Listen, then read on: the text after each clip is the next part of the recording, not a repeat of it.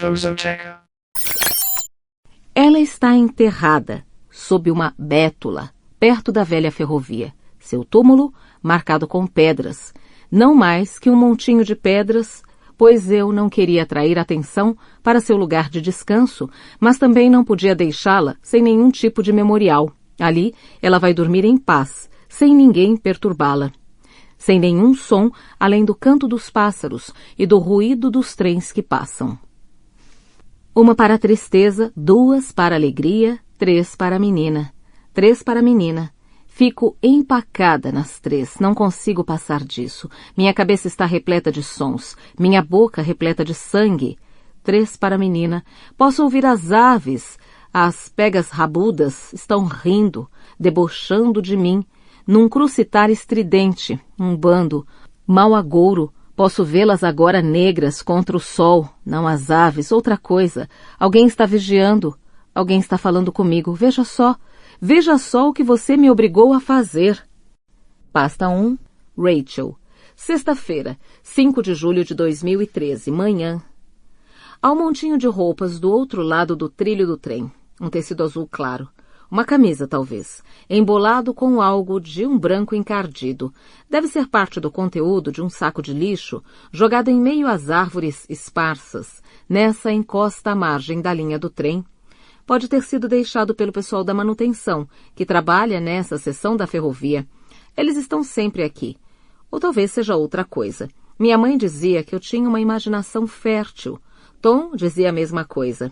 É inevitável. Não posso ver uma dessas peças descartadas, seja uma camiseta suja ou um pé de sapato, que já começo a pensar no outro sapato e nos pés que os calçavam. O trem dá um solavanco e, com um som estridente, volta a se arrastar pelos trilhos. O montinho de roupa some de vista e nos deslocamos em direção a Londres na velocidade de uma pessoa correndo bem rápido. Alguém no banco atrás de mim dá um suspiro de irritação e impotência. O trem parador das 8h04 de Ashbury a Euston põe à prova a paciência até do passageiro mais tarimbado. O trajeto todo deveria demorar 54 minutos, mas é raro isso acontecer. Esta parte da ferrovia é muito antiga, está em péssimo estado de conservação, cheia de problemas de sinalização e repleta de obras que nunca terminam. O trem continua a se arrastar. Ele ultrapassa trepidante galpões e torres de caixa d'água, pontes e casebres, e até casas vitorianas que se postam recatadas, de costas para os trilhos. Com a cabeça encostada na janela do vagão, vejo essas casas passarem como num filme. Ninguém mais as enxerga como eu, nem seus donos as veem deste ângulo. 2 vezes por dia tenho a oportunidade de espiar outras vidas por um breve momento, observar desconhecidos na segurança do lar. Por algum motivo, me traz uma sensação de tranquilidade. O celular de alguém está tocando, uma musiquinha irritantemente alegre. Demoram para atender, ela continua a tocar e a tocar. Registro quando cada um dos meus companheiros de viagem se ajeita no banco, vira a página do jornal e digita algo no laptop.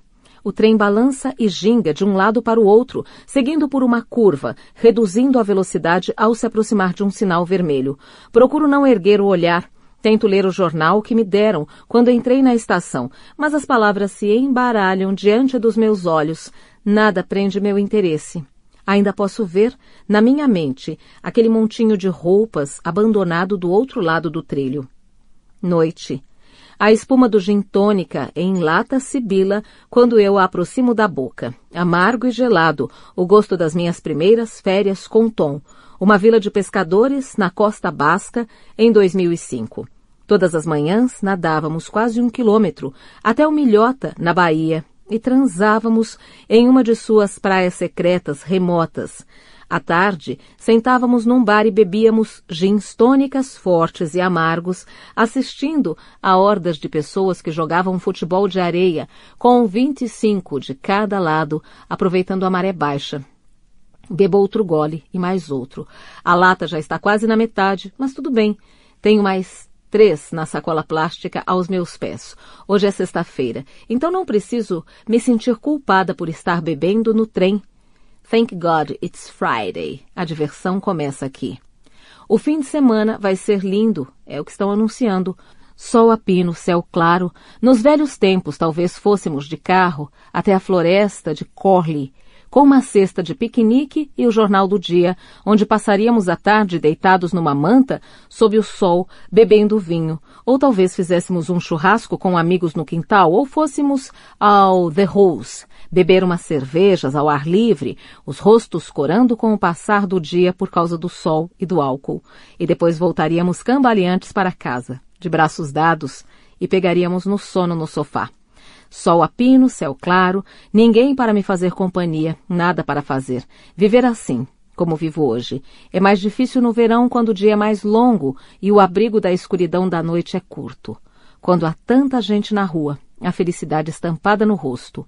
Isso é tão cansativo e deixa a gente se sentindo mal por não fazer parte daquilo.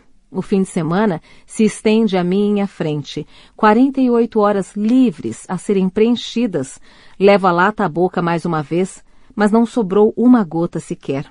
Segunda-feira, 8 de julho de 2013, manhã. É um alívio estar de novo no trem das 8h04. Não que eu esteja ansiosa para chegar logo a Londres e começar a semana. Na verdade, não faço a menor questão de estar em Londres. Só gosto de me recostar no veludo surrado e macio do banco, sentir o calor do sol entrando pela janela, o vagão me embalando, o ritmo reconfortante das rodas sobre os trilhos. Prefiro estar aqui, olhando para as casas à margem da linha do trem, do que em qualquer outro lugar. Tem um sinal com defeito nesta linha, perto da metade do meu trajeto. Pelo menos acho que é defeito, porque está quase sempre vermelho. Na maioria dos dias, paramos nele. Às vezes, apenas por alguns segundos, às vezes por longos minutos. Quando estou no vagão D, onde normalmente entro, e o trem para naquele sinal, o que normalmente acontece, tenho um panorama perfeito da minha casa preferida, a de número 15. A número 15 se parece muito com as outras que foram construídas à margem deste trecho da linha férrea. Uma casa vitoriana geminada de 2 andares, com vista para um jardim estreito e bem cuidado, que se estende por uns 6 metros até a cerca, depois da qual se contam mais alguns metros de terreno baldio antes de chegar aos trilhos da ferrovia. Conheço essa casa como a palma da minha mão, conheço cada tijolo, a cor da cortina do quarto de cima, bege com estampa azul escura. Sei que a tinta da janela do banheiro está descascando e que há 4 telhas faltando no lado direito do telhado. Sei que em noites quentes de verão, os moradores da casa, Jason e Jess, às vezes saem pela enorme janela guilhotinada e se sentam numa espécie de varanda que se projeta do teto da cozinha. Eles formam um casal perfeito, um casal 20. Ele tem cabelo preto e está em ótima forma. É forte, protetor e gentil. Tem uma risada gostosa. Ela é miúda, feito um passarinho, linda, branquinha, os cabelos loiros curtos. Sua estrutura óssea combina com esse visual, as maçãs do rosto proeminentes e salpicadas de sardas, o queixo fino. Enquanto ficamos parados no sinal vermelho, procuro por eles. Jess está quase sempre ali fora, de manhã, bebendo café, especialmente no verão. Às vezes, quando a vejo, sinto como se ela também me visse, como se retribuísse meu olhar e tenho vontade de acenar, mas não tenho coragem. Não vejo Jason tanto assim. Ele fica muito tempo fora a trabalho, mas mesmo quando não estão na varanda, fico pensando no que podem estar fazendo. Talvez naquela manhã ambos tenham tirado o dia de folga e ela esteja na cama enquanto ele prepara o café, ou talvez tenham saído para correr juntos, pois é o tipo de coisa que fazem. Tom e eu corríamos juntos aos domingos, eu num ritmo um pouco mais puxado que o meu normal, e ele na metade do dele, para podermos permanecer lado a lado. Talvez Jess esteja no andar de cima da casa, no quarto extra, pintando, ou talvez estejam tomando banho juntos, as mãos dela apoiadas nos azulejos, as mãos dele nos quadris dela. Noite. Após virar o corpo para a janela de costas para o interior do vagão, abro uma das garrafinhas de Chenin Blanc que comprei numa loja da estação Euston. Não está gelado, mas dá para o gasto. Sirvo o vinho num copo de plástico, fecho a garrafa com a tampa de rosca e a enfio de novo na bolsa. Costuma ser menos aceitável beber no trem numa segunda-feira, a não ser que você esteja acompanhado, o que não é meu caso. Há rostos familiares nesses trens, gente que vejo toda semana nas viagens de ida e volta. Eu reconheço essas pessoas e elas provavelmente me reconhecem também. Mas não sei se me veem como sou de verdade. A noite está agradável, quente mas não muito abafada, o sol iniciando sua descida preguiçosa, encompridando as sombras e começando a pintar de dourado as árvores.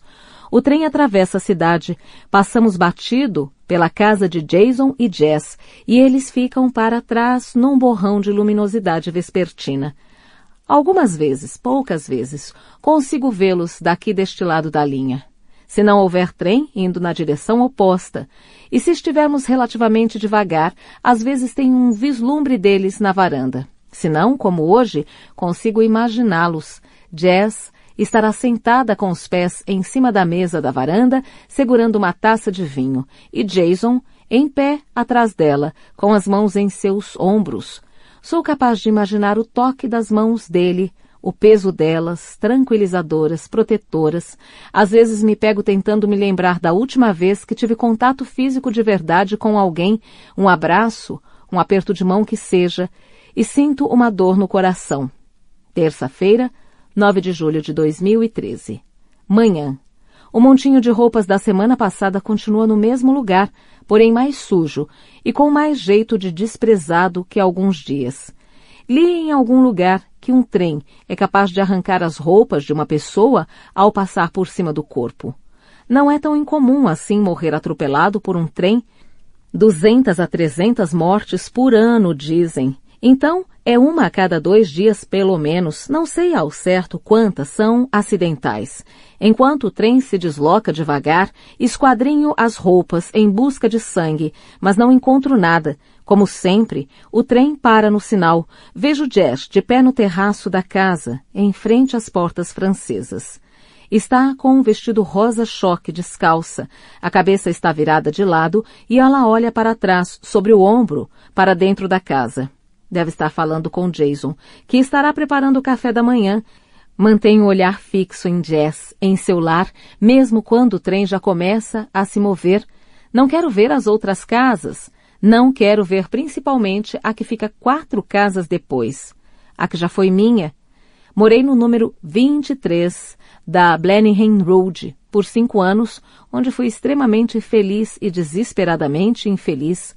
Não consigo nem mais olhar para ela. Aquela foi minha primeira casa, não a dos meus pais, não um apartamento compartilhado com outros estudantes. Minha primeira casa. Não aguento olhar para ela. Bem, aguento, olho. Quero olhar, não quero olhar. Tento não olhar. Todo dia me convenço a não olhar e todo dia olho. Não consigo evitar, mesmo não tendo nada ali que eu queira ver, mesmo sabendo que tudo que conseguir ver vai me magoar, mesmo me lembrando com tanta nitidez de como me senti daquela vez que ergui o olhar e notei que a cortina de linho creme no quarto de cima não estava mais lá e que em seu lugar havia algo rosa bebê, mesmo eu ainda me lembrando da dor que senti ao ver Ana regando as roseiras perto da cerca, a camiseta esticada na barriga de grávida e de como mordi o lábio com tanta força que até saiu sangue. Fecho os olhos com força e conto até 10, 15, 20. Pronto, passou. Não há nada mais para ver. Chegamos à estação Whitney e logo saímos dela. O trem começa a pegar velocidade e deixa a periferia para trás, dando lugar à cinzenta parte norte de Londres, casas com varanda substituídas por pontes pichadas e por edifícios abandonados com janelas quebradas. Quanto mais nos aproximamos de Euston, mais ansiosa fico. A pressão aumenta. Como será o dia de hoje? Há uma construção horizontal de concreto horrenda a 500 metros da estação de Euston, à direita da ferrovia. Alguém pichou no muro dela uma seta, apontando para a estação ao lado das palavras. A viagem acaba aqui. Um montinho de roupas do outro lado dos trilhos volta à minha mente e sinto um nó na garganta. Noite. O trem que pego no fim do dia, o das 17h56, é um pouco mais lento que o da ida. Leva 1h01, 7 minutos a mais que o da manhã, apesar de não parar em nenhuma estação extra. Para mim, tanto faz, porque assim como não tenho a menor pressa de chegar a Londres de manhã, também não tenho a menor pressa de voltar para Ashbury no fim do dia. E não só porque é Ashbury, embora o lugar em si seja um horror, uma cidade planejada dos anos 1960, espalhando-se feito um tumor pelo coração de Buckinghamshire.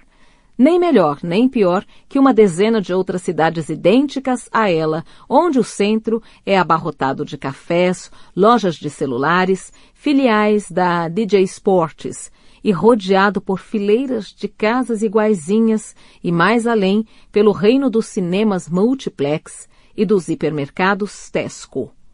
Eu moro numa parte relativamente nova e apresentável, situada no ponto em que o centro comercial começa a se embrenhar pelos limites da área residencial. Mas essa não é a minha casa. Minha casa é aquela vitoriana junto à ferrovia, aquela da qual já fui dona da metade. Em Ashbury, não sou dona, nem mesmo inquilina, moro de favor, ocupando o minúsculo segundo quarto do apartamento duplex, sem graça de Kate, totalmente à mercê dela. Kate e eu éramos amigas na universidade, meio amigas na verdade. Nunca fomos muito íntimas.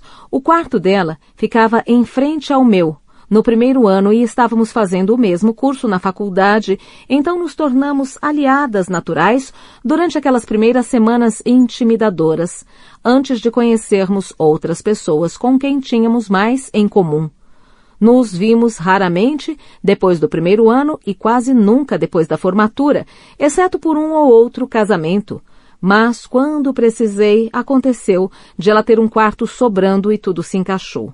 Eu tinha certeza de que seria só por alguns meses, no máximo 6, e não sabia mais o que fazer.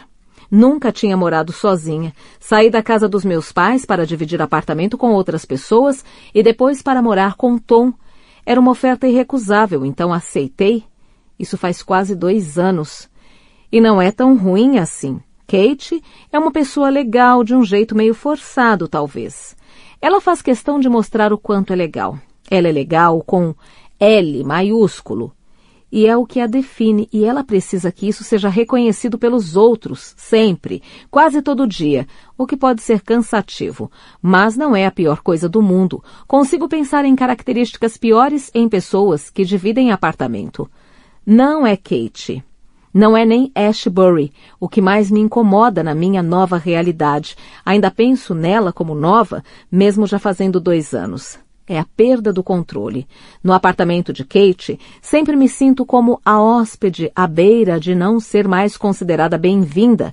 Sinto isso na cozinha, onde nos acotovelamos, disputando espaço na hora de preparar o jantar.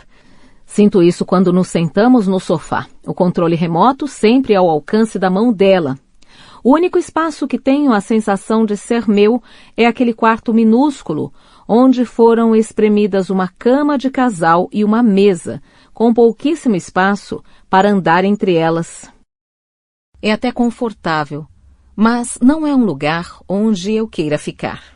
Por isso passo mais tempo na sala de estar ou sentada à mesa da cozinha, pouco à vontade e impotente.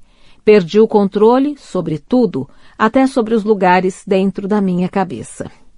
Quarta-feira, 10 de julho de 2013, manhã. O calor está aumentando, mal passou das 8 horas e o dia já está abafado, o ar pesado e úmido. Eu até poderia torcer para chover, mas o céu está tão limpo, um azul pálido e aquoso. Enxugo o suor que se acumula acima do lábio. Por que não me lembrei de comprar uma garrafa d'água? Não consigo ver Jess e Jason esta manhã e isso me deixa muito contrariada. Bobagem minha, eu sei. Percorro a casa com um olhar, mas não há nada para ver. As cortinas estão abertas no andar de baixo, mas as portas francesas estão fechadas, o sol refletindo nas vidraças. A janela guilhotina do andar de cima também está fechada. Jason deve estar no trabalho. Ele é médico, acho. Talvez trabalhe para uma dessas organizações internacionais. Ele vive de prontidão, a mala pronta sobre o guarda-roupa. Se ocorre um terremoto no Irã ou um tsunami na Ásia, ele larga tudo, pega a mala e em poucas horas chega a Heathrow, pronto para voar até lá e salvar vidas. Jess, com suas estampas arrojadas e seu tênis All-Star, sua beleza e seu jeito descolado de ser, trabalha com moda, ou talvez com música, ou em publicidade.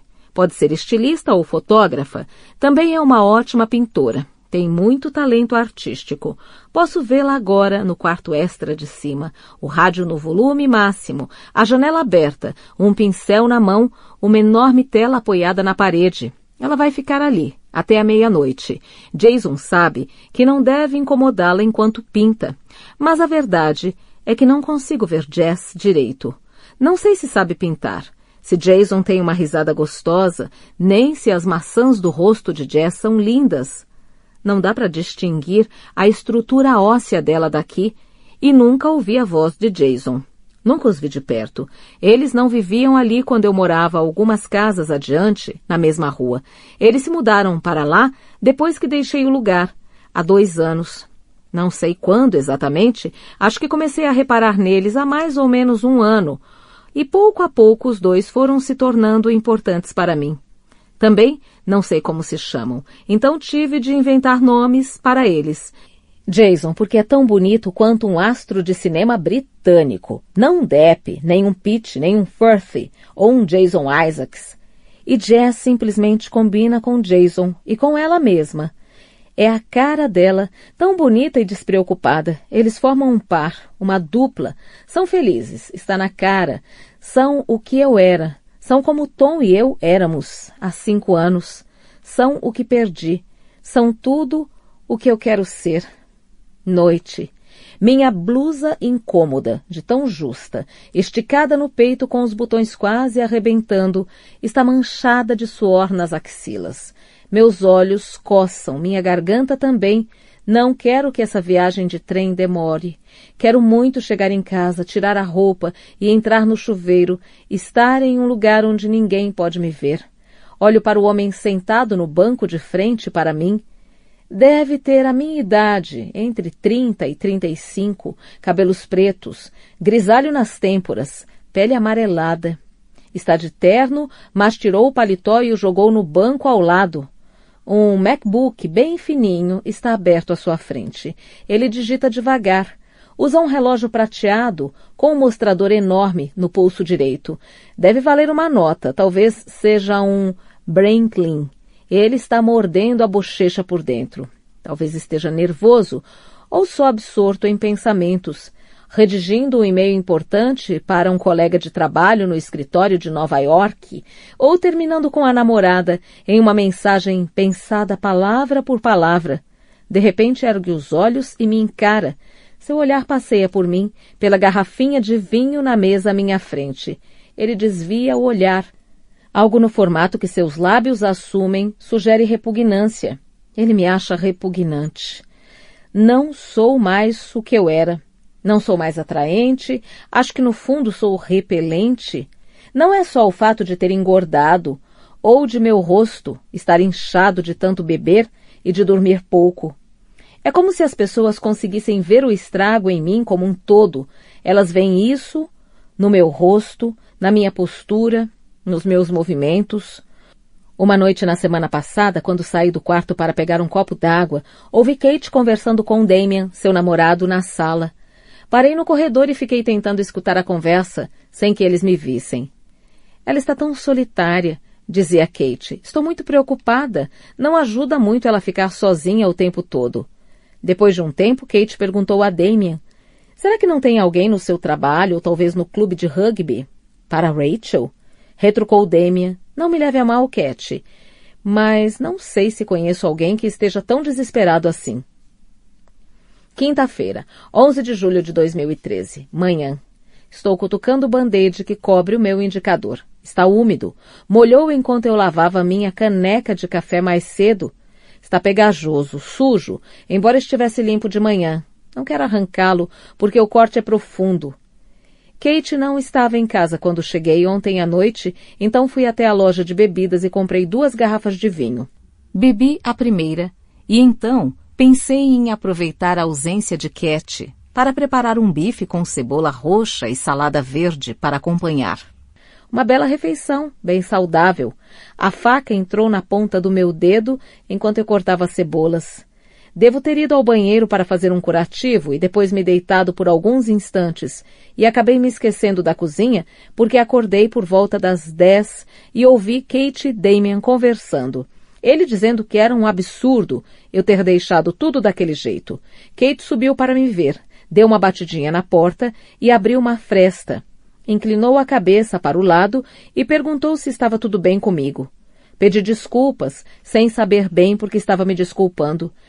Ela disse que tudo bem, mas eu poderia dar um jeito na cozinha? Havia sangue na tábua de corte, o ambiente fedia a carne crua e o bife ainda estava na bancada começando a ficar cinza. Damien nem disse oi, só balançou a cabeça quando me viu e subiu para o quarto de Kate. Depois que os 2 foram dormir, lembrei que não tinha bebido a 2ª garrafa, então a abri. Sentei no sofá e vi televisão com o volume bem baixo para que eles não escutassem. Não lembro o que estava passando na TV, mas em algum momento devo ter me sentido solitária, ou feliz, ou algo assim, porque tive vontade de falar com alguém. Essa necessidade deve ter sido mais forte que eu, e não havia mais ninguém para quem eu pudesse ligar a não ser Tom. Não existe outra pessoa com quem eu queira conversar a não ser Tom. O histórico do meu celular mostra que fiz 4 ligações. Às 23h02, às 23h12, às 23h54, às 0h09. A julgar pela duração das chamadas, deixei 2 mensagens. Tom pode até ter atendido, mas não me lembro de ter falado com ele. Lembro de ter deixado a primeira mensagem. Acho que só pedi que ele me ligasse. Talvez eu tenha dito só isso nas 2 mensagens, o que não é tão ruim. O trem reduz a velocidade até parar por completo no sinal vermelho e olho pela janela. Jess está sentada no terraço do jardim diante da casa, bebendo uma xícara de café. Ela está com os pés em cima da mesa e a cabeça inclinada para trás tomando sol. Atrás dela, acho que vejo uma sombra, alguém se deslocando. Jason. Fico doida para vê-lo, para ter um vislumbre do seu belo rosto. Quero que ele venha para fora, que se poste atrás de Jess como sempre faz, e dê um beijo na cabeça dela. Ele não aparece, e a cabeça dela pende para frente. Há algo de diferente nos movimentos de Jess hoje. Ela está com uma postura mais pesada, curvada. Torço para que Jason vá ao seu encontro, mas o trem dá um solavanco e começa a se arrastar pelos trilhos. E ainda não há sinal dele. Jess está sozinha. E agora, sem pensar, me pego olhando diretamente para minha casa e não consigo mais desviar o olhar. As portas francesas estão escancaradas e a luz invade a cozinha. Não sei dizer. Não sei mesmo se estou vendo ou imaginando isso. Ela está mesmo ali em frente à pia, lavando louça? Tem mesmo uma garotinha sentada numa daquelas cadeirinhas de bebê à mesa da cozinha? Fecho os olhos e deixo a escuridão tomar conta e se expandir até que o sentimento de tristeza passa para algo pior, uma lembrança, um flashback. Eu não só pedi a ele que me ligasse, lembro agora, eu estava chorando, disse que ainda o amava e que sempre amaria. Por favor, Tom, por favor, preciso falar com você, sinto a sua falta. Não, não, não, não, não. Preciso aceitar isso. Não há por que permanecer em negação. Vou me sentir péssima o dia inteiro e é algo que virá em ondas. Mais forte, depois mais fraco e então mais forte de novo. Aquele frio na barriga, a angústia da vergonha, o rosto corado, os olhos se apertando como se assim eu fosse conseguir fazer tudo desaparecer. E vou ficar tentando me convencer o dia inteiro. Não é a pior coisa do mundo, é? Não é o pior que já fiz na vida. Não é como se eu tivesse tropeçado e caído no chão em público ou gritado com um desconhecido na rua. Não é como se eu tivesse constrangido meu marido durante um churrasco ao gritar impropérios para a mulher de um dos amigos dele. Não é como se uma noite tivéssemos brigado e eu tivesse partido para cima dele com um taco de golfe, arrancando um pedaço da parede do lado de fora do quarto. Não é como voltar ao trabalho depois de um almoço de 3 horas e cambalear pelo escritório, com todo mundo olhando, Martin Miles me puxando de lado e dizendo: é melhor você ir para casa, Rachel. Certa vez, li um livro de uma ex-alcoólatra em que ela contava ter feito boquete em 2 homens que tinha acabado de conhecer num restaurante de uma movimentada rua comercial de Londres. Li o livro e pensei: não estou tão mal assim. Esse é o meu parâmetro. Fiquei pensando em jazz o dia inteiro, incapaz de me concentrar em nada além do que eu tinha visto de manhã. O que foi que eu vi ali e que me fez achar que havia algo errado? Não dava para distinguir direito a expressão dela, daquela distância, mas tive a sensação, enquanto a observava, de que estava sozinha, mais do que sozinha, solitária. Talvez estivesse. Talvez Jason tenha viajado, ido para um daqueles países quentes, onde salva vidas. E ela sente falta dele, se preocupa, embora tenha consciência de que ele precisa ir. É claro que Jess sente falta de Jason, assim como eu. Ele é gentil e forte, tudo o que um marido deve ser. E eles são parceiros. Dá para ver de longe. Sei como é a dinâmica dos dois. Aquela aura protetora e forte que emana dele não significa que ela seja fraca. Ela é forte de outras maneiras. Ela dá grandes saltos intelectuais que o deixam boquiaberto, admirado. Ela consegue ir direto ao cerne de um problema e o disseca e o analisa no intervalo de tempo que outras pessoas levam para dar bom dia. Em festas, ele sempre segura a mão dela, mesmo os dois estando juntos há tantos anos. Eles se respeitam, não baixam a bola um do outro. Eu me sinto exausta. Estou sóbria, de cara limpa. Há dias em que me sinto tão mal que preciso beber. Há dias em que me sinto tão mal que não consigo beber. Hoje, só de pensar em álcool, meu estômago já fica embrulhado. Mas a sobriedade no trem da volta é um desafio, especialmente agora nesse calor. Uma camada de suor recobre cada centímetro da minha pele. Sinto a boca dormente, meus olhos coçam, o rímel borrado nos cantos. Meu celular toca dentro da bolsa e tomo um susto. 2 moças na fileira do outro lado do vagão olham para mim e depois se entreolham, ambas com um sorrisinho nos lábios. Não sei o que pensam de mim, mas sei que boa coisa não é. Meu coração bate forte no peito enquanto resgato o celular da bolsa. Também sei que isso não vai ser coisa boa. Talvez seja Kate me pedindo com toda a gentileza do mundo que dê um tempo na bebida esta noite. Ou minha mãe me avisando de sua ida a Londres na semana que vem, que vai dar uma passadinha no escritório, que podemos almoçar juntas. Olho para a tela, é Tom. Hesito por um segundo e atendo. Rachel? Nos 5 primeiros anos de relacionamento nunca fui Rachel, sempre Hatch.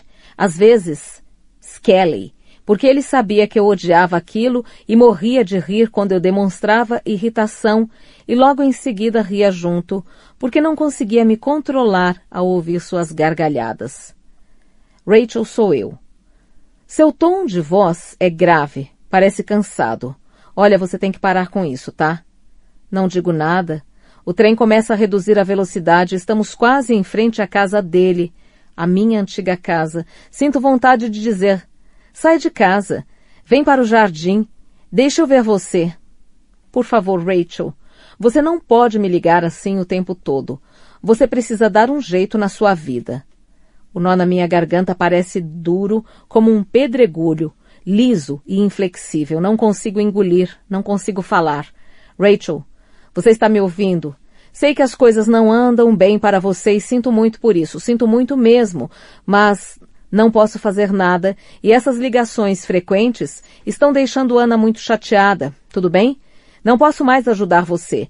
Procure o AA ou qualquer coisa assim. Por favor, Rachel, vá a uma reunião do AA hoje, depois do trabalho.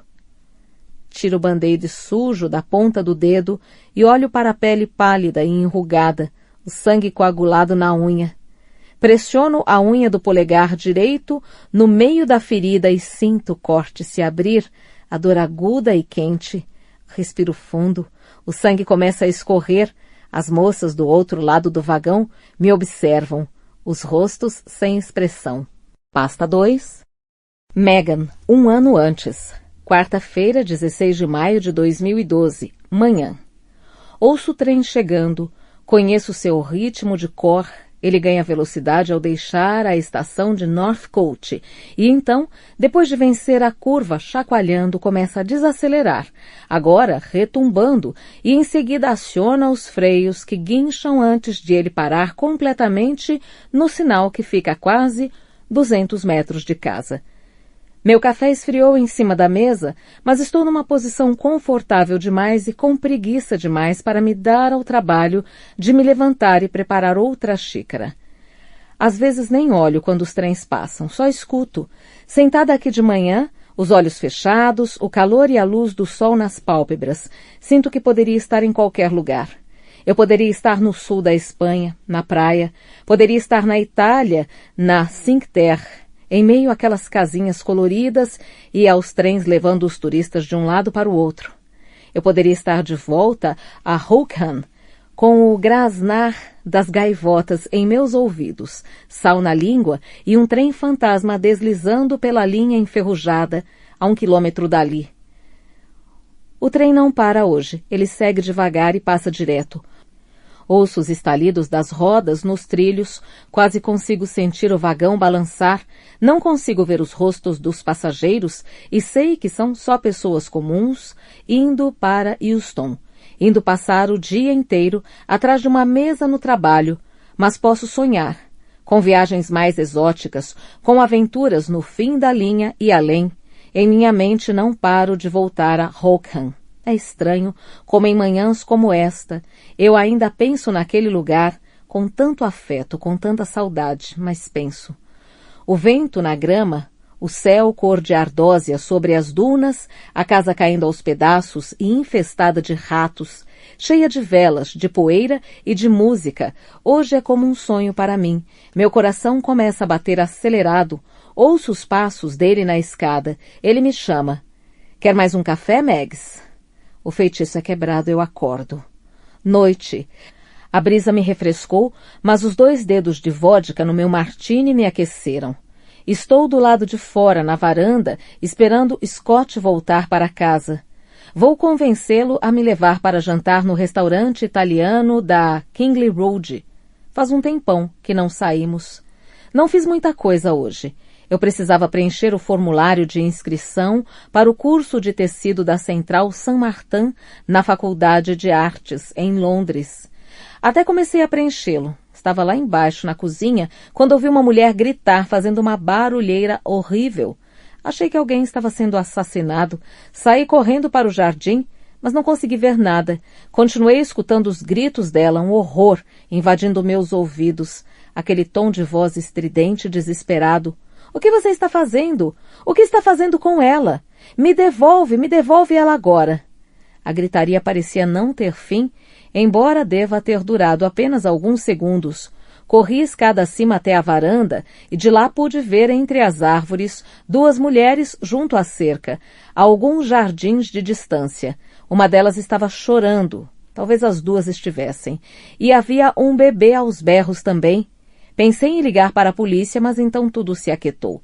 A mulher que estava gritando correu para dentro de casa com o bebê no colo. A outra ficou do lado de fora. Ela correu até a casa, tropeçou, pôs-se de pé de novo e então ficou andando em círculos pelo jardim. Muito estranho, só Deus sabe o que aconteceu. Mas foi o momento mais agitado da minha vida nas últimas semanas. Meus dias parecem vazios agora que não tenho mais a galeria. Sinto muita falta de lá. Tenho saudade de conversar com os artistas. Tenho saudade até das chatas, daquelas mães jovens, lindas e ricas, que apareciam, café do Starbucks na mão, para olhar os quadros, como quem olha vitrines, comentando com as amigas que até Jessie fazia desenhos melhores que aqueles no jardim de infância. Às vezes me pego com vontade de tentar localizar alguém dos velhos tempos, mas então penso, sobre o que eu conversaria com eles agora? Eles nem reconheceriam a Meg, esposa feliz, moradora da periferia. De qualquer maneira, não posso correr o risco de revisitar o passado. Essa é sempre uma péssima ideia. Vou esperar o verão acabar e então vou tentar arranjar um emprego. Seria uma pena desperdiçar esses dias longos de verão. Vou achar alguma coisa, aqui ou em outro lugar, tenho certeza. Terça-feira, 14 de agosto de 2012, manhã, eu me vejo diante do armário olhando fixamente pela 100ª vez para os cabides repletos de roupas bonitas. O guarda-roupa perfeito para a gerente de uma pequena, mas inovadora galeria de arte. Nada ali dentro combina com babá. Meu Deus, só a palavra me dá vontade de enfiar o dedo na garganta e vomitar. Visto uma calça jeans e uma camiseta, pentei o cabelo para trás. Nem perco tempo com maquiagem. Para que me embonecar se vou passar o dia inteiro com um bebê? Desço as escadas fazendo barulho, parecendo alguém à procura de briga. Scott está fazendo café na cozinha. Ele se vira para mim, sorrindo, e meu humor melhora na hora. Transformo meu bico em sorriso. Ele me entrega uma xícara de café e me beija. Não faz sentido jogar a culpa disso nele. A ideia foi minha. Fui eu que ofereci meus serviços de babá ao casal que mora mais adiante na rua. Na hora achei que poderia ser divertido. Na verdade é uma loucura. Sério, eu devia estar louca, entediada, louca, curiosa. Eu queria ver de perto. Acho que tive essa ideia depois de ouvi-la berrar no jardim e quis saber o que estava acontecendo. Não que eu tenha perguntado. Não se pode perguntar uma coisa dessas, pode? Scott me incentivou, ficou feliz quando dei a ideia. Ele acha que passar um tempo convivendo com bebês vai aguçar meu instinto materno. Na verdade, está surtindo o efeito contrário. Assim que saio da casa deles, corro para a minha e não vejo a hora de tirar a roupa, entrar no chuveiro e me livrar do cheiro do bebê. Sinto muita falta dos meus dias da galeria, bem vestida, cabelo arrumado, de conversar com adultos sobre arte, filmes ou nada em particular. Nada em particular já seria um avanço em comparação com as minhas conversas com Ana. Meu Deus, que mulher chata! Eu imagino que um dia ela já tenha sido capaz de falar algo sobre si mesma, mas agora tudo tem a ver com a criança. Ela está bem agasalhada? Será que está agasalhada demais? Quanto leite ela bebeu? E está sempre lá. Então, a maior parte do tempo me sinto como se estivesse sobrando. Minha função é ficar olhando a menina enquanto Ana descansa, para lhe dar uma folga. Uma folga de quê, exatamente? Ainda por cima é nervosa, de um jeito muito esquisito. Passo o tempo todo sentindo a vigilância dela, sua presença irrequieta pairando sobre nós. Ela fica agitada toda vez que um trem passa, dá um pulo quando o telefone toca. Eles são tão frágeis, não é? Diz ela. E disso eu não posso discordar.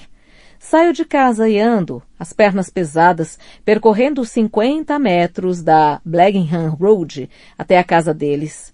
Meu andar não é exatamente saltitante. Hoje não é ela quem abre a porta, e sim ele, o marido. Tom de terno, gravata e botas, pronto para o trabalho. Ele fica bonito de terno. Não tanto quanto Scott. Ele é mais baixo e mais branco e os olhos parecem meio juntos demais quando você olha bem de perto. Mas não é de se jogar fora. Ele abre um sorriso largo, à la Tom Cruise, e se vai, me deixando a sós com ela e com a criança. Quinta-feira, 16 de agosto de 2012, tarde. Eu me demiti. Estou me sentindo tão melhor, como se tudo fosse possível. Estou livre. Estou sentada na varanda à espera da chuva. O céu está preto, andorinhas volteiam e mergulham, o ar carregado de umidade. Scott chegará do trabalho em 1 hora mais ou menos e eu vou ter de contar tudo para ele. Scott só vai ficar bravo por 1 ou 2 minutos. Vou amansá-lo. E não vou ficar sem fazer nada o dia inteiro em casa. Tenho alguns planos. Posso fazer um curso de fotografia ou montar uma barraquinha para vender bijuterias. Posso aprender a cozinhar. Tive um professor no colégio que me disse que eu era mestre em me reinventar. Na época não entendi exatamente o que ele quis dizer com aquilo. Achei que estava me zoando, mas depois comecei a abraçar a ideia. Fugitiva, amante, esposa, garçonete, gerente de galeria, babá e outras coisas no decorrer do caminho. Quem será que eu vou querer ser amanhã? Eu não estava planejando me demitir. As palavras simplesmente saíram da minha boca. Estávamos sentados à mesa da cozinha, Ana com a criança no colo, e Tom havia voltado para pegar alguma coisa, então também estava lá, bebendo uma xícara de café. E me pareceu simplesmente ridículo. Não fazia o menor sentido eu estar ali. Pior que isso, eu me senti desconfortável, como se fosse uma intrusa. Arranjei outro emprego. Falei sem pensar. Então não vou poder continuar trabalhando aqui.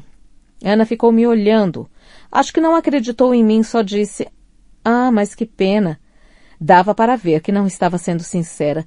Ela parecia aliviada, nem me perguntou qual era o emprego, o que foi minha sorte, pois não tinha pensado em nenhuma desculpa convincente. Tom pareceu levemente surpreso. "Vamos sentir sua falta."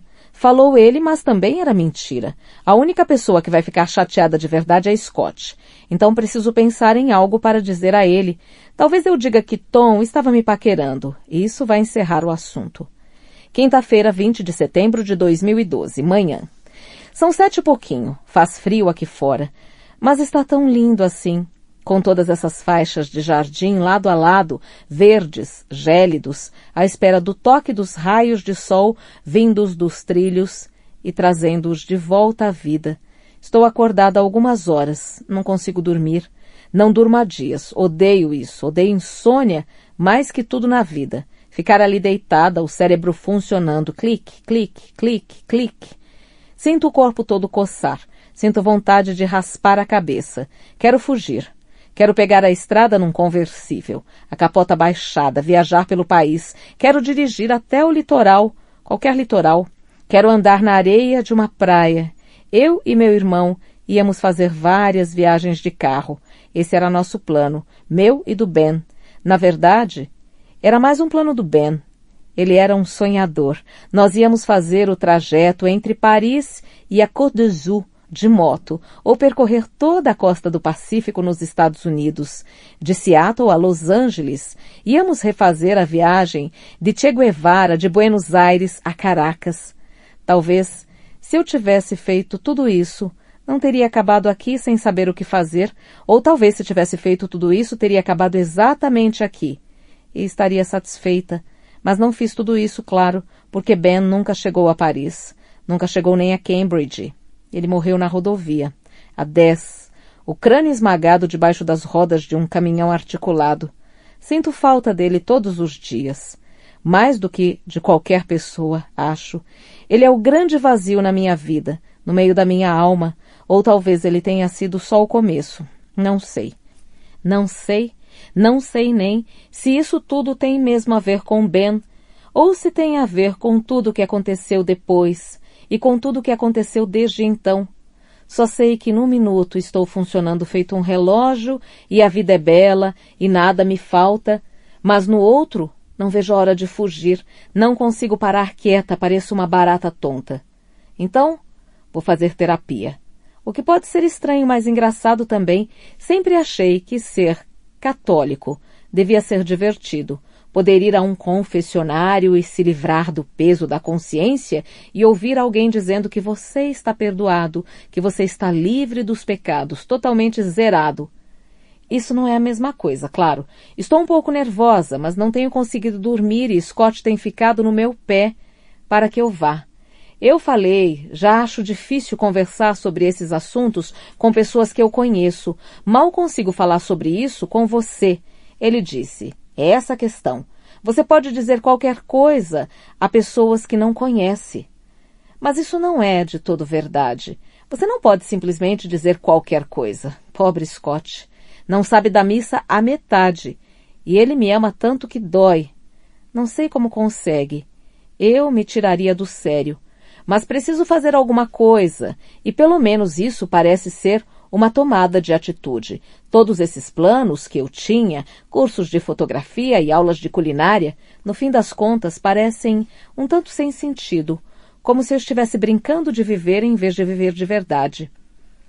Tenho de descobrir algo que eu precise fazer, alguma coisa definitiva. Não consigo continuar com essa vida. Não consigo ser só esposa. Não dá para entender como outras mulheres conseguem.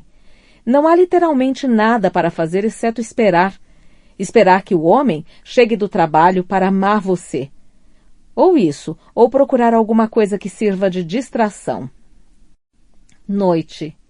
Me pediram para aguardar. A consulta devia ter começado há meia hora e ainda estou aqui sentada na sala de espera, folheando a Vogue, pensando em me levantar e ir embora. Sei que consultas médicas passam do horário, mas as de psicólogos... Os filmes sempre me fizeram acreditar que eles enxotam você do consultório assim que seus 50 minutos se encerram. Acho que Hollywood não está se referindo ao tipo de psicólogo que você encontra no sistema de saúde pública. Estou prestes a ir até a secretária e lhe dizer que já esperei demais, que estou indo embora, quando a porta do consultório se abre e um homem muito alto e magro aparece. A expressão constrangida, e me estende a mão. Senhora Hipwell, sinto muito por tê-la feito esperar tanto, diz ele, e eu simplesmente sorrio e digo que está tudo bem. E sinto nesse momento que vai ficar tudo bem mesmo, pois mal passei um segundo na presença dele e já me tranquilizei. Acho que é a voz suave e baixa, com um ligeiro sotaque, que eu já esperava, porque seu nome é Dr. Kamal Abdique. Acho que deve ter uns 35, embora pareça muito jovem, com sua incrível pele escura, um tom de mel. Ele tem mãos do tipo que consigo imaginar em mim, com dedos compridos e delicados. Quase posso senti-los em meu corpo. Não falamos sobre nada importante. É só a sessão das apresentações, a típica conversa do "me fale um pouco sobre você". Ele pergunta qual é o problema e eu falo dos ataques de pânico, da insônia, do fato de eu ficar com tanto medo à noite que não consigo dormir. Ele quer que eu fale um pouco mais sobre isso, mas ainda não me sinto pronta. Ele me pergunta se uso drogas, se bebo. Eu digo que tenho mantido outros vícios e, pelo olhar dele, acho que entendeu o que eu quis dizer. Nesse momento percebo que eu deveria estar levando isso mais a sério. Então, comento sobre o fechamento da galeria e sobre eu estar me sentindo sem chão o tempo todo, sem rumo, sobre estar passando muito tempo absorta em pensamentos. Ele não fala muito, só as perguntas ocasionais, mas quero ouvir sua voz, então, quando estou de saída, pergunto de onde ele é. De Maidstone, respondeu, em Kent, mas me mudei para Corley faz alguns anos. Ele sabe muito bem que não foi isso que perguntei. Abre um sorriso malicioso. Quando chego da terapia, Scott está me esperando e coloca um drink na minha mão. Quer saber como foi? Eu digo que foi tudo bem. Ele me pergunta sobre o psicólogo. Gostei dele, pareceu ser gente boa? Pode ser, digo. Não quero soar entusiasmada demais. Ele me pergunta se conversamos sobre Ben. Scott acha que tudo tem a ver com Ben. Pode ser que esteja certo. É possível que ele me conheça melhor do que eu imagino. Terça-feira, 25 de setembro de 2012. Manhã. Acordei cedo hoje, mas consegui dormir algumas horas, o que já é um avanço em relação à semana passada. Eu me senti quase renovada quando me levantei da cama.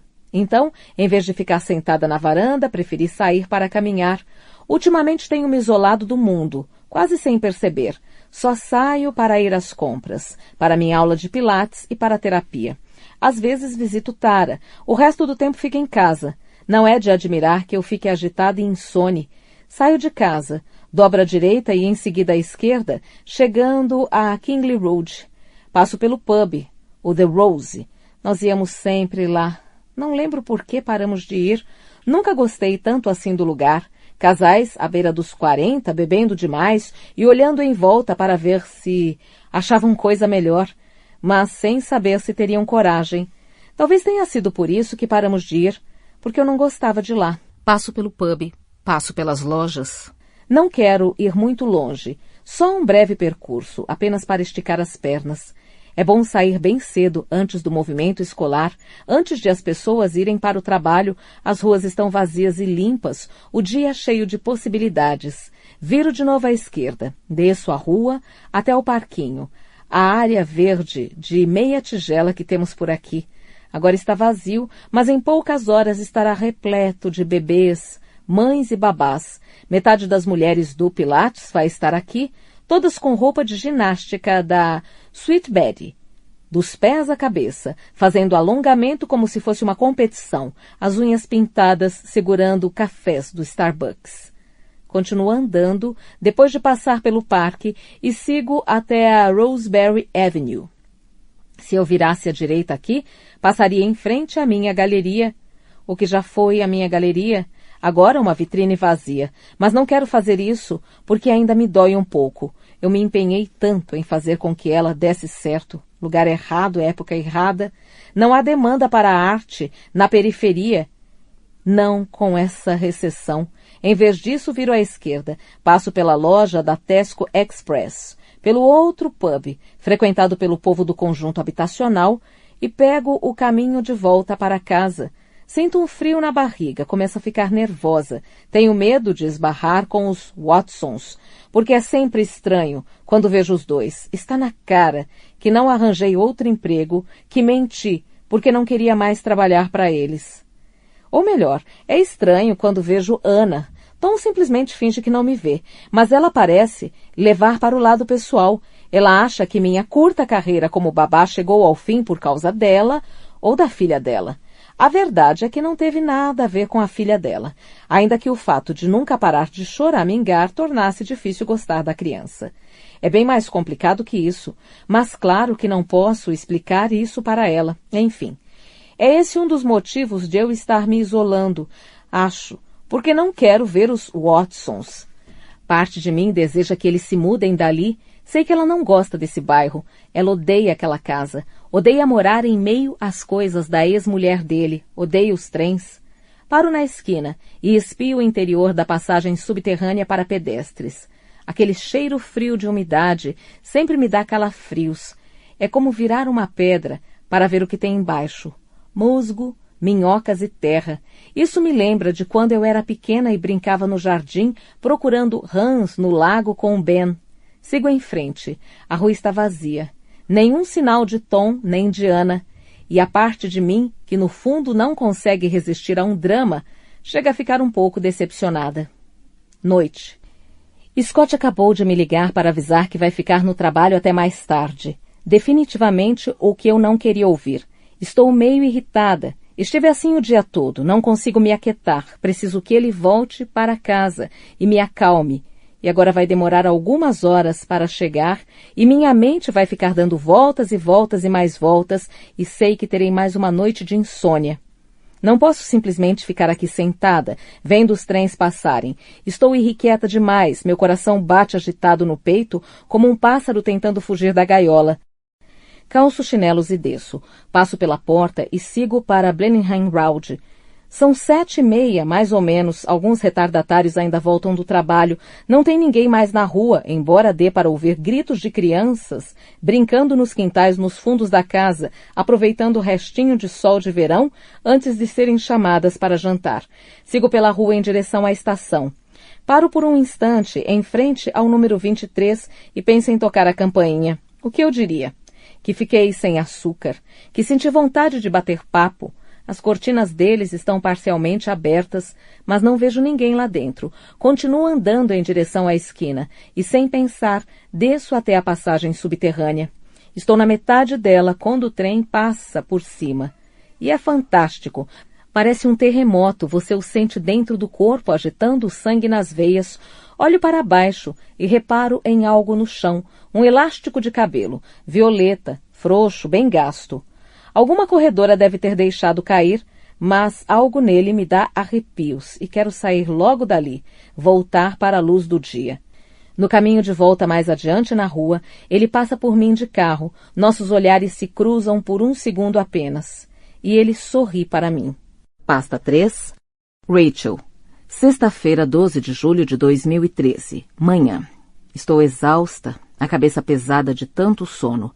Toda vez que bebo, dificilmente durmo bem. Apago na cama por 1 ou 2 horas, então acordo, com medo de tudo e com nojo de mim.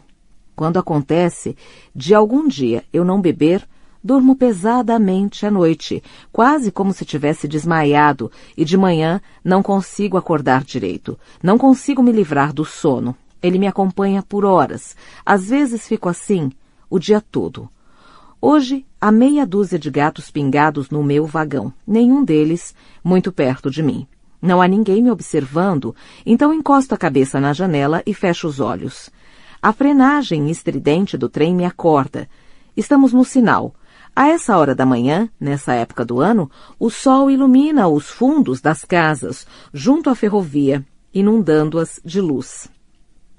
Quase consigo sentir o calor desse sol matinal em meu rosto e nos braços, sentada à mesa do café. Tom à minha frente, meus pés descalços, sobre os dele, porque são sempre mais quentes que os meus olhos fitando o jornal. Posso sentir Tom sorrindo para mim, o rubor se espalhando do meu peito para o pescoço, como sempre acontecia quando ele me olhava daquele jeito. Pisco com força e Tom desaparece. Ainda estamos parados no sinal. Vejo Jess em seu jardim e atrás dela um homem saindo da casa. Ele está segurando alguma coisa, uma caneca de café talvez. E de repente percebo que não é Jason. Este homem é mais alto, mais magro, mais moreno. É um amigo da família, irmão dela ou de Jason. Ele inclina o corpo para a frente, colocando as canecas na mesa de metal no terraço. Deve ser um primo da Austrália, veio para ficar 2 semanas. É amigo de infância de Jason, padrinho do casamento deles. Jess anda até ele. Abraça-o pela cintura e o beija, totalmente entregue. O trem começa a andar. Não consigo acreditar. Respiro fundo para encher os pulmões. Percebo agora que tinha aprendido a respiração. Por que ela faria uma coisa dessas? Jason a ama. Dá para ver, os dois são felizes. Não acredito que ela faria isso com ele. Jason não merece. Sou invadida por uma sensação aguda de decepção. Sinto como se eu tivesse sido traída. Uma mágoa familiar toma conta do meu peito. Já senti isso antes. Numa escala maior, em um grau mais intenso, claro, mas me lembro muito bem desse tipo de dor, do tipo que não se esquece. Descobri do jeito que muita gente descobre hoje. Por um descuido eletrônico, às vezes é uma mensagem de texto ou na caixa postal do celular. No meu caso, foi um e-mail, a versão moderna do batom no colarinho. Foi um acidente, sério. Eu não estava fuxicando. Não era nem para eu chegar perto do computador de Tom, porque ele tinha medo que eu acabasse deletando algo importante sem querer ou clicasse em algo que não devia. E então permitisse a entrada de um vírus ou de um cavalo de Troia, ou sei lá o quê. A tecnologia não é bem seu ponto forte, não é, Rach? Disse Tom depois daquela vez que eu consegui deletar todos os contatos da agenda de e-mails dele por engano. Então, não era para eu tocar no computador dele. Mas, na verdade, minha intenção era boa. Estava tentando compensar o fato de eu ser uma pessoa um pouco difícil e rabugenta às vezes. Estava planejando uma viagem surpresa para comemorar nossos 4 anos juntos. Algo que nos fizesse lembrar de como éramos no início. Eu queria que fosse surpresa, então precisava verificar a agenda de trabalho dele em segredo. Eu tinha de olhar. E não estava xeretando, não estava tentando pegá-lo no flagra, nem nada. Eu sabia que essa atitude não era razoável. Não queria ser uma daquelas mulheres desconfiadas que reviram os bolsos do marido. Uma vez atendi seu celular enquanto estava no banho e Tom ficou muito irritado, me acusando de não confiar nele. Pareceu tão ofendido que me senti péssima. Eu precisava olhar sua agenda de trabalho e ele havia deixado o laptop ligado, pois tinha saído atrasado para uma reunião. Era a oportunidade perfeita? Então dei uma espiada na agenda, anotei algumas datas. Quando fechei a janela do navegador, que continha a agenda dele, lá estava sua conta de e-mail aberta na minha frente. No alto, havia uma mensagem enviada por aboide, cinnamon.com. Cliquei. XXXXX. Só isso. Apenas uma linha de X. Primeiro pensei se tratar de um spam, até que me dei conta de que eram beijos. Era a resposta a uma mensagem enviada por ele algumas horas antes, logo após as 7 da manhã, quando eu ainda estava de preguiça na cama. Dormi pensando em você ontem à noite, pensando em beijar sua boca, seus peitos, o meio das suas coxas. Acordei com você na cabeça, louco para tocar você. Não espere que eu mantenha a sanidade. Não dá, não com você. Li suas mensagens. Havia dezenas, escondidas em uma pasta chamada Admin. Descobri que o nome dela era Anna Boyd e que o meu marido estava apaixonado por ela. Ele lhe dizia isso com frequência. Ele lhe dizia que nunca havia se sentido assim antes, que não via a hora de ficar com ela, que não demoraria muito para que os dois ficassem juntos. Não tenho palavras para descrever o que senti naquele dia, mas agora sentada no trem, estou furiosa, as unhas cravadas nas palmas das mãos, as lágrimas brotando dos olhos. Sinto um ódio intenso e súbito, como se algo tivesse sido tirado de mim. Como ela pôde? Como Jess pôde fazer isso? Qual é o problema dela? Veja a vida que eles têm. Veja como é bela. Nunca entendi como as pessoas podem negligenciar com tanta frieza os danos que causam ao seguir o que o coração manda. Quem foi que disse que fazer o que manda o coração é uma coisa boa? É puro egocentrismo, um egoísmo de querer ter tudo. O ódio me inunda por dentro. Se eu visse aquela mulher agora, se visse Jess, cuspiria na cara dela. Eu arrancaria seus olhos à unha. Noite. Houve um problema na linha. O trem rápido das 17h56 para Stoke foi cancelado, então os passageiros que viajavam nele invadiram o meu. Isso há lugar em pé no vagão. Eu, felizmente, consegui me sentar, mas num assento junto ao corredor, não na janela. E a corpos, pressionando meu ombro, meus joelhos, invadindo meu espaço. Sinto vontade de exercer uma pressão contrária, de me levantar e sair empurrando todo mundo. O calor aumentou durante o dia, me oprimindo, e eu sinto como se estivesse respirando através de uma máscara. Todas as janelas foram abertas, mas ainda assim, mesmo com o trem em movimento, não parece haver ar no vagão. Uma caixa de metal fechada. Não consigo injetar oxigênio suficiente em meus pulmões. Estou enjoada. Não consigo parar de repassar a cena desta manhã na loja de café. Não consigo deixar de me sentir lá ainda. Não consigo deixar de rever a expressão no rosto deles. A culpa é de Jess. Eu estava obcecada com Jess e Jason, com o que ela havia feito e com a forma como ele se sentiria, com a briga que teriam quando Jason descobrisse tudo. E quando o mundo dele, como o meu, ruísse, eu estava andando sem rumo, entorpecida, sem saber ao certo aonde ia. Sem pensar, entrei no café que todo mundo da Huntingdon Whitley frequenta. Já havia passado da porta quando os vi e então percebi que era tarde demais para dar meia volta. Eles estavam olhando para mim, os olhos arregalados, por um segundo, até se lembrarem de abrir um sorriso. Martin Miles, com Sasha Harriet. O triunvirato da falta de sensibilidade, acenando, me chamando para me juntar a eles. Rachel, disse Martin, os braços estendidos me puxando para um abraço. Eu não esperava essa reação e minhas mãos ficaram entre nós, esmagadas contra o corpo dele. Sasha e Harriet sorriram, jogando aquele beijo no ar, tentando não se aproximar muito de mim. O que você está fazendo por aqui? Por um segundo, que pareceu durar uma hora, tive um branco, olhei para o chão, pude sentir que meu rosto começava a ficar vermelho e, me dando conta de que aquilo só piorava as coisas, dei uma risada falsa e respondi. Entrevista. Ah, Martin não conseguiu disfarçar o ar de surpresa, enquanto Sasha e Harriet sorriram e balançaram a cabeça em aprovação. Em qual empresa? Eu não consegui me lembrar do nome de uma única firma de relações públicas sequer, nem umazinha. Também não consegui pensar em nenhuma imobiliária, ainda mais em alguma que estivesse contratando. Fiquei ali parada, passando o indicador no lábio inferior, balançando a cabeça, e, por fim, Martin falou. Segredo de Estado, hein? Algumas empresas são esquisitas mesmo, não são? Não querem que você comente nada até que o contrato esteja assinado e seja oficial. Não era nada disso, e ele sabia, só saiu com essa para me salvar e ninguém acreditou, mas todo mundo fingiu acreditar e concordou com a cabeça. Harriet e Sasha estavam olhando por cima de meu ombro para a porta, sentindo vergonha por mim. Queriam sumir dali. É melhor eu pedir meu café, falei.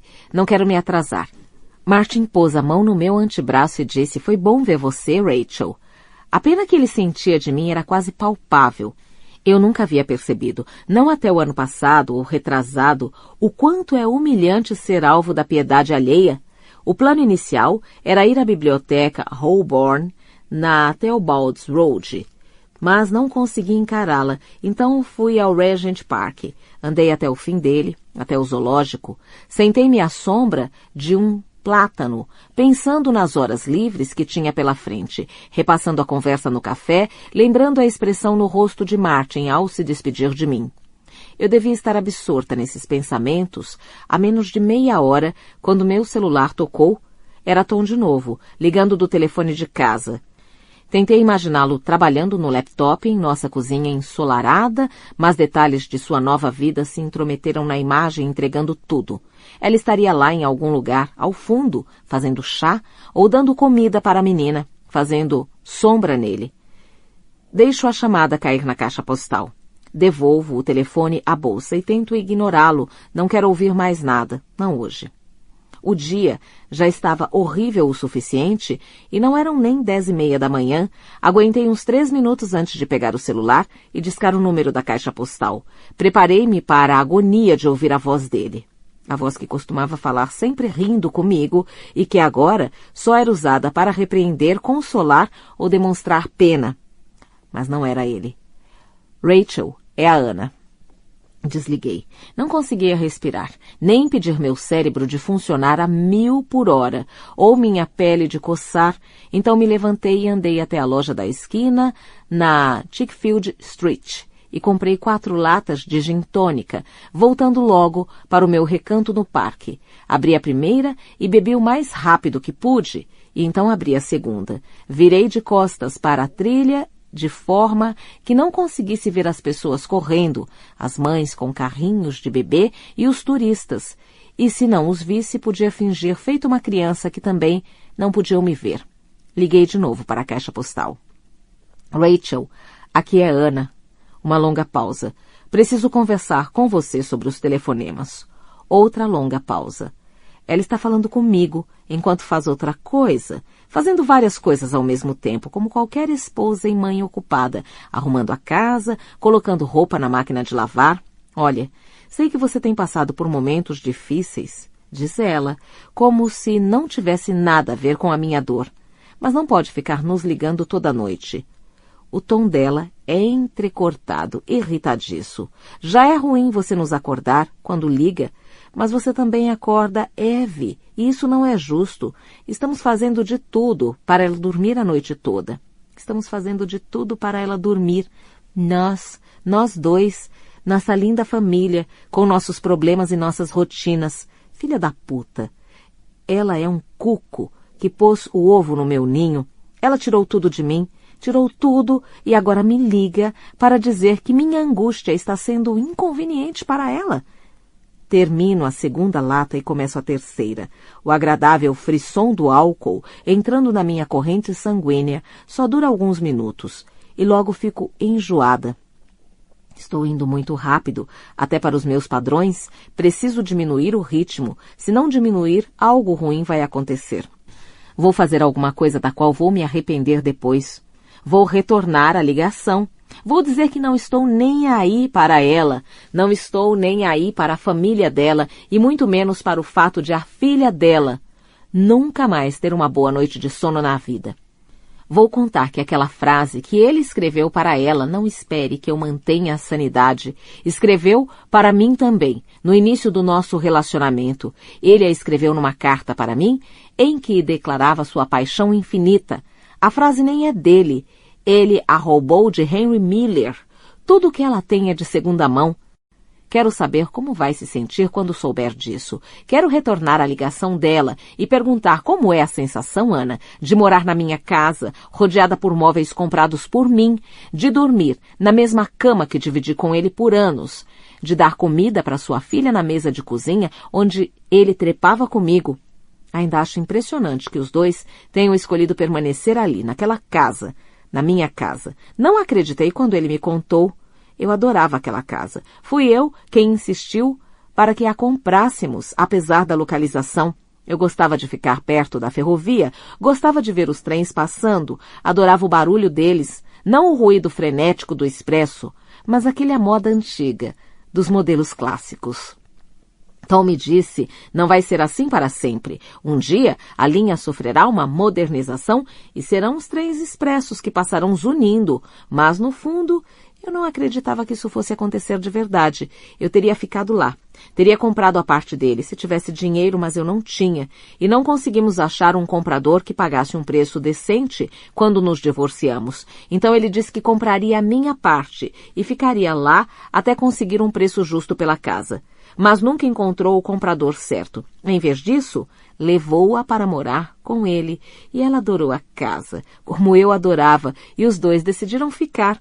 Ana deve ser uma pessoa muito segura de si, imagino, muito segura do relacionamento deles, para não ter deixado que isso a incomodasse, ocupar o espaço de outra mulher. Ela, obviamente, não me vê como ameaça. Penso em Ted Hughes, que fez Acia Weville se mudar para a casa que ele havia compartilhado com Sylvia Plath. Penso nela usando as roupas de Sylvia, penteando os cabelos com a mesma escova. Tenho vontade de ligar para Ana e contar que Acia acabou com a cabeça no forno, exatamente como Sylvia. Devo ter caído no sono, com o gin e o sol quente me embalando. Acordei assustada, tateando, procurando desesperadamente a minha bolsa. Ainda estava lá. Minha pele pinicava. Eu estava coberta de formigas. Elas estavam nos meus cabelos, no pescoço e no peito, e eu fiquei de pé num pulo, tentando tirá-las de mim. 2 adolescentes, batendo bola, a uns 10 metros dali, pararam para assistir, rindo muito de mim. O trem para. Estamos quase em frente à casa de Jess e Jason, mas não consigo ver o outro lado do vagão e dos trilhos. Há gente demais na frente. Fico me perguntando se eles estão lá, se ele sabe, se foi embora, ou se continua vivendo uma vida que um dia vai descobrir que não passa de uma grande mentira. Sábado, 13 de julho de 2013. Manhã. Eu sei, mesmo sem olhar no relógio, que deve ser algo entre 7h45 e 8h15 da manhã. Sei pelo tipo de claridade, pelos sons que vêm da rua, pelo barulho de Cat passando aspirador de pó no corredor bem em frente à porta do meu quarto. Cat levanta cedo para fazer faxina na casa todo sábado, haja o que houver. Pode ser aniversário dela ou dia do juízo final. Cat vai se levantar cedo no sábado para arrumar a casa. Ela diz que é catártico, que é a preparação para um fim de semana bom. E como fazer faxina na casa é um exercício aeróbico, economiza assim sua ida à academia. Não me incomoda essa história de aspirar a casa cedo, porque eu não ia estar dormindo mesmo. Não consigo dormir de manhã. É impossível continuar um sono tranquilo até o meio-dia. Acordo de repente, a respiração entrecortada e o coração aos pulos, a boca seca, e logo sei que acabou. Estou acordada. Quanto mais quero apagar, mais fico acesa. A vida e a luz não me deixam em paz. Fico ali deitada, ouvindo o ruído da função animada de Cat, e penso no montinho de roupas jogado do outro lado dos trilhos e em Jess beijando o amante sob o sol da manhã. O dia se estende à minha frente, nem um minuto sequer ocupado. Eu podia ir à feira livre na Broad, podia comprar carne de veado e panceta e passar o dia inteiro cozinhando. Eu podia ficar sentada no sofá tomando chá e vendo o programa Saturday Kitchen na TV. Eu podia ir à academia, eu podia atualizar meu currículo, eu podia esperar Cat sair de casa e então ir à loja de bebidas para comprar 2 garrafas de Sauvignon Blanc. Na minha outra vida, eu acordava cedo ao som trepidante do trem das 8h04. Abri os olhos e ouvi a chuva batendo na janela. Eu o sentia, dormindo atrás de mim, sonolento, quente, rijo. Mais tarde ele saía para comprar jornal e eu fazia ovos mexidos. Nós nos sentávamos na cozinha para tomar chá. Íamos ao pub para um almoço tardio. Caíamos no sono abraçadinhos em frente à TV. Imagino que seja diferente para ele agora. Nada de sexo nas manhãs de sábado, nem de ovos mexidos. Em vez disso, uma alegria diferente. A de uma menininha enfiada entre ele e a mulher balbuciando. Ela já deve estar aprendendo a falar seus papá e mamá. E toda uma linguagem secreta que só o pai e a mãe são capazes de compreender. A dor é sólida e pesada e parece resistir no meio do peito. Mal posso esperar para Cat sair de casa. Noite. Resolvi ir ver Jason. Passei o dia inteiro trancada no quarto, esperando Cat sair para que eu pudesse beber. Ela não saiu. Ficou plantada no sofá da sala de estar sem se mover, resolvendo algumas pendências pessoais. Lá pelo fim da tarde, eu já não aguentava mais o confinamento, nem o tédio, então falei que ia sair para dar uma volta. Fui ao West Chief, o pub enorme, sem personalidade, quase na esquina com a High Street, e bebi 3 taças grandes de vinho. Tomei 2 doses de Jack Daniels. Então caminhei até a estação, comprei 2 latas de gin tônica e embarquei no trem. Vou ver Jason. Não é que eu vá visitá-lo. Não vou aparecer na casa dele e bater na porta. Não é nada disso. Nenhuma loucura dessas. Só quero passar em frente à casa, de dentro do trem. Não tenho mais nada para fazer e não estou com vontade de voltar para casa. Só quero vê-lo. Quero ver os dois. Não é uma boa ideia. Sei que não é uma boa ideia. Mas que mal haveria nisso? Vou até Euston, troco de plataforma e volto. Eu gosto de trens. Qual o problema? Trens são maravilhosos. Antigamente, quando eu ainda era quem era, costumava sonhar em fazer viagens românticas de trem com Tom. A ferrovia Virgin, para comemorar nossos 5 anos juntos, o Blue Train, no aniversário de 40 anos dele. Peraí. Vamos passar por eles agora. Está bem claro, mas não estou conseguindo enxergar direito. Visão dupla. Fechar um olho, melhor assim. Lá estão eles. Será que aquele é ele? Os dois estão em pé na varanda, não estão? Aquele é o Jason? Aquela é a Jess? Quero chegar mais perto. Não consigo ver. Quero ficar mais perto deles. Não vou até Euston. Vou saltar em Whitney. Eu não deveria saltar em Whitney, é muito perigoso. E se Tom ou Anna me virem? Vou saltar em Whitney. Não é uma boa ideia. É uma péssima ideia.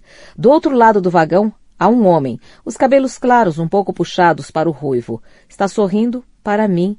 Quero lhe dizer alguma coisa, mas as palavras parecem evaporar, sumindo na minha língua antes que eu tenha a chance de dizê-las.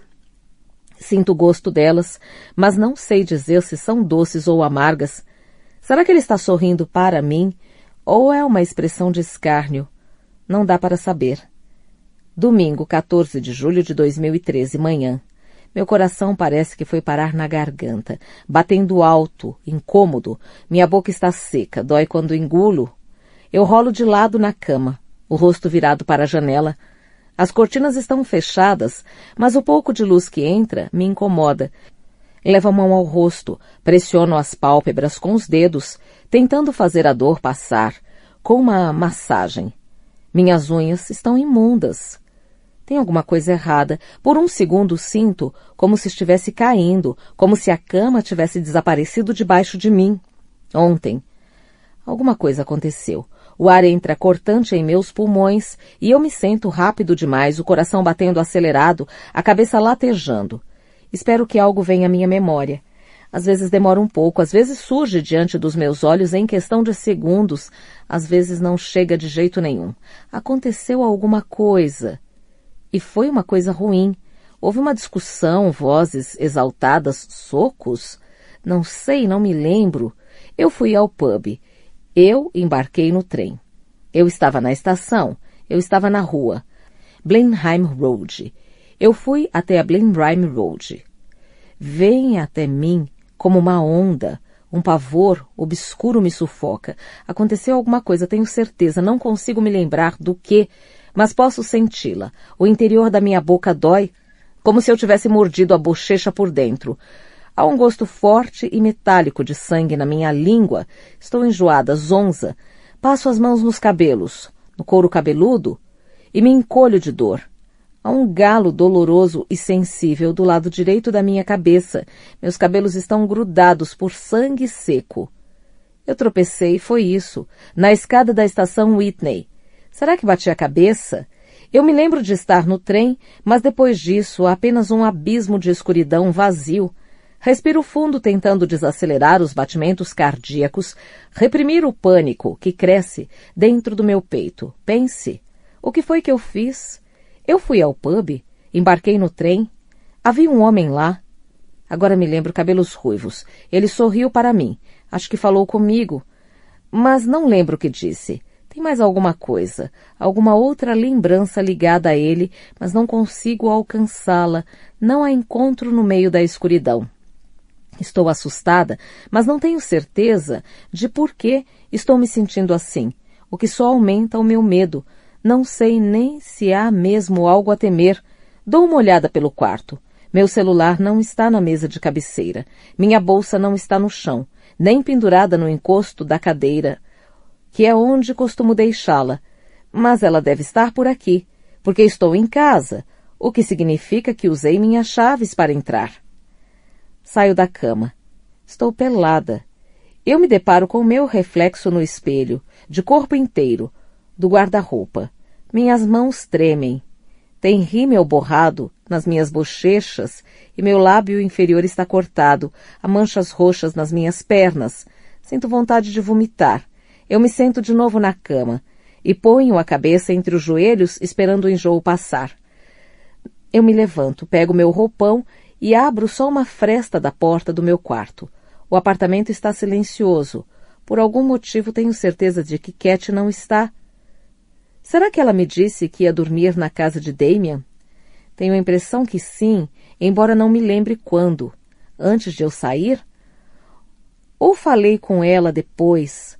Saio para o corredor fazendo o mínimo barulho possível. Vejo que a porta do quarto de Cat está aberta. Espio seu interior. A cama dela está arrumada. É possível que já tenha se levantado e arrumado a cama, mas não acho que tenha dormido em casa, o que me traz um certo alívio. Se ela não está aqui, não me viu, nem me ouviu entrar ontem à noite, o que significa que ela não sabe o quanto eu estava mal. Eu não deveria me importar com isso, mas me importo. A sensação de vergonha que sinto por causa de algum incidente é proporcional não apenas à gravidade da situação, mas também à quantidade de pessoas que o testemunharam. Ao chegar ao topo da escada, fico tonta de novo e seguro firme no corrimão. Esse é um dos meus maiores medos, além da hemorragia interna, quando meu fígado enfim parar de funcionar. Cair da escada e quebrar o pescoço. Só de pensar nisso fico enjoada de novo. Minha vontade é deitar, mas primeiro preciso achar minha bolsa, dar uma olhada no meu celular. No mínimo preciso descobrir se não perdi meus cartões de crédito e verificar para quem liguei e quando. Minha bolsa foi largada no corredor na entrada do apartamento junto à porta. Minha calça jeans, minha calcinha e meu sutiã estão bem ao lado, numa pilha amarrotada. Dá para sentir o cheiro de urina de onde estou, na base da escada. Pego a bolsa para procurar o celular. Está aqui dentro, graças a Deus. Com um bolo de notas de 20 amassadas e um lenço de papel com manchas de sangue. A náusea me invade de novo, intensa. Sinto a bile aflorar na garganta e saio correndo, mas não consigo chegar ao banheiro. Vomito no carpete, no meio da escada. Preciso me deitar. Se não deitar agora, vou desmaiar e cair. Depois eu limpo tudo. Já no andar de cima, coloco o celular para carregar e deito na cama, ergo os braços e as pernas com todo cuidado para inspecioná-los. Há machucados nos joelhos, ferimentos comuns em quem bebe, o tipo que se ganha ao esbarrar nas coisas. Meus braços têm marcas mais preocupantes, manchas ovais escuras que parecem digitais, mas não são necessariamente nada grave. Já tive isso antes, geralmente de quando caí e alguém me ajudou a levantar. O galo na cabeça está bem feio, mas pode ter sido algo tão inofensivo quanto uma batida na porta de um carro na hora de entrar. Devo ter voltado para a casa de táxi.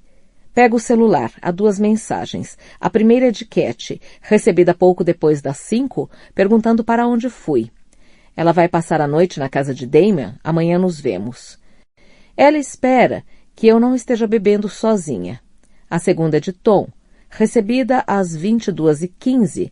Quase largo o aparelho de susto ao ouvir sua voz. Ele está gritando. Meu Deus, Rachel, qual é o seu problema? Já estou cheio disso, viu? Acabei de passar quase 1 hora dirigindo à sua procura. Você deixou Ana muito assustada, sabia? Ela achou que você ia... Achou que... Foi a única coisa que pude fazer para impedir que ela ligasse para a polícia. Deixe a gente em paz. Pare de me ligar. Pare de aparecer por aqui. Deixe a gente em paz. Não quero falar com você. Está me entendendo? Não quero falar com você. Não quero ver você. Não quero você passando nem perto da minha família. Você pode estragar a sua vida se quiser, mas não vai estragar a minha. Não mais. Não vou mais proteger você, ouviu bem? Fique longe da gente. Eu não sei o que eu fiz. O que foi que eu fiz? O que eu fiz entre 5 da tarde e 10h15 da noite? Por que Tom estava me procurando? O que fiz com Ana? Cubro a cabeça com o edredom e fecho os olhos com força. Eu me imagino indo até a casa, caminhando pela trilha entre o jardim deles e o do vizinho, escalando a cerca, deslizando as portas de correr de vidro, entrando na cozinha pé ante pé, Ana sentada à mesa. Eu a agarro por trás, segurando-a pelos cabelos loiros compridos, puxo seu pescoço para trás e a empurro até o chão, batendo sua cabeça nos ladrilhos frios e azulados. Noite. Tem alguém gritando. Pelo ângulo de incidência da luz que penetra pela janela do quarto, deduzo que dormi por um bom tempo. Deve ser fim de tarde, começo da noite. Minha cabeça dói. Tem sangue no meu travesseiro. Ouço alguém gritando lá embaixo. Eu não acredito nisso. Pelo amor de Deus! Rachel! Rachel! Eu peguei no sono. Ai, meu Deus! E não limpei o vômito na escada. E minhas roupas na entrada, ai meu Deus, ai meu Deus. Visto uma calça de moletom e uma camiseta. Kate está parada em frente à porta do meu quarto quando eu abro. Sua expressão é de horror ao me ver. O que diabos aconteceu com você? Pergunta a ela, levantando a mão em seguida. Na verdade, Rachel, não me interessa. Não quero saber. Não dá mais para aguentar isso na minha casa. Simplesmente não dá. Ela vai parando de falar. Mas olha para baixo, em direção à escada. Me desculpe, digo, foi mal mesmo. Mas eu estava muito enjoada. Eu pretendia limpar tudo. Não era enjoo, era? Você estava bêbada, de ressaca. Desculpe, Rachel. Não dá mais, não posso viver assim. Você tem que ir embora, tá? Você tem 4 semanas para encontrar outro lugar. E então vai ter que ir. Ela me dá as costas e anda em direção a seu quarto. E pelo amor de Deus, dá para limpar essa imundice? Ela entra no quarto e bate a porta. Depois que termino de limpar tudo, volto para o meu quarto. Kate continua trancada no dela, mas posso sentir a raiva silenciosa irradiando através da porta.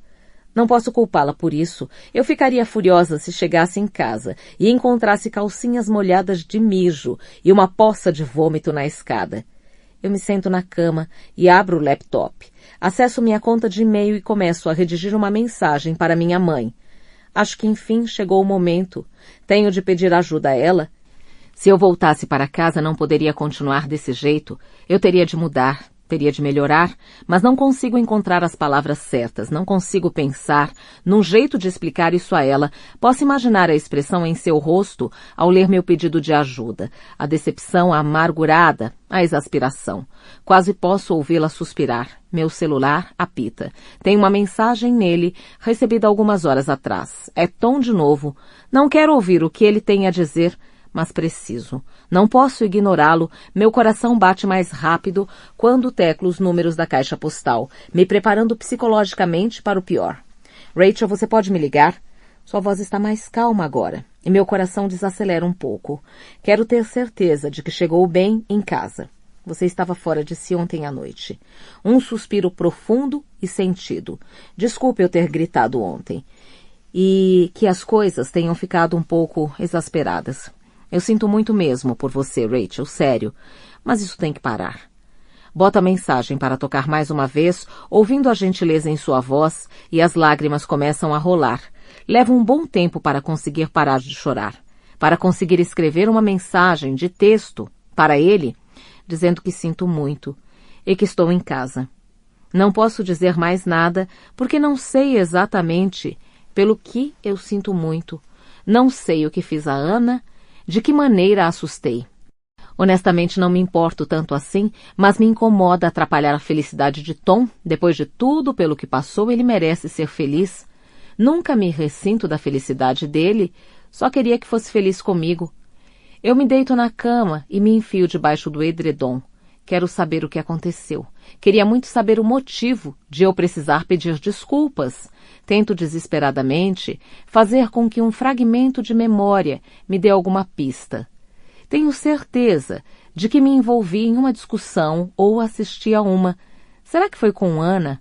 Passo os dedos no ferimento, na cabeça, no corte em meu lábio. Quase vejo a cena na memória. Quase ouço as palavras que foram ditas, mas tudo me escapa. Não consigo reter a lembrança. Toda vez que acho que estou prestes a resgatar aquele momento, ele recua para a penumbra, fora do meu alcance. Pasta 4. Megan. Terça-feira, 2 de outubro de 2012. Manhã. Vai chover em breve. Posso sentir a chuva chegando. Estou batendo o queixo. As pontas dos meus dedos estão brancas e com um tom arroxeado. Não vou entrar em casa. Gosto de ficar aqui fora. É catártico, purificador, como um banho gelado. De qualquer forma, Scott vai aparecer daqui a pouco e me obrigar a entrar. Vai me embrulhar em cobertores. Feito uma criança. Tive um ataque de pânico a caminho de casa ontem à noite. O motoqueiro parado fazia o motor roncar e roncar. Um carro vermelho passava com a lentidão de quem avalia prostitutas e 2 mulheres com carrinhos de bebê bloqueavam minha passagem na calçada. Eu não conseguia ultrapassá-las, então desci para a rua e quase fui atropelada por um carro vindo na direção oposta, que eu nem tinha visto. O motorista buzinou e me xingou de alguma coisa. Eu não conseguia respirar. Meu coração saltava no peito.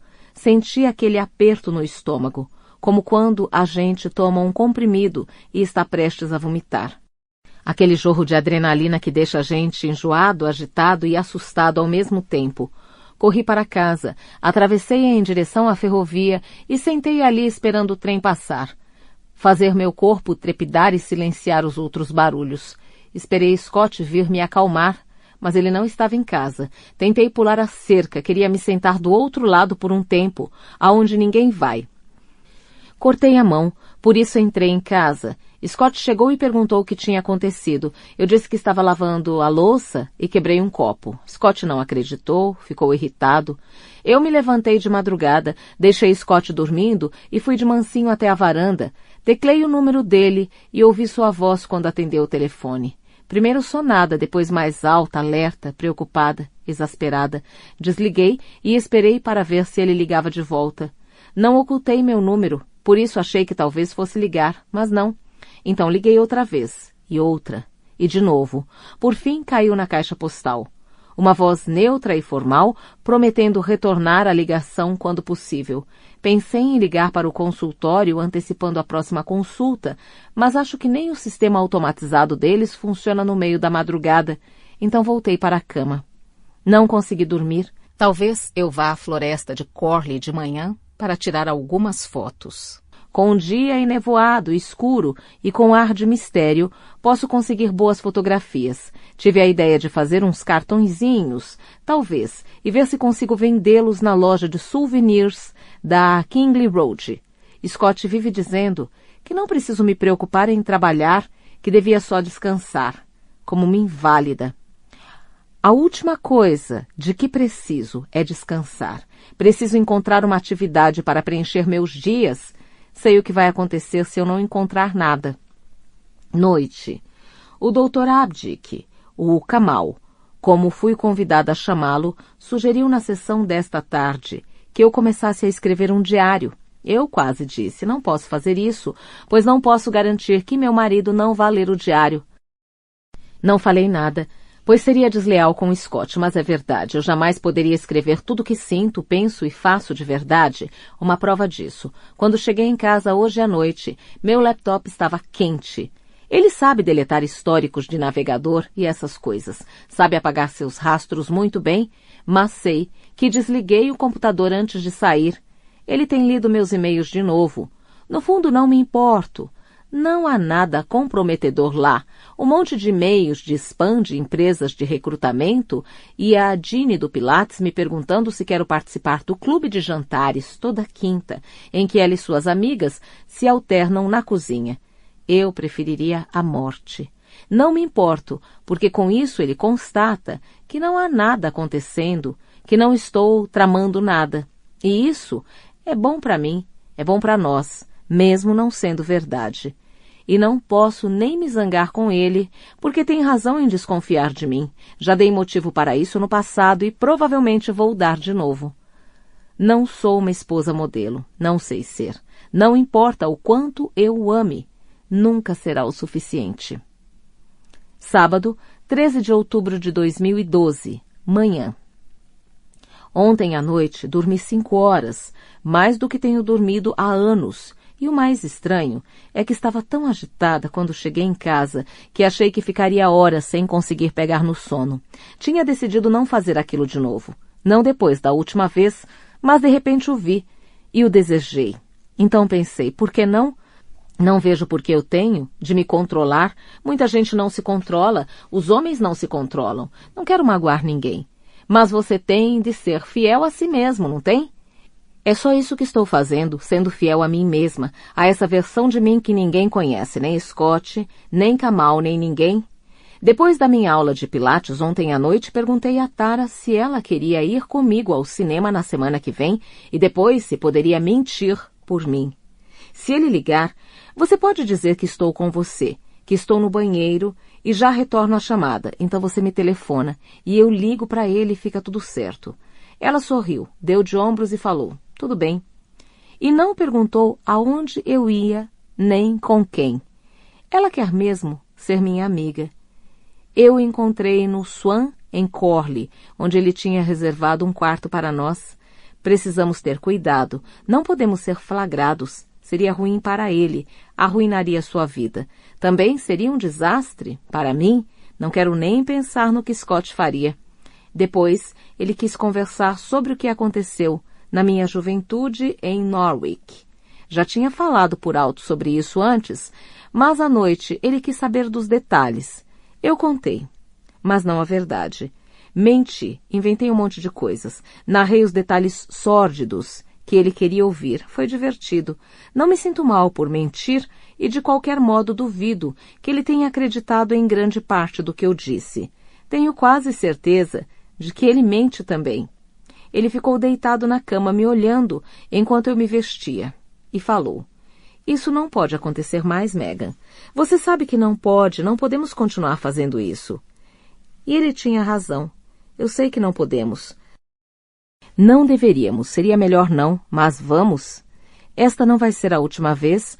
Ele não vai dizer não para mim. Eu estava pensando nisso a caminho de casa, que é disso que mais gosto na situação, de exercer poder sobre outra pessoa. É isso que me deixa inebriada. Noite. Estou na cozinha, abrindo uma garrafa de vinho, quando Scott chega por trás, pousa as mãos nos meus ombros, os aperta e diz, como foi na terapia? Digo que foi tudo bem, que estamos progredindo. Ele já se acostumou a não conseguir extrair muitos detalhes de mim. Em seguida, você se divertiu com Tara ontem? Não dá para dizer ao certo, pois estou de costas, se ele quer mesmo saber ou se suspeita de alguma coisa. Não consigo detectar nada na voz dele. Ela é muito legal, respondo. Você e ela se dariam bem. Aliás, nós vamos ao cinema na semana que vem. Quem sabe eu a convido para vir aqui depois e comer alguma coisa com a gente. Não estou convidado para o cinema? Pergunta ele. Você é muito bem-vindo, retruco, me virando e beijando-o na boca. Mas ela quer ver aquele com a Sandra Bullock, então? Não precisa dizer mais nada. Traga Tara para jantar depois, então, diz ele, as mãos me puxando pela lombar, mais para perto de seu corpo. Sirvo o vinho e vamos para fora da casa. Sentamos lado a lado no terraço, os pés descalços na grama. Ela é casada? Indaga ele. Tara? Não, solteira. Não tem namorado? Acho que não. Namorada? Insiste ele, com a sobrancelha erguida, e eu rio. Quantos anos ela tem? Não sei. Uns 40? Ah, é solitária. Meio triste isso. Acho que ela deve se sentir solitária. Eles sempre se aproximam de você, os solitários, não é? Vão direto a você. Será? Ela não tem filhos? Pergunta ele, e não sei se é só impressão minha, mas no instante em que ele toca no assunto filhos, seu tom de voz muda e tenho a sensação de que há uma discussão a caminho e simplesmente não quero isso, não vou conseguir lidar com uma briga agora. Então, me ponho de pé e peço a ele que traga as taças de vinho, porque estamos indo para o quarto. Ele me acompanha e vou tirando a roupa, enquanto subo a escada, e assim que chegamos lá, quando ele se deita sobre mim na cama, não é nele que estou pensando. Mas não faz mal, porque ele não sabe disso. Sou boa o bastante para fazê-lo acreditar que tudo tem a ver só com ele. Pasta 5. Rachel. Segunda-feira, 15 de julho de 2013. Manhã.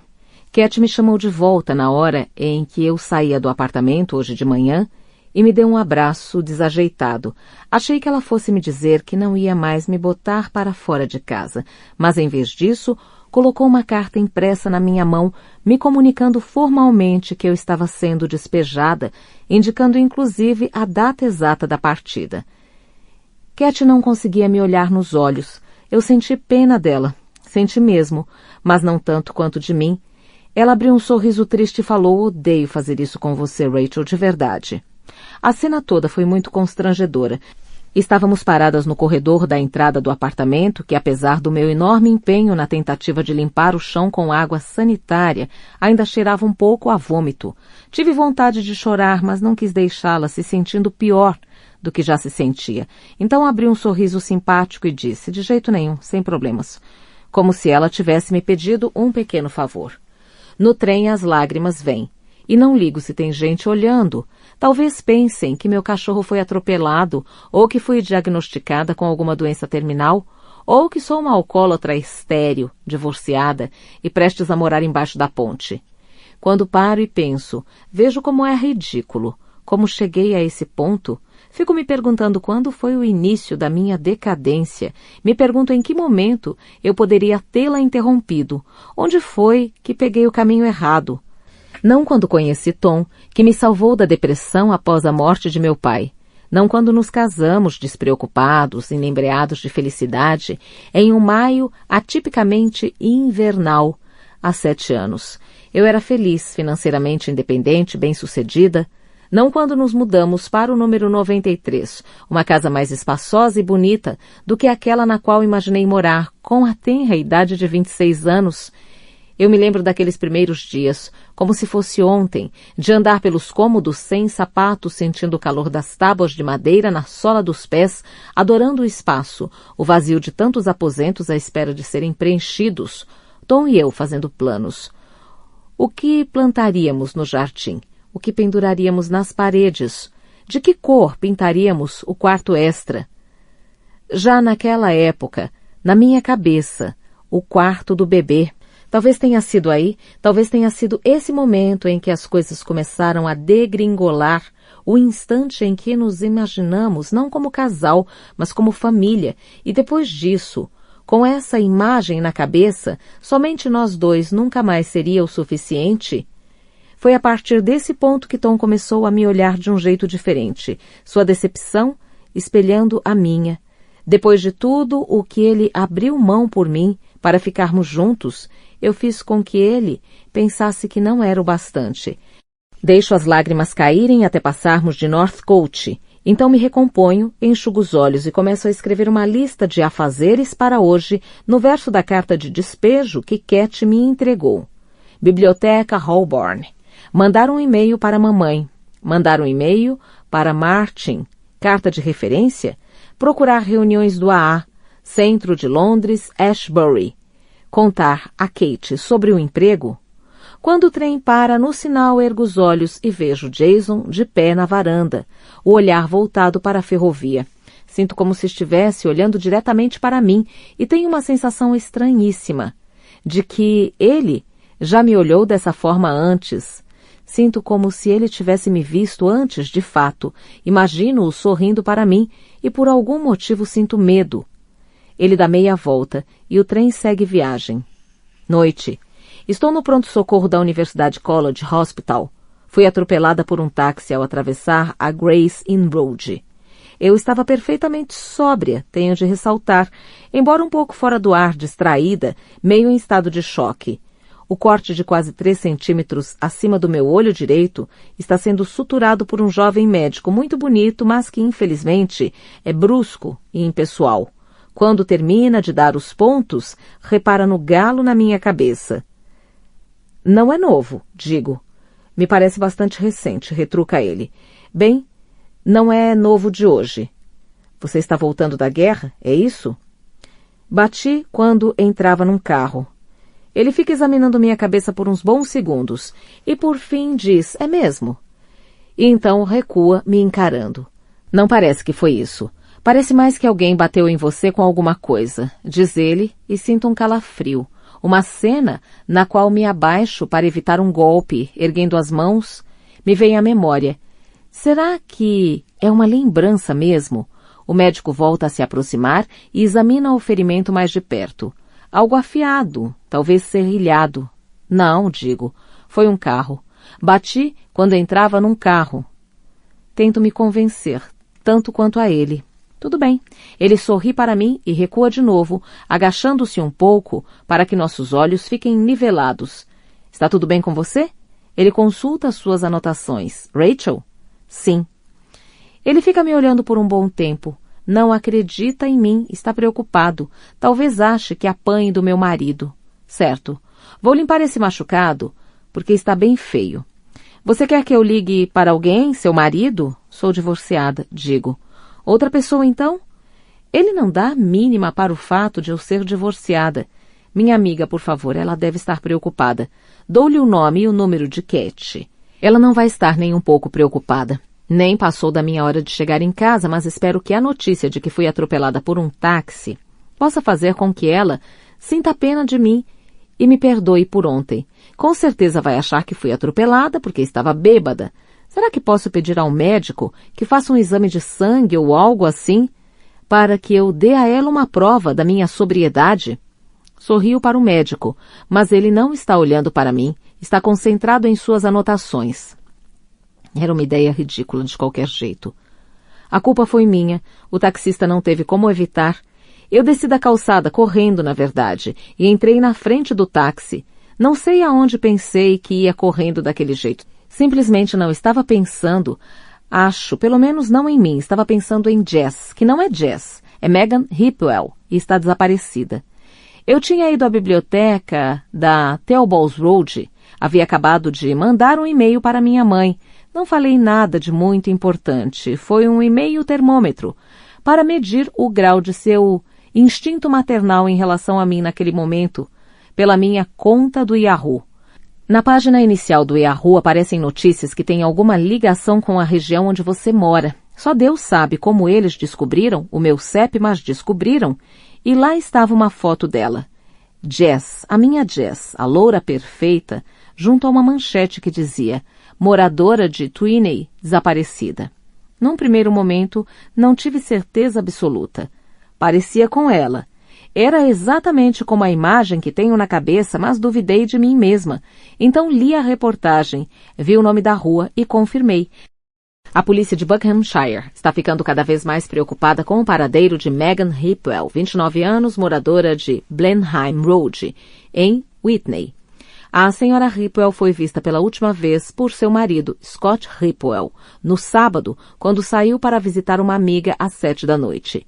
Essa falta de notícias é totalmente atípica, declarou o Sr. Hipwell.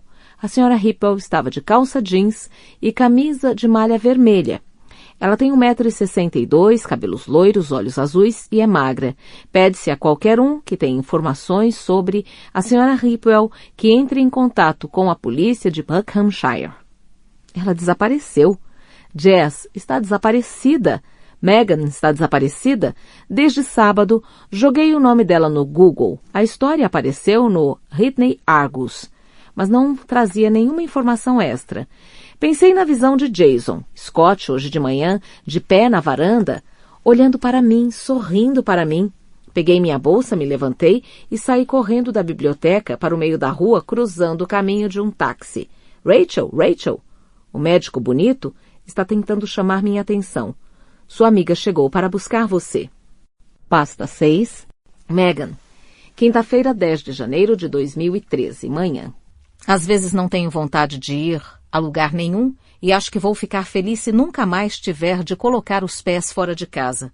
Não sinto falta nem de trabalhar. Só quero continuar tranquila e quentinha no meu porto seguro com Scott, sem me mexer. Ajuda o dia estar escuro e frio, e o tempo feio. Ajuda estar chovendo sem parar há semanas, uma chuva gélida, torrencial, implacável, com ventos que uivam entre as árvores tão alto que até abafam o som do trem. Não consigo ouvi-lo nos trilhos, me atraindo, me deixando tentada a viajar para outras paradas. Hoje não quero ir a lugar nenhum, não quero fugir, não quero nem ir até o fim da rua. Quero ficar aqui, enfurnada, com meu marido, vendo TV e tomando sorvete, depois de ter ligado para ele e pedido que viesse mais cedo do trabalho para transarmos no meio da tarde. Vou precisar sair daqui a pouco, claro, porque é dia de Kamal. Ultimamente tenho conversado com ele sobre Scott, sobre todos os erros que cometi, meu fracasso como esposa. Kamal diz que preciso encontrar um jeito de me fazer feliz, que tenho de parar de procurar a felicidade em outros lugares. É verdade. Eu faço isso, sei que faço, e de repente estou vivendo o momento e simplesmente penso, foda-se, a vida é curta. Eu me lembro de quando fomos a Santa Margherita no feriado da Páscoa, a família toda. Eu tinha acabado de fazer 15 anos e conheci um cara na praia, bem mais velho que eu, na casa dos 30, acho, talvez até dos 40, e ele me convidou para velejar no dia seguinte. Ben estava comigo, e também foi convidado, mas como todo bom irmão mais velho e super protetor, argumentou que não deveríamos ir porque ele não confiava no cara, achava que parecia um tarado aproveitador. O que obviamente era, mas fiquei furiosa, porque quando teríamos outra chance de velejar pelo mar da Ligúria, no iate particular de alguém? Ben disse que teríamos muitas outras oportunidades como essa, que nossas vidas seriam repletas de aventuras. No fim das contas, não fomos, e naquele verão Ben perdeu o controle da moto na A10, e ele e eu nunca chegamos a velejar. Sinto saudade de como éramos quando estávamos juntos, Ben e eu. Não tínhamos medo de nada. Já contei a Kamal tudo sobre Ben, mas estamos chegando perto das outras coisas agora, da verdade, de toda a verdade, o que aconteceu com o Mac, o antes, o depois. Falar sobre isso com Kamal é seguro. Ele não pode contar nada para ninguém por causa do sigilo profissional. Mas mesmo que ele pudesse contar a alguém, não creio que fosse fazê-lo. Confio nele de verdade. É engraçado, mas o que tem me impedido de lhe contar tudo não é o medo do que ele faria com isso. Não é o medo de ser julgada, é Scott. Vai parecer que estou traindo Scott se contar para Kamal algo que não posso contar para ele. Quando você pensa em todas as outras coisas que eu fiz na vida, nas outras traições, isso não deveria significar nada. Só que não é assim. Por algum motivo parece pior, porque é a vida real. É o cerne do que sou e não compartilho com ele. Ainda sonego informações, porque obviamente não posso dizer tudo o que estou sentindo. Sei que esse é o objetivo da terapia, mas simplesmente não posso.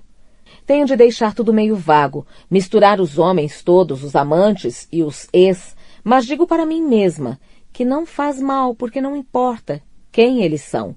Só importa o jeito como me deixam, ofegante, inquieta, faminta. Porque não posso simplesmente ter o que eu quero. Por que eles não podem me dar o que eu quero? Bem, às vezes eles dão. Às vezes tudo de que preciso é Scott. Se eu puder aprender a me ater a esse sentimento, a este que estou sentindo agora, se eu puder simplesmente descobrir como me concentrar nessa felicidade e aproveitar o momento, a não ficar me perguntando de onde virá a próxima forte emoção, então tudo vai ficar bem. Noite. Preciso me concentrar quando estou com Kamal. É difícil não deixar minha mente vaguear quando ele me olha com aqueles olhos leoninos, quando junta as mãos no colo, as pernas compridas cruzadas. É difícil não pensar nas coisas que poderíamos fazer juntos. Preciso me concentrar. Temos falado sobre o que aconteceu logo depois do enterro de Ben, depois que fugi. Fiquei em Ipswich por algum tempo, não muito. Foi lá que conheci Mac. Ele trabalhava num pub ou coisa assim. Ele me pegou quando estava a caminho de casa. Ficou com pena de mim. Ele não queria nem... você sabe. Começo a rir. Chegamos ao apartamento dele e fui logo pedindo o dinheiro. E ele me olhou como se eu fosse louca. Eu disse que tinha idade suficiente, mas ele não acreditou. E ele esperou sim. Até eu fazer 16 anos. Nessa época, ele já tinha se mudado para uma casa velha perto de Rockham. Uma casinha antiga, de pedra, no fim da rua, sem saída, com um terreno modesto em volta, a 1 quilômetro da praia. Havia uma linha férrea desativada ao longo de um dos lados da propriedade. À noite eu me deitava e ficava acordada. Estava sempre ligada, fumávamos muito, e eu costumava imaginar que conseguia ouvir trens. Eu tinha tanta certeza disso que chegava a me levantar e ir lá fora procurar os faróis. Kamal se ajeita na cadeira e lentamente balança a cabeça em concordância. Não fala nada. Isso quer dizer que devo ir em frente, que devo continuar falando? Eu até que era feliz com Mac. Morei com ele por, meu Deus, acho que foram uns 3 anos. No fim das contas, eu tinha 19 quando fui embora. 19. Por que foi embora se estava feliz? Pergunta ele. Chegamos ao ponto-chave. Chegamos lá mais rápido do que imaginei que chegaríamos. Não tive tempo de repassar tudo, de preparar o terreno até lá. Não posso contar, é cedo demais. Mac me abandonou, ele partiu meu coração. Eu digo o que é verdade, mas também mentira. Ainda não estou pronta para revelar toda a verdade. Scott não está em casa quando volto, então pego meu laptop e jogo seu nome no Google. Pela primeira vez na vida, pela primeira vez em uma década, eu procuro Mac. Mas não o encontro. Há centenas de Greg Magazines no mundo e nenhum deles parece ser o meu. Sexta-feira, 8 de fevereiro de 2013. Manhã. Estou caminhando pela floresta. Saí antes de o dia raiar. Está quase amanhecendo agora.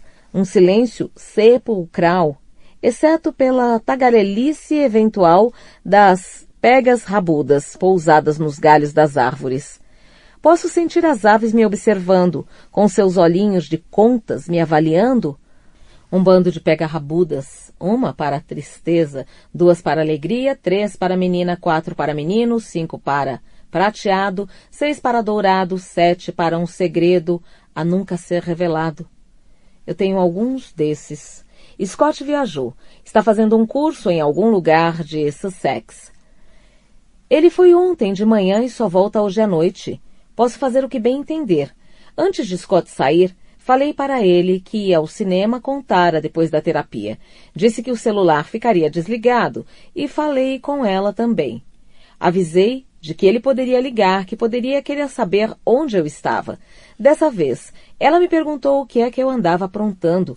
Só pisquei um dos olhos e sorri. E ela riu. Imagino que deve estar se sentindo solitária e que uma dose de mistério não lhe faz mal. Em minha sessão com Kamal, estávamos conversando sobre Scott, sobre o lance do laptop. Foi uma semana mais ou menos. Eu vinha tentando localizar Mac. Tinha feito várias buscas, só queria descobrir por onde ele andava, o que fazia da vida. Hoje há fotos de quase todo mundo na internet. Eu queria ver o rosto dele. Não consegui encontrá-lo. Fui dormir cedo naquela noite. Scott ficou acordado vendo TV e eu tinha me esquecido de apagar o histórico do navegador. Um erro bobo. Essa é geralmente a última coisa que eu faço antes de desligar o computador, independentemente do que eu estivesse fazendo. Sei que Scott tem um jeito de descobrir o que andei pesquisando de qualquer jeito, sendo o especialista em informática que é, mas demora muito mais, então na maioria das vezes ele não se dá o trabalho. De todo modo esqueci, e no dia seguinte nós brigamos, uma briga das feias. Ele queria saber quem era Drake. Há quanto tempo eu estava saindo com ele, onde nos conhecemos, o que ele fazia por mim que Scott não fazia. Falei que era um amigo do passado, uma atitude pouco inteligente da minha parte, que só piorou a situação. Kamal perguntou se eu tinha medo de Scott, e aquilo me deixou indignada. Ele é meu marido, retruquei. Claro que não tenho medo dele. Kamal pareceu ficar perplexo. Até eu me surpreendi com minha reação. Para falar a verdade, eu não tinha noção do tamanho da minha raiva, da intensidade da minha superproteção em relação a Scott. Foi uma surpresa para mim também. Infelizmente, muitas esposas têm medo dos maridos, Megan. Tentei dizer alguma coisa, mas ele levantou a mão, indicando que eu me mantivesse em silêncio. O comportamento que você está descrevendo, ler seus e-mails, revirar seu histórico de navegação, você fala como se fosse comum. Como se fosse normal. Não é, Megan? Não é normal invadir a privacidade de alguém nesse grau. Muitas vezes isso é visto como uma forma de abuso emocional. Nesse momento, eu dei uma risada, porque soou tão melodramático. Não é abuso, falei. Não quando você não se importa. E eu não me importo, não me importo. Ele sorriu para mim, um sorriso ligeiramente triste. Você não acha que deveria se importar? Perguntou. Dei de ombros. Talvez, mas o fato é que não me importo. Ele é ciumento, é possessivo, é o jeito dele. Isso não me impede de amá-lo. E há brigas que não vale a pena comprar. Eu tomo cuidados em geral, apago meus rastros, então não costuma ser um problema. Ele balançou a cabeça quase imperceptivelmente. Eu não achei que você estivesse aqui para me julgar. Falei, quando a sessão terminou. Perguntei se ele queria tomar um drink comigo. Ele respondeu que não podia, que não seria apropriado. Então segui até em casa. Ele mora num apartamento na rua do consultório. Bati em sua porta e quando ele abriu, perguntei, isto é apropriado? Passei a mão por trás de seu pescoço. Fiquei na ponta dos pés e lhe dei um beijo na boca. Megan, ele disse. A voz suave como veludo. Não posso fazer isso, não. Foi intenso aquele empurra e puxa, o desejo e repressão. Eu não queria abandonar aquela sensação. Queria tanto poder me ater a ela para sempre. Levantei muito cedo, a cabeça girando repleta de histórias. Eu não podia ficar ali deitada, acordada sozinha, a mente remoendo todas aquelas oportunidades que eu podia aproveitar ou deixar passar. Então me levantei, me vesti e fui caminhar. Acabei chegando aqui. Estou andando e repassando os acontecimentos na cabeça. Ela disse. Tentação, entrega. Se eu pudesse sossegar, ficar na minha, não trair. E se aquilo que procuro não puder ser encontrado? E se simplesmente não for possível? O ar entra gélido em meus pulmões, as pontas dos dedos começam a arroxear. Uma parte de mim só quer deitar aqui, entre as folhas, deixar o frio me envolver, mas não posso. É hora de ir embora. São quase 9 horas quando volto a Blenheim Road, e assim que dobro a esquina, eu a vejo empurrando o carrinho, vindo na minha direção. A criança, por um milagre qualquer, está calada. Ela olha para mim, me cumprimenta com gesto de cabeça, me dá um daqueles meios sorrisos, que não retribuo. Normalmente eu me forçaria a ser simpática, mas hoje estou me sentindo verdadeira, me sentindo eu mesma. Estou meio alta, quase como se estivesse viajando, e não conseguiria me forçar a ser simpática, nem se tentasse muito. Tarde. Eu dormi à tarde, acordei, febril e em pânico, culpada. Eu me sinto culpada, só não o suficiente. Pensei nele, indo embora no meio da noite, me dizendo de novo que essa era a última vez mesmo. Não podemos mais fazer isso. Ele estava se vestindo, colocando a calça jeans. Eu estava deitada na cama e ri, porque Foi isso que ele disse da última vez, e da penúltima vez, e da antepenúltima. Ele me lançou um olhar. Não sei como descrever esse olhar. Não foi de ódio exatamente, nem de desprezo. Foi de alerta. Sinto um certo desassossego. Ando pela casa, não consigo ficar parada, tenho a sensação de que alguém mais esteve aqui enquanto eu dormia. Não há nada fora do lugar, mas a casa parece diferente, como se as coisas tivessem sido tocadas, mudadas ligeiramente de lugar, e enquanto ando pelos cômodos, sinto como se houvesse outra pessoa aqui, o tempo todo se esquivando do meu campo de visão. Verifico 3 vezes as portas francesas que dão para o jardim, mas estão trancadas. Mal posso esperar para que Scott volte para casa. Eu preciso dele. Pasta 7. Rachel, terça-feira, 16 de julho de 2013, manhã. Embarquei no trem das 8h04, mas não estou indo para Londres. Em vez disso, resolvi saltar em Whitney. Espero que o ato de passar por lá avive minha memória, que eu chegue à estação e veja tudo claramente e lembre de tudo. Não alimento grandes esperanças, mas não há mais o que eu possa fazer. Não tenho como ligar para Tom. Estou com muita vergonha e, de qualquer maneira, ele deixou bem claro, não quer mais saber de mim. Megan continua desaparecida. Ela sumiu faz mais de 60 horas e o caso já está sendo noticiado em rede nacional. Estava no site da BBC e no Mail Online hoje de manhã. Havia notas mencionando a história em outros sites também. Imprimi os artigos da BBC e do Mail. Através deles, fiquei sabendo o seguinte. Megan e Scott brigaram na noite de sábado. Um vizinho disse ter ouvido uma discussão acalorada. Scott admitiu que os dois se desentenderam e disse ter achado que a mulher tinha ido passar a noite com uma amiga, Tara Epstein, que mora em Corley. Megan nunca apareceu na casa de Tara. Tara diz que a última vez que viu Megan foi na sexta à tarde, na aula de Pilates. Eu sabia que Megan faria Pilates. Segundo a senhora Epstein, abre aspas, ela parecia bem, normal, estava de bom humor. Comentou que pretendia fazer alguma coisa especial no seu aniversário de 30 anos no mês que vem. Fecha aspas. Uma testemunha viu Megan andando em direção à estação de trem de Whitney por volta das 19h15 do sábado. Megan não tem parentes na cidade. Seus pais já faleceram. Megan está desempregada. Era gerente de uma pequena galeria de arte em Whitney, que fechou em abril do ano passado. Eu sabia que Megan seria ligada à arte. Scott é consultor de TI autônomo. Não dá para acreditar que Scott seja consultor de TI. Megan e Scott são casados há 3 anos. Moram naquela casa da Blenheim Road desde janeiro de 2012. Segundo o Daily Mail, sua casa está avaliada em 400.000 libras esterlinas. Só de ler isso, sei que a situação está ruim para o lado de Scott. Não só por causa da discussão. É que as coisas simplesmente são assim.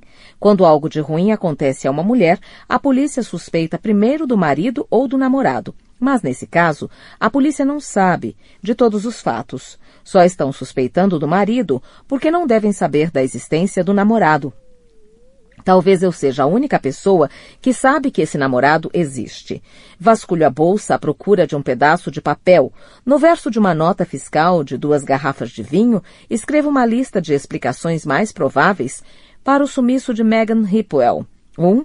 Ela fugiu com o namorado, que de agora em diante vou chamar de N. 2. N causou algum mal a ela. 3. Scott causou algum mal a ela. 4. Ela simplesmente abandonou o marido e foi morar em outro lugar. 5. Outra pessoa, nem N, nem Scott, causou algum mal a ela. Acho que a primeira possibilidade é a mais provável e a 4 também é uma forte recorrente porque Megan é uma mulher decidida e independente, tenho certeza. E se ela estivesse tendo um caso, poderia querer se afastar para botar a cabeça no lugar. Não poderia? A opção 5 não parece tão plausível, uma vez que ser assassinada por um desconhecido não é muito usual. O galo na minha cabeça está latejando e não consigo parar de pensar na discussão que vi, ou imaginei, ou com que sonhei no sábado à noite. Quando passamos da casa de Megan e Scott, ergo o olhar. Sinto o sangue pulsar dentro de minha cabeça. Estou agitada, estou com medo. As janelas do número 15, refletindo o sol da manhã, parecem olhos cegos. Noite. Mal me acomodo no banco e o telefone toca. É Cat. Deixo cair na caixa postal. Ela deixa uma mensagem. Oi, Rachel. Só estou ligando para saber se você está bem. Ela está preocupada comigo por causa do lance com o táxi. Só queria pedir desculpas pelo outro dia, sabe? Por ter pedido a você que se mudasse. Não devia ter feito aquilo. Eu exagerei. Você pode ficar aqui o tempo que quiser. Há um longo silêncio e por fim ela diz. Vou esperar você me ligar, tá? E venha para casa, Rat. Não passe no pub. Não pretendo passar mesmo. No almoço senti vontade de beber. Estava desesperada por uma dose depois do que aconteceu hoje de manhã em Whitney. Mas não tomei nada, pois precisava manter a mente alerta. Faz muito tempo que não tenho algo, porque vale a pena manter a mente alerta. Minha viagem até Whitney hoje de manhã foi tão estranha. Parecia que eu não passava lá havia séculos, embora, é claro, só faça alguns dias. Mas poderia muito bem ter sido um lugar completamente diferente, uma outra estação, numa outra cidade. Eu era uma pessoa diferente daquela que foi até lá no sábado à noite. Hoje eu estava careta, sóbria, extremamente ciente do barulho, da luz e do medo da descoberta. Eu era uma invasora. Foi assim que me senti esta manhã, porque agora esse lugar é território deles, de Tom e Anna, de Scott e Megan. Eu sou a forasteira. Aqui não é o meu lugar e ainda assim tudo ao redor me é tão familiar. Descendo a escada de concreto da estação, passando pela banca de jornais e entrando na Roseberry Avenue, meio quarteirão até o fim da interseção com T, à direita, o portal em arco para a última passagem subterrânea sob a linha férrea, e à esquerda, Blenheim Road, estreita e arborizada, ladeada por suas belas casas vitorianas. A sensação é de estar voltando ao lar. Não um lar qualquer, como o da infância, um lugar há muito deixado para trás. É a familiaridade de subir a escada sabendo qual degrau vai ranger. A familiaridade não está só na minha cabeça, mas em meus ossos. E na memória muscular. Hoje de manhã, quando ultrapassei a boca escura do túnel, à entrada da passagem subterrânea, apertei o passo. Não foi uma atitude calculada, porque sempre andava um pouco mais rápido naquele trecho. Toda noite, ao voltar para casa, principalmente no inverno, eu costumava apertar o passo, dando uma olhada rápida para a direita, só para garantir. Nunca havia ninguém lá. Nem em nenhuma daquelas noites, nem hoje, e ainda assim, travei ao olhar para aquela escuridão hoje de manhã, porque de repente me vi. Eu me vi, alguns metros lá dentro, caída junto à parede, a cabeça entre as mãos, e tanto a cabeça quanto as mãos sujas de sangue. Com o coração pulando no peito, fiquei lá parada, os passageiros matinais, me contornando para continuar o trajeto até a estação, um ou dois deles se virando para me olhar ao passar, já que eu continuava parada feito um 2 de paus. Eu não sabia, e não sei, se foi real. Por que eu teria entrado na passagem subterrânea? Que motivo eu teria para ir até ali, naquele lugar escuro, úmido e com cheiro de mijo? Dei meia volta e retornei para a estação. Eu não queria mais ficar ali. Não queria ir até a porta da casa de Scott e Megan. Eu queria distância dali. Algo ruim aconteceu naquele lugar, eu tenho certeza. Comprei o ticket para a viagem e subi apressada a escada da estação até o outro lado da plataforma. E ao fazer isso, um novo lampejo de memória. Não da passagem subterrânea dessa vez, mas da escada. De ter tropeçado nos degraus e de um homem ter me segurado pelo braço, me ajudando a levantar. O homem do trem, o dos cabelos ligeiramente ruivos. Eu podia vê-lo na minha mente com uma imagem vaga, sem diálogo. Eu me lembro de ter rido de mim mesma, ou de algo que ele disse. Foi gentil comigo, tenho certeza, tenho quase certeza. Algo de ruim aconteceu, mas não creio que tenha a ver com ele. Entrei no trem e segui para Londres. Fui à biblioteca e usei um dos computadores deles para procurar notícias sobre Megan. Uma nota no site Telegraph dizia que um homem de cerca de 30 anos está ajudando a polícia com as investigações. Deve ser Scott. Não creio que ele tenha feito nenhum mal a ela. Eu sei que ele não faria isso. Vi os dois juntos. Sei como são quando estão juntos. Deram um número, tipo disque denúncia também, para você ligar se tiver alguma informação. Vou ligar para ele a caminho de casa, de um telefone público. Vou contar para eles sobre Annie, contar o que vi. Meu celular toca quando estamos entrando em Ashbury. É Cat, de novo. Pobrezinha, está mesmo preocupada comigo. Rhett, você está bem? Está vindo para casa? Sua voz soa ansiosa. Sim, estou a caminho, respondo. Chego em 15 minutos. A polícia está aqui, Rachel, diz ela, e meu corpo gela por completo. Eles querem falar com você. Quarta-feira, 17 de julho de 2013. Megan ainda não apareceu e eu menti várias vezes para a polícia. Eu já estava em pânico quando cheguei ao apartamento ontem à noite. Tentei me convencer de que eles queriam falar comigo a respeito do acidente com o táxi, mas não fazia sentido. Eu tinha falado com a polícia local do atropelamento. Ficou claro que a culpa foi minha.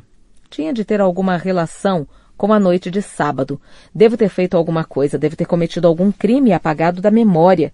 Sei que parece improvável. O que eu poderia ter feito? Ido a Blenheim Road, atacado Megan Whipwell, jogado o corpo dela em algum lugar e ter me esquecido de tudo? Que ideia ridícula. Sim, isso é ridículo. Mas sei que alguma coisa aconteceu no sábado. Eu tive certeza quando olhei para aquele túnel escuro sob a linha férrea e meu sangue gelou nas veias. Apagões de memória acontecem. E não é simplesmente uma questão de não ter ideia de como você voltou para casa depois de uma noitada, nem de esquecer o que foi tão engraçado naquela conversa que você teve no pub. É diferente, breu total, horas perdidas que nunca mais serão recuperadas. Tom comprou um livro para mim que falava disso. Não foi um gesto muito romântico, mas ele estava cansado de me ouvir pedindo desculpas de manhã, quando eu nem sabia pelo que estava pedindo desculpas. Acho que ele queria que eu visse o dano que eu estava causando, o tipo de coisa que eu poderia ser capaz de fazer. O autor do livro era médico, mas não tenho a menor ideia se aquilo era confiável. Ele alegava que ter um apagão não era simplesmente questão de esquecer o que havia acontecido, mas de não ter qualquer lembrança que pudesse ser esquecida. A teoria dele era que você entra num estado em que seu cérebro não produz mais memórias de curto prazo e enquanto você está lá no breu total, não se comporta como de costume simplesmente porque está reagindo à última coisa que pensa que aconteceu, porque uma vez que você não está produzindo lembranças, na verdade não pode saber qual foi a última coisa que aconteceu. Ele dava exemplos também, histórias para incutir juízo no bêbado desmemoriado. Um sujeito em Nova Jersey se embebedou em uma festa do Dia da Independência. Depois entrou no carro, dirigiu pela autoestrada na contramão por vários quilômetros e acertou em cheio uma van que levava 7 pessoas. A van pegou fogo e 6 delas morreram. O cara bêbado saiu ileso. Como sempre, ele não tinha mais vaga lembrança de ter entrado no carro. Teve outro homem, esse em Nova York, que saiu de um bar, dirigiu até a casa onde havia morado na infância, esfaqueou os moradores até a morte, tirou a roupa toda, entrou de novo no carro, dirigiu até a sua casa e foi dormir. Ele acordou na manhã seguinte se sentindo péssimo, sem saber onde tinham ido parar suas roupas e nem como chegar em casa. E foi só quando a polícia chegou para prendê-lo que ele descobriu que havia assassinado brutalmente 2 pessoas por nenhuma razão aparente. Então, sei que soa ridículo, mas não é impossível. E quando cheguei em casa ontem à noite, já havia me convencido de que estava envolvida, de alguma forma, no desaparecimento de Megan. Os policiais estavam no sofá da sala, um quarentão à paisana e um mais novo de uniforme com espinhas no pescoço. Cat estava torcendo as mãos junto à janela. Ela parecia estar apavorada. Os policiais se levantaram. O que estava à paisana, muito alto e meio corcunda, apertou minha mão e se apresentou como detetive e inspetor Gaskill. Também me disse o nome do colega, mas não me lembro qual era. Eu não estava prestando muita atenção. Mal conseguia respirar. Qual é o problema? Disparei. Aconteceu alguma coisa? Foi com a minha mãe? Com o Tom? Estão todos bem, senhorita Watson. Só precisamos conversar sobre o que a senhorita fez no sábado à noite, disse Gaskell. É bem o tipo de coisa que falam na televisão. Não parecia real. Eles querem saber o que fiz na noite de sábado. Que diabos foi que eu fiz na noite de sábado? Preciso me sentar. Falei e o detetive me indicou o lugar onde estava sentado antes, ao lado do espinha no pescoço. Cat trocava o peso de um pé para o outro, sem parar, e mordia o lábio inferior. Ela parecia estar aflita. Você está bem, senhorita Watson? Perguntou Gaskell. Ele apontou para o corte sobre o meu olho. Fui atropelada por um táxi, respondi. Ontem à tarde em Londres. Fui ao hospital, pode verificar. Tudo bem, disse ele, com um ligeiro gesto de cabeça. Então, sábado à noite. Fui a Whitney, afirmei, tentando manter o tom de voz firme. Para fazer o quê? Espinha no pescoço, tinha um bloquinho de anotações e um lápis nas mãos. Eu queria ver meu marido. Ah, Rachel, murmurou Cat. O detetive a ignorou. Seu marido? Perguntou ele. Quer dizer, seu ex-marido, Tom Watson. Sim, ainda uso o sobrenome dele. Foi mais conveniente assim. Não precisei alterar os cartões de crédito, o endereço de e-mail, tirar um novo passaporte, essas coisas. Isso mesmo. Eu queria vê-lo, mas então percebi que não era uma boa ideia. Então voltei para casa. A que horas foi isso?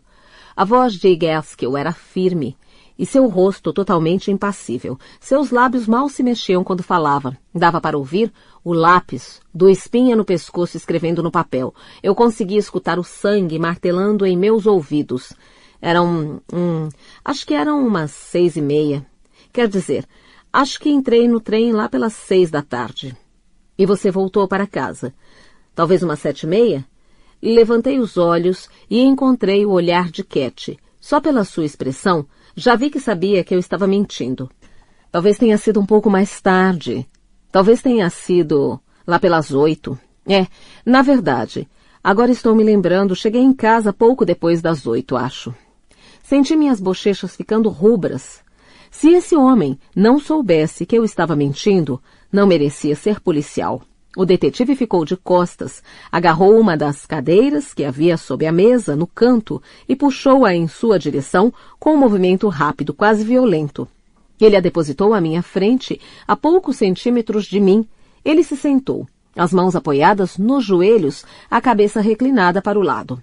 Tudo bem, disse ele. Você saiu por volta das 6, o que quer dizer que estaria em Whitney lá pelas 6:30. E chegou aqui de volta umas 8, o que significa que deve ter saído de Whitney em torno das 7:30. Foi mais ou menos isso? Sim, foi isso mesmo, confirmei, a voz falhando, me traindo. Em 1 ou 2 segundos ele iria me perguntar o que fiz entre 6:30 e 7:30 e eu não teria uma resposta.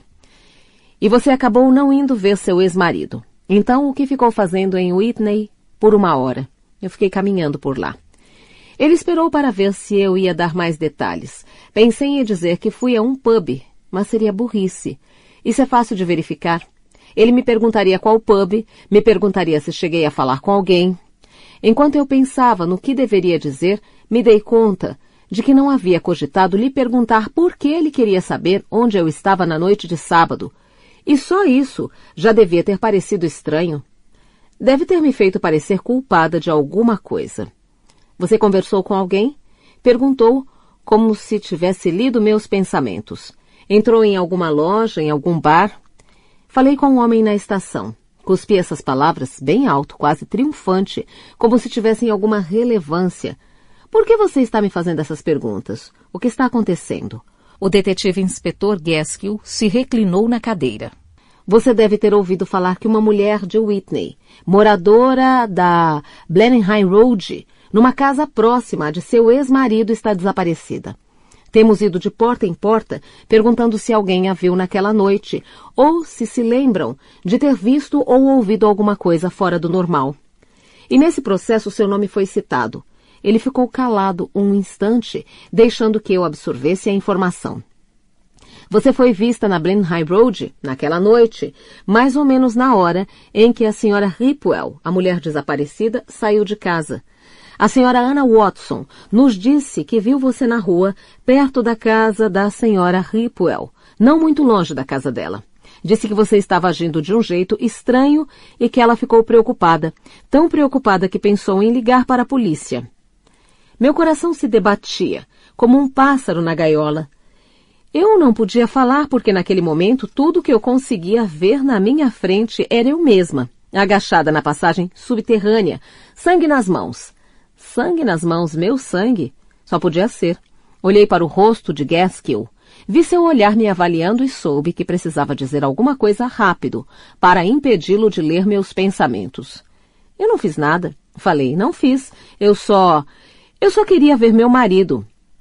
Seu ex-marido. Gaskill me corrigiu pela segunda vez. Ele puxou uma fotografia do bolso do paletó e me mostrou. Era uma foto de Megan. Você viu essa mulher no sábado à noite? Perguntou. Fiquei olhando para a foto por um bom tempo. Parecia tão surreal que ela fosse apresentada daquele jeito, a loira perfeita que eu tinha ficado observando, cuja vida eu havia construído e desconstruído em minha mente. Era um close do rosto dela, um trabalho de fotógrafo profissional. Os traços dela eram um pouco mais brutos do que eu havia imaginado, não tão delicados quanto os da Jess na minha cabeça. Senhora Watson, você a viu? Eu não sabia se a tinha visto. Honestamente não sabia, continuo sem saber. Acho que não, respondi. Você acha que não? Então é possível que a tenha visto. Eu não tenho certeza.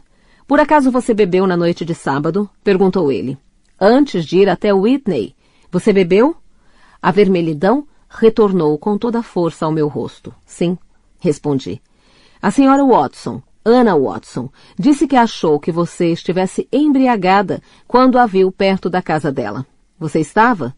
Não, respondi, meu olhar fixo no do detetive para evitar o de Cat.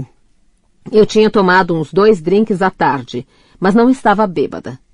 Gaskill deu um suspiro. Pareceu estar decepcionado comigo. Trocou um olhar com uma espinha no pescoço e voltou a me encarar. Devagar e cheio de atitude, ele se levantou e devolveu à cadeira a posição original sob a mesa. Se a senhora se lembrar de qualquer informação sobre sábado à noite, qualquer coisa que nos possa ser útil, faria o favor de me ligar? Pediu ele, me entregando um cartão de visita. Enquanto Gaskill se despedia de Cat com um gesto silencioso, preparando-se para ir embora, eu me afundei no sofá. Pude sentir que meu coração começava a desacelerar, mas voltou a bater mais rápido quando ouvi ele me perguntar. Você trabalha com relações públicas, não é? Na Huntington Whiteley? Isso mesmo, falei, na Huntington Whiteley. Ele vai verificar essa informação e vai descobrir que menti. Não posso deixar que descubra sozinho. Preciso contar para ele. Então, é isso que vou fazer agora pela manhã. Vou à delegacia contar a verdade. Vou contar tudo. Que perdi meu emprego meses atrás, que sábado à noite eu estava muito bêbada e que não tenho a menor ideia da hora que voltei para casa. Vou dizer tudo aquilo que devia ter dito ontem à noite. Que ele está procurando no lugar errado. Vou contar para ele que acho que Megan Ripwell estava tendo um caso extraconjugal. Noite. A polícia acha que sou xereta. Pensam que fico perseguindo pessoas, que sou doida varrida, mentalmente instável. Eu nunca deveria ter ido à delegacia. Piorei muito minha situação e não acho que tenha ajudado Scott, que foi o motivo pelo qual resolvi ir até lá. Ele precisa da minha ajuda porque é óbvio que a polícia vai suspeitar que ele causou algum mal a ela. E sei que não é verdade porque eu o conheço. Sinto isso de verdade, por mais louco que pareça. Vi como ele a trata. Ele seria incapaz de lhe fazer mal. Tudo bem, ajudar Scott não foi o único motivo que me fez procurar a polícia. Havia a questão da mentira que precisava ser corrigida. A mentira a respeito de eu trabalhar para Huntington Whiteley. Demorou séculos até eu tomar coragem e entrar na delegacia. Cheguei a pensar em dar meia volta e retornar para casa uma dezena de vezes, mas acabei entrando. Perguntei ao policial que estava na recepção se eu poderia falar com o detetive inspetor Gaskill. e ele me levou à sala de espera abafada, onde fiquei sentada por mais de 1 hora, até alguém vir me buscar. Naquela altura, eu já estava suando e tremendo, feito uma condenada a caminho do cadafalso. Fui levada até outra sala, menor e ainda mais abafada, sem janelas nem circulação de ar. Fui deixada lá sozinha por outros 10 minutos até Gaskill e uma mulher, também apaisana, aparecerem. Gaskill me cumprimentou educadamente. Não parecia surpreso em me ver. Apresentou sua colega como sendo a detetive-sargento Riley. Ela é mais nova que eu, alta, magra, cabelos negros, bonita, de uma forma vulpina, com seus traços afilados. Ela não retribuiu meu sorriso. Todos nos sentamos e ninguém disse nada. Eles ficaram só me esperando falar. Eu me lembrei do homem. Comecei. Eu falei que havia um homem na estação. Posso descrevê-lo. Riley ergueu ligeiramente as sobrancelhas e se ajeitou na cadeira. Tinha a estatura mediana. Não era gordo nem magro e os cabelos eram puxados para o ruivo. Escorreguei na escada e ele me pegou pelo braço. Gaskill se inclinou para a frente, os cotovelos na mesa, as mãos entrelaçadas em frente à boca. Ele acho que estava com uma camisa azul. Isso não é exatamente verdade. Eu me lembro, sim, de um homem e tenho certeza de que seu cabelo tendia para o ruivo e acho que sorriu para mim. Pelo menos um sorriso de canto de boca quando eu estava no trem. Acho que ele saltou em Whitney e acho que pode ter conversado comigo. É possível que tenha escorregado na escada. Tenho essa lembrança, mas não sei dizer se ela pertence à noite desse sábado ou ao outro dia. Já escorreguei várias vezes em muitas escadas, não tenho ideia de com que roupa ele estava. Os detetives não ficaram impressionados com o meu relato. Riley balançou a cabeça, de forma quase imperceptível.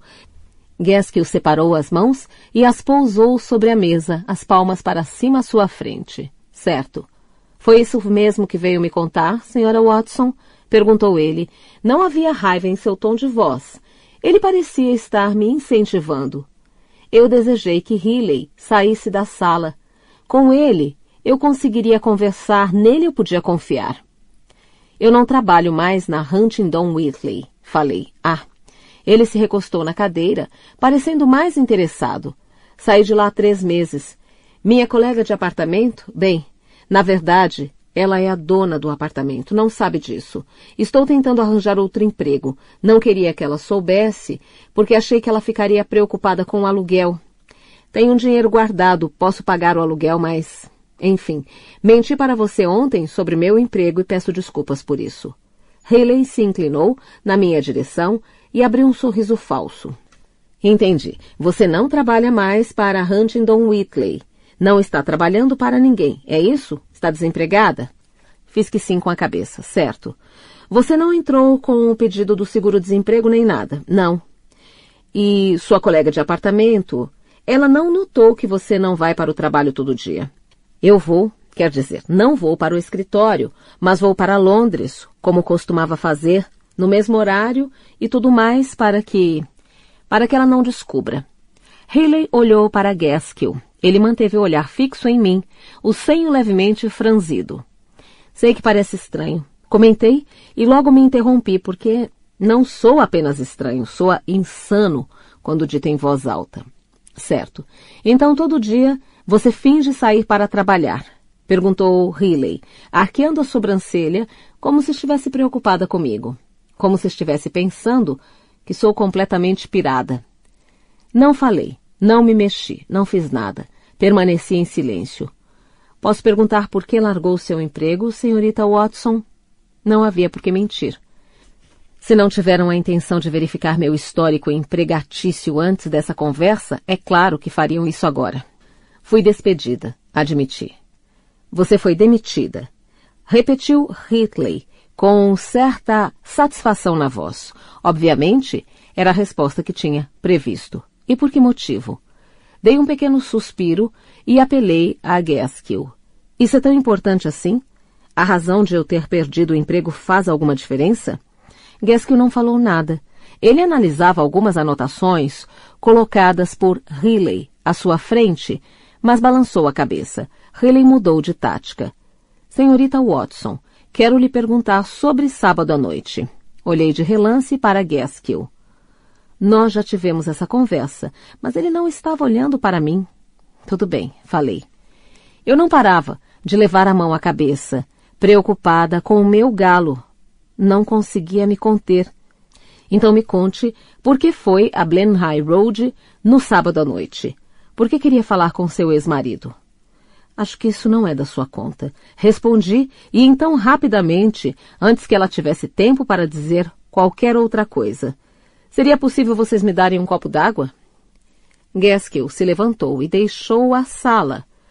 O que não foi bem o desenlace que eu tinha em mente. Riley não disse uma palavra, simplesmente continuou me encarando, o traço de um sorriso ainda nos lábios. Não consegui sustentar seu olhar. Baixei os olhos para a mesa, deixei-os vagar pelo recinto. Sabia que isso era uma tática. Ela permanecia em silêncio, para que eu me sentisse tão incomodada a ponto de me ver obrigada a falar, mesmo sem querer. Eu precisava discutir com ele alguns detalhes, falei, assuntos particulares. Soei pomposa e ridícula. Riley deu um suspiro. Mordi o lábio, determinada a não falar mais nada até que Gaskill voltasse à sala. Assim que ele retornou, depositando um copo d'água turva à minha frente, Riley se pronunciou. Assuntos particulares, insistiu ela, isso mesmo. Riley e Gaskill se entreolharam. Não sei se por irritação ou por diversão. Pude sentir o gosto do suor sobre o lábio superior. Tomei um gole d'água. Tinha gosto de água parada. Gaskill remexeu os papéis à sua frente e depois os empurrou para o lado, como se tivesse terminado com eles. Ou como se o que quer que estivesse neles não lhe interessasse tanto assim.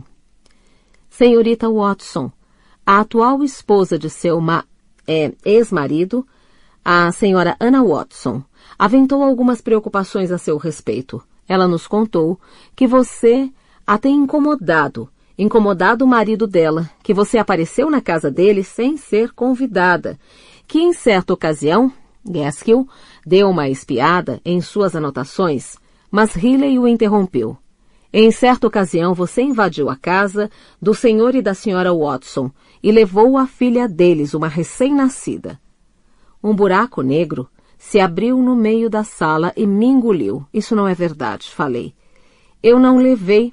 Não foi assim que aconteceu. Isso está errado. Eu não a levei.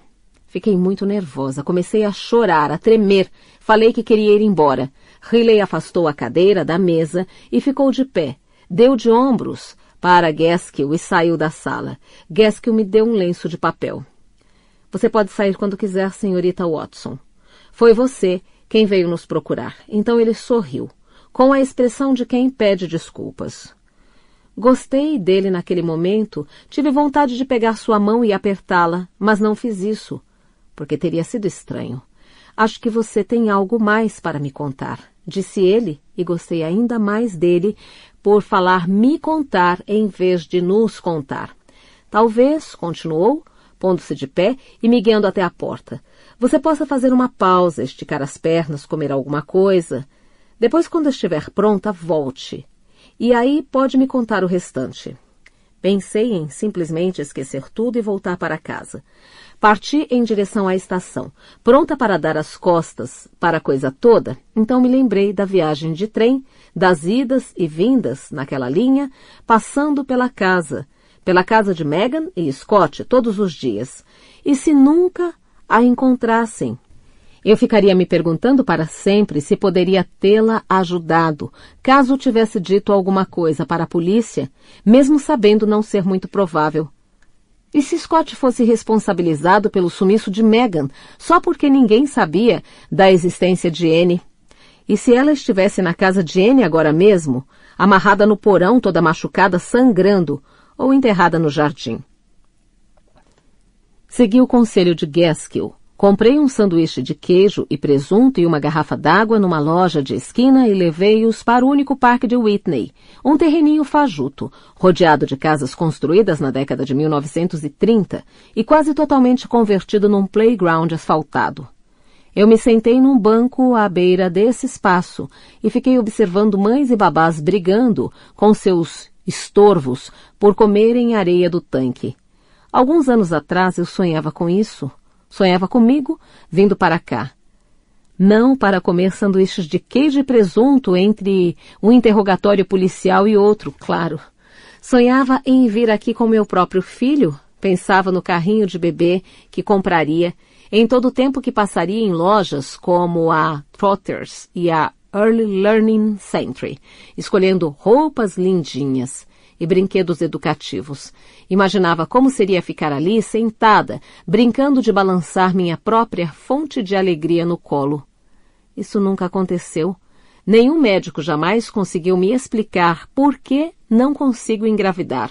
Sou jovem, tenho uma boa constituição física, não bebia tanto assim quando estávamos tentando. O sêmen do meu marido era ativo e abundante. Simplesmente não aconteceu. Não sofri a agonia do aborto espontâneo, nem cheguei a engravidar. Fizemos uma tentativa de fertilização in vitro apenas, pois era só o que tínhamos condição de pagar. Foi como todo mundo tinha dito que seria. Desagradável e difícil. Ninguém me avisou que iria acabar com a gente, mas acabou, ou melhor, acabou comigo. E eu acabei com nós dois. O problema de ser estéril é que é algo que você não consegue esquecer. Não, quando se está na faixa dos 30 anos. Minhas amigas estavam tendo filhos, as amigas das amigas estavam tendo filhos, gravidezes, partos, e primeiros aniversários pipocavam por toda parte. Me perguntavam sobre isso o tempo todo. Minha mãe, nossos amigos, colegas de trabalho, quando seria a minha vez? A certa altura, nossa falta de filhos se tornou assunto nas conversas de domingo, durante o almoço, não só entre mim e Tom, mas entre todo mundo. O que vínhamos tentando? O que devíamos fazer? Você acha mesmo que deveria tomar uma segunda taça de vinho? Eu era jovem, ainda havia tempo, mas o manto do fracasso me envolveu, me oprimindo, me puxando para baixo, e eu perdi a esperança. Na época, eu me ressentia do fato de que aquilo era visto como culpa minha, que era eu quem não estava fazendo a minha parte. Mas como demonstra a rapidez com que Tom conseguiu engravidar Ana, nunca houve problema de virilidade dele. Eu estava errada em sugerir que deveríamos dividir o peso da culpa. Ela era toda minha. Lara, minha melhor amiga desde a faculdade, teve 2 filhos em 2 anos. Primeiro um menino, depois uma menina. Eu não gostava deles. Não queria nem ouvir falar deles. Não queria chegar perto dos 2. Depois de um tempo, Lara parou de falar comigo. Um dia, uma garota do meu trabalho me contou, com a maior naturalidade, como se estivesse falando de uma apendectomia ou da extração de um siso, que tinha abortado por meio de medicamentos e que tinha sido muito menos traumático que o aborto cirúrgico que fez quando estava na faculdade. Não consegui mais falar com ela. Mal consegui olhar para ela. O clima ficou estranho no escritório. As pessoas notaram. Tom não se sentia assim. Para começar, o fracasso não era seu, e em todo caso, ele não precisava de um filho como eu. Ele queria ser pai, queria mesmo.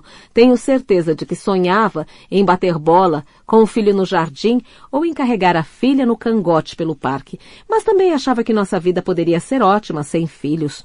Nós somos felizes, ele dizia. Por que não podemos continuar assim? Ele se decepcionou comigo, nunca entendeu como é possível sentir saudade do que nunca se teve e ainda chorar por isso. Eu me senti sozinha em minha angústia e me tornei uma pessoa solitária, então comecei a beber um pouco e depois um pouco mais.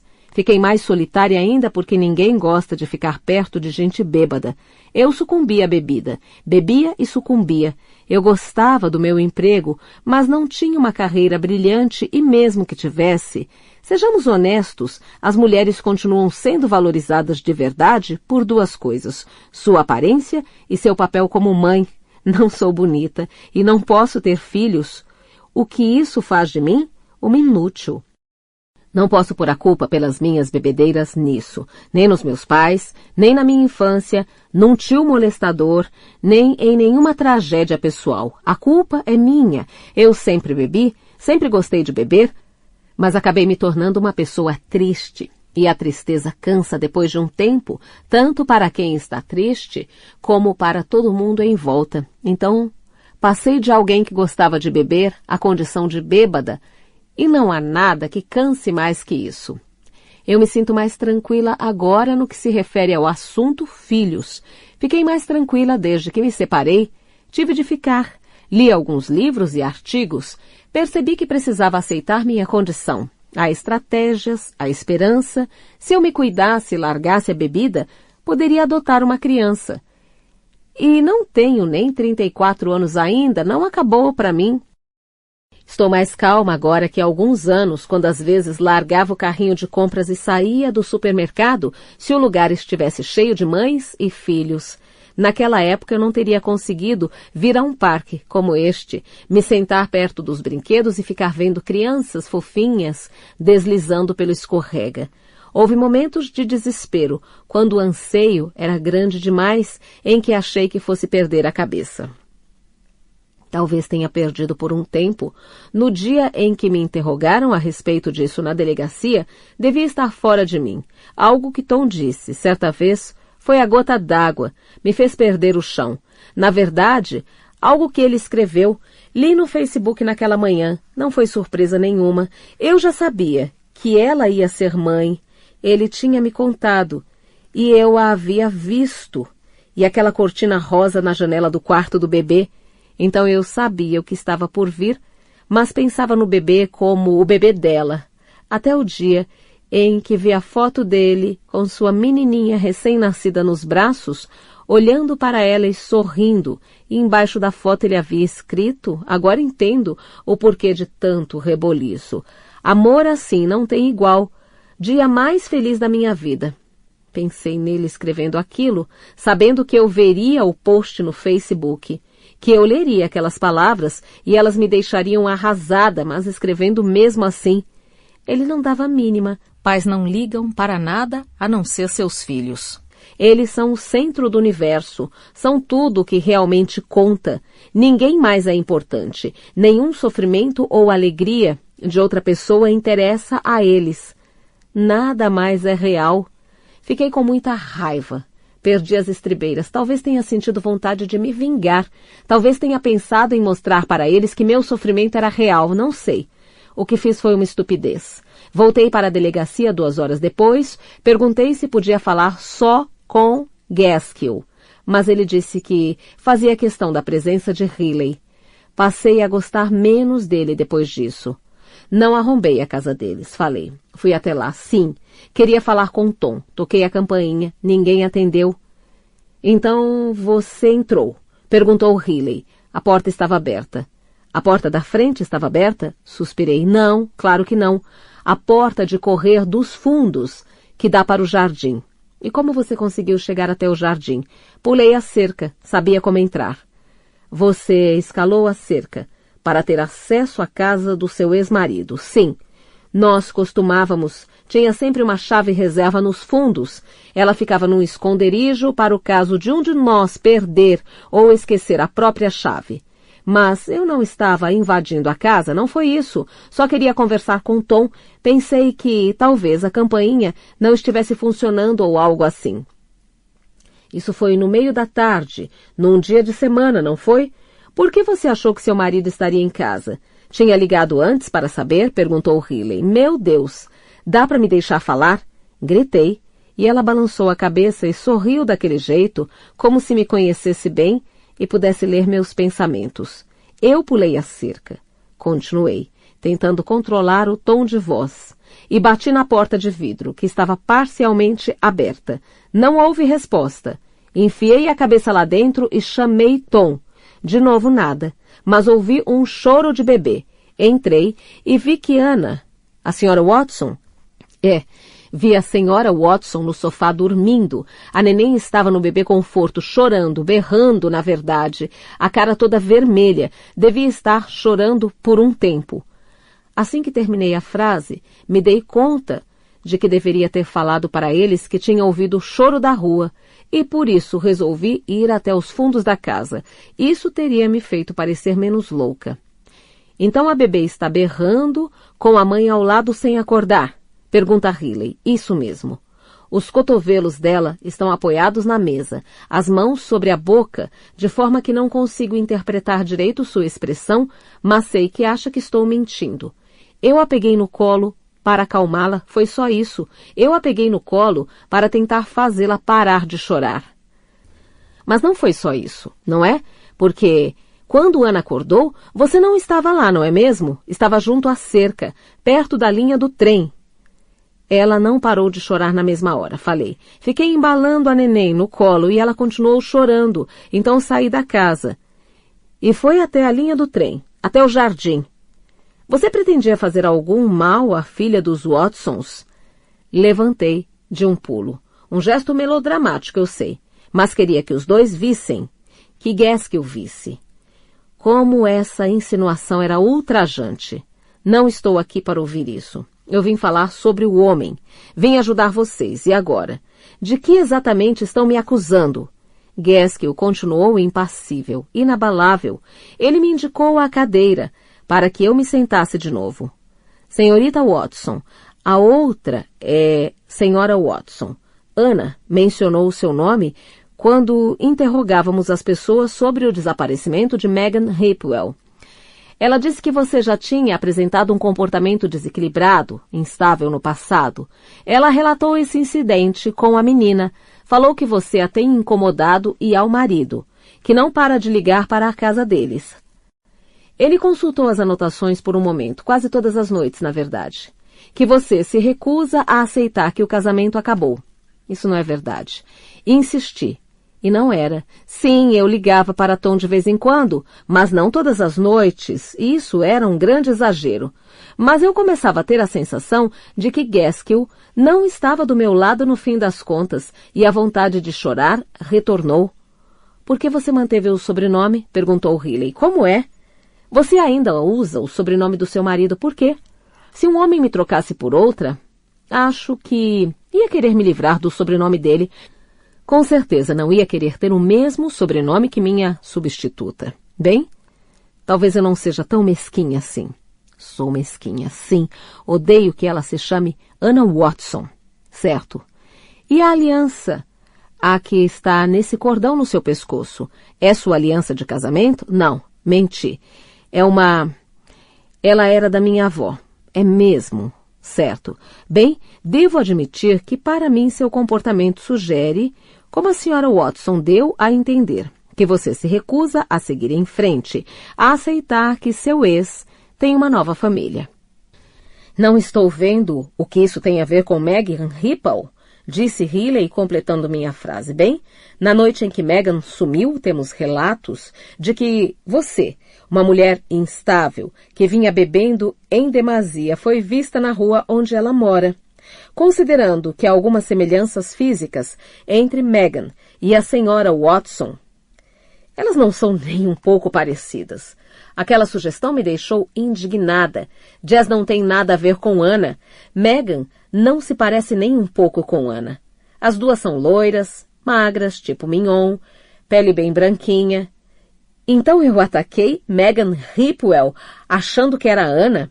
Essa é a coisa mais absurda que já ouvi na vida. Protestei. Mas aquele galo na minha cabeça estava latejando de novo, e a noite de sábado ainda era um pretume só.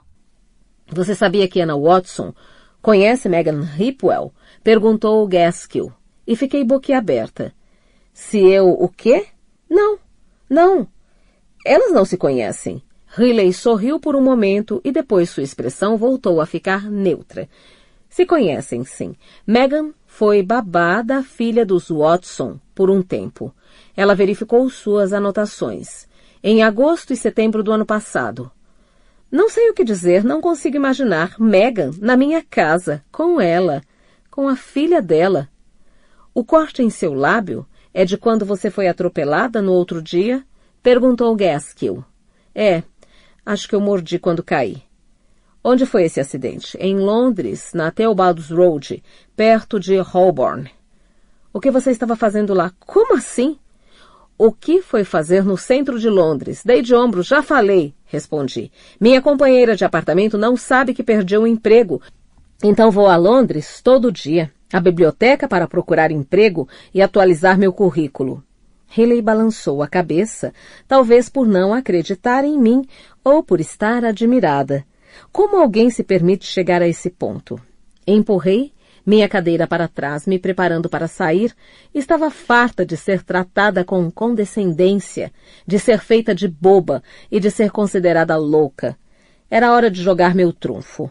Não sei por que estamos falando disso, falei. Achei que vocês teriam coisa melhor a fazer, como investigar o sumiço de Megan Hipwell, por exemplo. Suponho que tenham conversado com o amante dela. Nenhum dos dois disse nada, só ficaram me olhando. Não estavam esperando aquilo. Não sabiam da existência dele. Vocês talvez não soubessem. Megan Hipwell estava tendo um caso, falei, e comecei a andar até a porta. Gaskill me impediu. Ele se mexeu de forma silenciosa e surpreendentemente rápida, e antes que eu pudesse encostar a mão na maçaneta da porta, ele estava à minha frente. Achei que você não conhecesse Megan Hipwell. Não conheço. Insisti, tentando passar. Sente-se. Mandou ele, bloqueando o caminho. Contei-lhes, então, o que tinha visto do trem, sobre como eu costumava observar Megan sentada em sua varanda, pegando sol no fim da tarde ou bebendo café pela manhã. Contei que na semana passada eu a tinha visto com alguém que claramente não era seu marido, que eu os tinha visto se beijando no gramado. Quando foi isso? Perguntou Gaskill, alterado. Parecia estar aborrecido comigo. Talvez porque eu devesse ter dito isso logo no início, em vez de ter desperdiçado o dia todo deles falando de mim. Sexta. Foi na sexta-feira de manhã. Então, no dia anterior ao desaparecimento dela, você a viu com outro homem? Perguntou Riley e suspirou exasperada. Ela fechou a pasta à sua frente. Gaskill se recostou na cadeira, estudando minha expressão facial. Estava na cara que ela achava que eu estava inventando tudo. Ele já não tinha tanta certeza. Pode descrevê-lo? Pediu Gaskill. Alto, moreno, bonito? Interrompeu Riley. Mais alto que Scott Hipwell. Eu sei porque já os vi juntos, Megan e Scott Hipwell. E esse homem era diferente, mais esbelto, mais magro, mais moreno. Deve ser de algum país asiático. Você conseguiu determinar a etnia desse homem de lá do trem? Questionou Riley. Impressionante. E quem é essa Jess? Como assim? Você falou em uma Jess, agorinha mesmo. Meu rosto corou de novo. Fiz que não com a cabeça. Não falei, disse. Gaskill se levantou e estendeu a mão para que eu a apertasse. Acho que isso já é o suficiente. Apertei-lhe a mão, ignorei Riley e me virei para sair. Não chegue nem perto de Blenheim Road, senhora Watson, recomendou Gaskill. Não contate seu ex-marido, a não ser que seja algo importante, e não se aproxime de Anna Watson nem da filha dela. No trem a caminho de casa, ao analisar tudo o que deu errado hoje, fico surpresa por não estar me sentindo tão mal. Pensando bem, já sei por quê. Não bebi ontem à noite e não sinto vontade de beber agora. Estou interessada pela primeira vez em muito tempo em algo que não seja minha própria desgraça. Tenho um objetivo, ou pelo menos tenho uma distração. Quinta-feira, 18 de julho de 2013, manhã. Comprei 3 jornais antes de entrar no trem hoje. Megan está desaparecida há 4 dias e 5 noites, e a história tem recebido muita cobertura da imprensa. O Daily Mail, como era de se esperar, conseguiu achar fotos de Megan de biquíni, mas de todos os jornais foi o que traçou o perfil mais detalhado dela. Nascida em Rochester em 1983 e batizada como Megan Mills, ela se mudou com os pais para Kings Lynn, em Norfolk, aos 10 anos. Era uma criança inteligente, bastante extrovertida, artista e cantora de talento. Uma amiga de escola disse que ela era engraçada, muito bonita e meio doidinha. Sua doidice parece ter sido exacerbada pela morte do irmão Ben, que era muito próxima. Ele morreu num acidente de moto aos 19 anos. Nessa época ela estava com 15. Ela fugiu de casa 3 dias depois do enterro dele. Foi presa 2 vezes, uma por furto e outra por prostituição. Seu relacionamento com os pais, segundo o Mail, foi rompido. Tanto a mãe quanto o pai de Megan morreram há alguns anos sem terem se reconciliado com a filha. Ao ler isto, fico extremamente triste por Megan. Percebo que talvez, no fim das contas, ela não seja tão diferente de mim. Também vive isolada e é solitária. Aos 16 anos, ela foi morar com o namorado na casa dele, perto de Hawkham, na parte norte de Norfolk. Segundo a amiga de escola, ele era um cara mais velho, músico, ou algo assim. Ele usava drogas. Não vimos mais Megan direito depois que os dois se juntaram. O nome do namorado não é mencionado. Então não devem tê-lo localizado, talvez nem exista. A amiga de escola pode simplesmente estar inventando essas coisas para aparecer no jornal. Depois disso, eles pulam vários anos. De repente, Megan está com 24 anos, morando em Londres, trabalhando como garçonete em um restaurante na parte norte da cidade. Lá, ela conhece Scott Ripwell, um consultor independente de TI que é amigo do gerente do restaurante, e os dois se apaixonam. Após um namoro intenso, Megan e Scott se casam. Ela com 26 anos, ele com 30.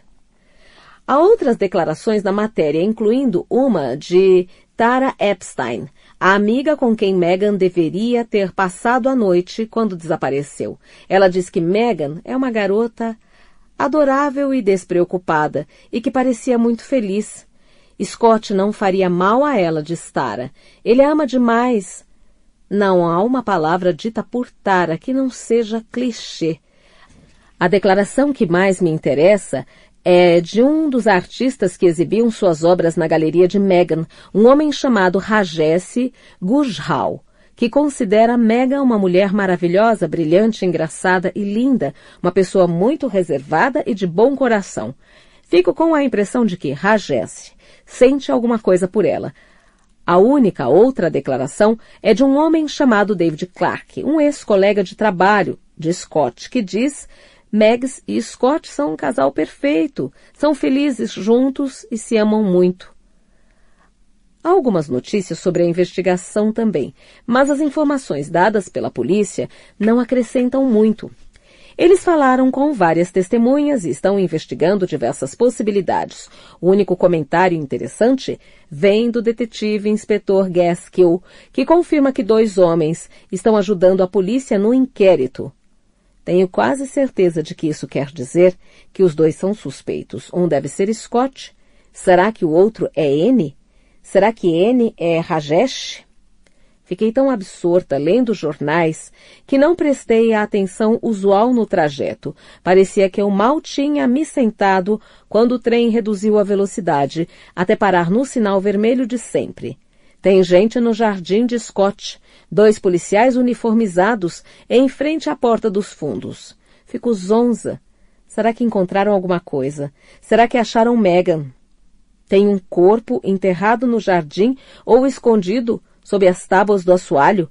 Não consigo parar de pensar nas roupas ao lado da linha do trem.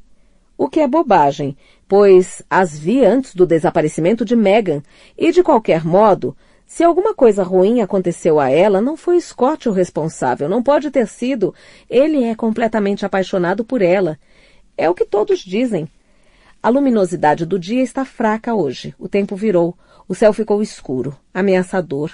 Não consigo ver o interior da casa. Não consigo ver o que está acontecendo. Sinto um certo desespero. Não aguento ficar de fora, para o bem ou para o mal. Agora faço parte disso. Preciso saber o que está acontecendo. Pelo menos tenho um plano.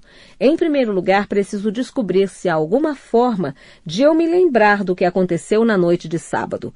Quando chegar à biblioteca, vou fazer uma busca na internet para descobrir se a hipnoterapia poderia me fazer lembrar, se é realmente possível recuperar esse tempo perdido. Em segundo lugar, e considero isso importante, pois acho que a polícia não acreditou em mim quando lhes contei sobre o amante de Meghan. Preciso entrar em contato com Scott Ripwell. Preciso lhe contar. Ele merece saber. Noite. O trem está cheio de pessoas encharcadas de chuva, o vapor saindo das roupas e condensando nas janelas. O cheiro de suor, perfume e sabão em pó paira opressivo sobre as cabeças encurvadas e molhadas.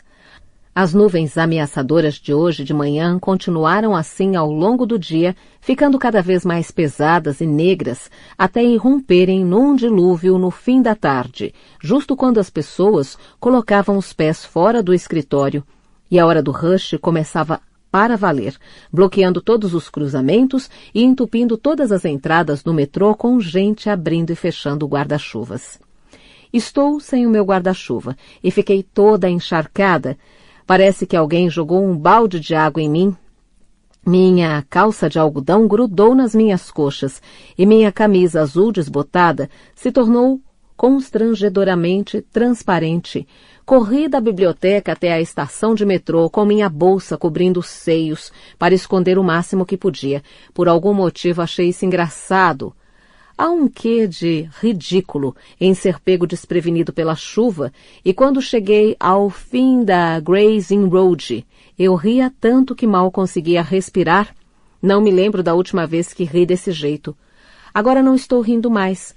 Assim que consegui me sentar, procurei no celular as últimas notícias sobre o caso de Meghan e li o que eu mais temia. Um homem de 35 anos foi convocado a prestar depoimento na delegacia de Whitney quanto ao desaparecimento de Meghan Ripwell, que sumiu de casa na noite de sábado passado. É Scott. Tenho certeza.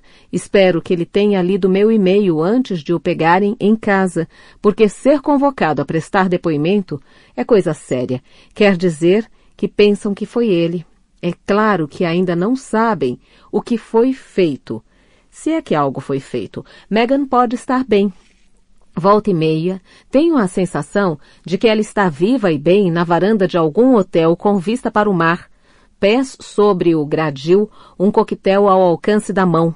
Pensar nela assim me deixa feliz e triste ao mesmo tempo, e então me sinto culpada por me sentir triste. Não lhe desejo mal, não importa o quanto fiquei brava quando vi que ela traía Scott por acabar com minhas ilusões sobre meu casal perfeito. Não, é porque acho que já faço parte desse mistério, que estou conectada a ele. Não sou mais só uma garota no trem, indo e vindo, sem motivo ou propósito. Quero que Meghan reapareça sã e salva. Quero sim, mas não agora. Mandei um e-mail para Scott hoje de manhã. O endereço foi fácil de encontrar. Encontrei o www.shipwellconsulting.com.uk ao jogar seu nome no Google, o site em que ele anuncia uma série de serviços em consultoria, nuvem e plataformas online para empresas e organizações sem fins lucrativos. Eu sabia que era ele porque seu endereço comercial é igual ao residencial. Enviei uma mensagem ao e-mail de contato disponível no site. Cara Scott, meu nome é Rachel Watson. Você não me conhece. Eu gostaria de conversar com você sobre sua mulher. Não tenho nenhuma informação sobre o paradeiro dela, não sei o que aconteceu com ela, mas creio ter informações que podem ajudá-lo. Você pode não querer conversar comigo, o que é compreensível, mas se quiser, me mande um e-mail neste endereço. Atenciosamente, Rachel. De qualquer jeito, nem sei se ele teria entrado em contato comigo. Duvido que o fizesse, se estivesse em seu lugar. Assim como a polícia, ele provavelmente teria achado que sou maluca, uma doida qualquer, que leu sobre o caso nos jornais. Agora nunca vou saber. E se ele foi preso, talvez nunca tenha a oportunidade de ver a minha mensagem. Se foi preso, os únicos que talvez a leiam são os investigadores da polícia, o que vai ficar bem ruim para o meu lado. mas eu precisava tentar. E agora estou desesperada, de mãos atadas, não consigo ver o lado deles, do trilho. O meu lado, porque o trem está cheio de gente e mesmo que pudesse enxergar através das pessoas, com esse temporal minha visão alcançaria no máximo a cerca. Fico me perguntando se alguma evidência está sendo levada pela chuva, se agora, nesse momento, pistas cruciais estão desaparecendo para sempre. Manchas de sangue, pegadas, guimbas de cigarro com traços de DNA. Desejo tanto uma bebida que quase consigo sentir o gosto do vinho na língua. Imagino exatamente a sensação do álcool, atingindo minha corrente sanguínea e fazendo minha cabeça flutuar. Quero e não quero beber, porque se não beber, hoje será meu 3º dia sem álcool, e não consigo me lembrar da última vez em que fiquei sóbria por 3 dias seguidos. Há outro gosto na boca, além desse, o de uma antiga obstinação. Houve um tempo em que eu tinha força de vontade, em que conseguia correr 10 quilômetros antes do café da manhã e passar semanas ingerindo 1.300 calorias por dia. Era uma das coisas que Tom gostava em mim, segundo dizia, minha obstinação, minha força. Eu me lembro de uma briga, bem no finzinho, quando o clima entre nós não tinha mais como piorar, em que ele perdeu a paciência comigo. "O que aconteceu com você, Rachel?" perguntou ele. "Quando foi que você se tornou uma pessoa tão fraca?" Não sei. Não sei onde foi parar aquela força. Não me lembro do momento em que a perdi. Acho que, com o passar do tempo, ela foi se dissipando pouco a pouco pela vida, pelo fardo de vivê-la. O trem para abruptamente, os freios emitindo um guincho assustador no sinal do lado londrino de Whitney. Ouvem-se, pelo vagão, desculpas murmuradas pelos passageiros que tropeçaram, esbarraram ou pisaram em alguém. Ergo o olhar e me vejo encarando o homem de sábado à noite, o ruivo que me ajudou a levantar. Ele está olhando para mim, seus olhos azuis vidrados nos meus, e fico tão assustada que deixo cair o celular. Pego o telefone do chão e ergo os olhos de novo, dessa vez com certa hesitação, não diretamente para ele. Meu olhar passeia pelo vagão, passo o cotovelo na janela embaçada e observo a paisagem lá fora e então, por fim, volto a olhar para ele que sorri para mim, a cabeça meio inclinada para o lado. Posso sentir meu rosto queimando, não sei como reagir a esse sorriso, porque não sei o que significa. Será que é, "Oi, tudo bem? Eu me lembro de você daquela noite", ou "Ah, você é aquela bêbada que caiu na escada e falou merda para mim naquela noite", ou é alguma outra coisa? Não sei, mas pensando bem, acho que tem um fragmento de áudio para acompanhar a imagem de meu escorregão na escada, ele dizendo, "Está tudo bem, querida?" Viro o rosto e olho pela janela de novo. Sinto que ele me observa. Eu queria simplesmente me esconder, sumir. O trem volta a se mover e em alguns segundos estamos entrando na estação Whitney. As pessoas começam a disputar posição junto à porta, dobrando jornais e guardando tablets e e-readers enquanto se preparam para desembarcar. Olho de novo para cima e sinto um grande alívio. Ele se virou para o outro lado e vai descer do trem. É nesse momento que percebo que estou sendo burra. Eu deveria me levantar e segui-lo, conversar com ele. Ele pode me dizer o que aconteceu ou não aconteceu. Pelo menos pode ser capaz de preencher algumas lacunas da história. Eu me levanto. Hesito. Sei que é tarde demais, as portas estão prestes a se fechar, estou no meio do vagão, não vou conseguir passar por aquele aglomerado de gente a tempo. As portas apitam e se fecham. Ainda de pé, eu me viro e olho pela janela enquanto o trem se afasta. O homem de sábado à noite está de pé na chuva, à beira da plataforma, me vendo passar. Quanto mais perto de casa eu chego, mais irritada comigo me sinto. Estou quase mudando de trem em Northcote para voltar a Whitney e procurá-lo. Uma ideia absurda, claro, e bem arriscada, uma vez que, ontem mesmo, Gaskill me avisou para manter distância daquele bairro, mas estou perdendo a esperança de algum dia relembrar o que aconteceu no sábado. Algumas horas de pesquisa, não muito exaustivas, Devo admitir, na internet hoje à tarde confirmaram minhas suspeitas. A hipnose não costuma ajudar na recuperação de horas de apagão, porque conforme indicavam minhas leituras anteriores sobre o assunto, não armazenamos nenhuma lembrança durante essas amnésias alcoólicas. Não há nada a ser lembrado. É e sempre será um buraco negro na minha linha do tempo. Pasta 8. Megan. Quinta-feira, 7 de março de 2013, tarde. O quarto está escuro, abafado, adocicado pelo nosso cheiro. Estamos no Swan de novo, no quarto sob o beiral do telhado, mas há algo diferente, pois ele ainda está aqui, me contemplando. Aonde você quer ir? Ele me pergunta. Há uma casinha na praia da Costa de la Luz, respondo. Ele sorri. E o que faríamos lá? Dou uma risada. Você quer dizer, além disso? Seus dedos percorrem suavemente minha barriga. Além disso, nós vamos abrir um café, exibir arte, aprender a surfar. Ele beija a pontinha do meu osso do quadril e pergunta. E que tal a Tailândia? Franzo o nariz. Muitos adolescentes de férias. Sicília, falo. As Ilhas Egade. Abrimos um bar na praia, vamos pescar. Ele dá outra risada, deita sobre mim e me beija. Irresistível, murmura, você é irresistível. Sinto vontade de dar uma risada, de dizer em voz alta, viu? Eu ganhei. Eu disse que aquela não era a última vez, nunca é a última vez. Mordo o lábio inferior e fecho os olhos. Eu tinha razão, sabia que tinha, mas dizer isso não vai me trazer nenhum benefício. Desfruto de minha vitória em silêncio. Ela me dá quase tanto prazer quanto o toque dele. Mais tarde ele fala comigo como nunca falou antes. Geralmente, sou só eu quem fala, mas dessa vez ele se abre.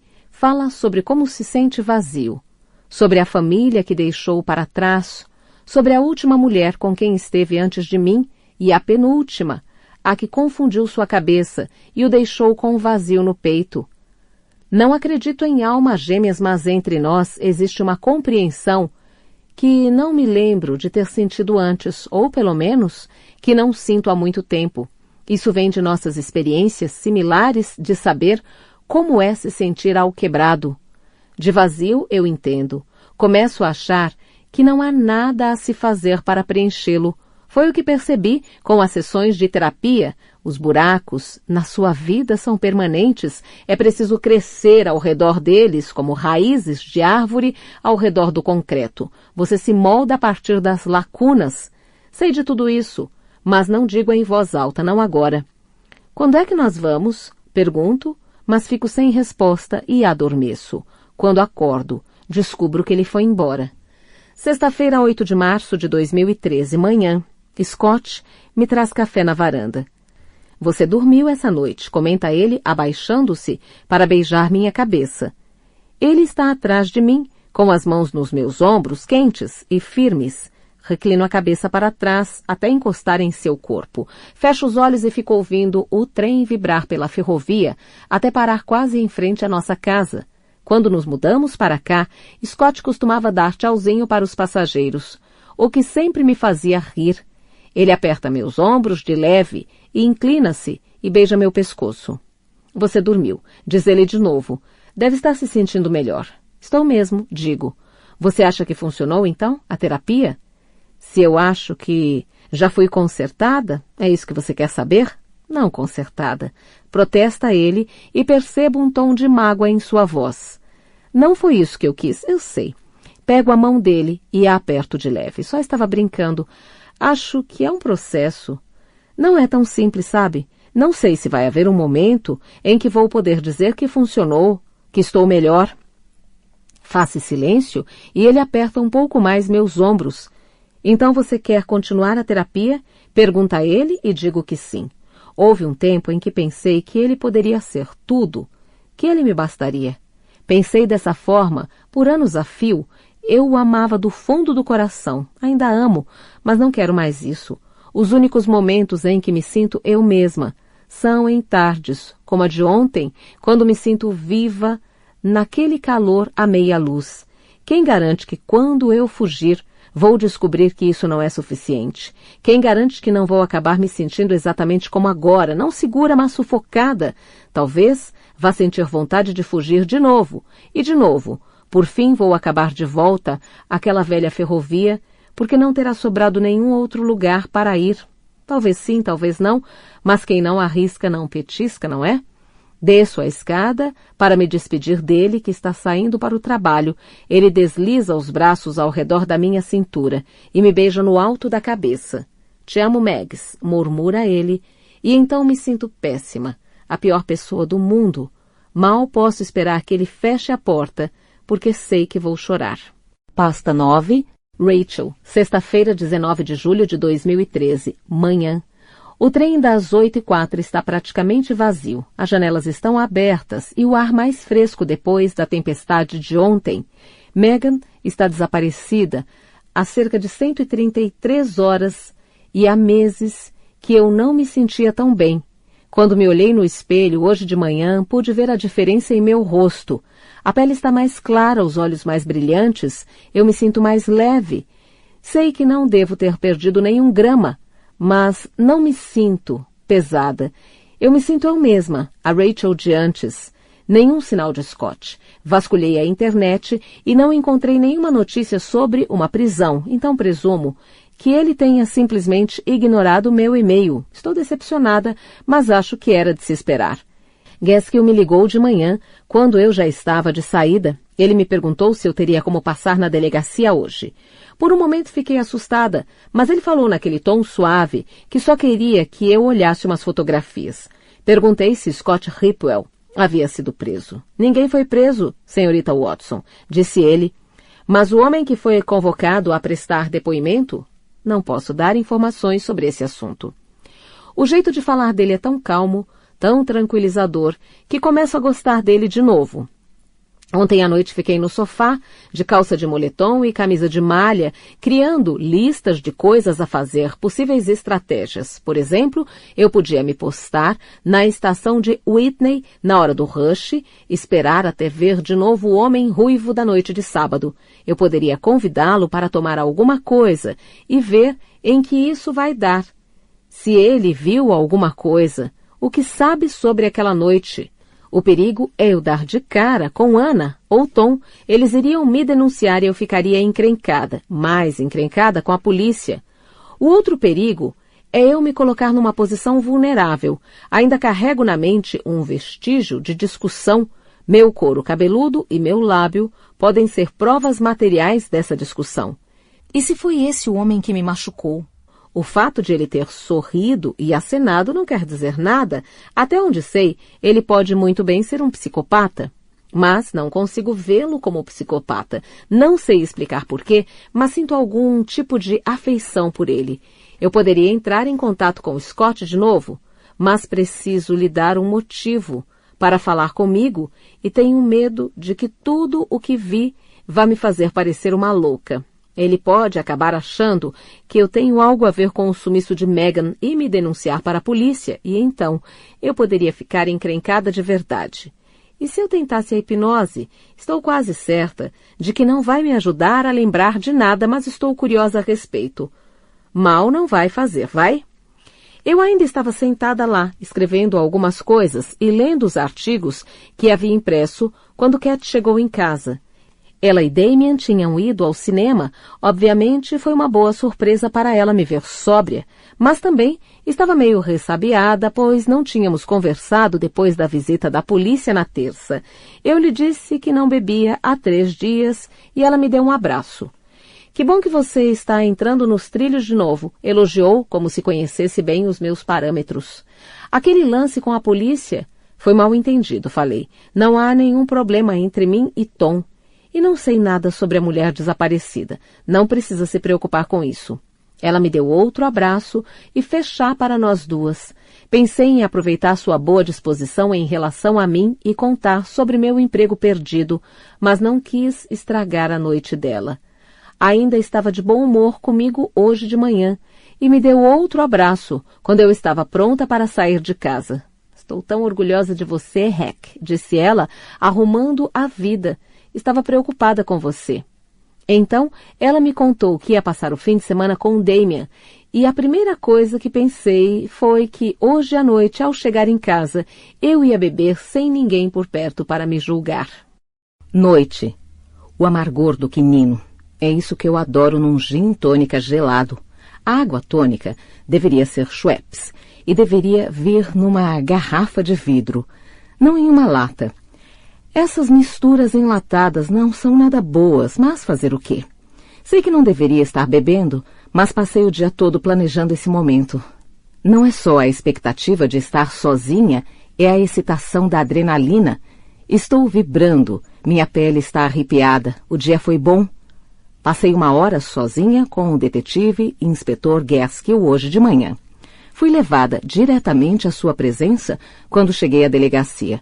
Dessa vez ficamos na sala dele, não na de interrogatórios.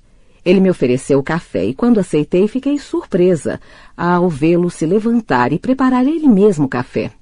Ele tinha uma chaleira elétrica e Nescafé sobre o frigobar num cantinho da sala. Ele se desculpou por não ter açúcar. Gostei de ficar na companhia dele. Gostei de ver suas mãos em ação.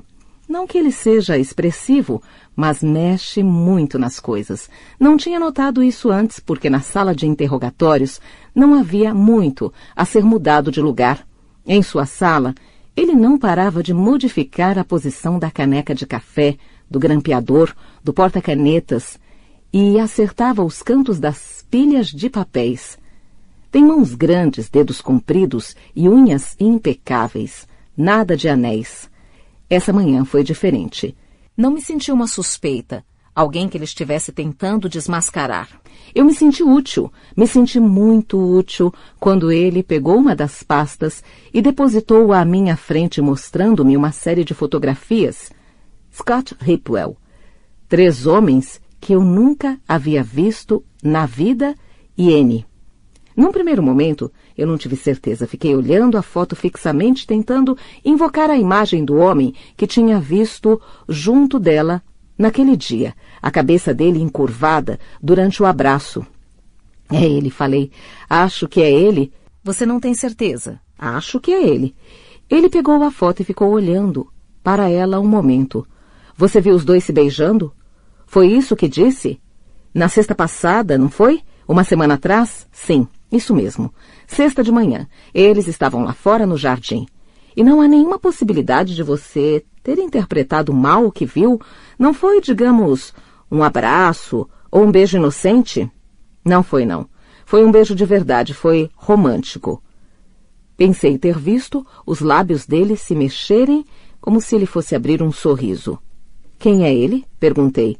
Ele está... Você acha que ela está com ele? Ele não respondeu, só fez um leve movimento com a cabeça. Isso foi... Eu ajudei em alguma coisa? Foi útil de alguma forma?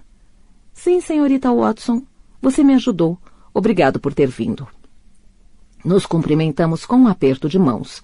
E por um segundo, ele apoiou a mão esquerda de leve no meu ombro direito e tive vontade de virar o rosto e beijá-la. Faz tempo que alguém não me toca com nada, nem parecido com ternura? Bem, a não ser por Cat. Gaskill me conduziu para fora da sala dele até a área principal da delegacia, um ambiente amplo, sem divisórias. Havia cerca de 1 dúzia de policiais nessa área. 1 ou 2 deles me olharam de soslaio, com uma expressão sutil de interesse ou desdém no rosto. Não consegui ter certeza de qual. Atravessamos esse ambiente e entramos num corredor, e foi então que o vi, andando em minha direção, com Riley ao seu lado, Scott Hipwell. Ele havia entrado pela porta principal, estava de cabeça baixa, mas eu o reconheci na hora. Ele levantou o rosto e cumprimentou o Gaskill, com um movimento de cabeça, e em seguida olhou para mim. Por um segundo, nossos olhares se encontraram, e eu pude jurar que ele me reconheceu. Pensei naquela manhã em que o vi na varanda, quando ele olhava fixamente para a linha do trem, quando achei que ele me encarava. Passamos um pelo outro no corredor. Scott estava tão perto de mim que eu poderia ter encostado nele. Era lindo de perto. E uma energia nervosa irradiava dele. Ao chegar ao corredor principal, eu me virei para trás para olhá-lo, tendo certeza de que sentia seu olhar em mim, mas quando me virei, era Riley quem estava me olhando. Peguei o trem para Londres e fui à biblioteca. Li todos os artigos que consegui encontrar sobre o caso, mas não descobri nada além do que já sabia. Procurei hipnoterapeutas em Ashbury, mas não levei isso adiante. É caro e não está claro se realmente ajuda a recuperar a memória, mas lendo as histórias de quem alegava ter se lembrado de coisas com a ajuda da hipnoterapia, percebi que tinha mais medo de ela ser bem-sucedida do que de não funcionar. Não tenho só medo do que eu possa descobrir sobre a noite daquele sábado, mas de muitas outras. Não sei se serei capaz de reviver todas as coisas horríveis que andei fazendo, de ouvir de novo as palavras cheias de ódio que eu disse, de lembrar a expressão no rosto de Tom ao me ouvir dizê-las. Tenho muito medo de me aventurar nessa escuridão. Pensei em mandar outro e-mail para Scott, mas não há necessidade. A reunião matinal com o detetive Gaskell foi a prova de que a polícia está me levando a sério. Não tenho mais nada com que colaborar. Agora só me resta aceitar isso. Pelo menos sinto que ajudei, porque não acredito ser coincidência que Megan tenha desaparecido um dia depois de eu tê-la visto com aquele homem. Com um som de estalo e de efervescência, abro a segunda lata de gin tônica e percebo, impressionada, que não pensei em Tom o dia todo. Pelo menos não até agora. Tenho pensado em Scott, em Gaskell, em Annie, no homem do trem. Tom foi relegado ao 5º lugar. Tomo um gole e sinto que enfim tenho algo a comemorar. Sei que vou ficar melhor e que vou ser feliz. E não vai demorar muito. Sábado, 20 de julho. De 2013. Manhã. Eu não aprendo. Acordo com uma sensação opressiva de que tudo está errado, de vergonha, e na mesma hora sei que fiz algo que não deveria ter feito. Começo meu horrível ritual, dolorosamente familiar, de tentar me lembrar exatamente o que fiz. Mandei um e-mail. Foi isso. Em algum momento da noite passada, Tom foi promovido de novo ao topo da lista de homens em quem fico pensando e lhe enviei um e-mail. Meu laptop está no chão, ao lado da minha cama. Está lá, aboletado, uma presença acusadora. Passo por cima dele quando levanto para ir ao banheiro, bebo água direto da torneira e dou uma conferida geral na minha aparência no espelho. Não estou com uma cara muito boa. Ainda assim, 3 dias sóbria não é nada mal. E vou começar de novo hoje.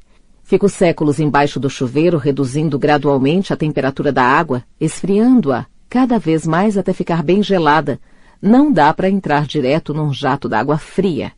É um choque térmico muito grande, mas se for gradual, você nem sente.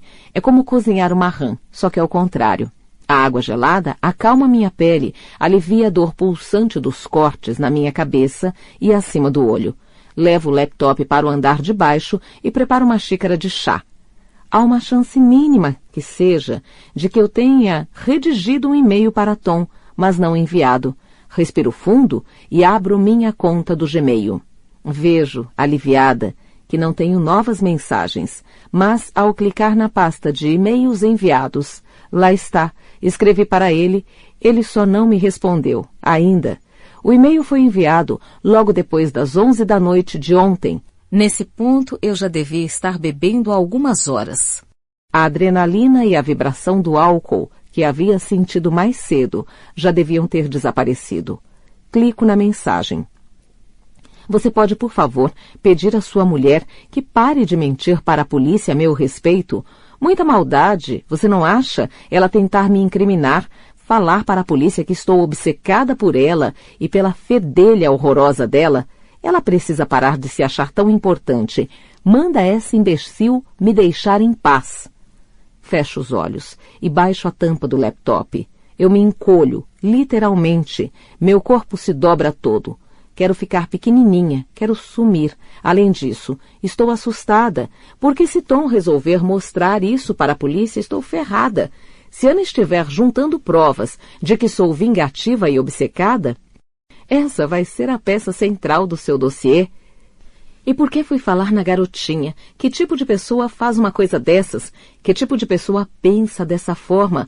Não desejo nenhum mal a ela. Eu seria incapaz de pensar mal de uma criança, qualquer uma, especialmente a filha de Tom. Não me entendo, não entendo a pessoa que me tornei. Meu Deus, ele deve me odiar. Eu me odeio. Pelo menos essa versão de mim, a que escreveu esse e-mail ontem à noite. Ela nem sequer se parece comigo, porque não sou assim. Não sou uma pessoa abominável. Ou será que sou? Tento não pensar nos piores dias, mas as lembranças afluem em momentos como esse. Outra briga, perto do fim, despertando depois de uma festa, depois de uma amnésia alcoólica. Tom me dizendo o que eu tinha feito na véspera, envergonhando-o outra vez, xingando a mulher de um colega dele, gritando com ela, por ter flertado com meu marido. Não quero mais ir a lugar nenhum com você, disse ele. Você me pergunta por que nunca mais convidei meus amigos para virem aqui?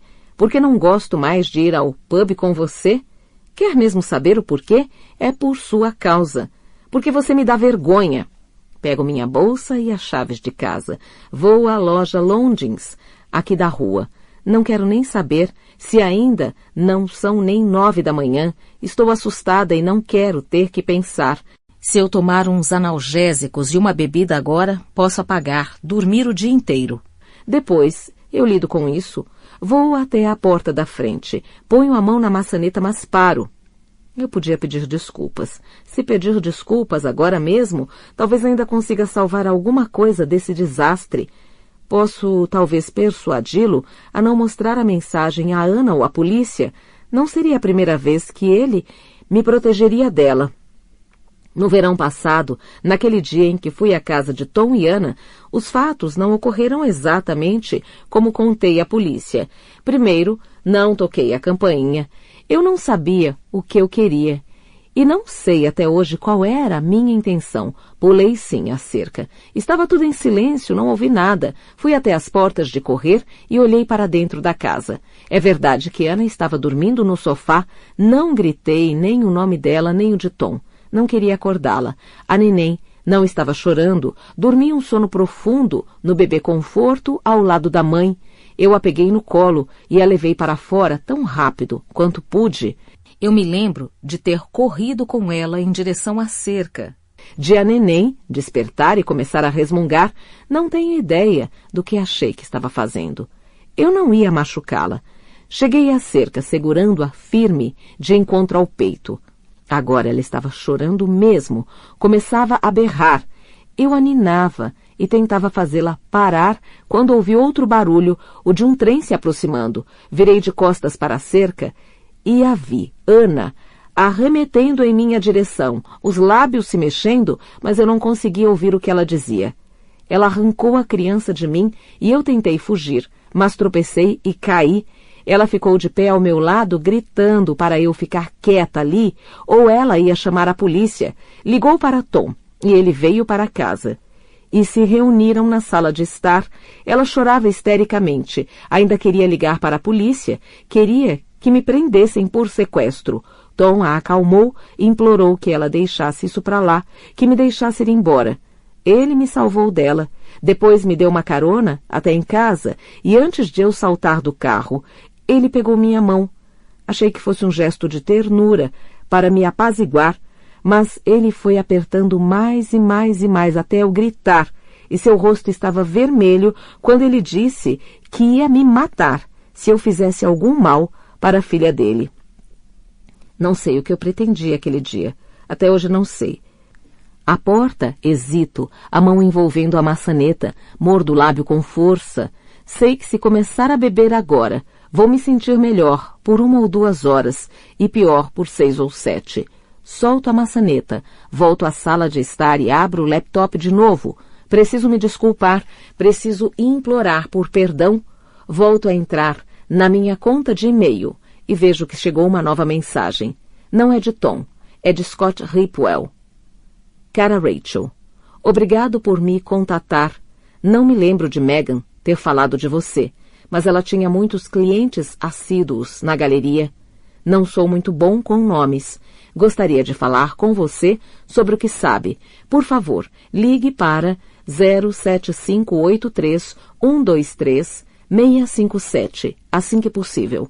Atenciosamente, Scott Hipwell. Por um instante suspeito que ele tenha enviado o e-mail para o endereço errado. Essa mensagem é destinada a outra pessoa. Após um momento brevíssimo, eu me lembro, sentada no sofá, na metade da segunda garrafa, me dei conta de que não queria dar por encerrada a minha participação. Queria estar no olho do furacão. Então escrevi para ele. Rolo a tela, até ver o que eu tinha escrito. Cara Scott, desculpe por contatá-lo outra vez, mas acho importante conversarmos. Não sei se Megan já falou de mim para você. Sou uma amiga da galeria e morava em Whitney. Acho que tem informações de seu interesse. Por favor, me responda nesse mesmo e-mail. Rachel Watson. Sinto o calor subindo ao meu rosto. O estômago, uma poça de ácido. Ontem, sensata, de cabeça limpa, pensando direito, eu havia decidido que devia aceitar que minha participação nessa história havia acabado. Mas meu anjo perdeu a batalha de novo, derrotado pela bebida, pela pessoa que sou quando bebo. A Rachel bêbada não mede as consequências. Ela é excessivamente expansiva e otimista, ou envolta em ódio. Ela não tem passado nem futuro. Ela existe só naquele momento. A Rachel bêbada, querendo fazer parte da história, querendo achar um jeito de convencer Scott a falar com ela, mentiu. Eu menti. Sinto vontade de arranhar minha pele com uma faca, só para sentir outra coisa além de vergonha. Mas nem para isso tenho coragem. Começo a escrever para Tom. Escrevo e apago, tentando encontrar um jeito de pedir perdão pelas coisas que disse ontem à noite. Se eu colocasse no papel todas as transgressões pelas quais tenho que pedir desculpas a Tom, isso daria um livro. Noite. Há uma semana, quase uma semana exatamente, Megan Hipwell saiu do número 15 da Blenheim Road e nunca mais voltou. Ninguém a viu desde então. Nem seu telefone, nem seus cartões de banco foram usados desde sábado. Quando li isso em um artigo hoje mais cedo, comecei a chorar. Estou envergonhada agora das coisas que pensei. Megan não é um mistério a ser solucionado, não é uma figura que aparece na primeira cena de um filme, bela, etérea, incorpórea. Ela não é uma charada, ela é de verdade. Estou no trem, indo para a casa dela. Estou indo encontrar o marido dela. Tive de ligar para ele. O mal estava feito. Eu não podia simplesmente ignorar o e-mail. Ele contaria à polícia. Não contaria? Eu contaria se fosse ele, se um desconhecido entrasse em contato comigo alegando ter informações e depois desaparecesse. Talvez ele até já tenha ligado para a polícia. Talvez eles já estejam esperando por mim lá. Sentada aqui, no meu banco de sempre, me sinto ao volante de um carro que mergulha num abismo. Senti a mesma coisa hoje de manhã, quando disquei seu número, como se despencasse no escuro total, sem saber quando iria atingir o chão. Ele falou baixinho comigo ao telefone, como se houvesse outra pessoa por perto, alguém que ele não quisesse que nos ouvisse. Podemos conversar pessoalmente? Perguntou ele. Não, melhor não, por favor. Hesitei, apenas um segundo e então concordei.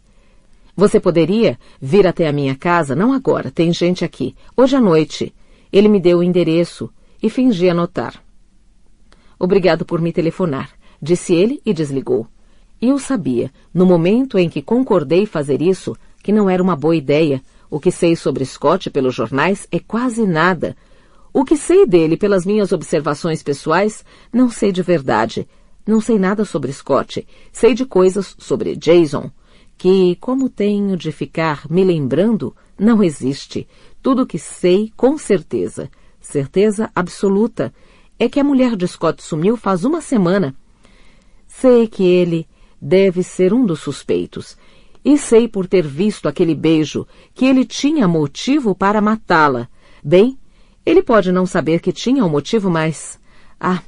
eu me embolei toda pensando nisso. Mas como poderia deixar passar a oportunidade de me aproximar daquela casa, aquela que observei centenas de vezes do trem? da rua, de andar até a porta da frente, entrar, sentar em sua cozinha, em sua varanda, onde os dois ficavam enquanto eu os observava. A tentação era grande demais. Agora, sentada no vagão, estou abraçando meu próprio corpo, as mãos segurando firme os cotovelos, para que parem de tremer como uma criança travessa engajada em alguma aventura. Eu estava tão feliz por ter um objetivo que parei de pensar na realidade. Parei de pensar em Megan.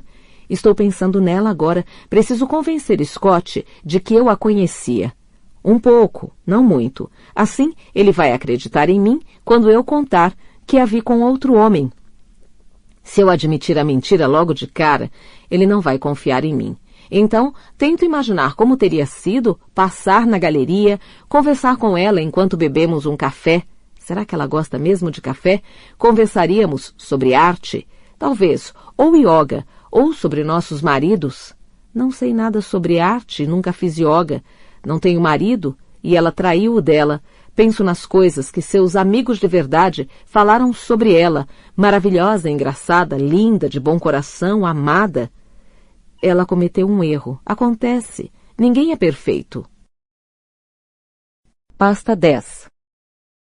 Ana.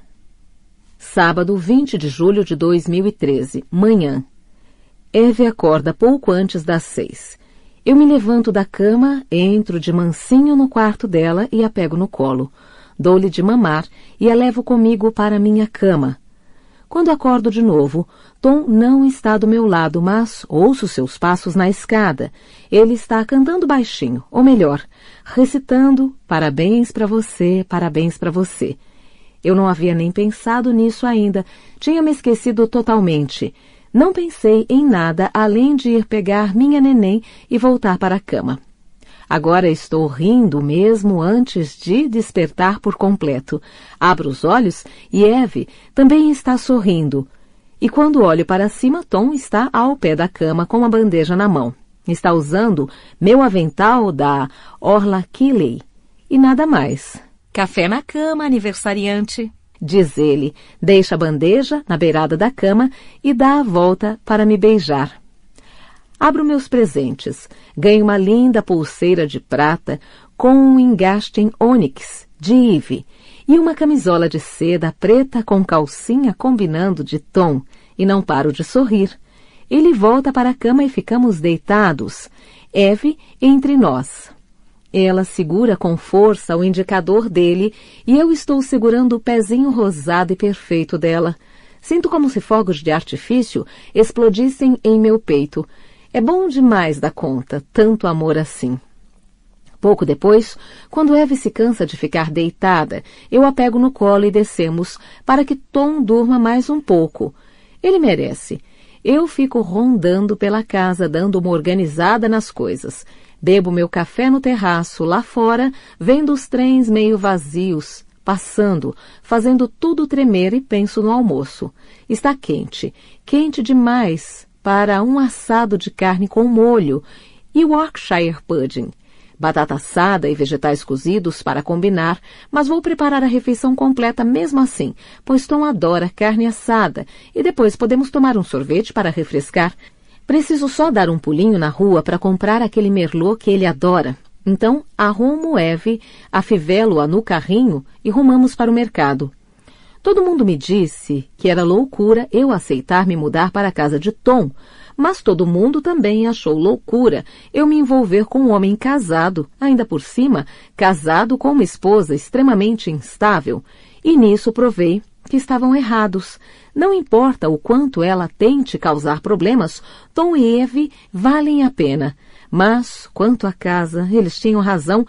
Em dias como hoje, de sol, ao andar pela nossa ruazinha, ladeada de árvores, toda ajeitadinha, não exatamente uma rua sem saída, mas com a mesma sensação de comunidade. Tudo parecia perfeito. As calçadas estão cheias de mães como eu, com cachorros em coleiras e criancinhas de patinete. Poderia ser ideal, poderia não fosse o barulho estridente dos trens freando. Poderia, contanto que você não se virasse e olhasse para trás na direção do número 15. Quando volto, encontro Tom sentado à mesa da sala de jantar, olhando para alguma coisa no computador. Ele está de short, mas sem camisa. Observo os músculos dele se retesando sob a pele conforme ele se movimenta. Até hoje me derreto só de olhar para ele. Digo oi, mas ele está no seu mundinho particular e quando coloco a mão em seu ombro ele dá um pulo. O laptop se fecha num estalo. E aí? Diz ele se levantando. Ele está sorrindo, mas parece cansado, preocupado. Então pega Eve no colo, sem me olhar nos olhos. O que foi? Pergunto. O que aconteceu? Nada, responde ele e se vira para a janela, balançando Eve apoiada em seu quadril. Tom, o que foi? Nada. Ele se vira com uma expressão estranha e já sei o que vai dizer antes de abrir a boca. Rachel, outro e-mail. Ele balança a cabeça. Parece tão deprimido, tão chateado, e eu detesto isso, não aguento mais. Às vezes tenho vontade de matar aquela mulher. O que foi que ela falou? Ele simplesmente balança a cabeça de novo, não importa, é só o de sempre. Ela só fala merda. Sinto muito, digo, e não pergunto que merda exatamente, porque sei que ele não vai querer me contar. Ele detesta me chatear com esse assunto. Está tudo bem, não é nada, é só papo de bêbado como sempre. Meu Deus, será que ela não vai parar nunca? Será que ela não pode simplesmente deixar a gente ser feliz? Ele vem até mim, nossa filha entre nós, e me beija. Nós somos felizes. Diz ele, nós somos. Noite, nós somos felizes. Depois do almoço, deitamos no gramado e então, quando fica quente demais, entramos em casa e comemos sorvete enquanto Tom assiste a corrida de Fórmula 1. Eve e eu brincamos com massa de modelar e ela acaba comendo uns pedaços de massinha também. Penso no que está acontecendo, no fim da rua, e percebo a sorte que temos, como consegui tudo o que sempre quis. Quando olho para Tom, agradeço a Deus por ele ter me encontrado, por eu ter aparecido para salvá-lo daquela mulher. Ela teria feito Tom perder a cabeça, pirar mesmo. Teria judiado dele até transformá-lo em algo que ele não é. Tom levou Eve para o andar de cima para dar banho nela. Eu a ouço dando gritinhos de contentamento daqui de baixo e sorrio outra vez. Acho que não tirei esse sorriso dos lábios desde que acordei. Lavo a louça, arrumo a sala, penso no jantar, algo leve. É engraçado, porque alguns anos atrás eu teria odiado a ideia de ficar em casa e cozinhar no meu aniversário, mas agora acho perfeito, do jeito que deveria ser. Só nós três. Apanho os brinquedos de Eve espalhados pelo chão da sala e devolvo-os ao baú. Não vejo a hora de colocá-la para dormir hoje à noite e vestir a camisola que Tom comprou para mim. Faltam algumas horas para o sol se pôr, mas acendo as velas sobre a lareira e abro a segunda garrafa de Merlot para que o vinho respire. Me inclino sobre o sofá e estou puxando as cortinas para fechá-las quando vejo uma mulher andando rápido e de cabeça baixa pela calçada do outro lado da rua. Ela não levanta a cabeça em nenhum momento, mas é ela. Tenho certeza. Me inclino para a frente um pouco mais, o coração martelando no peito para tentar ver melhor, mas o ângulo é ruim e não consigo mais vê-la. Eu me viro, pronta para sair correndo pela porta da frente e persegui-la pela rua, mas Tom está bem na frente da porta, parado, a Eva embrulhada em uma toalha em seus braços. Está tudo bem? Pergunta ele o que houve. Nada, digo, enfiando as mãos nos bolsos para que ele não as veja tremendo. Não é nada, não. Nada mesmo. Pasta 11. Rachel. Domingo, 21 de julho de 2013. Manhã. Acordo com a cabeça cheia dele. Não parece real. Nada disso parece. Minha pele pinica. Eu adoraria beber alguma coisa, mas não posso. Preciso ficar alerta. Por Megan, por Scott. Ontem eu me empenhei. Lavei o cabelo, me maquiei um pouco, vesti a única calça jeans que ainda cabe em mim, com uma blusa de algodão estampada e sandálias de salto baixo. Estava com uma aparência razoável. Eu não parava de me dizer que era ridículo ficar preocupada com a minha aparência, porque essa seria a última coisa na qual Scott repararia, mas não consegui evitar. Era a primeira vez que eu ia chegar perto dele e para mim importava, mais do que deveria. Peguei o trem saindo de Ashbury por volta das 6:30 e cheguei a Whitney pouco depois das 7. Andei pela Rosebery Avenue, passando em frente à passagem subterrânea. Dessa vez não olhei lá dentro, não tive coragem. Passei apressada pelo número 23, a casa de Tom e Diana, de óculos escuros e queixo encostado no peito, rezando para que não me vissem. Estava tudo em paz, ninguém por perto. 1 ou 2 carros avançando com cuidado pelo centro da rua, entre fileiras de veículos estacionados. É uma ruazinha calma, limpa e afluente, com muitas famílias jovens. Estão todas jantando nesse horário ou sentadas no sofá, a mãe e o pai, com a filharada espremida no meio, assistindo ao The X Factor. Do número 23 até o 15, não devem ser mais de 50 ou 60 passos, mas foi uma jornada demorada, pareceu durar uma eternidade. Minhas pernas pareciam feitas de chumbo, meus passos eram desequilibrados, como se eu estivesse bêbada, como se fosse escorregar e cair na calçada. Scott abriu a porta quando eu estava acabando de bater nela. Minha mão trêmula, ainda erguida quando ele apareceu, e agigantou-se à minha frente preenchendo o vão da porta. "Rachel?" perguntou ele, olhando para mim, lá do alto, sem sorrir. Fiz que sim com a cabeça. Ele estendeu a mão e eu a apertei. Fez um gesto para que eu entrasse, mas por um instante hesitei, estava com medo dele. De perto, sua presença física intimida, sua altura, as costas largas, os braços e o peito muito definidos, as mãos dele sempre enormes. Passou pela minha cabeça que ele seria capaz de me esmigalhar, meu pescoço, minhas costelas, sem muito esforço. Adentrando o saguão, meu braço roçou no dele e meu rosto corou. Ele tinha cheiro de suor acumulado e seus cabelos pretos estavam grudados na cabeça, como se ele não tomasse banho há dias. Foi na sala de estar que tive o déjà vu, tão forte que quase tomei um susto. Reconheci a lareira, ladeada por nichos na parede ao fundo, a forma como a luz da rua entrava em lâminas pelas cortinas semiabertas. Eu sabia que assim que me virasse para a direita, veria uma vidraça, plantas e mais adiante a linha do trem. Eu me virei e lá estava a mesa da cozinha, com suas portas francesas dando para um lindo gramado verde. Eu conheci essa casa, fiquei tonta, quis me sentar, lembrei daquele buraco negro do sábado passado, das horas perdidas. Isso não queria dizer nada, claro, eu conhecia aquela casa, mas não por já ter estado ali. Conheço a casa porque é exatamente igual à de número 23. Um corredor de entrada leva à escada e à direita fica a sala de estar conjugada com a cozinha. O terraço e o jardim me são familiares porque os vi do trem. Não cheguei a subir a escada, mas sei que, se subisse, veria um patamar com uma ampla janela de guilhotina ao lado e que, ao sair por essa janela, chegaria à varanda improvisada. Sei que haveria 2 quartos, o principal com 2 janelões com vista para a rua e um quarto menor nos fundos com vista para o jardim. Só porque conheço essa casa de cabo a rabo não quer dizer que já tenha estado aqui. Ainda assim, eu tremia quando Scott me levou até a cozinha. Ele me ofereceu chá. Fiquei sentada à mesa enquanto ele fervia água na chaleira, jogava um saquinho de chá numa caneca e se xingava em voz baixa por derramar água fervente no balcão. Havia um cheiro forte de produto de limpeza no ambiente, mas Scott em si estava em petição de miséria, com uma marca de suor nas costas da camisa de malha, a calça jeans pendendo do quadril como se fosse grande demais para ele. Fiquei me perguntando há quanto tempo ele não comia. Ele pousou a caneca de chá à minha frente e sentou do outro lado da mesa, as mãos juntas à sua frente. O silêncio se estendeu, preenchendo o espaço entre nós, o cômodo inteiro. Ele estrilava em meus ouvidos. Percebi que estava com calor e me sentia desconfortável e experimentei uma espécie de branco.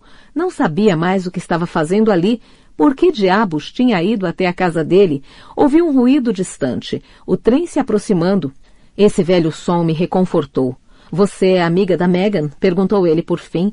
Ouvir o nome dela saindo de sua boca me deu um nó na garganta. Fiquei olhando fixamente para a mesa, as mãos segurando firme a caneca. Sim, confirmei. Eu a conheço, um pouco, da galeria. Ele ficou me olhando, esperando ansioso. Vi sua mandíbula se mexer quando ele trincou os dentes. Procurei palavras que não vinham. Eu devia ter me preparado melhor. Você tem alguma notícia? Perguntei. O olhar dele se fixou no meu e por um segundo tive medo. Eu tinha dito a coisa errada. Não era da minha conta se ele tiver alguma notícia ou não. Ele ia ficar com raiva. Ele me mandaria embora. Não, respondeu ele. O que você queria me contar? O trem passou preguiçosamente pelos trilhos e olhei em sua direção. Eu me sentia atordoada, como se estivesse tendo uma experiência extracorpórea. Como se estivesse olhando para mim de fora. Você disse em seu e-mail que queria me contar alguma coisa sobre a Megan.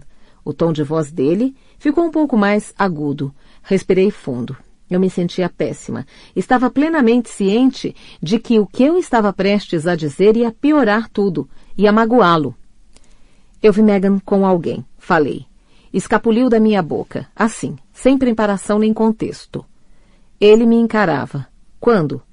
Você a viu no sábado à noite? Já contou isso à polícia? Não. Foi na sexta de manhã. Esclareci e os ombros dele caíram, mas ela estava bem na sexta. Por que isso é tão importante? Sua mandíbula voltou a latejar. Ele estava ficando nervoso. Você a viu com quem? Com um homem?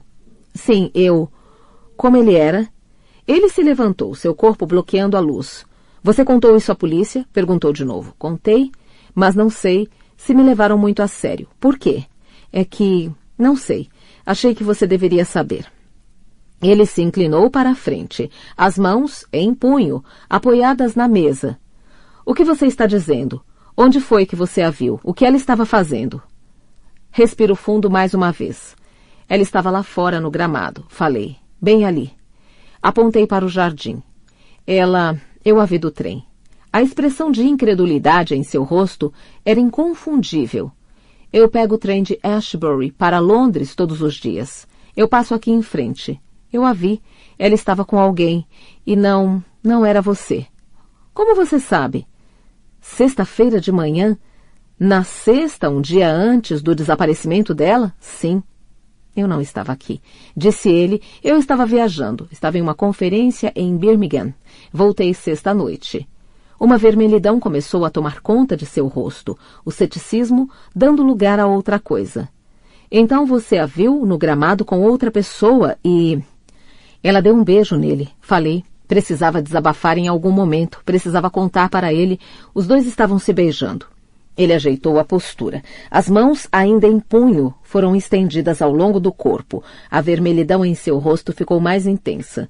Sinto muito, falei. Sinto mesmo. Sei que isso é uma coisa horrível de se ouvir. Ele levantou a mão e fez um gesto desdenhoso.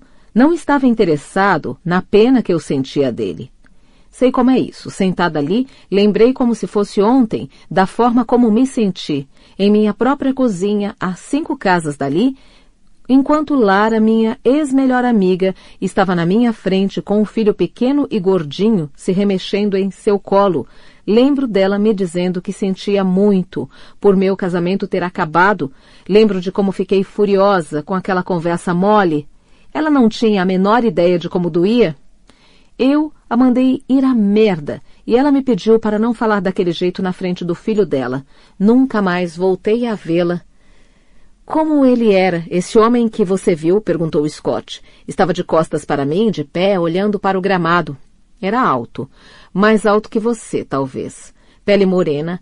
Acho que pode ser de algum país asiático, indiano talvez. E eles estavam se beijando ali fora no jardim. Sim. Ele suspirou profundamente. Deus do céu. Preciso beber alguma coisa. Ele se virou para me olhar. Quer uma cerveja? Eu queria. Queria desesperadamente beber, mas disse que não. Observei-o ir buscar uma cerveja na geladeira, abrir a garrafa, tomar um gole. Só de olhar pude sentir o líquido gelado descer pela minha garganta. Minha mão coçava de vontade de segurar um copo. Scott encostou no balcão, a cabeça tão baixa que quase encostava no peito. Eu me senti péssima. Eu não estava ajudando, só o havia deixado pior, aumentando sua dor. Estava me intrometendo em seu pesar. Isso era errado. Nunca deveria ter ido procurá-lo, nunca deveria ter mentido. Aquilo ficou claro para mim. Eu não deveria ter mentido. Comecei a me levantar da cadeira quando ele falou. Isso poderia... não sei.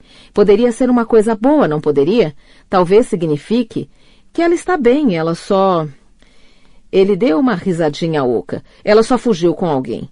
Scott enxugou com o dorso da mão uma lágrima que escorria pela bochecha e meu coração ficou apertado, como uma bolinha de papel.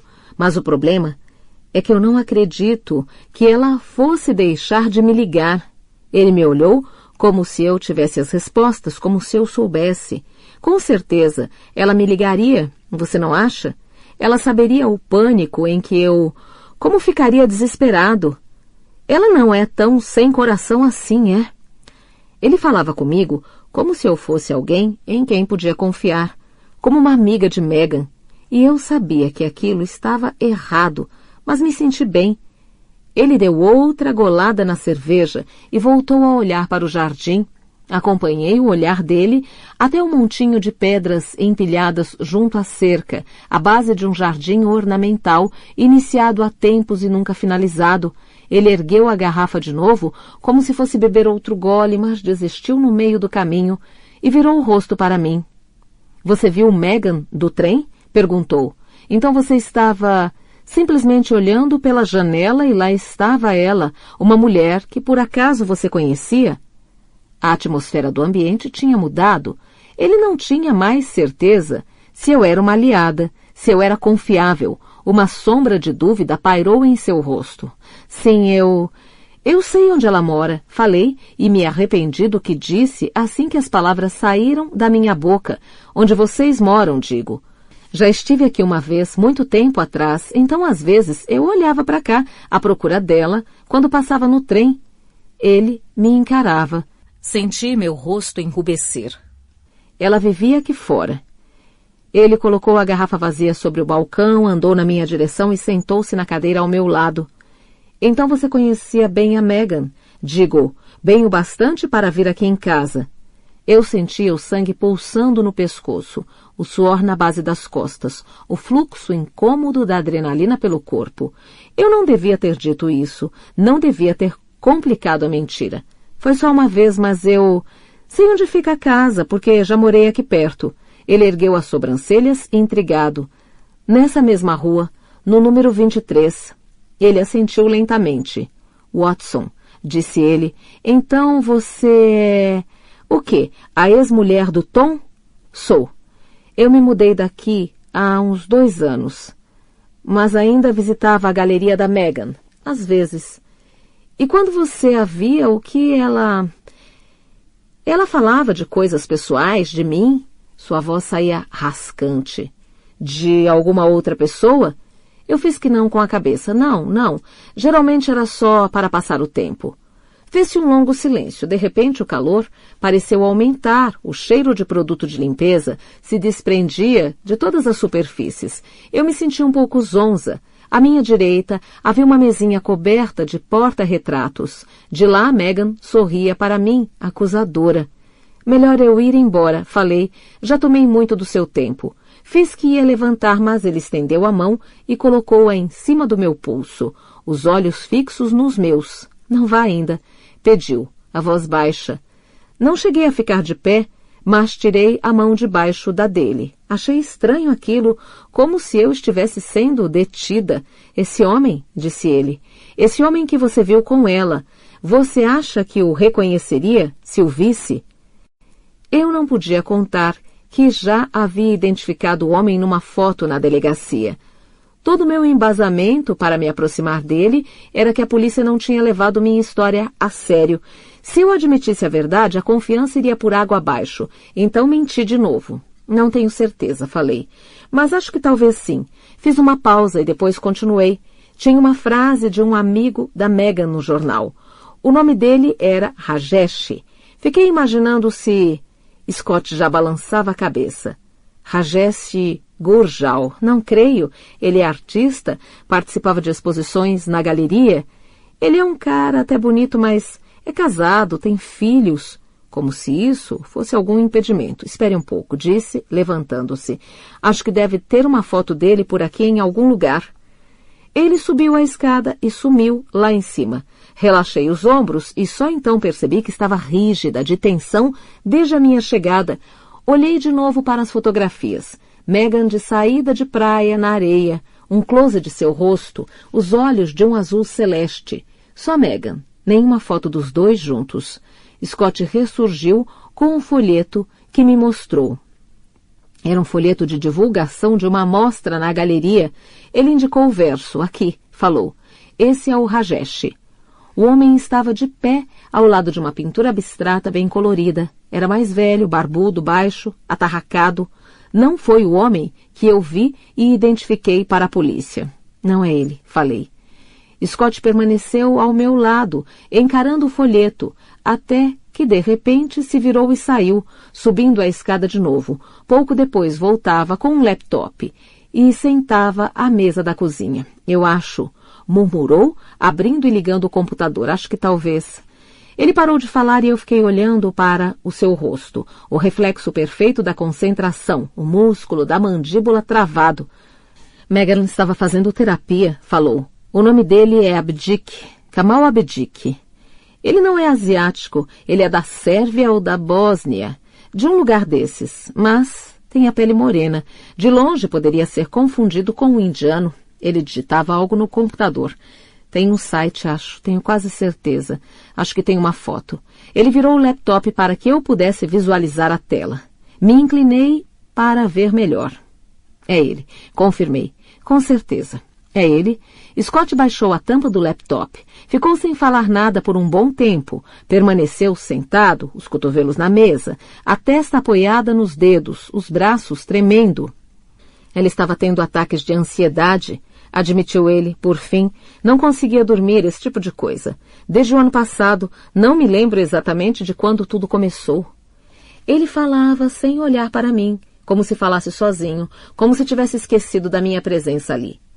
Fui eu que sugeri que ela conversasse com alguém. Fui eu que a encorajei a ir, porque não sabia como ajudá-la. Sua voz vacilou nesse momento.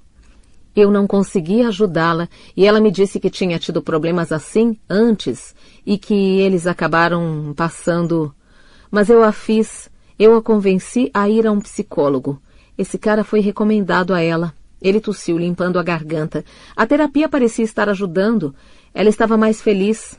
Deu uma risada breve e triste. Agora entendo por quê. Estendi a mão e dei tapinhas de leve no braço dele numa tentativa de consolá-lo, mas ele afastou o braço num gesto brusco e ficou de pé. É melhor você ir embora, disse de repente. Minha mãe vai chegar daqui a pouco. Ela não me deixa ficar sozinho por mais de 2 horas. À porta, quando eu estava de saída, ele segurou meu braço. Eu já não vi você antes em algum lugar? Perguntou. Por um momento pensei em dizer talvez. Talvez você tenha me visto na delegacia ou aqui na rua. Estive aqui no sábado à noite. Fiz que não com a cabeça. Não, acho que não. Andei até a estação o mais rápido que pude. Quando cheguei à metade do caminho, me virei e olhei para trás. Ele ainda estava na porta da casa me observando. Noite. Tenho verificado minha conta de e-mail sem parar, mas não recebi nenhuma mensagem de Tom. A vida dos bêbados ciumentos devia ser bem melhor antes dos e-mails, das mensagens de texto e dos celulares, antes de toda essa vida eletrônica e dos rastros que ela deixa. Não havia quase nada nos jornais de hoje sobre Megan. Já estão mudando de assunto. As primeiras páginas dedicadas à crise política na Turquia, a menina de 4 anos atacada por cachorros em Wigan, a humilhante derrota da seleção inglesa de futebol para Montenegro. Megan está sendo esquecida e faz só uma semana que ela desapareceu.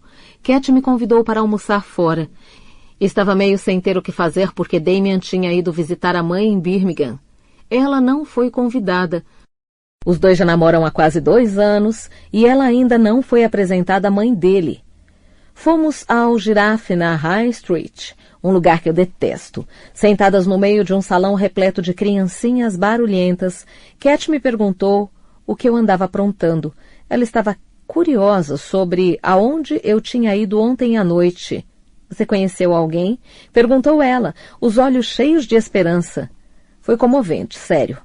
Eu quase disse que sim, porque era verdade, mas mentir era mais fácil. Disse a ela que tinha ido a uma reunião do AA em Whitney. Ah, balbuciou ela constrangida, baixando os olhos para sua salada grega murcha. Pensei que talvez você tivesse cometido um deslize na sexta. Pois é, não vai ser uma tarefa simples, Cat, falei e me senti péssima, porque acho que ela se importa mesmo com minha sobriedade, mas estou fazendo o melhor que eu posso. Se você quiser que eu, acompanhe você... Nessa fase não, falei, mas obrigada. Bem, talvez possamos fazer outra coisa juntas, como ir à academia, sugeriu ela. Eu dei uma risada, mas quando percebi que ela estava falando sério, disse que ia pensar no assunto. Ela acabou de sair. Damien ligou para dizer que já tinha voltado da casa da mãe. Então, ela foi até a casa dele. Pensei em dizer alguma coisa para ela, tipo, por que você vai correndo toda vez que ele liga? Mas, na verdade, não tenho tanta autoridade para dar conselhos sobre relacionamentos, aliás, nenhum tipo de conselho. E, de qualquer forma, estou com vontade de beber. Estou pensando nisso desde que nos sentamos no Girafe e o garçom espinhento perguntou se gostaríamos de beber uma taça de vinho e Cat respondeu não, obrigada, de um jeito bem enfático. Então me despeço dela e sinto aquele arrepio de excitação pelo corpo que me faz colocar de lado os pensamentos positivos. Não faça isso. Você está indo tão bem. Estou calçando os sapatos para ir à loja de bebidas quando meu celular toca. Tom. Só pode ser Tom. Pego o aparelho de dentro da bolsa, olho para a tela e meu coração bate feito um tambor. Oi? Silêncio total. Então pergunto, está tudo bem? Depois de uma breve pausa, Scott responde, sim, tudo bem, estou bem. Só liguei para agradecer por ontem, por perder seu tempo vindo aqui me contar. Ah, tudo bem. Não precisava. Estou incomodando? Não, de jeito nenhum. Silêncio do outro lado da linha. Então, digo de novo, de jeito nenhum. Aconteceu alguma coisa? Você falou com a polícia? A agente de integração com a família esteve aqui hoje à tarde, disse ele. Meu coração bate mais rápido. Detetive Healy. Comentei sobre Kamal Abdi, que com ela disse que talvez valesse a pena conversar com ele. Você contou a ela que havia falado comigo? Minha boca está completamente seca. Não. Achei que talvez, não sei. Achei que seria melhor se eu mesmo trouxesse o nome à tona. Falei. É mentira, eu sei, mas falei que andava quebrando a cabeça para lembrar de algo relevante e que achei que pudesse valer a pena conversar com o terapeuta dela. Confessei que tinha tido algumas suspeitas quanto ao relacionamento deles. Já posso voltar a respirar. O que ela falou? Pergunto. Ela disse que já haviam falado com ele, mas que iam procurá-lo de novo. Ela me crivou de perguntas querendo saber por que eu não tinha mencionado o nome dele antes. Ela não sei, não confio nela. Era para ela estar do meu lado, mas o tempo todo tenho a impressão de que está fazendo de tudo para me pegar em contradição. Fico radiante de felicidade por ele também não gostar dela. É mais uma coisa que temos em comum, outro laço que nos une. Só queria agradecer mesmo. Por ter vindo me contar, na verdade foi... Sei que parece estranho, mas foi bom conversar com alguém com quem não tenho muita intimidade. Acho que consegui pensar com mais clareza. Depois que você foi embora, fiquei me lembrando da primeira vez que Megan foi vê-lo, o terapeuta. Ela estava diferente quando voltou, parecia mais leve. Ele expira ruidosamente, não sei. Talvez seja coisa da minha cabeça. Tenho a mesma sensação de ontem, de que ele não está mais falando comigo. Está só falando a esmo. Virei uma espécie de caixa de ressonância para ele e estou feliz com isso. Estou feliz por ser útil. Passei o dia todo revirando as coisas de Megan outra vez, comenta. Já revistei nosso quarto, a casa toda meia dúzia de vezes, à procura de algo, qualquer coisa que pudesse me dar uma pista de onde ela está. Algo dele, talvez. Mas não achei nada. Nenhum e-mail, nenhuma carta. Pensei em tentar entrar em contato com ele, mas o consultório está fechado hoje e não encontro um número de celular. Será que isso é uma boa ideia? Pergunto. Digo, você não acha que deveria deixar isso para a polícia? Não quero falar com todas as letras, mas, provavelmente, estamos pensando a mesma coisa. Ele é perigoso. Até prova em contrário. Não sei. Não sei mesmo. Dói ouvir o traço de desespero em sua voz, mas não tenho como lhe oferecer consolo. Ouço-o respirar do outro lado da linha. É uma respiração curta, acelerada, de quem está com medo. Sinto vontade de lhe perguntar se há alguém com ele, mas não consigo. Achei que pegaria mal, que não seria apropriado. Eu vi seu ex hoje, disse ele, e os pelos dos meus braços se eriçam. Ah, é? Sim. Saí para comprar jornal e o vi na rua. Ele me perguntou se eu estava bem, se havia alguma novidade. Ah, é? Repito, porque é tudo que sai de mim, não consigo formar palavras. Não quero que ele fale com Tom. Tom sabe que eu não conheço Megan Hipwell. Tom sabe que estive em Blenheim Road na noite em que ela desapareceu. Não falei de você. Não cheguei a... Você sabe.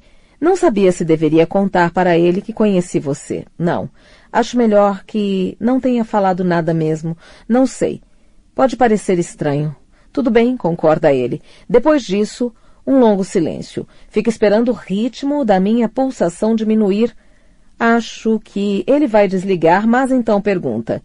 Ela nunca falou de mim mesmo? Claro. Claro que falou, respondi. Quer dizer, não conversamos tantas vezes assim, mas você esteve aqui em casa. Megan dificilmente convida alguém para vir aqui. Ela é bem reservada, protege seu espaço pessoal. Fico procurando um motivo. Nunca teria dito a ele que visitei a casa. Só dei uma passada aí para pegar um livro emprestado. Sério? Ele não acredita em mim? Ela não lê muito. Eu penso na casa, não havia livros nas prateleiras? Que tipo de coisas, ela disse, sobre mim? Bem, ela estava muito feliz, digo, com você, com o relacionamento de vocês. Enquanto falo isso, percebo o quanto sou estranho, mas não tenho como entrar em detalhes, então tento me salvar. Para ser bem honesta, eu estava passando por momentos difíceis no meu casamento, então acho que me comparava com ela e o contraste era grande. O rosto dela se iluminava quando falava de você. Que clichê horrível. Sério? Ele não parece notar, mas um traço de saudade se insinua em sua voz. É tão bom ouvir isso.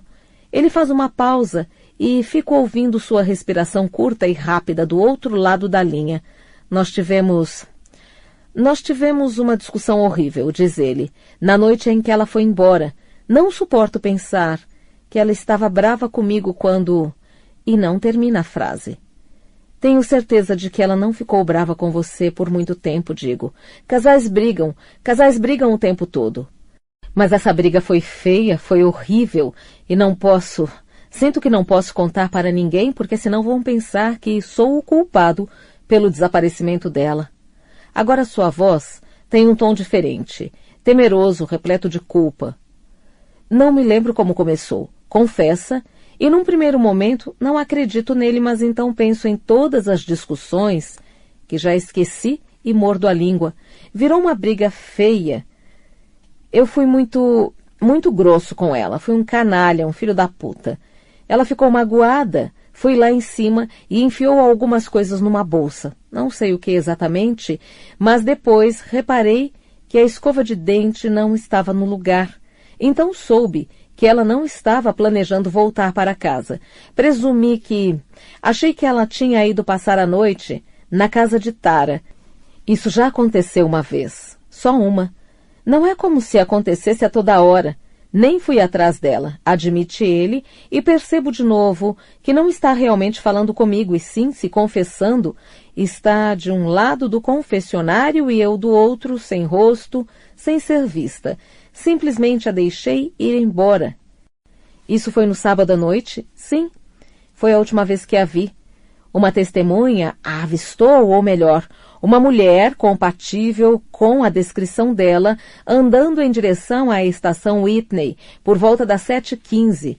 Soube disso pelos jornais. A última vez que foi vista. Ninguém se lembra de tê-la visto na plataforma nem no trem. Não há câmaras de segurança em Whitney e ela não foi registrada nas câmeras de Corley, embora os noticiários digam que isso não prova que ela não tenha estado lá, pois naquela estação há muitos pontos cegos. Que horas eram quando você tentou entrar em contato com ela? Pergunto. Outro longo silêncio. Eu fui para o pub, The Rose, você sabe, logo depois da esquina da Kinley Road. Eu precisava esfriar a cabeça, pôr as ideias em ordem. Tomei umas cervejas e voltei para casa. Isso foi pouco antes das 10. Acho que minha esperança era de que ela tivesse tido tempo para se acalmar e estivesse de volta. Mas não. Então, eram umas 10 horas quando você tentou ligar para ela? Não. Agora sua voz é um sussurro. Eu não liguei. Bebi mais umas cervejas em casa, vi um pouco de TV, então fui dormir. Pensa em todas as brigas que já tive com Tom, em todas as coisas horríveis que lhe disse depois de tomar umas e outras, em todas as vezes que saí batendo a porta, gritando com ele, dizendo que nunca mais queria vê-lo na minha frente. Ele sempre me ligava, sempre me dissuadia, me convencia a voltar. Imaginei que ela estaria na cozinha de Tara, sentada com ela, sabe? E falando que eu era um merda. Então deixei pra lá. Ele deixou pra lá o que parece uma atitude insensível e indiferente. Não me surpreende que ele não tenha contado essa história para mais ninguém. Na verdade, me surpreende o fato de ele estar contando isso para alguém. Esse não é o Scott que eu imaginei. O Scott que eu conheci, o que se postava atrás de Megan na varanda, as mãos cobrindo seus ombros ossudos, preparado para protegê-la. Estou prestes a desligar, mas Scott não para de falar. Acordei cedo, não havia mensagens na secretária eletrônica. Não entrei em pânico, pois presumi que ela estivesse com Tara e ainda brava comigo. Foi aí que liguei para ela, mas caiu na caixa postal. Mesmo assim, não entrei em pânico. Achei que ainda pudesse estar dormindo ou só me ignorando. Não consegui encontrar o número da Tara, mas tinha o endereço dela. Estava num cartão de visitas na mesa de Megan. Então saí da cama e fui até lá. Eu me pergunto se ele não estava preocupado, porque achou que precisava ir até a casa de Tara, mas não o interrompo. Cheguei à casa de Tara pouco depois das 9. Ela demorou para atender a campainha, mas quando o fez, pareceu muito surpresa em me ver. Ficou claro que eu era a última pessoa que ela esperava ver em sua porta àquela hora da manhã, e foi aí que eu soube. Foi aí que eu soube que Megan não estava lá e comecei a pensar.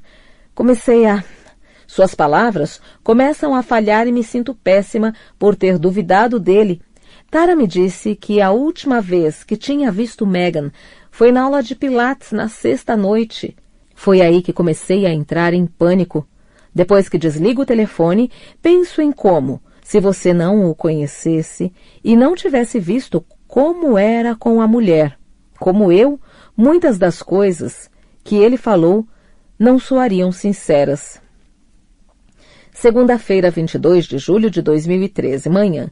Estou me sentindo um tanto aturdida. Dormi um sono profundo e repleto de sonhos e agora estou lutando para despertar por completo. O calor voltou e o vagão está abafado, apesar de não estar cheio. Levantei atrasada hoje de manhã e não tive tempo de comprar jornal nem de ver as notícias na internet antes de sair de casa. Então, estou tentando acessar o site da BBC pelo celular, mas por algum motivo está demorando muito a carregar. Em Northcote, um homem embarca com seu iPad e senta-se ao meu lado. Ele não tem dificuldade nenhuma em acessar a internet e vai direto ao site do Daily Telegraph. E lá está em letras garrafais a terceira manchete da página: preso homem ligado ao desaparecimento de Megan Hipwell. Fico tão alarmada que, sem me dar conta, me inclino para poder ver melhor. Ele olha para mim indignado, um tanto chocado até. Foi mal, digo. Eu conheço essa pessoa, a mulher que sumiu. Eu conheço essa mulher. Ah, que terrível, diz ele. É um homem de meia idade, educado e bem vestido. Você gostaria de ler a matéria? Por favor. Meu celular não está carregando nenhum site de notícias. Ele abre um sorriso gentil e me passa o iPad. Encosto o dedo na manchete e a matéria aparece. Um homem na casa dos 30 anos foi preso em conexão com o desaparecimento de Megan Hipwell, 29 anos, a moradora de Whitney, que não é vista desde o dia 13 de junho, sábado. A polícia não confirmou se o homem que foi preso é Scott Hipwell, marido de Megan, que prestou depoimento na sexta-feira passada. Em declaração oficial divulgada hoje de manhã, o porta-voz da polícia disse, abre aspas, nós confirmamos a prisão de um homem ligado ao desaparecimento de Megan. Ele ainda não foi acusado de nenhum crime. A busca por Megan continua e estamos fazendo buscas em um endereço que acreditamos ser um local onde o crime pode ter ocorrido. Estamos passando em frente à casa neste instante. Dessa vez o trem não parou no sinal. Viro depressa a cabeça, mas é tarde demais. Passou, minhas mãos estão tremendo. Quando devolvo o iPad ao dono, ele balança a cabeça, demonstrando pesar. Sinto muito, diz ele. Ela não está morta, comento. Minha voz sai rouca e nem eu mesma acredito no que digo. Lágrimas começam a se formar em meus olhos. Eu estive na casa dele, estive lá, sentei à mesa com ele, de frente para ele. Eu senti alguma coisa, lembro daquelas mãos enormes e penso que, se ele parecia ser capaz de me estrangular, poderia acabar com ela. A pequena Megan. Os freios guincham quando nos aproximamos da estação Whitney e eu me levanto num pulo. Tenho que ir. Digo ao meu vizinho de banco, que parece um pouco surpreso, mas assente. Boa sorte, diz ele. Corro pela plataforma e desço a escada. Sigo no contrafluxo e estou quase chegando ao último degrau quando tropeço e um homem diz, cuidado. Não viro a cabeça para ele, porque estou olhando para a beira do penúltimo degrau de concreto. Há uma mancha de sangue nele. Fico me perguntando, há quanto tempo está ali? Será que há uma semana? Será que o sangue é meu? Dela? Será que o sangue dela foi encontrado na casa e foi por isso que o prenderam? Tento resgatar na cabeça a imagem da cozinha, da sala de estar, o cheiro de limpeza. Seria água sanitária? Não sei. Não me lembro mais. Só me lembro do suor em suas costas e da cerveja em seu hálito. Passo correndo em frente à entrada da passagem subterrânea, tropeçando na esquina da Blackham Road. Prendo a respiração enquanto avanço rapidamente pela calçada, a cabeça baixa, o medo me impedindo de erguer o olhar, mas quando o faço, não há vans paradas em frente à casa de Scott, nem carros da polícia. Será que já terminaram as buscas? Se tivessem encontrado alguma pista, provavelmente ainda estariam lá. Deve levar horas para vasculhar tudo. Colher as evidências. Aperto o passo. Quando chego à casa dele, paro, respiro fundo. As cortinas estão fechadas, as de cima e as de baixo. A cortina da janela do vizinho se mexe. Estou sendo observada. Avanço até a porta, a mão erguida. Eu não deveria estar aqui. Não sei o que estou fazendo aqui.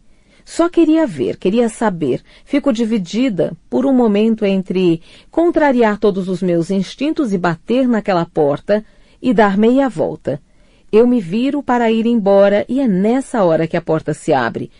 Antes que eu tenha tempo de sair do lugar, a mão dele avança, segura meu antebraço e me puxa para junto dele. Sua boca é uma linha tensa, os olhos estão vidrados. Ele está desesperado. Tomada pelo medo e pela adrenalina, sinto a visão escurecer.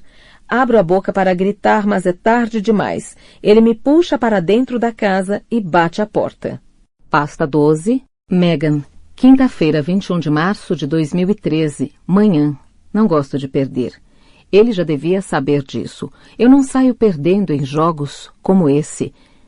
Não aparece nada de novo na tela do meu celular, absolutamente nada, nenhuma mensagem de texto, nenhuma ligação perdida. Toda vez que olho para ela, é como se levasse um tapa na cara, o que me deixa cada vez mais irritada. O que aconteceu comigo naquele quarto de hotel? O que eu estava pensando? Que tínhamos estabelecido uma ligação, que havia algo sério entre nós? Ele não tem a menor intenção de ir a lugar nenhum comigo. Mas por um segundo eu acreditei nele, por mais que um segundo, e é isso que me deixa puta. Fui ridícula, crédula. O tempo todo ele estava rindo da minha cara. Se ele pensa que vou me sentar e ficar chorando, está redondamente enganado. Posso muito bem viver sem ele, muitíssimo bem, por sinal, mas não gosto de perder. Não combina comigo. Nada disso combina comigo. Ninguém me rejeita. Sou eu que viro as costas e vou embora. Estou me levando à loucura. Não consigo evitar, não paro de voltar àquela tarde no hotel e de lembrar o que ele disse. O que me fez sentir, filho da puta. Se ele pensa que vou simplesmente desaparecer, sair de cena, está enganado. Se ele não atender de uma vez, vou parar de ligar para o celular e telefonar para a casa dele. Não vou ser ignorada assim. Durante o café da manhã, Scott me pede para cancelar a sessão de terapia. Não digo nada. Finjo que não ouvi. Dave nos convidou para jantar, diz ele. Não vamos lá há séculos. Dá para você remarcar a sessão de hoje? Ele fala num tom casual, como se esse fosse um pedido corriqueiro, mas eu o sinto me observando, seus olhos analisando meu rosto. Estamos à beira de uma discussão e preciso ter cuidado. Não dá, Scott. Está em cima da hora, respondo. Em vez disso, por que você não convida Dave e Karen para virem aqui no sábado? Só de pensar em receber Dave e Karen no fim de semana, já sinto um cansaço enorme, mas vou ter de ceder. Não está em cima da hora, diz ele, depositando a xícara de café à minha frente na mesa. Apoia a mão em meu ombro, por um breve instante diz, cancela, tá? E sai da cozinha. Assim que a porta da casa se fecha, eu pego a xícara de café e a arremesso na parede. Noite. Eu poderia me convencer de que não se trata exatamente de rejeição. Eu poderia tentar me convencer de que ele só está tentando fazer o que é certo, moral e profissionalmente falando. Mas sei que não é verdade, ou pelo menos não é toda a verdade, porque quando uma pessoa quer mesmo outra, a moral e certamente o profissionalismo não entra em cena. Você faz qualquer coisa para que ela seja sua. Ele simplesmente não me quer de verdade. Ignorei os telefonemas de Scott a tarde inteira. Cheguei atrasada à sessão e entrei direto no consultório sem dizer uma palavra à recepcionista. Ele estava sentado à mesa, escrevendo alguma coisa. Ergueu o olhar para mim quando entrei. Não sorriu e voltou a se concentrar em seus papéis. Eu me postei em frente à sua mesa, esperando que ele me olhasse. Uma eternidade pareceu se passar até ele fazer isso. Está tudo bem com você? Perguntou por fim. E nessa hora sorriu. Você está atrasada. Eu estava com um nó na garganta, não conseguia falar. Dei a volta na mesa e me apoiei nela, roçando minhas pernas em sua coxa. Ele se afastou um pouco. Megan, disse ele, você está bem? Fiz que não. Estendi a mão e ele a pegou. Megan, disse mais uma vez, balançando a cabeça. Não falei nada. Você não pode, você deveria se sentar, disse ele. Vamos conversar. Fiz que não. Megan. Cada vez que dizia meu nome, ele piorava as coisas. Ele se levantou e deu a volta na mesa, afastando-se de mim. Ficou de pé, no meio do consultório. Vamos, disse ele. O tom de voz neutro, quase brusco. Sente-se. Fui até o meio da sala onde ele estava, coloquei uma das mãos em sua cintura, a outra em seu peito. Ele me segurou pelos pulsos e se afastou de mim. Não, Megan, você não pode, nós não podemos. Ele virou as costas para mim. Kamal, eu disse, a voz falhando. Odiei o som da minha voz naquele momento, por favor.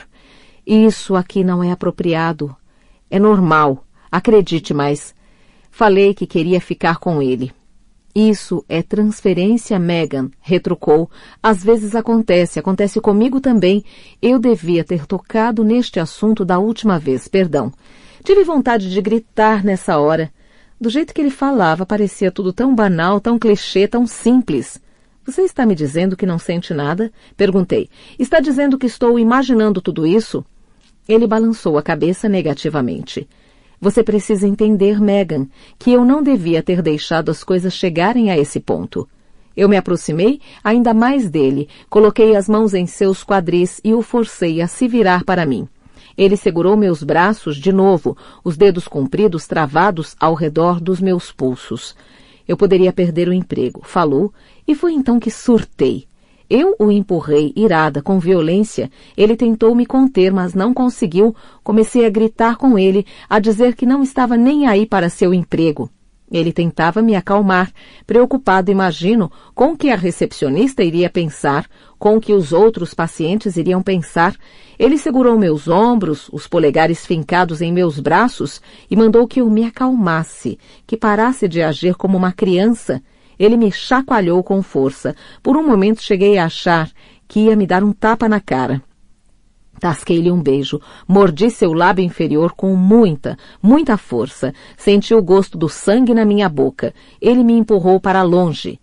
Planejei minha vingança a caminho de casa. Pensei em todas as coisas que poderia fazer contra ele. Poderia fazer com que ele fosse demitido ou coisa pior. Mas não vou fazer nada disso, pois gosto demais dele. Não lhe quero mal, não estou nem mais tão chateada assim com a rejeição. O que mais me incomoda é que ainda não cheguei ao fim da minha história e não posso recomeçar com outra pessoa. É difícil demais. Não quero ir para casa agora, porque não sei como vou conseguir explicar os hematomas nos braços.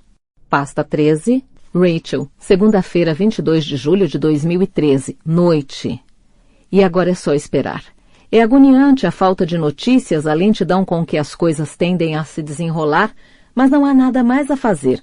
Eu tive razão esta manhã em sentir aquele medo, só não sabia medo de quê. Não de Scott. Quando ele me puxou para dentro, deve ter visto o pavor em meus olhos, porque me largou quase na mesma hora.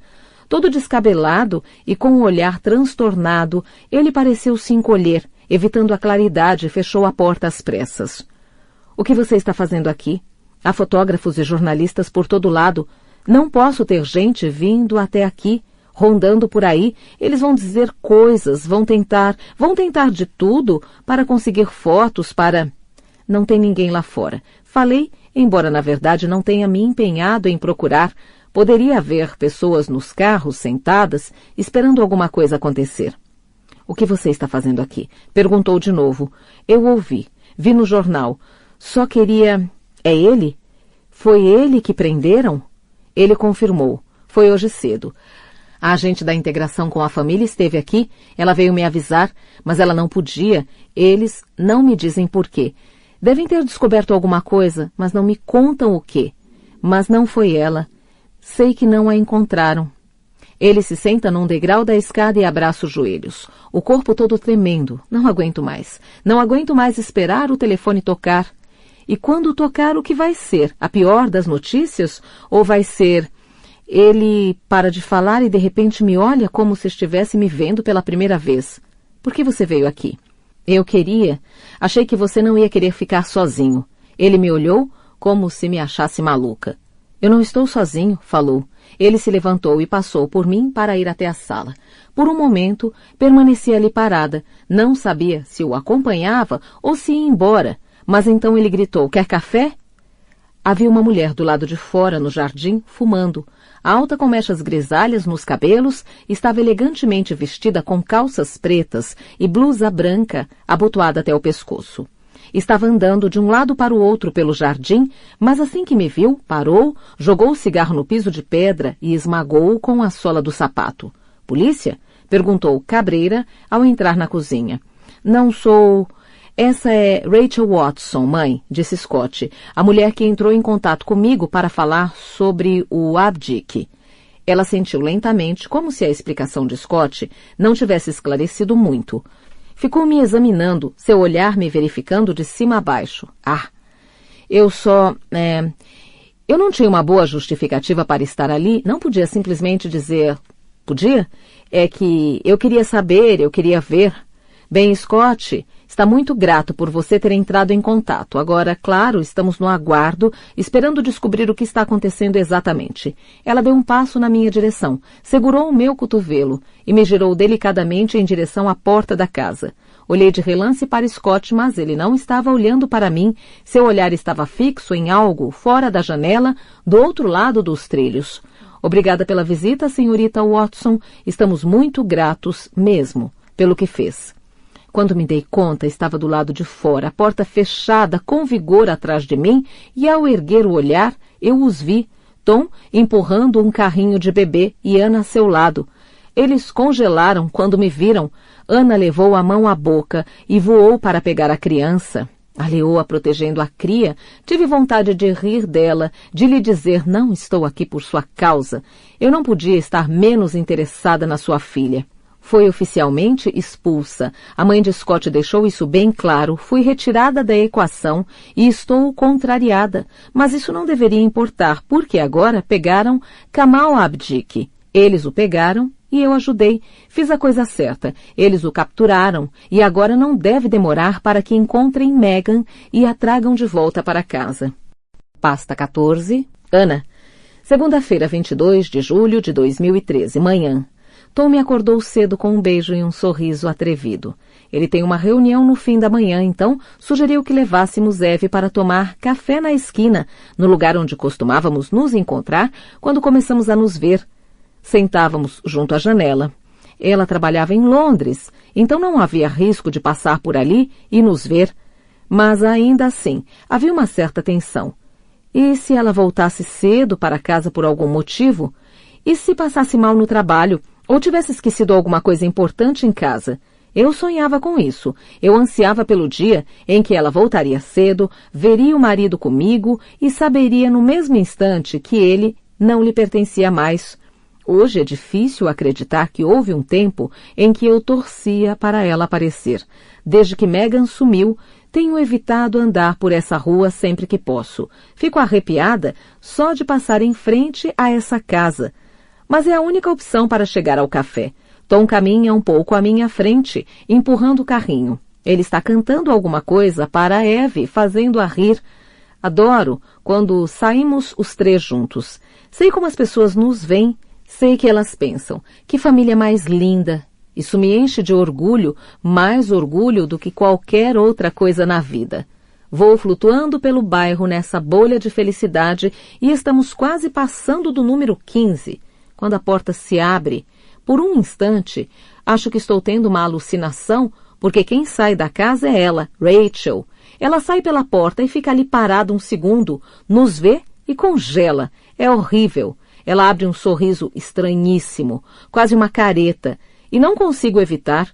Eu me jogo sobre o carrinho e pego Eve no colo, assustando-a um pouco. Ela começa a chorar. Rachel se afasta rapidamente de nós, indo em direção à estação.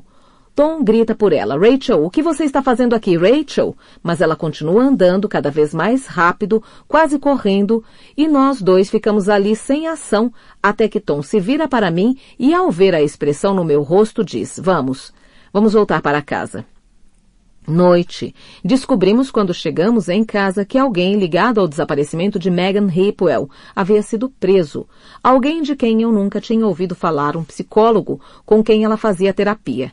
Para mim, foi um certo alívio porque eu vim imaginando todo tipo de coisas mais terríveis. Eu disse que não seria um desconhecido. Falou Tom. Nunca é. De qualquer forma, não sabemos nem o que aconteceu. Ela deve estar ótima. Deve ter fugido com alguém. Então por que prenderam aquele homem? Ele deu de ombros. Estava distraído, vestindo o paletó, ajeitando a gravata, se arrumando para a última reunião do dia. O que vamos fazer? Perguntei. Fazer.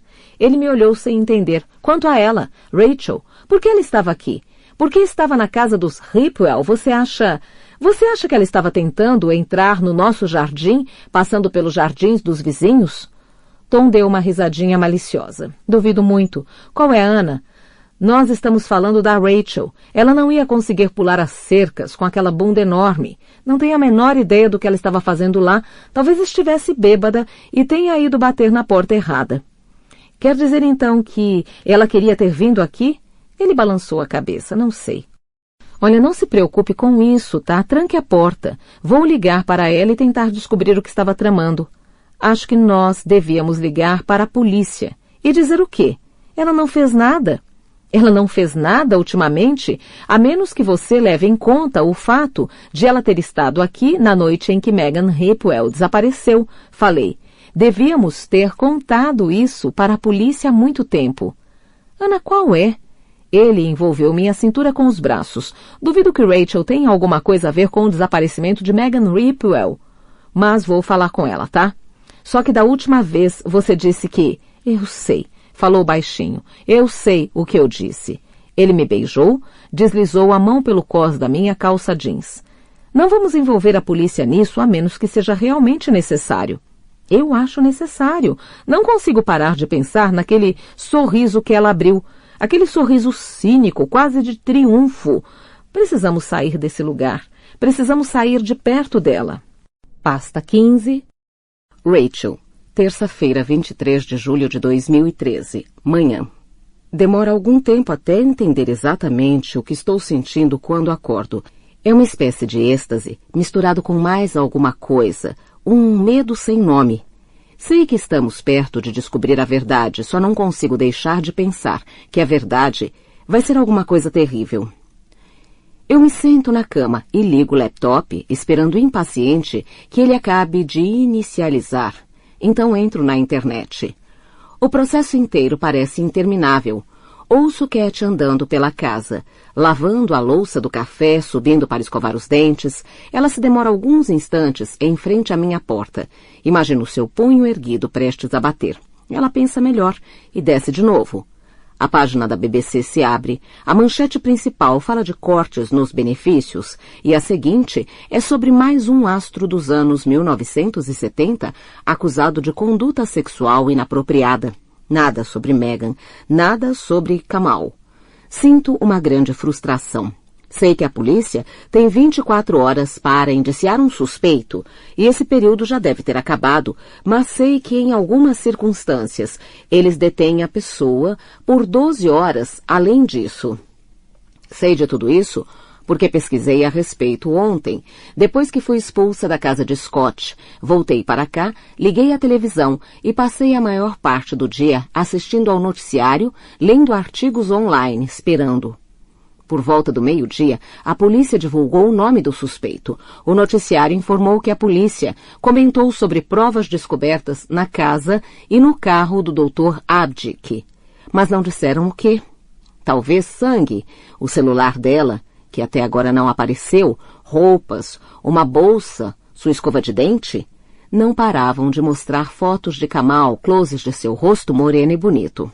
Não estão usando a foto de quando ele foi preso, mas uma foto espontânea, ele de férias em algum lugar, não exatamente sorrindo, mas quase. Parece tranquilo demais e bonito demais para ser um assassino, mas as aparências enganam. Dizem que Ted Bundy se parecia com Cary Grant. Esperei o dia todo por outras notícias, pela divulgação das acusações, sequestro, agressão ou coisa pior. Fiquei aguardando para ouvir onde ela está, onde ele a estava escondendo. Mostraram imagens da Blenheim Road, da estação, da porta da casa de Scott. Os comentaristas falaram das prováveis implicações do fato de o celular de Meghan, assim como seus cartões, não terem sido utilizados nenhuma vez há mais de uma semana. Tom me ligou mais uma vez. Não atendi. Sei o que ele quer. Quer me perguntar o que eu estava fazendo na casa de Scott Ripwell ontem de manhã. Ele que quebre a cabeça. Não tem nada a ver com ele. Nem tudo tem a ver com ele. De qualquer forma, imagino que esteja ligando porque Ana pediu. E não devo nenhuma explicação a ela. Esperei e esperei, e nada de acusação formal ser divulgada. Em vez disso, ficávamos sabendo mais detalhes sobre Kamal. O respeitado psicólogo que ouviu os segredos e problemas de Meghan, que conquistou sua confiança e depois abusou dela, seduzindo-a, e sabe-se lá mais o quê. Fico sabendo que ele é muçulmano, bósnio, um sobrevivente do conflito dos Balcãs, que ingressou na Grã-Bretanha como refugiado aos 15 anos. A violência lhe é familiar.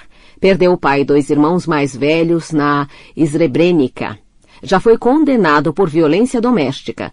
Quanto mais ouvia detalhes sobre Kamal, mais sabia que eu tinha feito a coisa certa, ter contado à polícia sobre ele, ter falado dele com Scott. Eu me levanto, visto Rob, desço às pressas e ligo a TV. Não tenho a menor intenção de ir a lugar nenhum hoje. Se Cat vier de repente para casa, vou dizer que estou doente. Preparo uma caneca de café, me sento em frente à televisão e espero. Noite. Fiquei entediada lá pelas 3 horas. Fiquei entediada de tanto ouvir falar em benefícios previdenciários e atores dos anos 1970 acusados de pedofilia. Fiquei frustrada com a falta de notícias sobre Meghan, sobre Kamal. Então fui até a loja de bebidas e comprei 2 garrafas de vinho branco. Estou quase no fim da primeira garrafa, quando acontece. A outra matéria no noticiário. Agora, imagens trêmulas de um prédio semi-construído ou semi-destruído com explosões à distância. Síria, Egito, talvez Sudão? O volume está baixo. Não estou prestando muita atenção.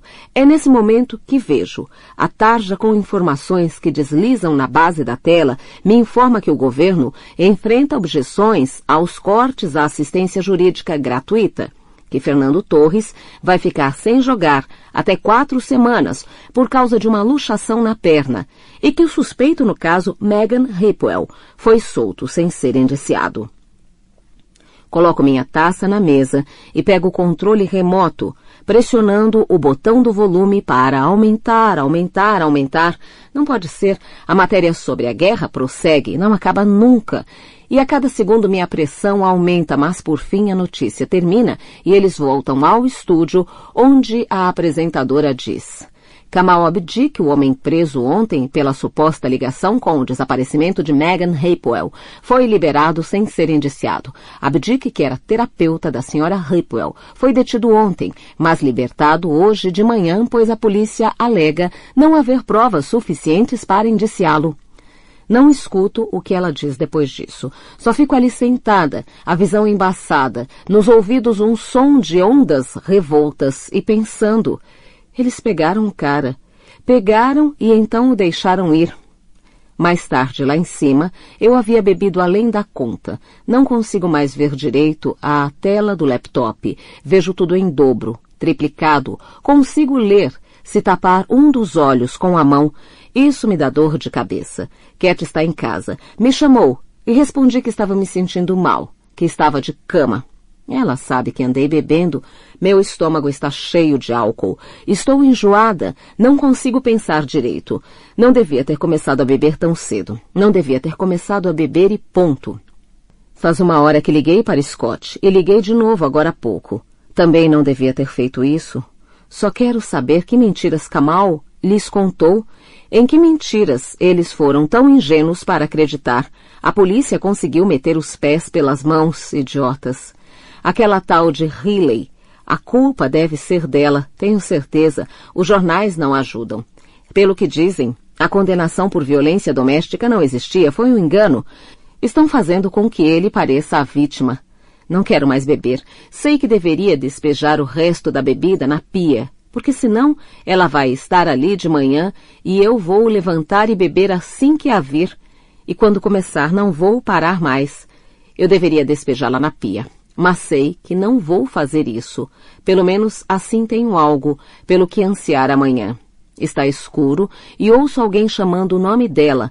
Uma voz, primeiro baixa, depois mais alta, irada, desesperada, chamando por Meghan. É a voz de Scott.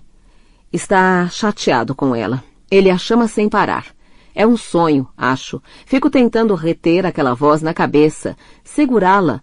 Mas quanto mais me esforço, mais fraca e mais distante ela fica. Quarta-feira, 24 de julho de 2013, manhã. Uma suave batida à porta me desperta. A chuva tamborila no vidro da janela. Já passa das 8, mas ainda parece estar escuro lá fora. Kate empurra a porta, abre-a devagar e espia o interior do quarto. Rachel, você está bem? Ela avista a garrafa ao lado da minha cama e faz cara de desânimo. Ai, Rachel. Ela se aproxima da cama e pega a garrafa. Estou tão envergonhada que não digo nada. Você não vai trabalhar? Pergunta ela. Você foi ontem? Ela não me espera responder. Simplesmente se vira para ir embora, mas antes de sair acrescenta. Se continuar assim, você vai acabar demitida. Eu deveria contar agora, pois ela já está aborrecida comigo. Deveria ir atrás dela e contar. Fui demitida há meses por aparecer totalmente bêbada no escritório após um almoço de 3 horas com um cliente, durante o qual consegui a proeza de ser tão grosseira e tão pouco profissional que ele até cortou relações com a nossa empresa. Quando fecho os olhos, ainda me lembro do desfecho daquele almoço, da expressão da garçonete ao me entregar o paletó do meu terninho, de entrar no escritório trocando as pernas, do pessoal se virando para me olhar, de Martin Miles me puxando de lado. Acho melhor você ir para casa agora, Rachel. Um trovão estala, um clarão eclode, eu me sento. No que eu estava pensando ontem à noite mesmo, olho em meu caderninho preto, mas não escrevi mais nada nele desde ontem ao meio-dia. Anotações sobre Kamal, idade, etnia, condenação por violência doméstica. Pego uma caneta e risco esse último item. Lá embaixo, faço meu café e ligo a TV. A polícia convocou uma coletiva de imprensa ontem à noite e estão mostrando trechos dela no Sky News. Lá está o detetive inspetor Gaskill, pálido, olhos fundos, a aparência péssima, derrotado. Ele nem faz menção ao nome de Kamal. Só diz que o suspeito chegou a ser detido e interrogado, mas foi liberado sem ser indiciado e que as investigações continuam. As câmeras passam dele para Scott, sentado de forma desajeitada, curvado, piscando muito por causa da luz das câmeras, o rosto marcado pela angústia. Dói o coração vê-lo assim. Ele fala baixo, os olhos mirando o chão. Diz não ter perdido as esperanças e que não importa o que a polícia diz, ainda alimenta a esperança de que logo Megan voltará para casa. Parecem palavras vazias, soam falsas, mas, sem olhar nos olhos dele, não consigo descobrir por quê. Não consigo descobrir se ele não acredita que ela voltará para casa, porque toda sua fé lhe foi arrancada pelos acontecimentos dos últimos dias, ou porque sabe que ela nunca mais vai voltar. É aí que ela vem, a lembrança de ter ligado para o número dele ontem, 1, 2 vezes. Corro escada acima para pegar meu celular e o encontro entre os lençóis.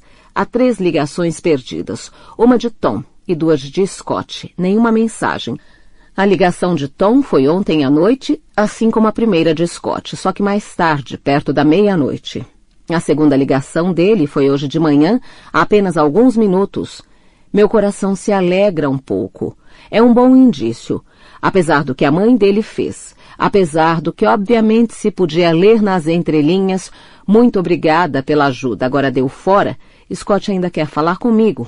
Ele precisa de mim.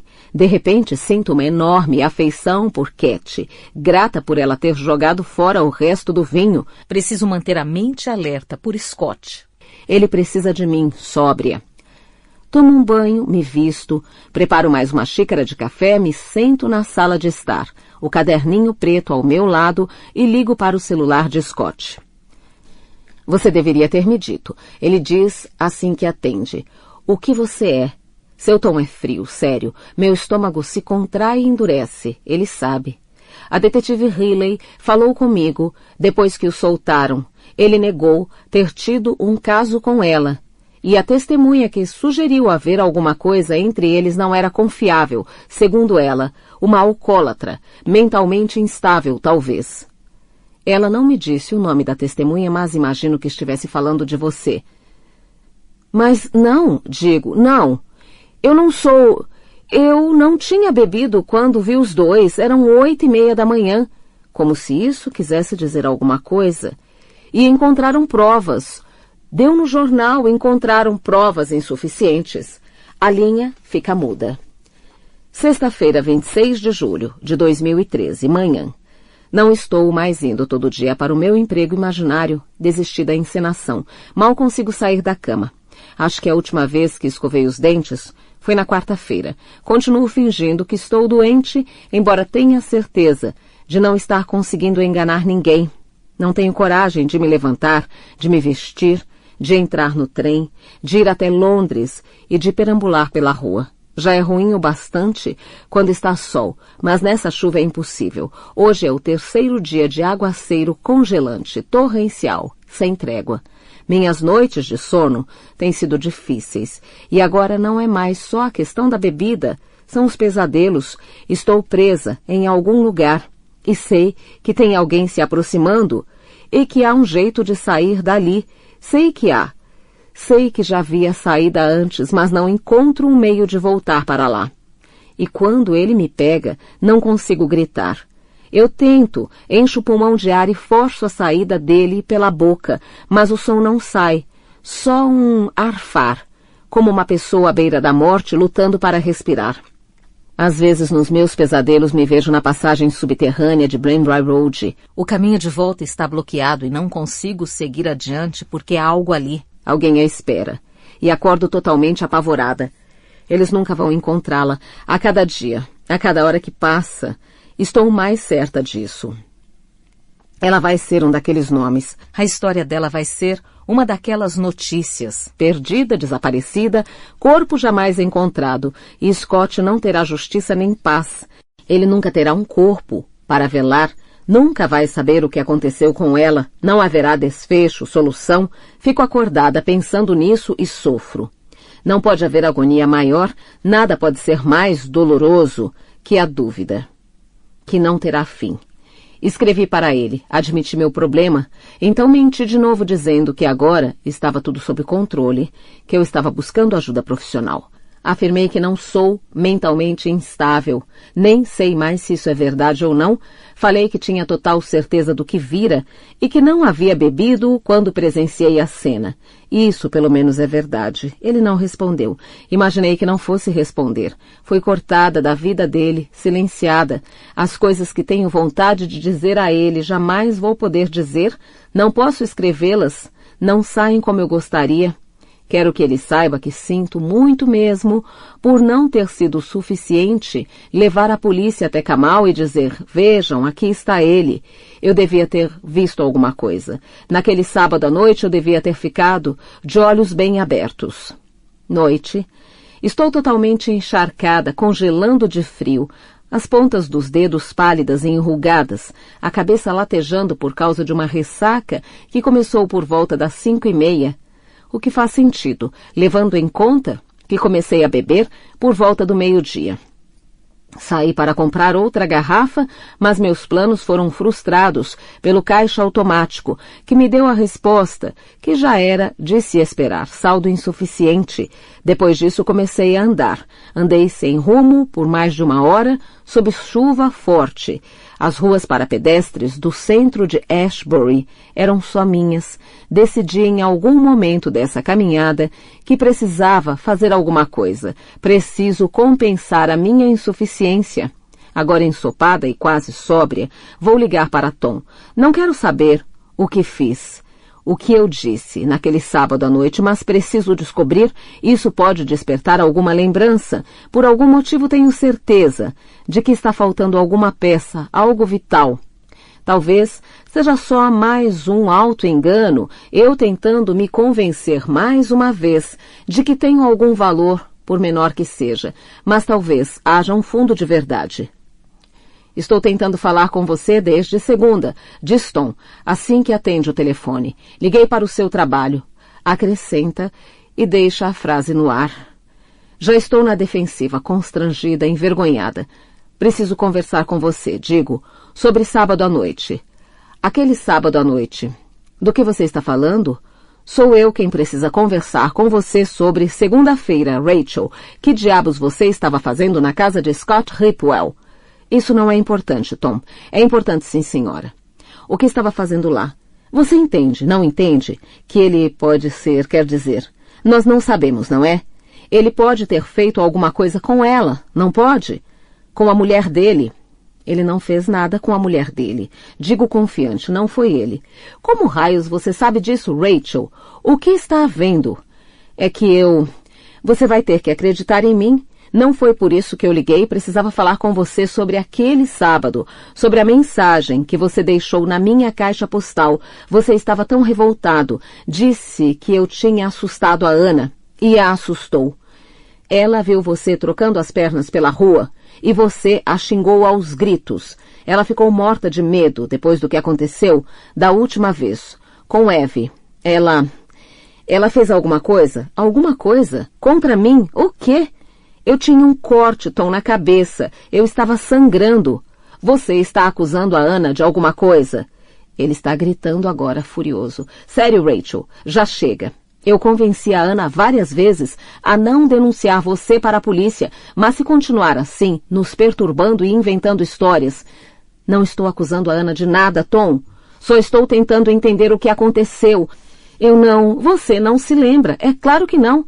A Rachel não se lembra. Ele suspira cansado. Olha, a Ana viu você, bêbada e gritando. Ela entrou em casa para me contar isso. Estava chateada. Então saí à sua procura. Você estava na rua. Talvez tenha escorregado e caído. Você estava muito alterada. Tinha cortado a mão. Não! Bem, então, tinha sangue na mão. Não sei como foi parar lá. Eu disse que ia levá-la para casa, mas você não me deu atenção. Estava descontrolada, dizendo coisas sem sentido. Você saiu andando e eu fui pegar o carro, mas quando voltei, você tinha sumido. Fui até depois da estação, mas não consegui achar você. Então, continuei dirigindo. A Ana temia que você estivesse fazendo hora em algum lugar para depois voltar e tentar entrar na casa. Eu temia que você fosse cair ou se meter em alguma encrenca. Dirigi até Ashbury. Toquei a campainha, mas você não estava em casa. Liguei algumas vezes, deixei mensagem. E sim, eu estava com raiva, estava puto da vida. Perdão, Tom, eu digo, eu sinto muito. Eu sei. Ele fala, você sempre sente muito. Você disse que eu gritei coisas para a Ana. Falo, me encolhendo só de pensar. O que eu falei para ela? Não sei, responde ele. Quer que eu a chame? Talvez você queira bater um papo com ela sobre isso. Tom! Bem, honestamente, isso importa agora? Você viu Megan Ripwell naquela noite? Não. Ele parece preocupado agora. Por quê? Você a viu? Você não fez alguma coisa com ela, fez? Não, claro que não. Ele fica em silêncio por alguns instantes. Bem, então por que está me perguntando isso? Rachel, se você sabe de alguma coisa... Não sei de nada, digo. Não vi nada. Por que você estava na casa dos Ripwell na segunda-feira? Conte para mim, por favor, para eu acalmar a Ana. Ela está preocupada. Queria contar uma coisa para ele. Achei que podia ser relevante. Você não a viu, mas tinha algo relevante para contar. Hesito por um momento. Não sei o quanto devo revelar, se não devia guardar isso só para o Scott. É sobre a Megan, digo. Ela estava tendo um caso. Esperei, você a conhecia? Um pouco. Como? Da galeria dela. Ah, faz ele. Então quem é o sujeito? O terapeuta dela, confidencio. Kamal Abdique, viu os dois juntos. É mesmo. O sujeito que prenderam?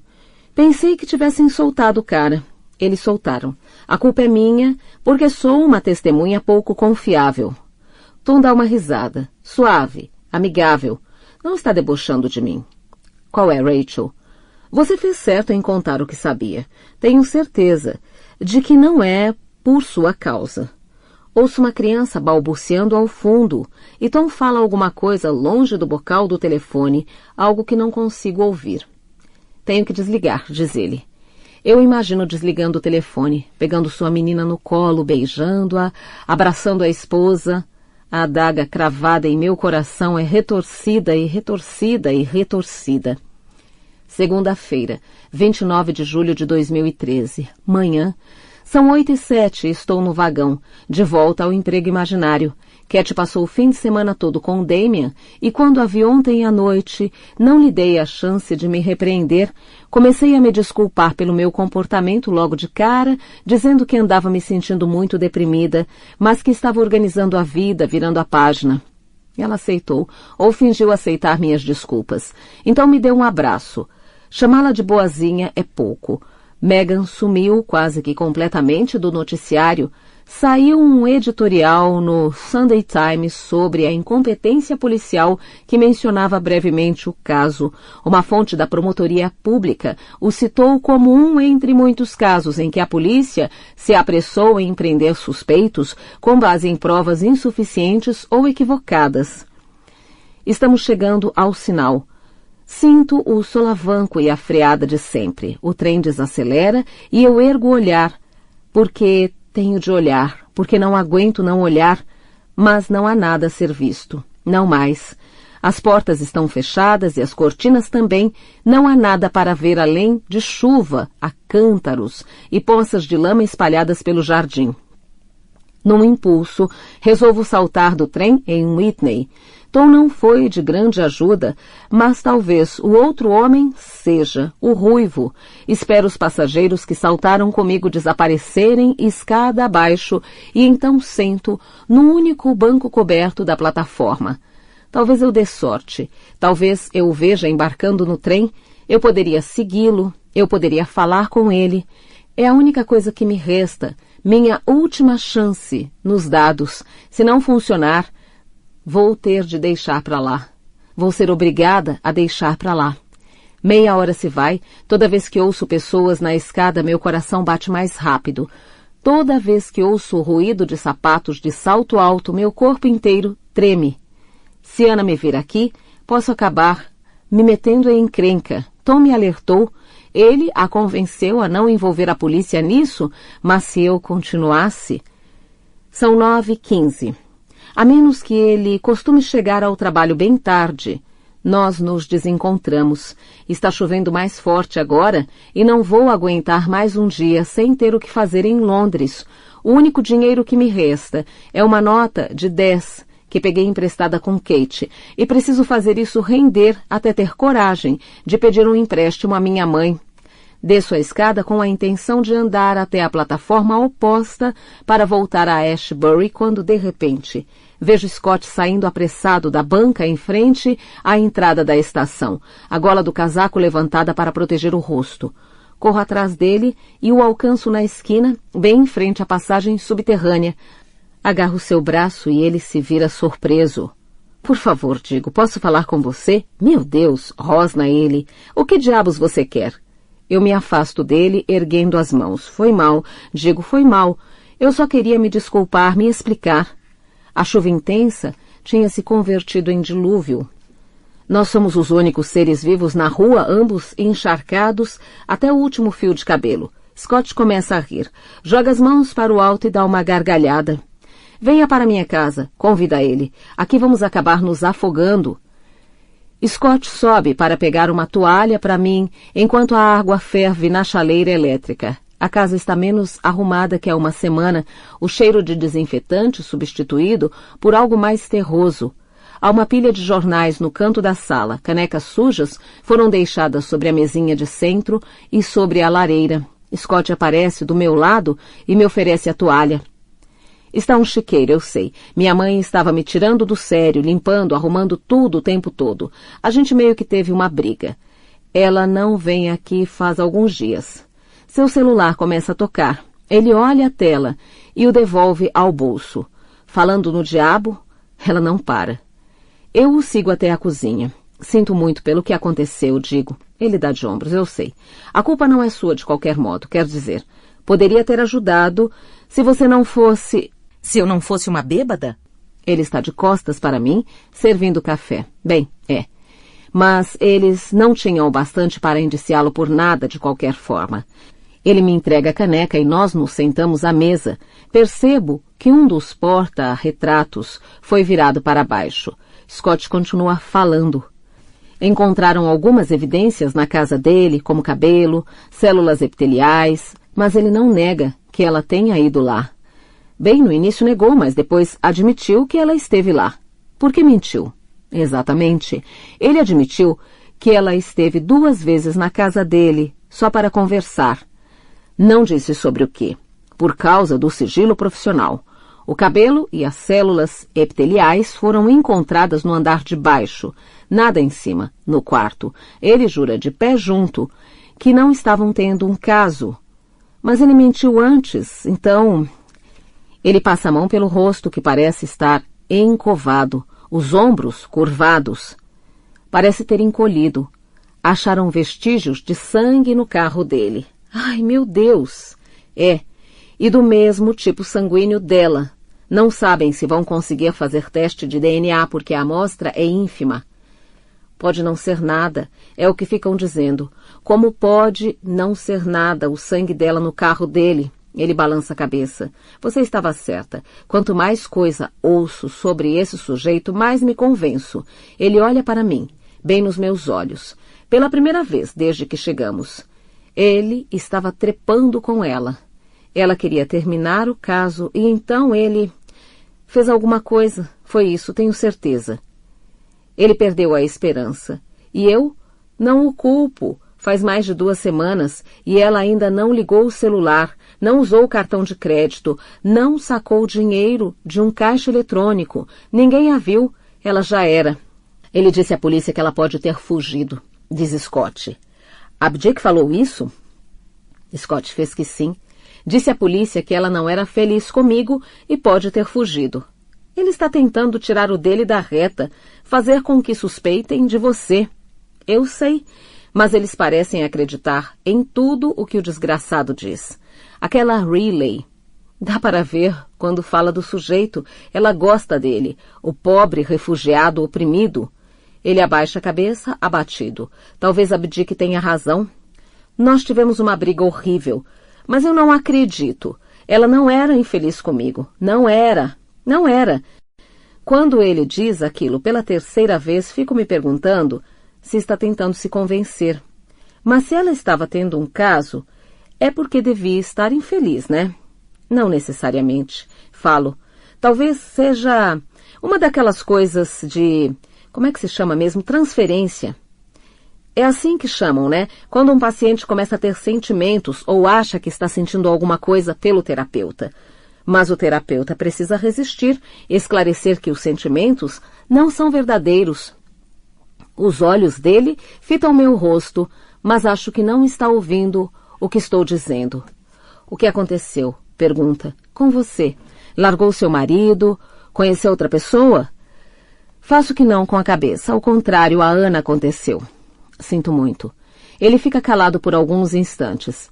Sei o que está para perguntar, então antes que pergunte, eu falo. Começou antes, quando ainda estávamos casados. A bebida. Era isso que você ia perguntar, não era? Ele faz de novo que sim. Estávamos tentando engravidar. Confesso, e minha voz começa a vacilar. Até hoje, depois de tanto tempo, toda vez que falo nisso, meus olhos ficam marejados. Perdão. Tudo bem. Ele se levanta, vai até a pia e enche um copo de água. Ele o coloca à minha frente na mesa. Eu pigarreio, tentando ser tão objetiva quanto possível. Estávamos tentando engravidar e nada aconteceu. Fiquei muito deprimida e comecei a beber. Acabei me tornando uma pessoa muito difícil de conviver e Tom buscou consolo em outro lugar. E ela não hesitou nem um pouco em dar o que ele queria. Sinto muitíssimo. Que coisa horrível, eu sei. Eu queria ter um filho. Megan só me respondia que ainda não estava pronta. Agora é ele quem enxuga as lágrimas. É uma das coisas pelas quais discutíamos às vezes. Era sobre isso que vocês estavam discutindo no dia em que ela foi embora? Ele suspira, empurra a cadeira para trás e fica de pé. Não, diz ele, virando de costas para mim. O motivo foi outro. Noite. Quando chego em casa, Cat está à minha espera. Ela está na cozinha de pé, bebendo um copo d'água, de um jeito agressivo. Como foi o dia no escritório? Pergunta, comprimindo os lábios. Ela sabe. Cat, Damien tinha uma reunião perto de Easton hoje. Na saída, ele deu de cara com Martin Miles. Eles se conhecem da época em que Damien trabalhava no Lang Fund Management, lembra? Martin fazia RP deles. Cat! Ela fez sinal de pare com a mão. Bebeu mais um gole de água. Faz meses que você não trabalha mais lá. Meses! Você tem noção de como isso me faz sentir uma idiota?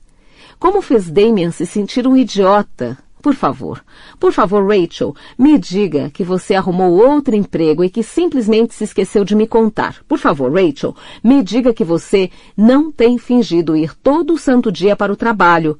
Que você não tem mentido para mim todos os dias esse tempo todo. Eu não sabia como contar. Você não sabia como contar. Que tal? Cat, fui demitida porque cheguei bêbada no trabalho. Que tal assim? Eu me encolho toda e sua expressão se suaviza. Foi mal, mas fala sério, Rachel.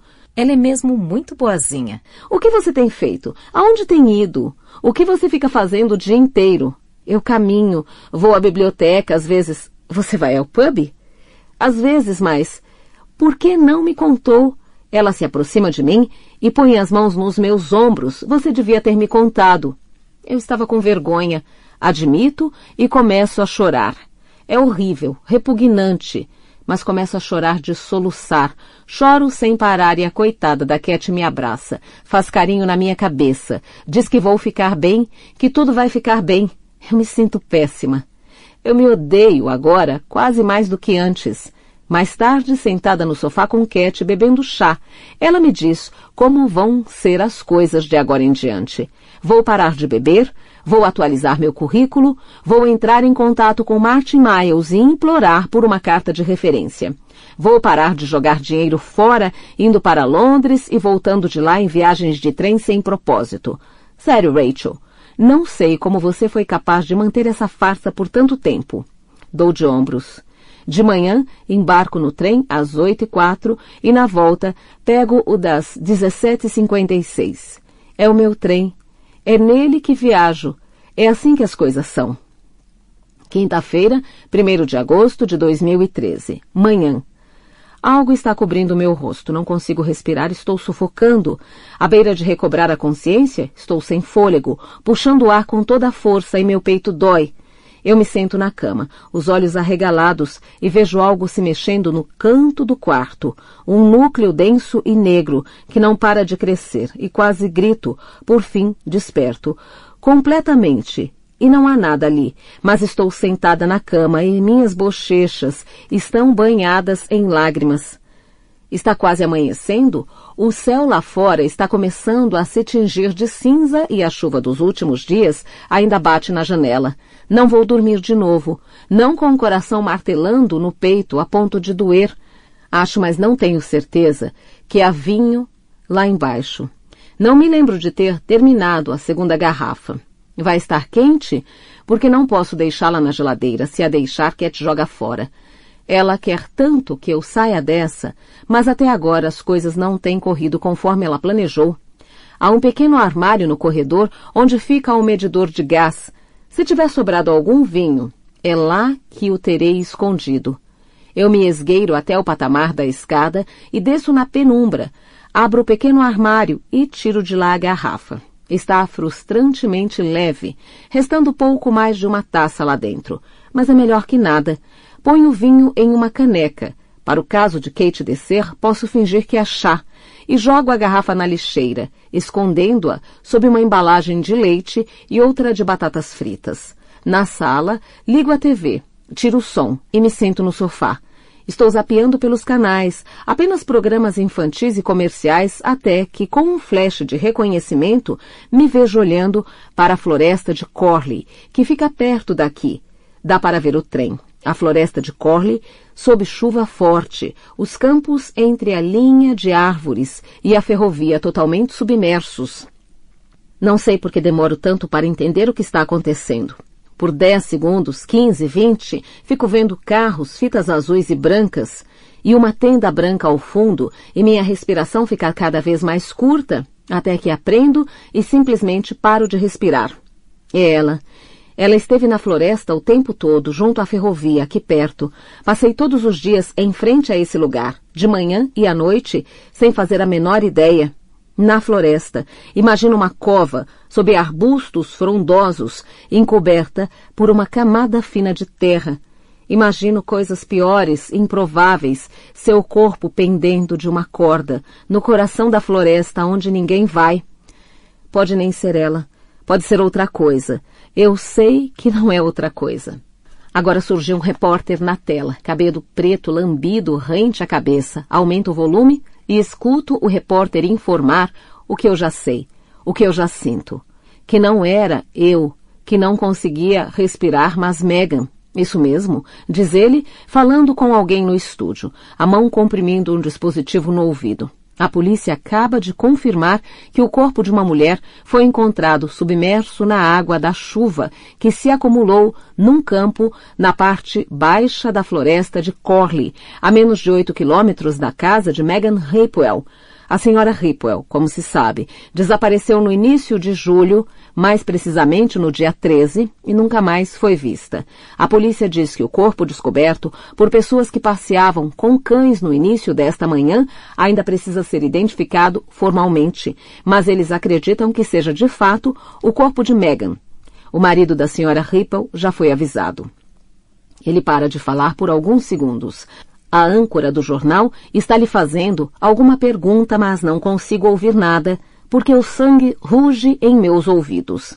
Levo a caneca à boca e bebo até a última gota. O repórter está falando de novo.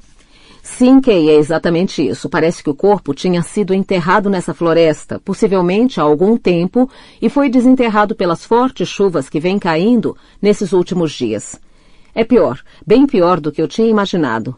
Quase enxergo o corpo dela, o rosto decomposto na lama, os braços brancos expostos, buscando o céu, buscando a luz, como se estivesse cavando para se desenterrar da própria cova. Sinto na boca o gosto de um líquido quente, bile e vinho amargo, e subo correndo para botar tudo para fora. Noite. Fiquei na cama a maior parte do dia. Tentei organizar as coisas na cabeça. Tentei montar o quebra-cabeças, a partir das lembranças dos flashbacks e dos sonhos do que aconteceu naquela noite de sábado, na tentativa de fazer com que aquilo fizesse algum sentido. De ver as coisas mais claramente, botei tudo no papel. O ruído da caneta riscando o papel parecia o de alguém sussurrando para mim. Isso me deixou aflita, como se houvesse mais alguém no apartamento do outro lado da porta, e eu não conseguia parar de pensar nela. Eu estava com um medo absurdo de abrir a porta do quarto, mas quando o fiz, não havia ninguém lá, claro. Desci as escadas e voltei a ligar a TV. As mesmas imagens continuavam na tela.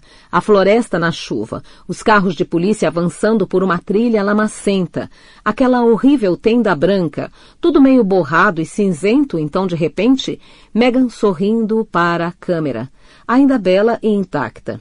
Então Scott, de cabeça baixa, desvencilhando-se dos fotógrafos para tentar entrar na própria casa, Riley a seu lado. Então apareceu o consultório de Kamal, mas nem sinal dele. Eu não queria ouvir a reportagem, mas precisei aumentar o volume, qualquer coisa para abafar o silêncio que zunia em meus ouvidos. A polícia dizia que a mulher, ainda não identificada formalmente, estava morta havia algum tempo, talvez várias semanas. Dizem que a causa da morte ainda é desconhecida. Dizem que não há evidências de uma motivação sexual para o assassinato. Isso me parece uma coisa particularmente idiota de se dizer. Sei o que querem dizer com isso, que não acham que foi estuprada, pelo menos isso, ainda bem. O que não quer dizer que não existam motivações sexuais. Na minha opinião, Kamal queria Megan só para ele e não podia tê-la. Megan deve ter tentado terminar tudo e ele não conseguiu suportar a separação. Essa é uma motivação sexual, não é? Não aguento mais ficar assistindo ao noticiário, então subo e me enfio debaixo do edredom. Esvazio minha bolsa para repassar minhas anotações rabiscadas em pedaços de papel, todas as migalhas de informação que consegui reunir, as memórias fugidias como sombras, e fico me perguntando, por que estou fazendo isso? Qual é a utilidade disso? Pasta 16. Megan, quinta-feira, 13 de junho de 2013, manhã. Não dá para dormir nesse calor. Insetos invisíveis rastejam pela minha pele. Estou com uma coceira no peito, não consigo relaxar. E Scott parece irradiar calor. Ficar deitada ao lado dele é como estar junto de uma fogueira. Não consigo manter o corpo suficientemente afastado dele e me vejo na beiradinha da cama, o lençol no chão. É insuportável. Pensei em ir deitar no futon no quarto extra, mas ele odeia acordar e não me ver na cama. Isso sempre acaba terminando em discussão. Geralmente, os temas giram em torno de usos alternativos para o quarto extra ou em quem eu pensava enquanto estava deitada lá sozinha. Às vezes tenho vontade de gritar com ele, me deixa em paz, sai daqui, me deixa respirar. Então não consigo dormir e estou com raiva. Sinto como se já estivesse brigando, embora a discussão só exista em minha imaginação. E na minha cabeça os pensamentos ficam girando, girando, girando. Sinto como se estivesse sufocando. Quando foi que essa droga de casa ficou tão pequena? Quando foi que minha vida ficou tão entediante? Era mesmo isso o que eu queria? Não me lembro, só sei que há poucos meses eu estava me sentindo melhor e agora já não consigo pensar, nem dormir, nem desenhar e a ânsia de fugir está cada vez mais incontrolável. À noite na cama, quando estou deitada, mas ainda acordada, ouço uma voz em minha mente dizendo baixinho, suma do mapa. Quando fecho os olhos, minha cabeça se enche de imagens de vidas passadas e futuras, coisas com que sonhei, coisas que tive e joguei fora. Não consigo relaxar, porque onde olho vejo becos sem saída, a galeria fechada, as casas dessa rua, a atenção sufocante das mulheres chatas do Pilates, a ferrovia e seus trens diante do meu jardim, sempre levando outras pessoas a outros lugares e me lembrando sem parar dezenas de vezes ao dia que estou presa, sempre no mesmo lugar. Acho que estou enlouquecendo e só há uns poucos meses eu estava me sentindo melhor. Estava melhorando, estava bem, conseguia dormir, não vivia com medo dos pesadelos, podia respirar. Sim, eu ainda tinha vontade de fugir, às vezes, mas não todos os dias. Falar com Kamal ajudou. Quanto a isso, não há dúvida. Eu gostava da terapia, gostava dele. Ele me fez uma pessoa mais feliz e agora fiquei tão sem desfecho. Não cheguei no X da questão. A culpa é minha, claro, porque me comportei mal como uma criança, porque não gostei de me sentir rejeitada. Preciso aprender a perder. Agora estou com vergonha do que fiz. Só de pensar nisso começo a corar. Não quero que ele guarde essa impressão de mim. Quero que ele me veja de novo, me veja melhor. Eu sinto que, se fosse procurá-lo, ele me ajudaria, é da natureza dele. Preciso chegar ao fim dessa história. Preciso contar a alguém só uma vez, dizer em voz alta. Se isso não sair de mim, vai me corroer por dentro. O vazio dentro de mim, o vazio que eles deixaram, vai ficar cada vez maior até me consumir. Vou ter de engolir meu orgulho e minha vergonha e ir vê-lo. Ele vai ter de me ouvir, nem que eu tenha de obrigá-lo. Noite. Scott acha que estou no cinema com a Tara. Estou do lado de fora da casa de Kamal faz 15 minutos, tomando coragem para bater na porta. Estou com tanto medo da forma como ele vai me olhar depois da última vez. Preciso mostrar a ele que sinto muito. Então, me vesti para o papel. Bem simples, de jeans e camisa de malha. Pouquíssima maquiagem. Não pretendo seduzi-lo. E ele precisa ver isso logo de cara. Meu coração dispara quando me aproximo da porta e aperto a campainha. Ninguém vem atender, as luzes estão acesas, mas ninguém aparece para abrir a porta. Talvez ele já tenha me visto ali fora, à espreita. Talvez esteja no andar de cima, na esperança de que, se ele me ignorar, eu acabe indo embora. Mas não vou. Ele não sabe até onde vai a minha determinação. Quando decido fazer alguma coisa, sou capaz de mover montanhas. Toco a campainha de novo, então uma terceira vez e, por fim, ouço passos na escada e a porta se abre. Ele está usando uma calça de moletom e uma camisa de malha branca. Está descalço, o cabelo molhado, o rosto vermelho. Megan, ele diz, surpreso, mas não bravo, o que é um bom começo. Você está bem? Está tudo bem? Perdão, digo, e ele recua para permitir que eu entre. Sinto uma onda de gratidão tão grande que até parece amor. Ele me leva à cozinha, uma bagunça, pilhas de louça para lavar na bancada e dentro da pia, embalagens de comida para viagem saindo pelo ladrão da lixeira. Será que ele está deprimido? Paro no vão da porta. Ele se apoia no balcão, de frente para mim, os braços cruzados. O que posso fazer por você? Pergunta. Seu rosto assumiu uma expressão perfeitamente neutra, sua cara de terapeuta. Dá vontade de beliscá-lo, só para fazê-lo sorrir. Eu queria contar. Começo, mas paro, porque não posso simplesmente começar pelo meio, preciso de um preâmbulo. Então, mudo de tática. Eu queria me desculpar pelo que aconteceu da última vez. Está tudo bem, responde ele. Quanto a isso, não se preocupe. Se precisar conversar com alguém, posso indicar outra pessoa. Mas não posso... Por favor, Kamal. Megan, não posso mais atender você. Eu sei disso. Mas não posso começar de novo do zero com outra pessoa. Não dá. Nós fomos longe demais, estávamos tão perto. Simplesmente preciso contar para você só uma vez e depois sumo de sua vida, juro. Nunca mais volto a incomodar você. Ele inclina a cabeça para o lado. Não acredita em mim, dá para ver na cara dele. Está achando que, se me acolher de novo agora, nunca mais vai se livrar de mim. Por favor, me escute. Não vai ser por muito tempo, só preciso que alguém me escute. Seu marido? Sugere ele e faço que não. Não dá. Não dá para contar para ele. Não depois de todo esse tempo. Ele não ia conseguir mais pensar em mim como a mesma pessoa. Eu seria outra pessoa aos olhos dele. Não saberia como me perdoar. Por favor, Kamal, se eu não cuspir esse veneno, sinto que nunca mais vou dormir.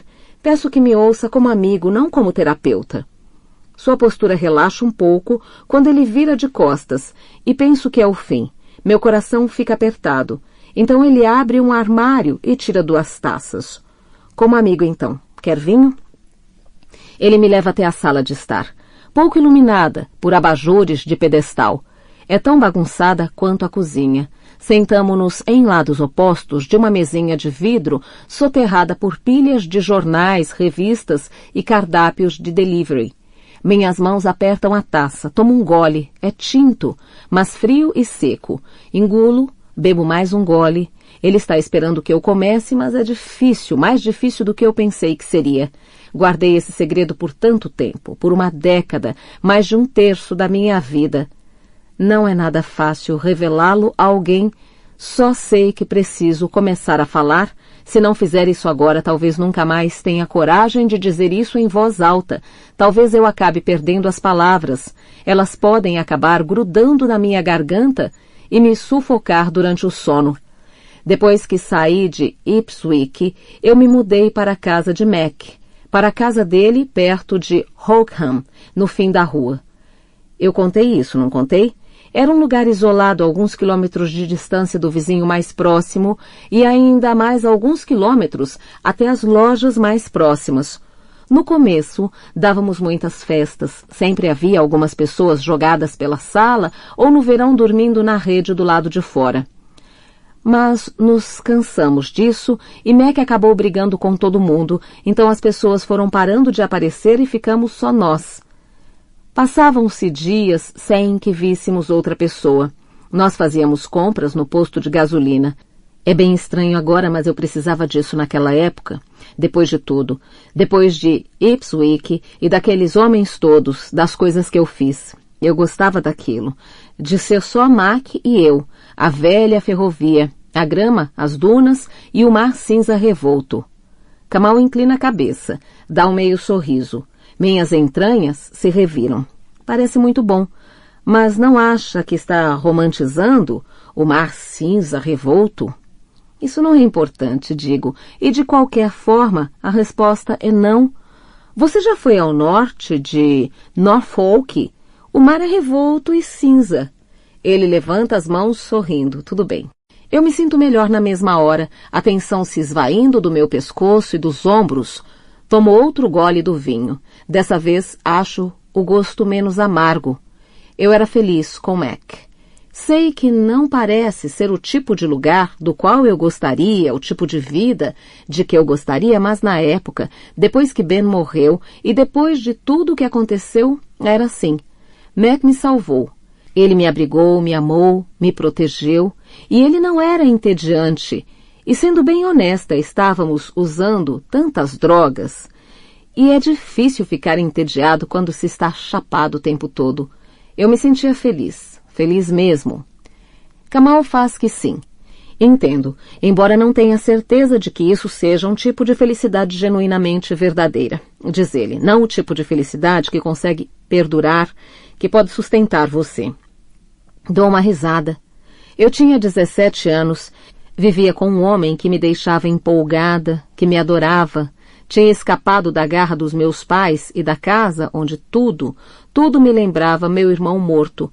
Não precisava que perdurasse, nem me sustentasse, só precisava, para aquele momento.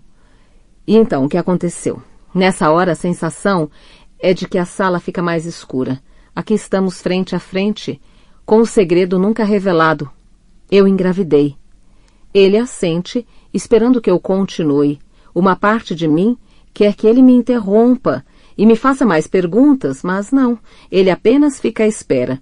O ambiente escurece mais ainda. Quando me dei conta, era tarde demais para me livrar dela. É o que eu teria feito se não tivesse sido tão burra, tão desligada. A verdade é que nem eu nem ele a desejávamos. Kamal se levanta, vai à cozinha e volta com uma folha de papel toalha para que eu enxugue as lágrimas. Ele me entrega o papel toalha e se senta. Demora um pouco para continuar. Kamal está sentado exatamente como ficava nas nossas sessões, olhando nos meus olhos, as mãos juntas no colo, paciente, imóvel. Deve ser necessário um autocontrole incrível. Essa imobilidade, essa passividade deve ser exaustivo. Minhas pernas estão tremendo, meus joelhos têm espasmos, como se estivessem presos a um fio de marionete. Fico de pé para tentar fazer isso parar, ando até a porta da cozinha e volto coçando as palmas das mãos. Nós éramos tão idiotas, falei. Não demos a menor atenção ao que estava acontecendo, simplesmente continuamos com a nossa vida de sempre. Não fui ao médico, não comi as coisas certas, nem tomei suplementos, não fiz nada do que deveria ter feito, simplesmente continuamos vivendo, nem chegamos a admitir que alguma coisa tinha mudado. Fui ficando mais gorda, mais lerda, mais cansada. Ficamos os dois irritadiços e brigávamos o tempo todo, mas nada mudou de verdade até ela nascer. Kamal me deixa chorar. Enquanto choro, ele passa para a poltrona mais perto da minha e se senta ao meu lado, seus joelhos quase encostando na minha coxa. Ele se inclina para a frente. Não encosta em mim, mas nossos corpos estão próximos. Sinto o cheiro dele, um cheiro bom nesse ambiente sujo, um cheiro forte e adstringente. Minha voz é um sussurro, não parece certo compartilhar isso em voz alta. Eu a tive em casa, digo. Foi uma estupidez, mas eu tinha pavor de hospitais na época, porque da última vez em que eu tinha estado em um, foi quando Ben morreu. Além disso, eu não tinha ido fazer exame nenhum. Andava bebendo, fumando, não conseguiria enfrentar os sermões, não conseguiria enfrentar nada daquilo. Eu acho que até a reta final simplesmente não parecia real, não parecia que ia acontecer de verdade. Mac tinha uma amiga que era enfermeira ou que tinha estudado para ser enfermeira, algo assim. Ela veio me ajudar e correu tudo bem. Não foi tão ruim. Quer dizer, foi horrível, claro, doloroso e assustador, mas lá estava ela. Era muito pequena. Não me lembro exatamente quanto pesava. Isso é péssimo, não é? Kamal não diz nada, nem se mexe. Ela era linda. Tinha olhos pretos e cabelos loiros. Não chorava muito, dormia bem desde o começo. Era boazinha, uma boa menina. Nesse momento preciso fazer uma pausa. Eu imaginei que tudo fosse ser muito difícil, mas não foi. Ainda está mais escuro, tenho certeza, mas ergo o olhar e Kamal permanece ali, seus olhos nos meus, a expressão tranquila, está me ouvindo. Quer que eu lhe conte? Minha boca está seca, então bebo mais um gole de vinho. Engolir dói. Nós a chamamos de Elizabeth, Libby. É tão estranho dizer o nome dela depois de tanto tempo. Libby. Digo de novo, gostando da sensação que o nome me provoca na boca. Quero dizê-lo muitas e muitas vezes.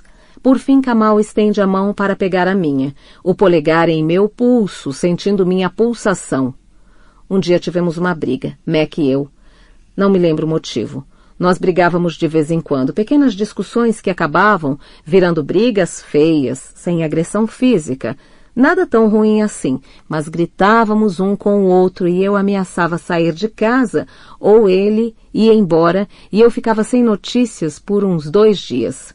Aquela foi a primeira vez que isso aconteceu depois do nascimento dela, a primeira vez que ele foi embora e me deixou sozinha.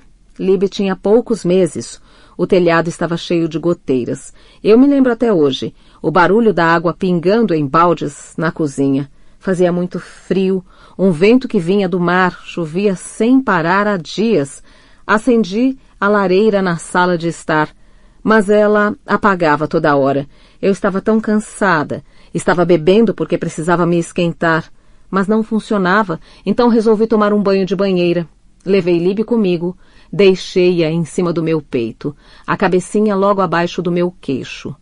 O ambiente vai ficando cada vez mais escuro, até que me vejo de novo com ela, deitada na água, seu corpinho pesando contra o meu, uma vela bruxuleando atrás da minha cabeça. Ouço-a crepitar, sinto o cheiro da cera e o ar gelado no pescoço e nos ombros. Estou muito pesada, meu corpo afunda naquela quentura, estou exausta, e então, de repente, a vela não está mais acesa, e eu estou com frio. Com muito frio, batendo o queixo no corpo todo, tremendo. Até a casa parece tremer e o vento gritar, tentando arrancar as telhas do telhado. Eu dormi, confesso, e então não consigo dizer mais nada, porque a sinto de novo, não mais no meu peito, seu corpo imprensado entre meu braço e a borda da banheira, o rosto dentro d'água. Estávamos tão frias as duas. Por alguns segundos, nenhum de nós se mexe. Quase não tenho coragem de olhar para ele, mas quando olho, ele não me evita, não diz uma palavra. Põe o braço em meu ombro e me puxa para perto, meu rosto encostado em seu peito. Eu o respiro e espero para ver se me sinto diferente, mais leve, melhor ou pior agora que outro ser vivo conhece meu segredo. Acho que sinto alívio, porque sei pela reação dele que fiz a coisa certa. Ele não está zangado comigo, não me considera um monstro. Estou a salvo aqui, completamente a salvo com ele. Não sei quanto tempo fico ali em seus braços, mas quando volto a mim, meu celular está tocando. Não o atendo, mas um segundo depois há um bip que me alerta para o recebimento de uma mensagem. Ed Scott, cadê você? E segundos depois o celular começa a tocar de novo. Desta vez é a Tara. Desvencilho-me do abraço de Kamal, atendo o celular. Megan, não sei o que você está fazendo, mas precisa ligar para o Scott. Ele já me telefonou 4 vezes e eu disse para ele que você deu um pulinho na loja de bebidas para comprar vinho, mas acho que ele não acreditou em mim. Ele diz que você não está atendendo o celular. O tom dela é furioso e eu sei que eu deveria acalmá-la, mas não tenho energia para isso. Tudo bem, digo. Obrigada. Vou ligar para ele agora. Megan, diz ela, mas encerro a chamada antes de ouvir outra palavra. Já passam das 10. Estou aqui há mais de 2 horas. Desligo o celular e me viro para encarar Kamal. Eu não quero ir para casa, falo. Ele assente, mas não me convida para ficar. Em vez disso fala, se você quiser, pode voltar, outro dia. Dou um passo à frente, eliminando a distância que havia entre nós. Fico na ponta dos pés e beijo sua boca. Ele não recua. Pasta 17. Rachel. Sábado 3 de agosto de 2013, manhã. Ontem à noite sonhei que estava na floresta caminhando sozinha. Começava a amanhecer, ou anoitecer, não sei bem, mas havia mais alguém ali comigo. Não dava para ver quem era, só sentia sua presença cada vez mais próxima. Eu não queria ser vista. Queria fugir, mas não conseguia. Minhas pernas estavam muito pesadas e quando tentava gritar, não saía som. Quando acordo, raios de sol atravessam a fresta da cortina. A chuva finalmente parou. Seu trabalho encerrado. O quarto está quente, um cheiro horrível, um ranço azedo. Mal saí daqui desde quinta-feira. Lá fora, ouço o aspirador de pó zumbir e roncar. Cat está fazendo faxina. Ela vai sair mais tarde, então vou poder me aventurar para fora do quarto. Não sei bem o que vou fazer, não consigo me endireitar. Mais um dia de bebedeira, talvez, e então fico sóbria a partir de amanhã. Meu celular vibra, um alerta de que a carga da bateria está baixa. Eu o pego para colocá-lo na tomada e reparo que há 2 chamadas perdidas de ontem à noite. Digito o número da caixa postal. Há uma mensagem gravada. Rachel, oi. É a mamãe. Olha, amanhã vou dar um pulo em Londres. Sábado preciso comprar umas coisinhas. Podemos nos encontrar para um café ou algo assim? Querida, esse não é um bom momento para você se mudar para minha casa. É que arrumei um novo amigo e você sabe como é no início. Ela ri. Enfim, fico feliz em emprestar um dinheiro para você que dê para umas 2 semanas. Amanhã conversamos sobre isso, tá, querida? Tchau. Vou ter que ser bem direta com ela, dizer exatamente como as coisas estão. Não é o tipo de conversa que eu queria ter de cara limpa. Me obrigo a levantar da cama. Posso ir à loja de bebidas agora e tomar só 2 tacinhas antes de sair, só para relaxar. Olho de novo para o celular, verifico as ligações perdidas. Só uma é da minha mãe, a outra é de Scott. Uma mensagem deixada às 1:45 da manhã. Fico sentada ali, o aparelho na mão, tentando decidir se devo ou não ligar para ele. Não, agora é muito cedo. Talvez mais tarde? Mas depois de uma taça, não de 2. Coloco o celular para carregar, abro a cortina e a janela, então vou ao banheiro e tomo um banho frio. Esfrego o corpo com a bucha, lavo o cabelo e tento calar a voz em minha mente que me diz ser estranho menos de 48 horas depois da descoberta do cadáver da sua esposa ligar para outra mulher no meio da noite. Noite. A terra ainda está secando, mas o sol já quase consegue atravessar a espessa camada de nuvens brancas. Comprei uma daquelas mini garrafas de vinho, só uma. Não deveria ter feito isso, mas um almoço com minha mãe é uma prova de fogo até para um abstêmio convicto. Mesmo assim, ela prometeu transferir 300 libras para minha conta, então não foi uma perda de tempo completa.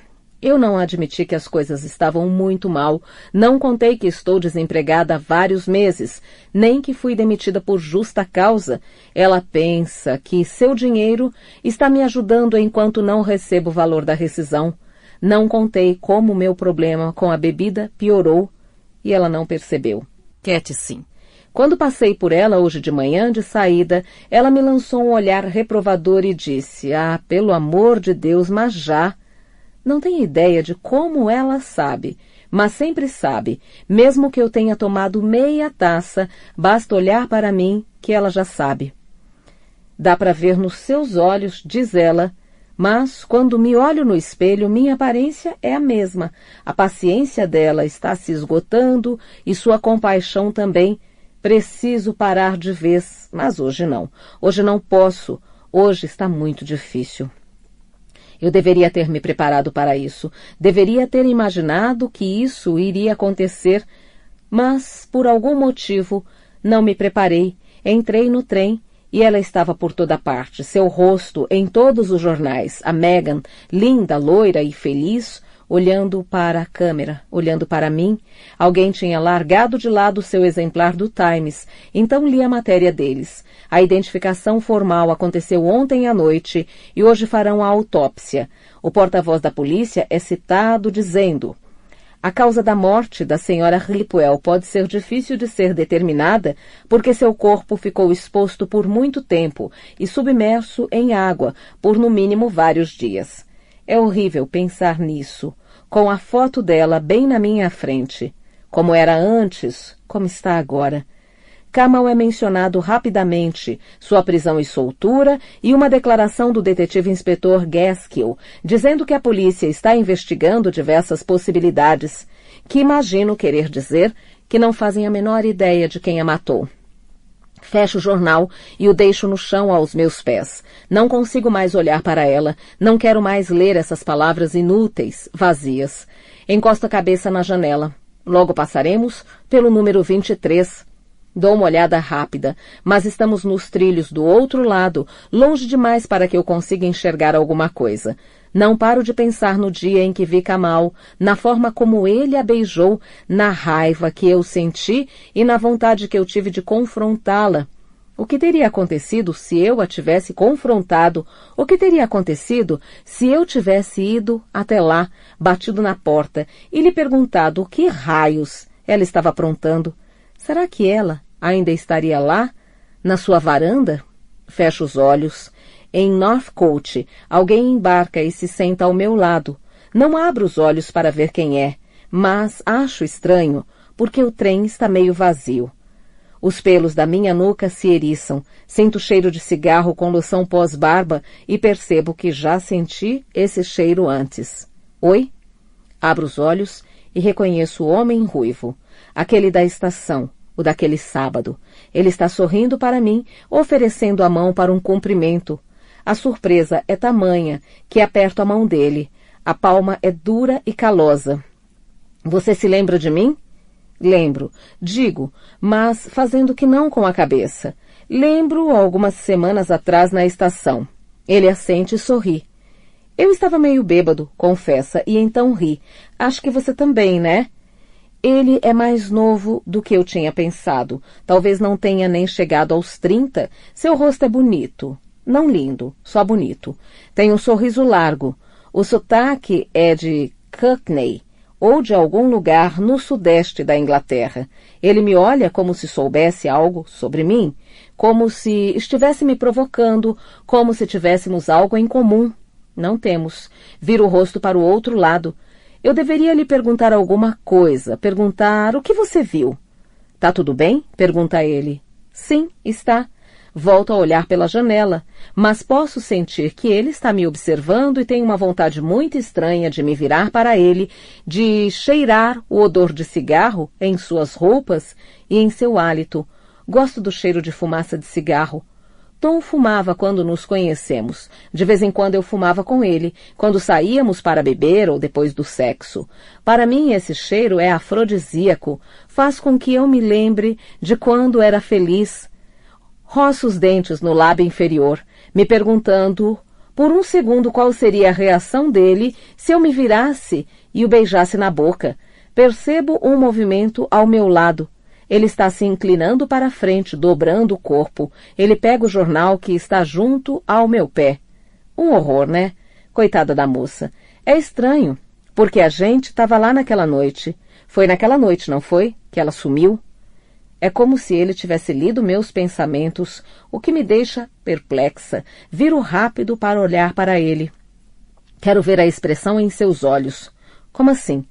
Naquela noite que conheci você no trem, foi naquela noite que a moça sumiu. Essa que encontraram agora, e estão dizendo que ela foi vista pela última vez do lado de fora da estação. Fico me perguntando, sabe, se eu posso ter visto essa moça, mas não me lembro, estava bêbado. Ele dá de ombros. Você não se lembra de nada, lembra? É estranho o jeito que me sinto quando ele diz isso. Não me lembro de jamais ter me sentido assim.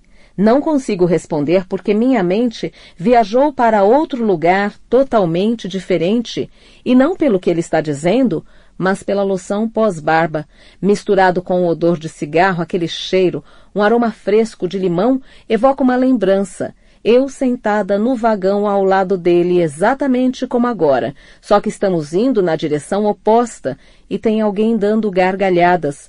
A mão dele está no meu braço. Ele me pergunta se quero sair para beber alguma coisa. Mas de repente há algo errado. Eu me sinto assustada e confusa.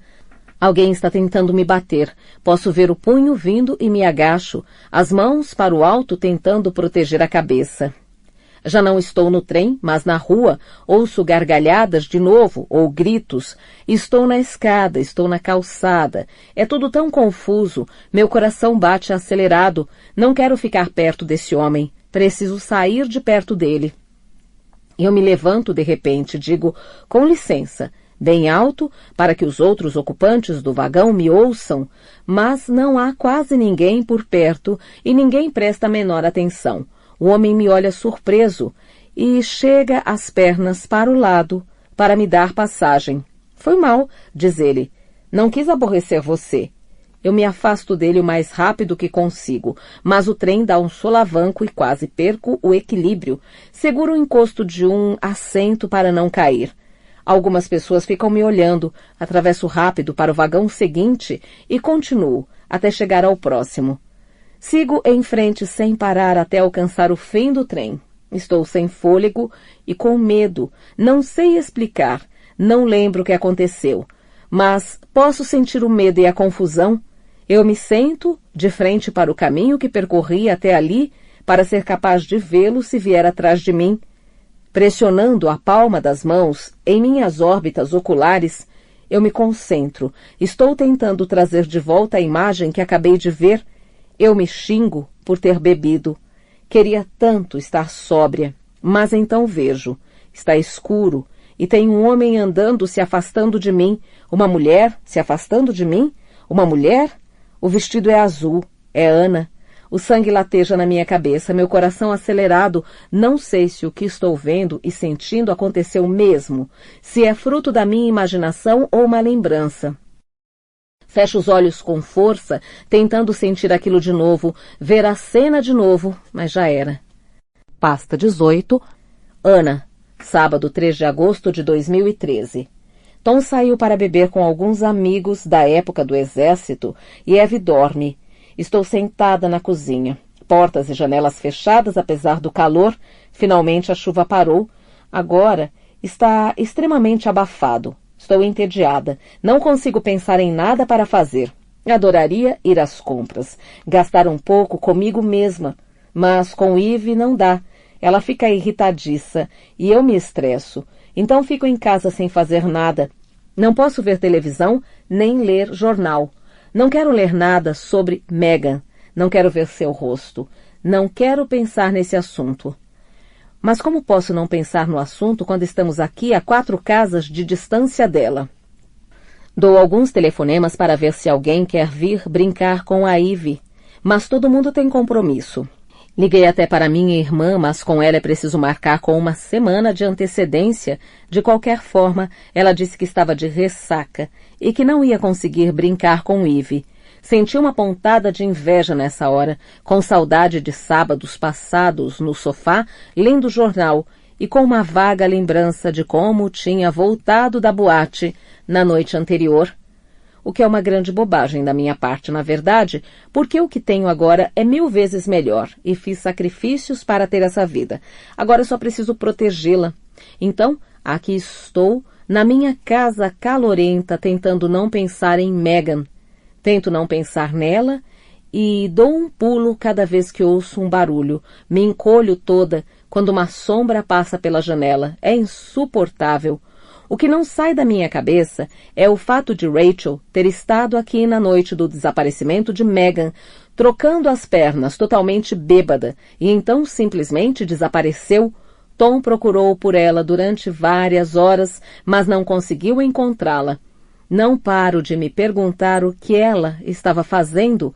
Não há nenhuma ligação entre Rachel e Meghan Hapwell. Falei sobre isso com a polícia. A detetive Healy, depois que vimos Rachel na casa dos Hapwells. E ela disse que não havia nada com que se preocupar. Ela é uma xereta, disse Healy, solitária, um pouco desesperada. Só quer fazer parte de alguma coisa. Provavelmente tem razão, mas então me lembro de quando ela entrou na minha casa e pegou minha menina, e me lembro do medo que senti quando a vi perto da cerca com Ivy, e me lembro do sorriso horripilante que abriu para mim quando a vi saindo da casa dos Hapwells. A detetive Riley simplesmente não tem ideia de como a Rachel pode ser perigosa. Pasta 19. Rachel, domingo 4 de agosto de 2013, manhã. É diferente. O pesadelo do qual acordo essa manhã. Nele eu fiz algo errado, mas não sei o que é. Só sei que não pode ser remediado. Só sei que agora Tom me odeia, não fala mais comigo, e que contou para todo mundo a coisa terrível que eu fiz. E todos se voltaram contra mim. Meus ex-colegas de trabalho, meus amigos, até minha mãe. Eles me olham com nojo, desprezo, e ninguém me ouve, ninguém me deixa pedir desculpas. Eu me sinto péssima, extremamente culpada. Só não consigo lembrar o que fiz. Eu acordo e sei que o pesadelo deve ter a ver com alguma velha lembrança, alguma velha transgressão. Não importa qual agora. Depois que saltei do trem ontem, fiquei do lado de fora da estação de Ashbury por uns 15 ou 20 minutos. Fiquei de olho para ver se ele havia saído do trem comigo, o ruivo, mas nem sinal dele. Fiquei achando que eu poderia não tê-lo visto, que ele estava ali em algum lugar só esperando eu iniciar minha caminhada até em casa para poder me seguir. Pensei em como eu gostaria de poder correr até em casa e ter o Tom esperando por mim, ter alguém esperando por mim. No caminho, passei na loja de bebidas. A casa estava vazia quando voltei. A sensação era de que alguém havia acabado de sair, como se eu tivesse me desencontrado de Cat por pouco, mas o recado na bancada dizia que ela iria almoçar com Damian em Henley e que só voltaria no domingo à noite. Fiquei apreensiva, com medo. Andei de cômodo em cômodo, pegando objetos, depois largando-os. Algo parecia fora do lugar, mas por fim percebi que era só impressão minha. Ainda assim, o silêncio que zunia em meus ouvidos soava como vozes. Então me servi de uma taça de vinho e de outra, e depois telefonei para Scott. Caiu direto na caixa postal. Sua mensagem era de outros tempos. A voz de um homem ocupado e confiante, com uma linda esposa em casa. Alguns minutos depois, voltei a ligar. Alguém atendeu, mas não falou nada. Alô? Quem está falando? É a Rachel, falei. Rachel Watson. Ah, ruídos ao fundo. Vozes. Uma mulher, sua mãe talvez. Você... Eu não entendi quando você ligou, comentei. Não, eu liguei para você? Ah, por engano. Ele parecia agitado. Não pode deixar aí, disse ele, e levei um segundo para entender que não estava falando comigo. Eu sinto muito, falei. Seu tom era neutro. Sinto muito mesmo, obrigado. Você não queria falar comigo? Não, devo ter ligado para você por engano, insistiu, agora com mais convicção. Dava para perceber que ele estava louco para desligar o telefone. Eu sabia que deveria deixá-lo voltar para sua família, para seu luto. Eu sabia, mas não foi o que fiz. Você conhece a Ana? Perguntei. Ana Watson? Quem? Está falando da mulher do seu ex? Sim. Não, quero dizer, não exatamente. Megan foi babá da filha dela por um tempo no ano passado. Por que a pergunta? Não sei porque estou perguntando, não sei. Podemos nos encontrar? Pedi. Queria conversar com você. Sobre o quê? A irritação aflorava em sua voz. Não é exatamente a melhor hora para isso. Afetada por Afetada por aquele sarcasmo, eu estava prestes a desligar quando ele falou. A casa está cheia de gente. Amanhã? Vem aqui amanhã à tarde. Noite. Ele se cortou fazendo a barba, há sangue na bochecha e no colarinho. Os cabelos estão molhados e ele cheira a sabonete e loção pós-barba. Ele me cumprimenta com um movimento de cabeça e me dá passagem, fazendo um gesto para eu entrar na casa. Mas não fala nada. O ambiente está escuro, abafado, e tanto as cortinas da sala como as das portas francesas, que dão para o jardim, estão fechadas. Há potes de Tupperware em cima da bancada da cozinha. Todo mundo me traz comida, diz Scott com um gesto, me convida para sentar à mesa, mas continua de pé, os braços estendidos ao lado do corpo. Você queria me dizer alguma coisa? Ele é um homem, no piloto automático, nem me olha nos olhos, parece derrotado. Queria fazer umas perguntas sobre Anna Watson. Como era o relacionamento dela com Megan? Elas gostavam uma da outra? Ele franze a testa, coloca as mãos no espaldar da cadeira que está à sua frente. Não, quer dizer, não que elas não gostassem uma da outra, só não se conheciam muito bem, não tinham um relacionamento propriamente dito. Seus ombros parecem se curvar ainda mais. Ele está exausto. Por que está me perguntando isso? Preciso confessar. Eu a vi, acho que a vi, do lado de fora da passagem subterrânea da estação. Eu a vi naquela noite, a noite em que Megan desapareceu. Ele meneia a cabeça, tentando entender o que estou dizendo. Como assim? Você a viu? Você estava... Onde você estava? Eu estava aqui. Eu estava indo encontrar com Tom, meu ex-marido, mas eu... Ele fecha os olhos com força, esfrega a testa. Espere um minuto. Você esteve aqui e viu Anna Watson. E? Sei que Anna esteve aqui. Ela mora a poucas casas daqui. Ela contou à polícia que foi à estação por volta das 7, mas que não se lembrava de ter visto Megan. As mãos dele seguram a cadeira com mais força. Dá para ver que está perdendo a paciência. O que você está querendo dizer exatamente? Eu estava bêbada. Confesso, ficando vermelha, sentindo a vergonha de sempre. Eu não me lembro bem, mas tenho a sensação de que... Scott ergue a mão aberta para mim. Chega. Não quero ouvir isso. Você tem algum problema com seu ex, com a nova mulher dele, e isso está claro. Não tem nada a ver comigo. Nada a ver com Megan, tem? Meu Deus, você não tem vergonha, tem ideia do que estou passando? Sabia que a polícia me chamou para o interrogatório hoje de manhã? Está fazendo tanta força sobre a cadeira que parece que ela vai quebrar e me preparo psicologicamente para o estalido. E você me vem com essa conversa mole. Eu sinto muito se sua vida é uma porra de um desastre, mas pode acreditar, comparada à minha, é um mar de rosas. Então, se você não se importa... Ele faz um gesto com a cabeça, indicando a porta da casa. Eu me levanto. Me sinto tola e ridícula, e estou com vergonha. Eu queria ajudar. Queria. Você não pode, tá? Você não pode me ajudar, ninguém pode me ajudar. Minha mulher está morta e a polícia pensa que eu a matei. O volume de sua voz se eleva, seu rosto começa a ficar vermelho. Eles acham que eu a matei. Mas Kamal Abdique... A cadeira se choca contra a parede da cozinha com tanta força que um dos pés se desprende.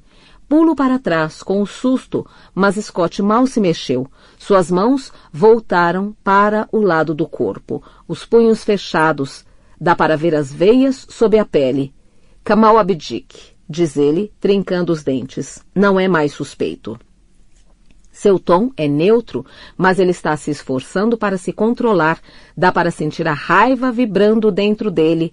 Quero ir até a porta, mas ele está na minha frente, bloqueando o caminho, obstruindo o pouco de luz que havia no ambiente. Sabe o que ele anda dizendo? Pergunta ele, virando de costas para pegar a cadeira. É claro que não sei. Penso, mas percebo mais uma vez que, na verdade, ele não está falando comigo. Kamal anda contando várias histórias. Kamal diz que Megan estava infeliz, que eu era um marido ciumento e controlador, um marido, como é mesmo? Emocionalmente abusivo. Ele fala isso como se estivesse com nojo. Kamal diz que Megan tinha medo de mim, mas ele não é o único. Aquela amiga dela, Tara, disse que às vezes Megan pedia que ela quebrasse o galho dela, que Megan queria que ela mentisse para mim sobre onde estava, o que estava fazendo. Ele devolve a cadeira à mesa e ela tomba. Dou um passo em direção ao corredor da entrada e ele olha para mim. Sou um homem culpado, afirma ele, o rosto retorcido de angústia, praticamente condenado à prisão.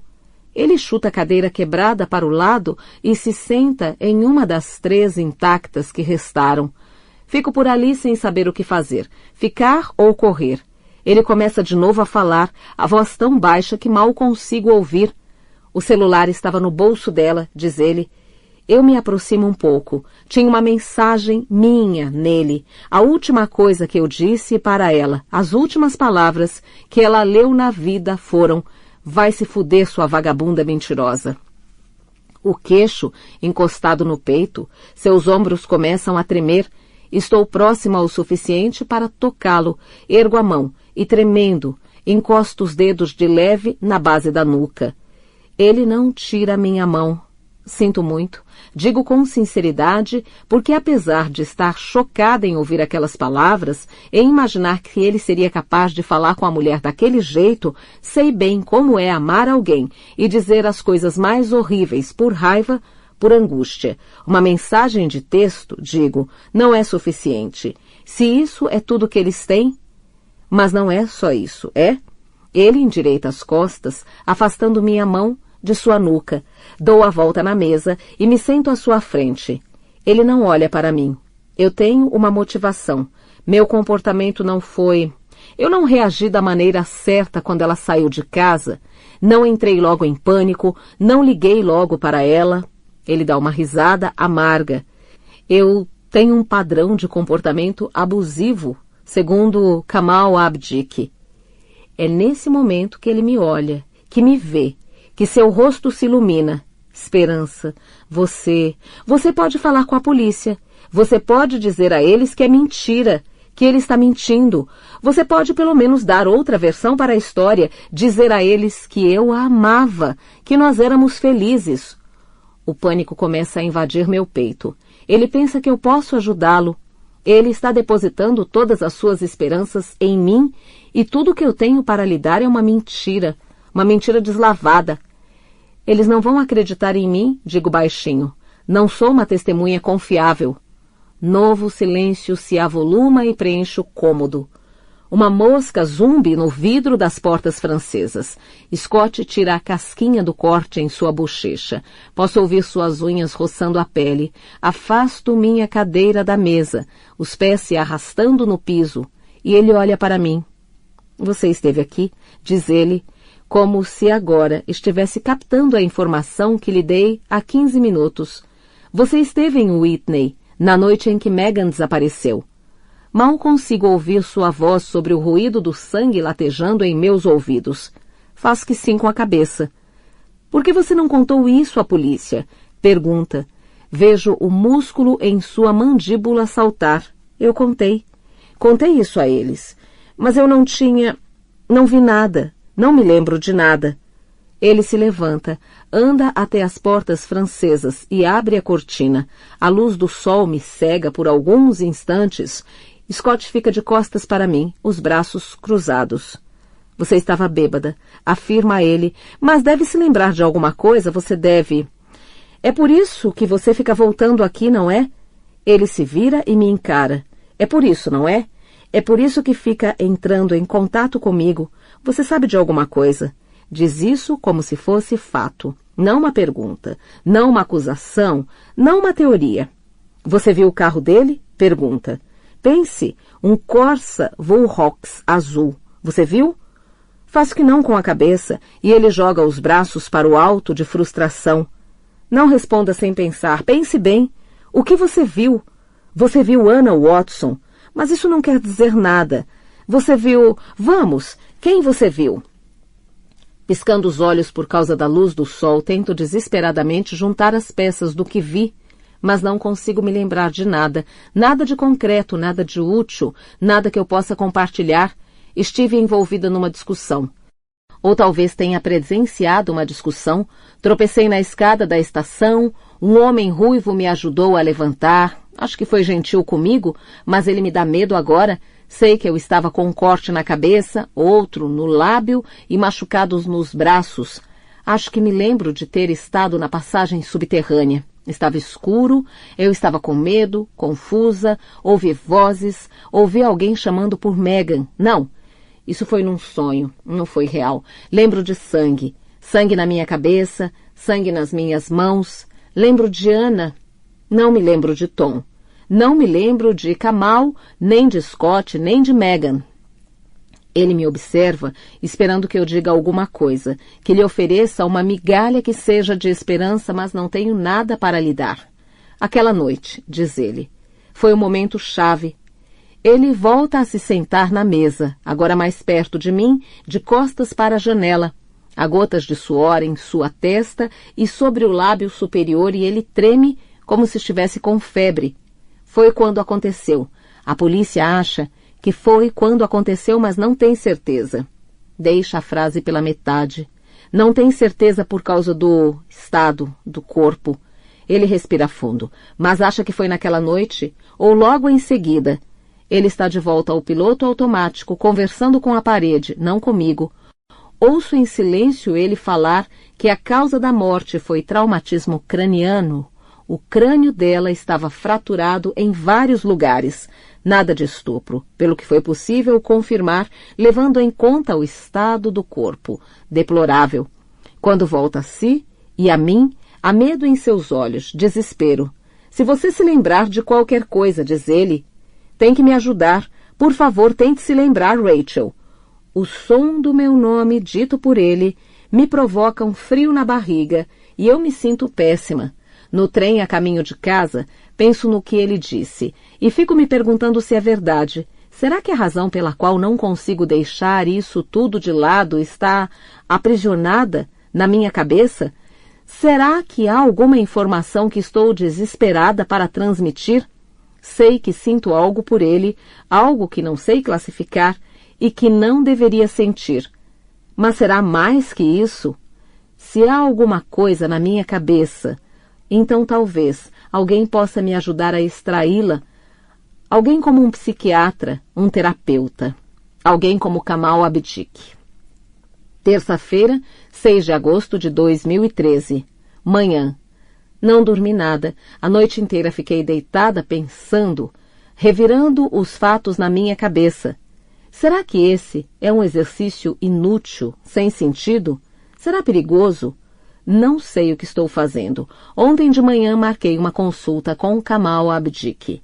Liguei para o consultório dele e falei com a recepcionista, perguntando especificamente por ele. Talvez tenha sido impressão minha, mas achei que ela pareceu surpresa. Ela disse que ele poderia me receber hoje às 4h30. Mas já, o coração retumbando na caixa torácica, a boca seca, respondi que esse horário estava ótimo. A sessão custa 75 libras. Aquelas 300 libras da minha mãe não vão durar muito. Desde que marquei a consulta, não consigo pensar em mais nada. Estou com medo, mas empolgada também. Não posso negar que uma parte de mim acha a ideia de conhecer Kamal eletrizante, porque tudo isso começou com ele, um vislumbre dele, e minha vida mudou de rumo, saiu dos trilhos. No momento em que o vi beijando Meghan, tudo mudou. Eu preciso vê-lo. Preciso fazer alguma coisa, porque a polícia só quer saber de Scott. Ele foi chamado outra vez para depor ontem. Não confirmam isso, claro, mas há um vídeo na internet. Scott entrando na delegacia. A mãe ao lado. Sua gravata estava apertada demais. Ele parecia estrangulado. Todo mundo especula. Os jornais dizem que a polícia está sendo mais discreta, que não pode se dar ao luxo de prender mais ninguém precipitadamente. Alguns falam de investigação mal conduzida, sugerem que mudanças no quadro de policiais podem ser necessárias. Na internet, os comentários sobre Scott são horríveis. As teorias, as mais loucas, revoltantes. Há capturas de tela com a imagem dele chorando em seu primeiro apelo pelo retorno de Meghan. E ao lado delas, há fotos de assassinos que também haviam aparecido na televisão chorando aos soluços, aparentemente desolados, com o destino de seus entes queridos. É terrível, desumano. Só rezo para que ele nunca tenha acesso a esse material. Partiria seu coração. Então posso ser burra e imprudente, mas vou falar com Kamal Abdiq, porque, diferente de todos os especuladores, eu vi Scott. Eu estive perto dele o bastante para tocá-lo. Sei o que ele é e não é um assassino. Noite. Minhas pernas ainda tremem quando começo a subir a escada da estação de Corley. Estou tremendo assim há horas. Deve ser a adrenalina. Meu coração simplesmente não quer desacelerar. O trem está lotado, sem chance de achar um banco vazio aqui. Não é como entrar em Euston. Então tenho de ficar em pé no meio de um vagão. Parece uma sauna. Tento respirar devagar, os olhos fixos nos pés.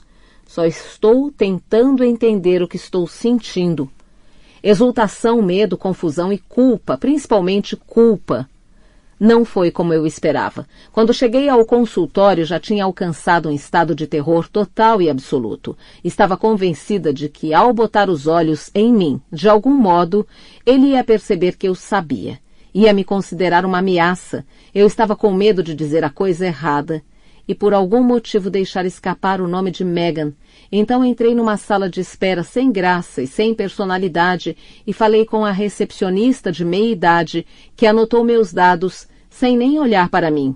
Eu me sentei, peguei um exemplar da Vogue e folheei a revista com dedos trêmulos, tentando me concentrar na tarefa que me aguardava, enquanto tentava parecer levemente entediada, como qualquer outro paciente. Havia mais 2 pessoas na sala de espera, um homem de 20 e poucos anos, lendo algo no celular, e uma mulher mais velha que olhava os próprios pés com ar melancólico, nunca desviando o olhar deles, nem quando a recepcionista a chamou pelo nome. Ela simplesmente se levantou e saiu se arrastando. Sabia onde estava indo. Esperei ali por 5 minutos, 10. Podia sentir minha respiração ficando cada vez mais superficial. A sala de espera estava quente e abafada, e eu experimentava a sensação de não conseguir encher os pulmões com uma quantidade suficiente de oxigênio. Fiquei com medo de desmaiar. Então uma porta se abriu e um homem surgiu por ela, e antes mesmo de eu ter tido a chance de vê-lo direito, soube que era ele. Soube da mesma forma que tive certeza de que não era Scott da primeira vez que o vi, quando ele não passava de uma sombra se aproximando dela. Só uma impressão de alta estatura, de movimentos descontraídos e lentos. Ele estendeu a mão para mim. Senhorita Watson. Levantei os olhos para encará-lo e senti uma descarga elétrica de cima a baixo na coluna. Apertei a mão dele. Era quente, seca e enorme, envolvendo a minha por completo. Por favor, disse ele, sinalizando para que o acompanhasse até sua sala, o que fiz sentindo enjoo e tontura durante todo o trajeto. Eu estava seguindo os passos dela. Ela fez tudo isso. Ela se sentou em frente a ele na poltrona em que me mandou sentar. Ele provavelmente juntou as mãos logo abaixo do queixo, como fez essa tarde, e meneou a cabeça para ela, da mesma forma dizendo, certo, sobre o que você gostaria de conversar hoje? Tudo que dizia respeito a ele era caloroso. A mão, quando a apertei, o olhar, o tom de voz, procurei indícios em seu rosto, sinais do bárbaro cruel que abriu a cabeça de Megan, vislumbres do refugiado traumatizado que tinha perdido toda a família. Não consegui ver nada e em alguns instantes esqueci de mim mesma, esqueci de ter medo. E por alguns instantes esqueci de mim mesma, esqueci de ter medo dele. Estava sentada ali, sem nenhum traço de pânico. Engoli em seco e tentei me lembrar do que eu tinha a dizer e disse. Contei para ele que fazia 4 anos que eu tinha problemas com o álcool, que meu vício tinha me custado meu casamento e meu emprego, que estava me custando também a saúde, óbvio, e que eu temia que acabasse por comprometer minha sanidade mental. Não me lembro das coisas, falei. Tenho apagões e não consigo me lembrar onde estive ou o que andei fazendo. Às vezes fico me perguntando se fiz ou falei coisas terríveis e não consigo lembrar. E se alguém me conta alguma coisa que fiz? A sensação é de que não fui eu, não parece que fui eu, e é tão difícil se sentir responsável por algo que você não se lembra. Então, nunca me sinto mal o suficiente. Eu me sinto mal, mas a coisa que eu fiz fica fora de mim.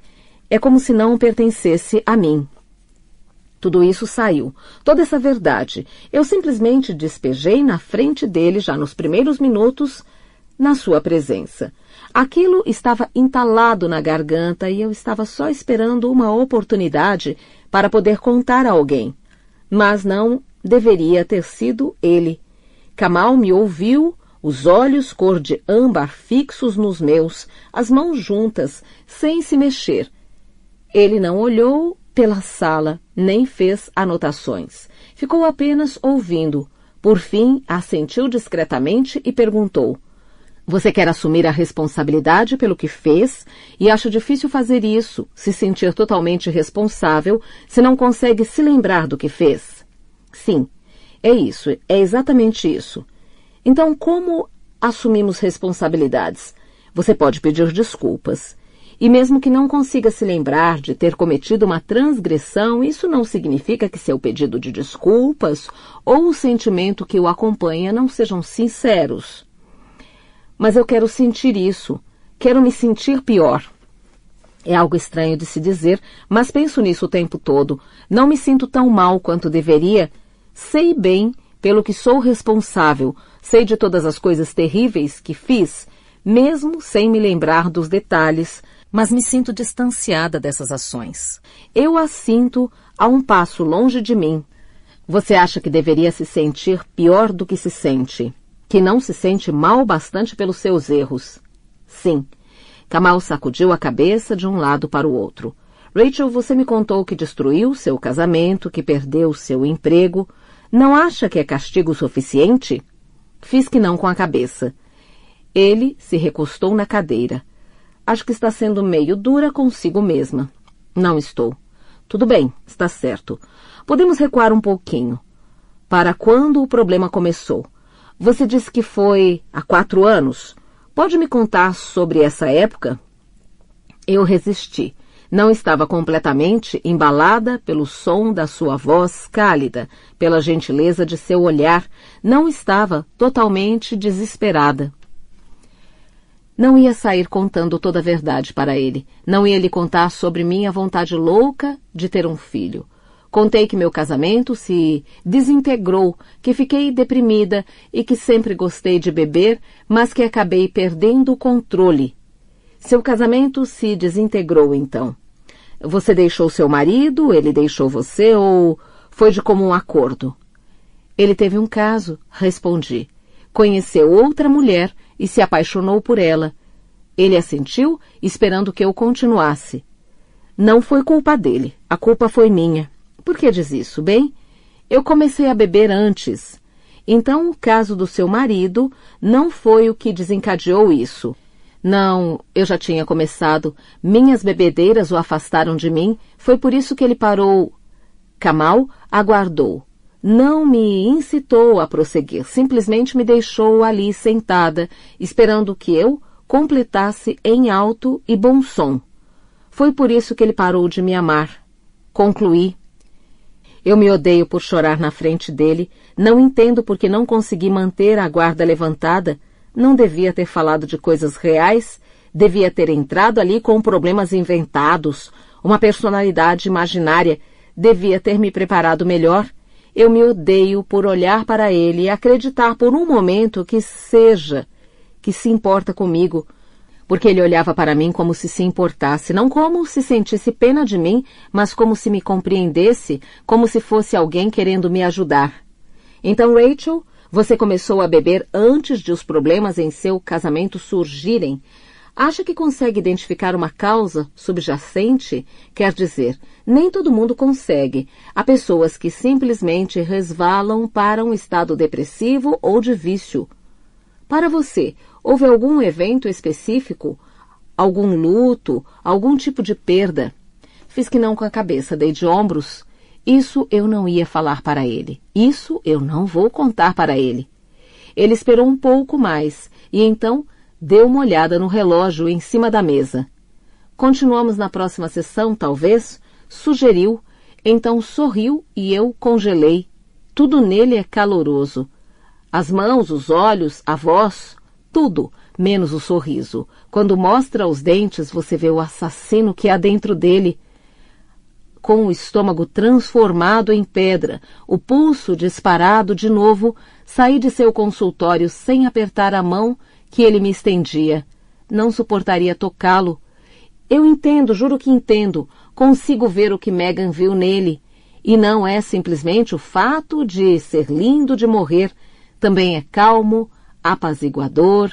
Ele exala uma bondade paciente. Uma pessoa inocente, crédula ou simplesmente perturbada pode não enxergar através de tudo isso. Pode não ver que embaixo de toda aquela calma, ele é um lobo. Disso eu entendo. Por quase 1 hora, eu me deixei levar, eu me abri com ele, esqueci quem ele era, traí Scott e também Megan, e me sinto culpada por isso, mas acima de tudo me sinto mal, porque quero voltar. Quarta-feira, 7 de agosto de 2013, manhã. Tive de novo o sonho que fiz alguma coisa errada, em que todos estão contra mim a favor de Tom, em que não consigo me explicar nem pedir desculpas porque não sei o que fiz. Naquele espaço, entre sonho e vigília, penso numa discussão real, de muito tempo atrás, há 4 anos, depois que nossa primeira e única tentativa de fertilização in vitro fracassou.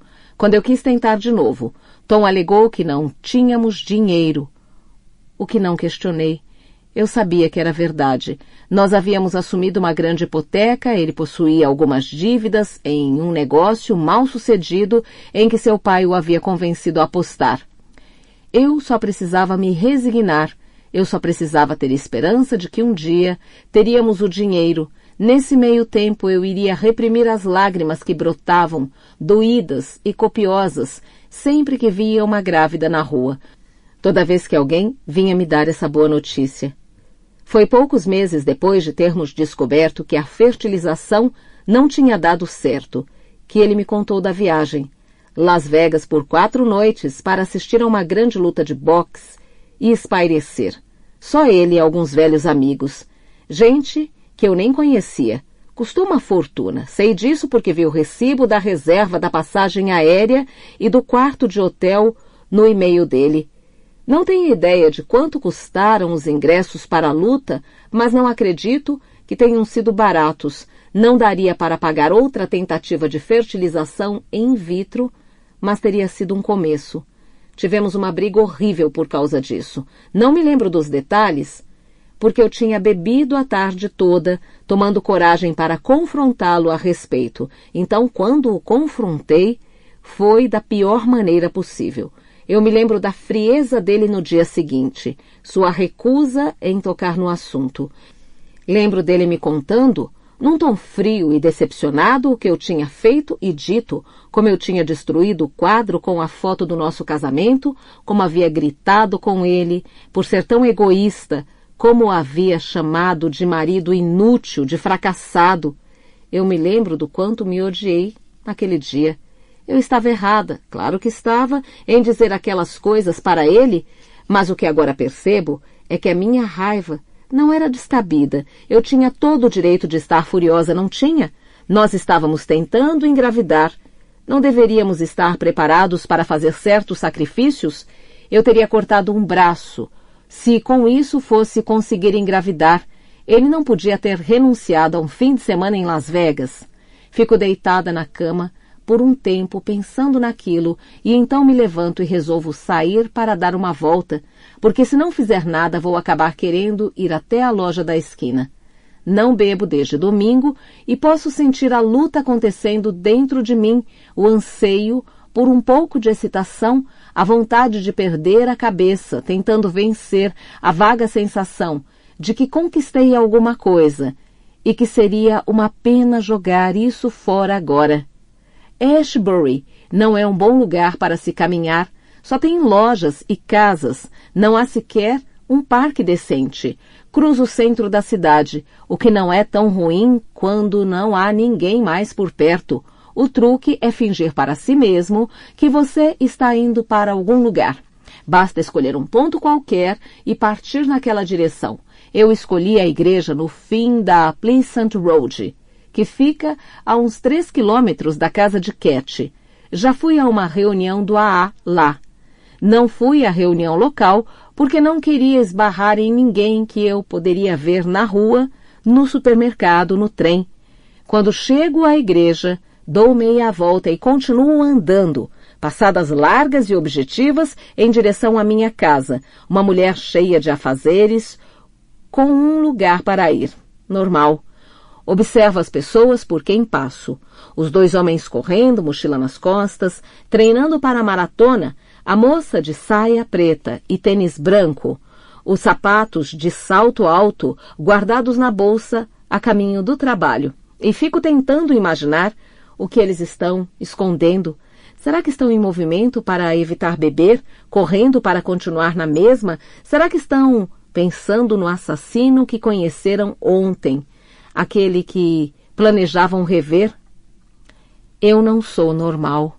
Estou perto de casa quando vejo aquilo. Estava perdida em pensamentos, raciocinando sobre o que realmente espero dessas sessões com Kamal. Estou mesmo planejando vasculhar suas gavetas, caso ele saia da sala, tentar montar uma armadilha para que ele diga algo comprometedor, atraí-lo para um território perigoso.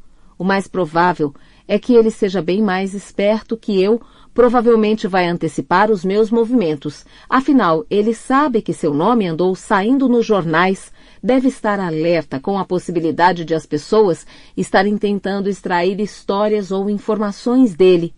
É nisso que estou pensando, a cabeça baixa, focada na calçada, quando passo pela lojinha da Londres à direita, evitando olhar para ela, para não cair na tentação, mas com o canto do olho eu vejo o nome dela, ergo o olhar e lá está, em letras garrafais na capa do tabloide.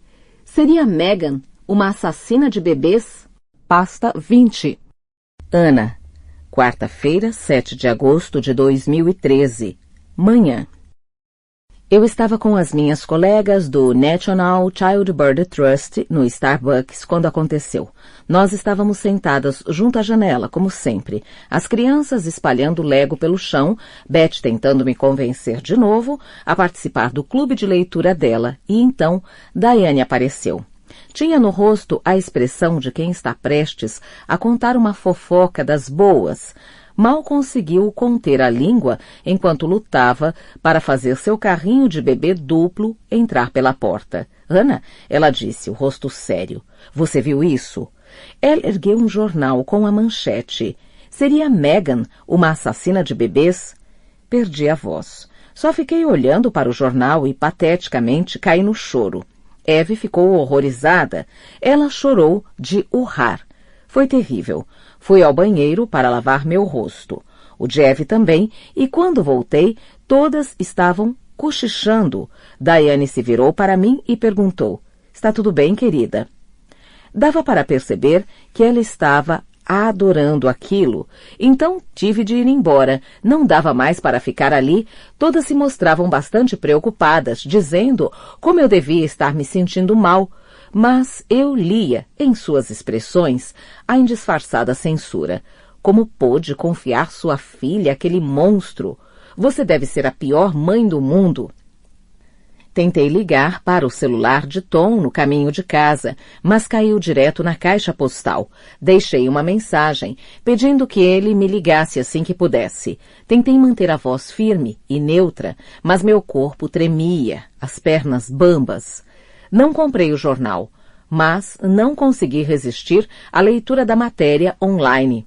Tudo parece muito vago. Fontes próximas à investigação de Ripwell dizem que alguém alegou que Meghan podia estar envolvida na morte da própria filha 10 anos atrás.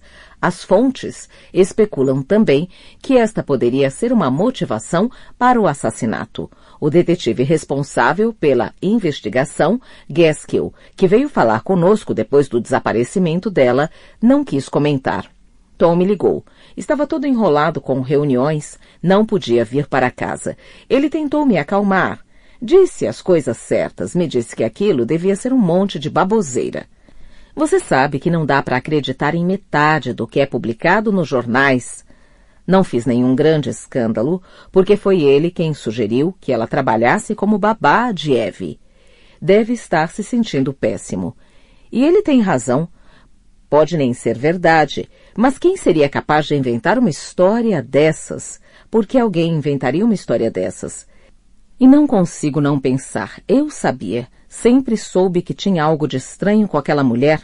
Primeiro, achei só que ela fosse meio imatura, mas era mais que isso. Ela era um tanto ausente, autocentrada. Não vou mentir. Estou feliz que tenha sumido do mapa. Noite. Estou no quarto. Tom está vendo TV com Eve. Não estamos nos falando. A culpa é minha. Mal ele pisou em casa e já parti para cima dele. Fiquei esperando por aquele momento o dia todo. Não conseguia evitar, não conseguia fingir que não via. Ela estava em toda parte, para onde quer que eu olhasse. Aqui na minha casa, com minha filha no colo, dando comida, trocando fraldas, brincando com ela enquanto eu tirava uma soneca, pensei em todas as vezes em que deixei Eve sozinha com ela e aquilo me provocou náuseas. E então veio a paranoia. A sensação que tenho quase o tempo todo desde que vim morar nessa casa de estar sendo observada. No início, atribuí isso aos trens. Todos aqueles corpos sem rosto, olhando pela janela, observando nossa casa. Aquilo me dava arrepios. Era um dos muitos motivos pelos quais eu não queria me mudar para cá, mas Tom se recusava a sair daqui. Ele dizia que perderíamos dinheiro na venda. Primeiro, atribuía aos trens e depois a Rachel. Ela nos observando, aparecendo na rua, nos ligando sem parar. E então, até a Meghan, quando estava aqui com Eve. Sempre senti Que ela ficava me olhando de rabo de olho, como se me avaliasse, a mim, a minha habilidade como mãe, me julgando por não conseguir me virar sozinha. Eu sei, isso é ridículo. Então me lembro daquele dia em que Rachel entrou aqui em casa e pegou o Eve. Fico gelada de medo e penso, isso não é nada ridículo da minha parte. Então, quando Tom finalmente chegou em casa, eu já estava doida para arrumar uma discussão. Dei-lhe um ultimato.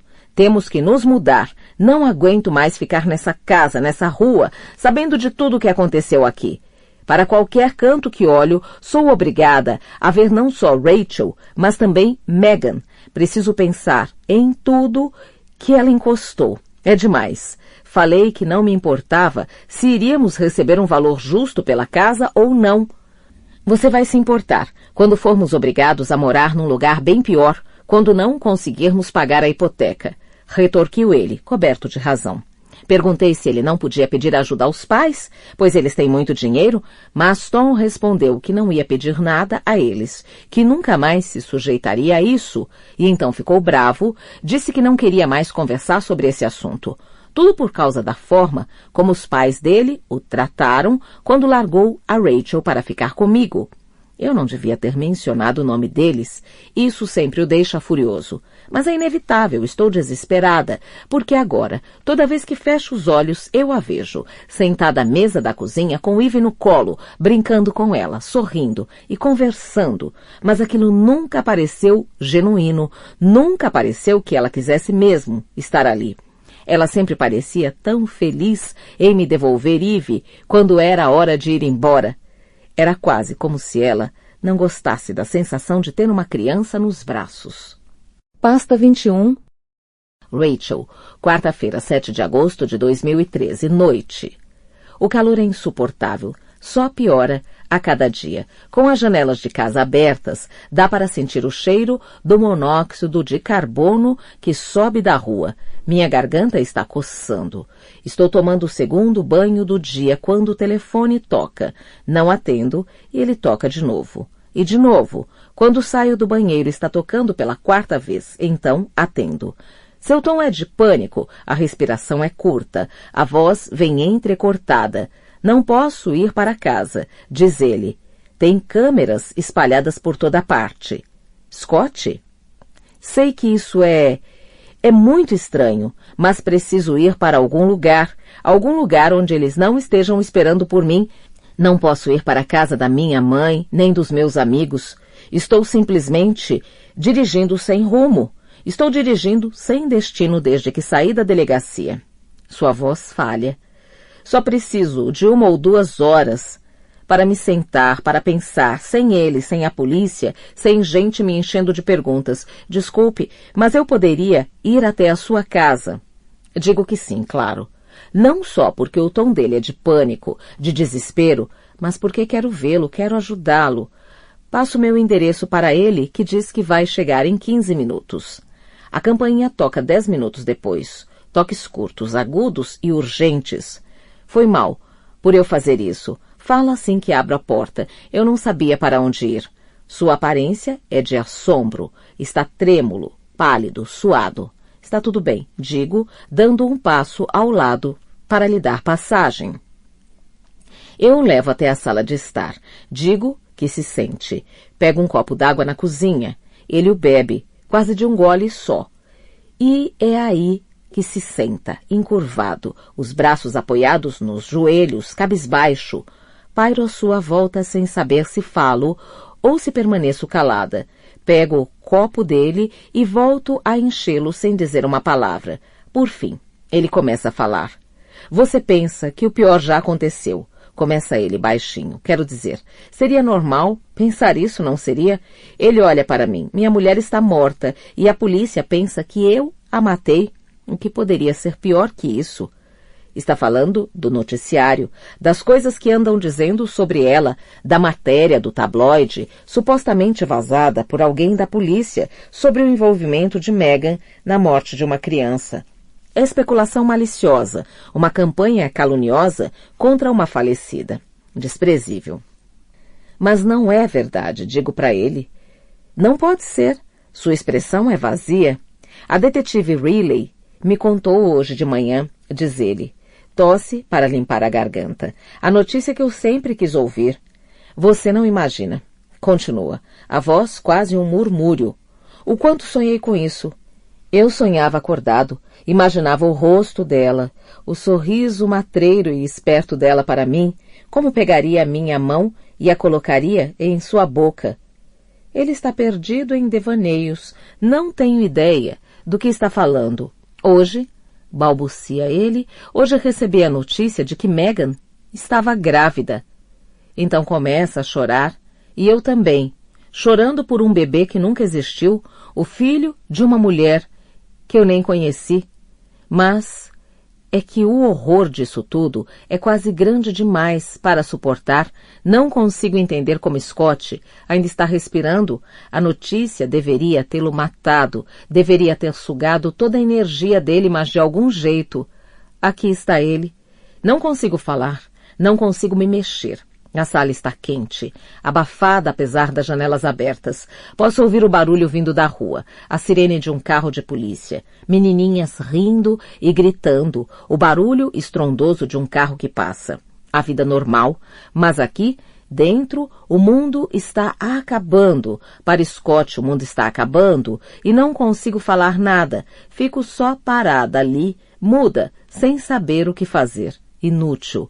Até que ouço passos nos degraus lá fora, o ruído familiar de Cat vasculhando a enorme bolsa à procura da chave. Com isso, volto a mim. Preciso fazer alguma coisa. Pego a mão de Scott e ele me olha alarmado. Vem comigo, digo, levantando-o. Ele se deixa ser arrastado pelo corredor e pela escada acima antes que Cat destranque a porta. Fecho a porta assim que entramos. É a pessoa que mora comigo. Digo me explicando. Ela poderia fazer perguntas. Sei que é exatamente isso que você não quer no momento. Ele assente. Olha meu quartinho todo, reparando na cama desarrumada, na pilha de roupas limpas e sujas, em cima da cadeira, nas paredes nuas, na mobília barata. Sinto vergonha. Assim, é a minha vida, desorganizada, ordinária, pequena, nada invejável. E ao pensar nisso, imagino também como sou ridícula em imaginar que Scott ligaria ao mínimo para o estado da minha vida num momento como aquele. Aponto a cama para que ele se sente. Ele obedece, enxugando os olhos com o dorso da mão.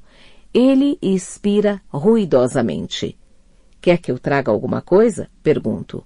Cerveja? Não tenho bebida alcoólica em casa. Digo e ruborizo assim que falo, mas Scott não nota, nem mesmo levanta o olhar. Posso trazer um chá? Ele assente outra vez. Deite aí, sugiro. Descanse. Ele obedece, tirando os sapatos e deitando na cama dócil, como uma criança doente. Lá embaixo, enquanto espero a água ferver, converso futilidades com Cat, ouvindo seus elogios ao restaurante novo que ela descobriu em Northcote. Que saladas maravilhosas! E suas críticas a uma irritante colega de trabalho nova. Eu sorrio e a sinto, mas quase não a ouço. Estou a postos. Fico de ouvidos atentos para possíveis barulhos feitos por ele, rangidos, passos. Não parece real isso, que ele esteja aqui, lá em cima, na minha cama. Só de pensar fico zonza, como se estivesse dentro de um sonho. Por fim, Cat para de falar e olha para mim, a testa franzida. Você está bem? Pergunta. Você parece que está no mundo da lua? Só estou um pouco cansada, respondo. Não estou me sentindo muito bem, acho que vou para a cama. Ela me olha desconfiada. Sabe que não andei bebendo. Ela sempre sabe, mas deve estar achando que estou prestes a começar. Não ligo. Agora não dá para pensar nisso. Pego a caneca de chá de Scott e digo que haverei pela manhã. Paro do lado de fora do meu quarto e encosto o ouvido na porta. Silêncio. Devagar giro a maçaneta e empurro a porta. Ele está deitado lá, na mesma posição em que o deixei, as mãos ao lado do corpo, os olhos fechados. Posso ouvir sua respiração suave e entrecortada. Seu corpo ocupa metade da cama, mas me sinto tentada a deitar no espaço ao seu lado, apoiar meu braço em seu peito e tranquilizá-lo. Em vez disso, dou uma tossidinha e estendo a caneca de chá. Ele se levanta. Obrigado, diz rouco, pegando a caneca da minha mão. Obrigado pela acolhida. A vida está, não sei nem descrever como, desde que saiu aquela matéria. Aquela sobre o que aconteceu anos atrás? Essa mesma. Como os tabloides descobriram essa história, é um ponto controverso. A especulação reina, dedos apontados para a polícia, para Kamal, Abdick, para Scott. É mentira, digo a ele, não é? Claro que é, mas daria uma motivação a alguém, não daria? É o que andam dizendo. Mega matou a filha, o que daria a alguém, provavelmente ao pai dessa criança, a motivação para matá-la, anos e anos depois. Isso é ridículo.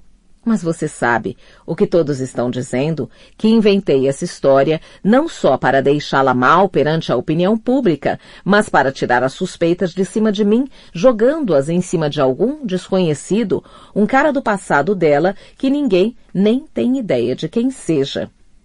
Eu me sento ao lado dele na cama. Nossas coxas quase se tocam. O que a polícia está dizendo sobre isso? Ele encolhe os ombros.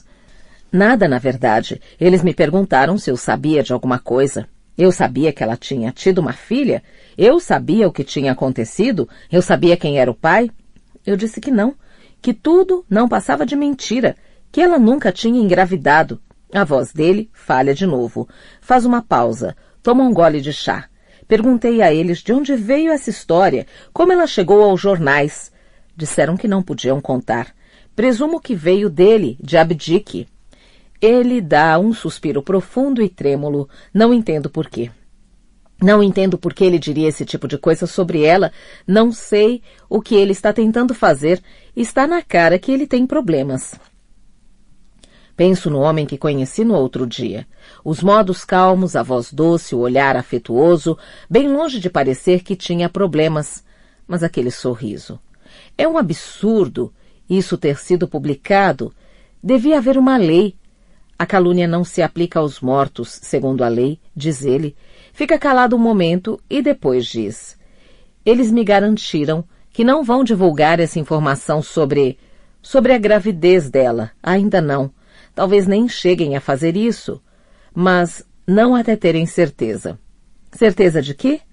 De que o filho não era de Abdick? Diz ele. Eles fizeram um teste de DNA? Ele faz que não. Não, mas eu sei.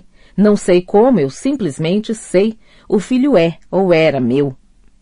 Se ele achava que o filho era dele, isso poderia ter lhe dado uma motivação, não poderia? Ele não seria o primeiro homem a se livrar de um filho indesejado, acabando com a vida da mãe da criança. Mas isso eu não digo. Outra coisa que não comento é que isso daria uma motivação a Scott também, se ele achasse que sua mulher estava grávida de outro homem. Só que não acredito que tenha sido ele. O choque que ele sentiu, a angústia, só podem ser reais. Ninguém é tão bom ator assim. Scott não parece estar me ouvindo mais. Seus olhos, fixos na porta do quarto, estão vidrados e seu corpo parece afundar na cama como se sugado por areia movediça. Você deveria ficar aqui por um tempo. Sugiro a ele. Tente dormir. Nessa hora, ele olha para mim e quase sorri. Você não se importa? Pergunta. Isso seria... Eu ficaria muito agradecido. Está difícil dormir lá em casa. Não só pelo povo do lado de fora, pela sensação de que as pessoas estão tentando chegar até mim. Não é só isso. É ela. Ela está em toda parte. Não consigo parar de vê-la. Desço as escadas. E não olho. Me obrigo a não olhar. Mas assim que passo pela janela, preciso voltar e conferir se ela não está lá na varanda. As lágrimas brotam em meus olhos enquanto o ouço falar. Ela gostava de ficar sentada lá fora, sabe? Na nossa pequena varanda. Ela gostava de ficar ali, vendo o trem passar. Eu sei, digo, colocando a mão no braço dele. Eu costumava vê-la na varanda às vezes. Fico ouvindo a voz dela. Continua ele. Fico ouvindo Megan me chamar. Eu me deito para dormir e a ouço me chamar lá fora. Fico achando que ela está lá. Seu corpo todo treme. Deite aí, digo, tirando a caneca de sua mão, descanse. Quando tenho certeza de que ele adormeceu, me deito ao seu lado, o rosto a centímetros de seus ombros, fecho os olhos e fico ouvindo meu coração bater, o sangue pulsando nas minhas veias do pescoço. Respiro o aroma dele, triste e pungente. Horas depois, quando acordo, ele já não está lá. Quinta-feira, 8 de agosto de 2013, manhã. Eu me sinto uma traidora. Ele mal saiu da minha casa há poucas horas, e aqui estou eu, a caminho do consultório de Kamal, para encontrar mais uma vez o homem que ele acredita ter assassinado sua esposa. E seu filho. Sinto náuseas. Fico me perguntando se eu deveria ter contado meu plano para ele, ter dito que estou fazendo isso tudo por causa dele. O problema é que eu mesma não estou certa de que esteja fazendo isso só por ele. E não tenho um plano de verdade. Vou compartilhar um pedaço de mim. É esse meu plano hoje. Vou falar de algo real. Vou falar sobre querer um filho. Vou ver se isso provoca alguma coisa, uma reação anormal, qualquer tipo de reação. Vou ver no que pode dar. Mas não dá em nada. Ele começa me perguntando como estou me sentindo. Quando foi a última vez que bebi? Domingo, digo. Bom, isso é bom. Ele junta as mãos sobre o colo. Você está com uma aparência boa. Ele sorri e não enxerga o assassino. Fico me perguntando o que foi que vi no outro dia. Será que tudo não passou de imaginação minha? Você me perguntou da última vez sobre como comecei a exagerar na bebida. Ele assente. Fiquei deprimida. Eu estava tentando engravidar. Não deu certo e fiquei deprimida. Foi quando começou. Mal cheguei ali e já estou chorando de novo. É impossível resistir à bondade de estranhos, alguém que olha para você, que não conhece você, que diz que está tudo bem, que o que quer que você tenha feito, você sofreu, padeceu, merece o perdão. Eu me permito confiar nele e esqueço outra vez o que estou fazendo aqui. Não analiso o rosto dele para ver sua reação, nem os olhos dele à procura de algum sinal de culpa ou desconfiança. Deixo que me console. Ele é gentil, racional, fala em estratégias para lidar com problemas e me lembra de que eu tenho a vantagem de ser jovem. Então, não é que não esteja chegando a lugar algum, porque saio do consultório de Kamal Abdique me sentindo mais leve, mais esperançosa. Ele me ajudou. Sentada no vagão, procuro invocar a imagem do assassino que vi, mas não o vejo mais.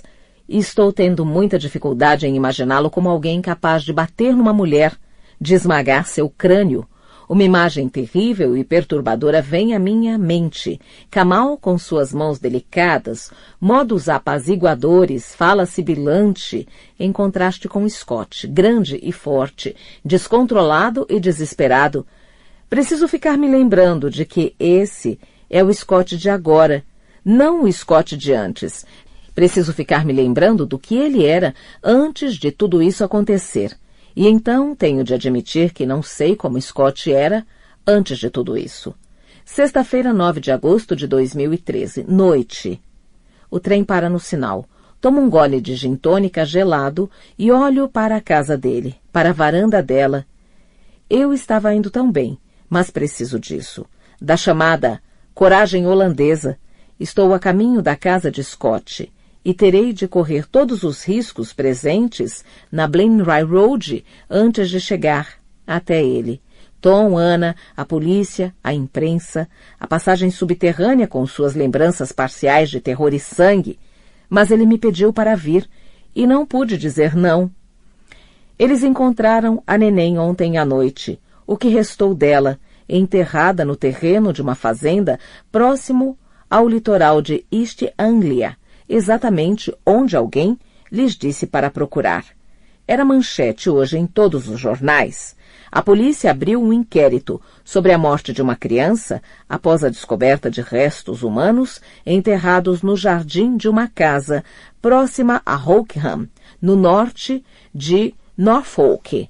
A descoberta ocorreu depois de a polícia ter recebido uma denúncia anônima sobre a possível morte durante a investigação do assassinato de Megan Hapewell, de Whitney, cujo corpo foi encontrado na floresta de Corley na semana passada. Telefonei para Scott hoje de manhã assim que li a notícia. Ele não atendeu, então deixei recado, dizendo que sentia muito. Ele retornou a ligação esta tarde. Você está bem? Perguntei. Não, exatamente. Ele falava engrolado de tanto beber. Sinto muito mesmo. Você precisa de alguma coisa? Preciso de alguém que não fale, eu te disse. O quê? Minha mãe ficou aqui a tarde toda. Parece que sempre soube. Tinha algo de errado com aquela garota. Algo estranho, sem família, sem amigos, sem dizer de onde veio. Por que será que ela nunca me contou? Um som de vidro se quebrando, palavrões. Você está bem? Pergunto de novo. Você pode vir aqui? Pergunta ele. Na sua casa? Sim. A polícia, os jornalistas, não sei se... Por favor, só quero companhia. Alguém que conhecia a Megan, que gostava dela. Alguém que não acredite em tudo isso.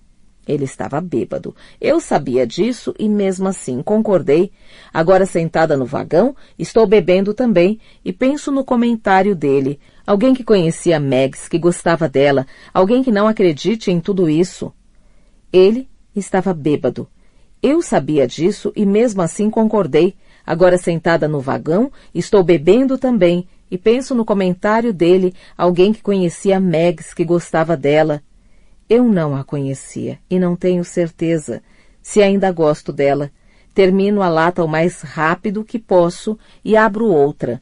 Salto do trem em Whitney. Sou parte do fluxo de pessoas voltando para a casa do trabalho na sexta-feira. Só mais uma escrava assalariada em meio às massas calorentas e exaustas. Não vendo a hora de chegar em casa e de sentar do lado de fora do quintal. Uma cerveja gelada na mão, jantar com as crianças, dormir cedo. Pode ser só o efeito do gin tônica, mas é uma sensação extremamente boa ser conduzida pela multidão, todos verificando seus celulares, vasculhando os bolsos à procura do bilhete do trem. Sou transportada para o passado, o distante passado do primeiro verão em que passamos em Blenheim Road, quando eu ia correndo para casa à noite, depois do trabalho, desesperada para descer logo a escada da estação e sair dela. Ia quase correndo pela rua. Tom trabalhava em casa, e mal eu passava pela porta, ele já começava a tirar minha roupa. Até hoje sorriu quando me lembro disso, da expectativa que eu sentia, minhas bochechas pegando fogo enquanto eu percorria a rua mordendo o lábio para reprimir o sorriso safado, já quase sem fôlego, pensando nele e sabendo que ele também estaria contando os minutos para eu chegar. Minha cabeça está tão repleta desses dias que até esqueço de me preocupar com Tom e Ana, com a polícia, com os fotógrafos, e antes que eu me dê conta, já estou à porta de Scott tocando a campainha. E a porta vai se abrindo e estou empolgada, embora não devesse estar. Mas não me sinto culpada por isso, porque Megan não é como eu pensava. Ela não era a moça bonita e despreocupada naquela varanda. Não era uma esposa amorosa, não era nem uma boa pessoa. Era mentirosa, infiel, era uma assassina. Pasta 22. Megan, quinta-feira, 20 de junho de 2013, noite. Estou sentada no sofá da sala dele com uma taça de vinho na mão. A casa ainda parece um chiqueiro. Eu me pergunto, será que ele sempre vive assim, como um adolescente? E penso em como ele perdeu a família quando ainda era adolescente. Então talvez viva sempre assim mesmo. Sinto pena. Ele vem da cozinha e se senta ao meu lado, próximo a mim. Se eu pudesse, viria aqui todos os dias, nem que fosse só por 1 ou 2 horas. Eu só ficaria aqui, sentada, bebendo vinho, sentindo a mão dele roçar na minha. Mas não posso. Temos um objetivo e ele quer que eu vá direto ao ponto. Certo, Megan, diz ele. Já se sente pronta agora para concluir o que começou a me contar no outro dia? Eu encosto de leve nele Em seu corpo quente, ele permite. Fecho os olhos. E não demora muito para eu estar de novo lá. De novo naquele banheiro. É estranho, porque passei tanto tempo tentando não pensar nele. Naqueles dias, naquelas noites, mas agora fecho os olhos e é quase instantâneo, como pegar no sono e cair direto dentro de um sonho. Estava escuro e fazia muito frio. Eu já não estava na banheira. Não sei exatamente o que aconteceu. Eu me lembro de ter acordado, me lembro de saber que algo estava errado e, de repente, quando me dou conta, Mac está em casa. Ele estava me chamando. Eu o ouvia no andar de baixo, gritando meu nome, mas não conseguia me mexer. Eu estava sentada no chão do banheiro. Ela estava em meus braços. A chuva caía forte. As vigas do telhado estalavam. Eu estava com tanto frio. Mac subiu as escadas, ainda me chamando. Ele chegou ao banheiro e acendeu a luz. Eu posso sentir agora, a luz queimando minhas retinas, deixando tudo branco demais, assustador. Eu me lembro de ter gritado para ele apagar a luz. Eu não queria ver, não queria olhar para ela daquele jeito, não sei o que aconteceu depois. Ele estava gritando comigo, estava gritando perto do meu rosto. Eu a entreguei para ele e corri. Saí correndo da casa, embaixo de chuva. Corri até a praia. Eu não me lembro do que aconteceu depois disso. Demorou muito até ele vir atrás de mim. Ainda chovia. Acho que eu estava nas dunas. Pensei em entrar na água, mas não tive coragem. Ele acabou indo me buscar. Ele me levou para casa. Nós a enterramos de manhã. Eu a enrolei num lençol. E Mac cavou um buraco. Nós a colocamos na margem do terreno, perto da ferrovia desativada. Pusemos pedras em cima para marcar o lugar. Não conversamos sobre isso. Não conversamos sobre nada. Nem nos olhamos. Naquela noite, Mac saiu, disse que ia se encontrar com alguém. Achei que talvez fosse procurar a polícia. Eu não sabia o que fazer. Simplesmente fiquei esperando que ele ou alguém chegasse. Ele não voltou, nunca mais. Estou sentada no calor da sala de estar de Kamal, seu corpo cálido ao meu lado, e tremo da cabeça aos pés. Ainda posso sentir. Falo para ele. De noite, ainda posso sentir. É o que me faz ter medo, o que não me deixa dormir, a sensação de estar sozinha naquela casa. Eu estava com tanto medo que não queria ir para a cama dormir, ficava simplesmente vagando pelos cômodos escuros, e ouvia o choro dela, sentia o cheiro da pele dela. Eu via coisas, acordava à noite e tinha certeza de que havia alguém, alguma coisa na casa comigo. Achei que estava ficando louca, achei que ia morrer, achei que talvez fosse simplesmente ficar ali e que um dia alguém ia me encontrar. Pelo menos desse jeito, eu não a abandonaria. O fungo, inclinando meu corpo à frente para pegar um lenço de papel da caixa de Kleenex que está sobre a mesa. A mão de Kamal desliza pela minha coluna até chegar à lombar e fica ali. Mas no fim das contas eu não tive coragem de ficar. Acho que esperei uns 10 dias e então não havia mais nada para comer, nem uma lata de feijão, nada. Fiz as malas e parti. Você chegou a ver Mac de novo? Não, nunca. A última vez foi naquela noite. Ele não me beijou, nem se despediu direito, disse apenas que precisava dar uma saidinha. Dou de ombros, foi isso. Você tentou entrar em contato com ele? Faz que não com a cabeça. Não. Eu estava com muito medo no começo. Não sabia o que ele faria se eu o procurasse. E não sabia onde ele estava, nem celular ele tinha. Perdi o contato com as pessoas que o conheciam. Os amigos dele eram todos meio nômades, hippies, mochileiros.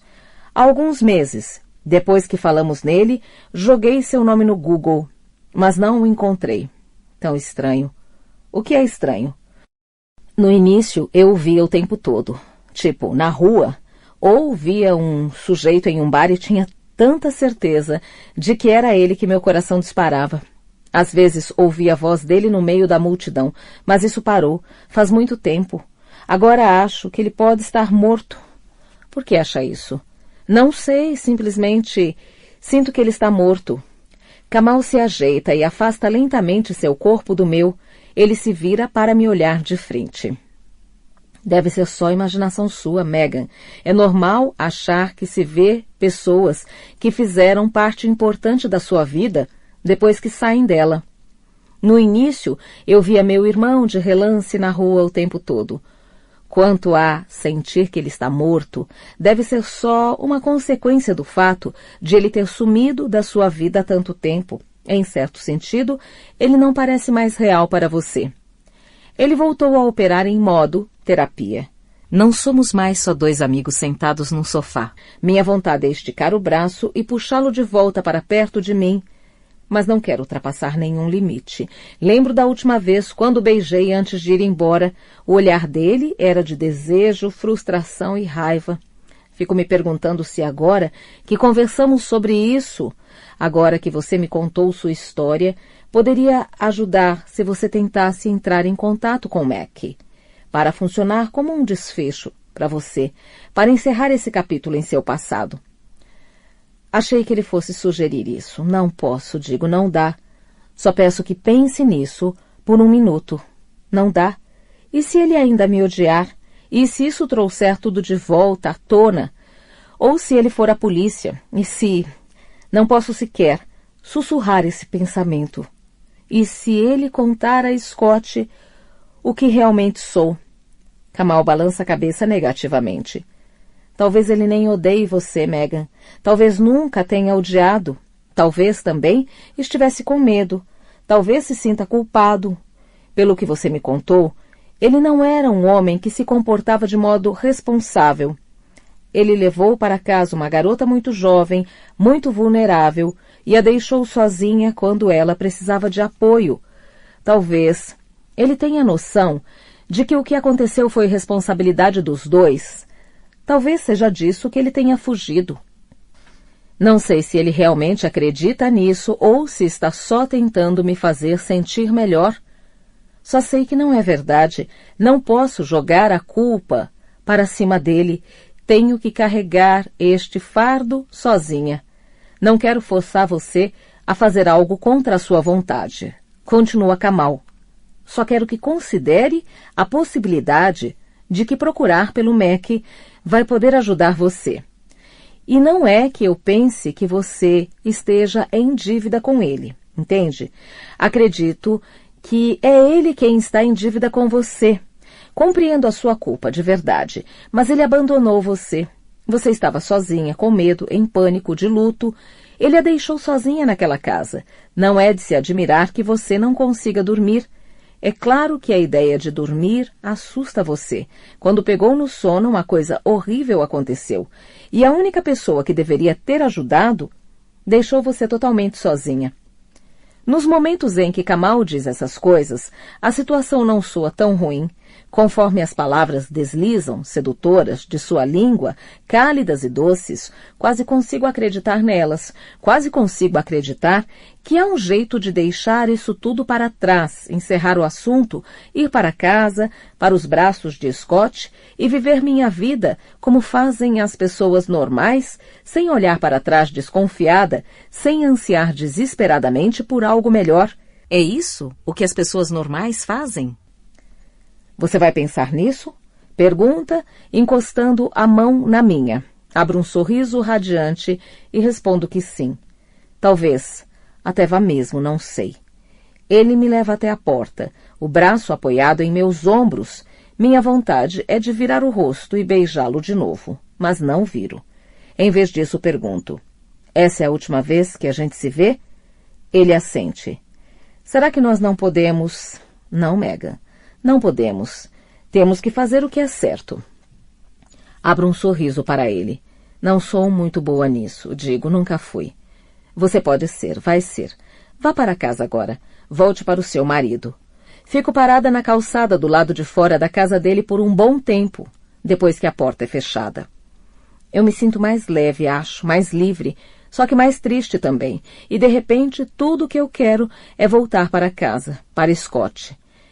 Estou virando para tomar o rumo da estação quando um homem vem correndo pela calçada, fones no ouvido, a cabeça baixa. Ele está vindo bem na minha direção e quando dou um passo atrás, tentando sair do seu caminho. Escorrego no meio-fio e caio.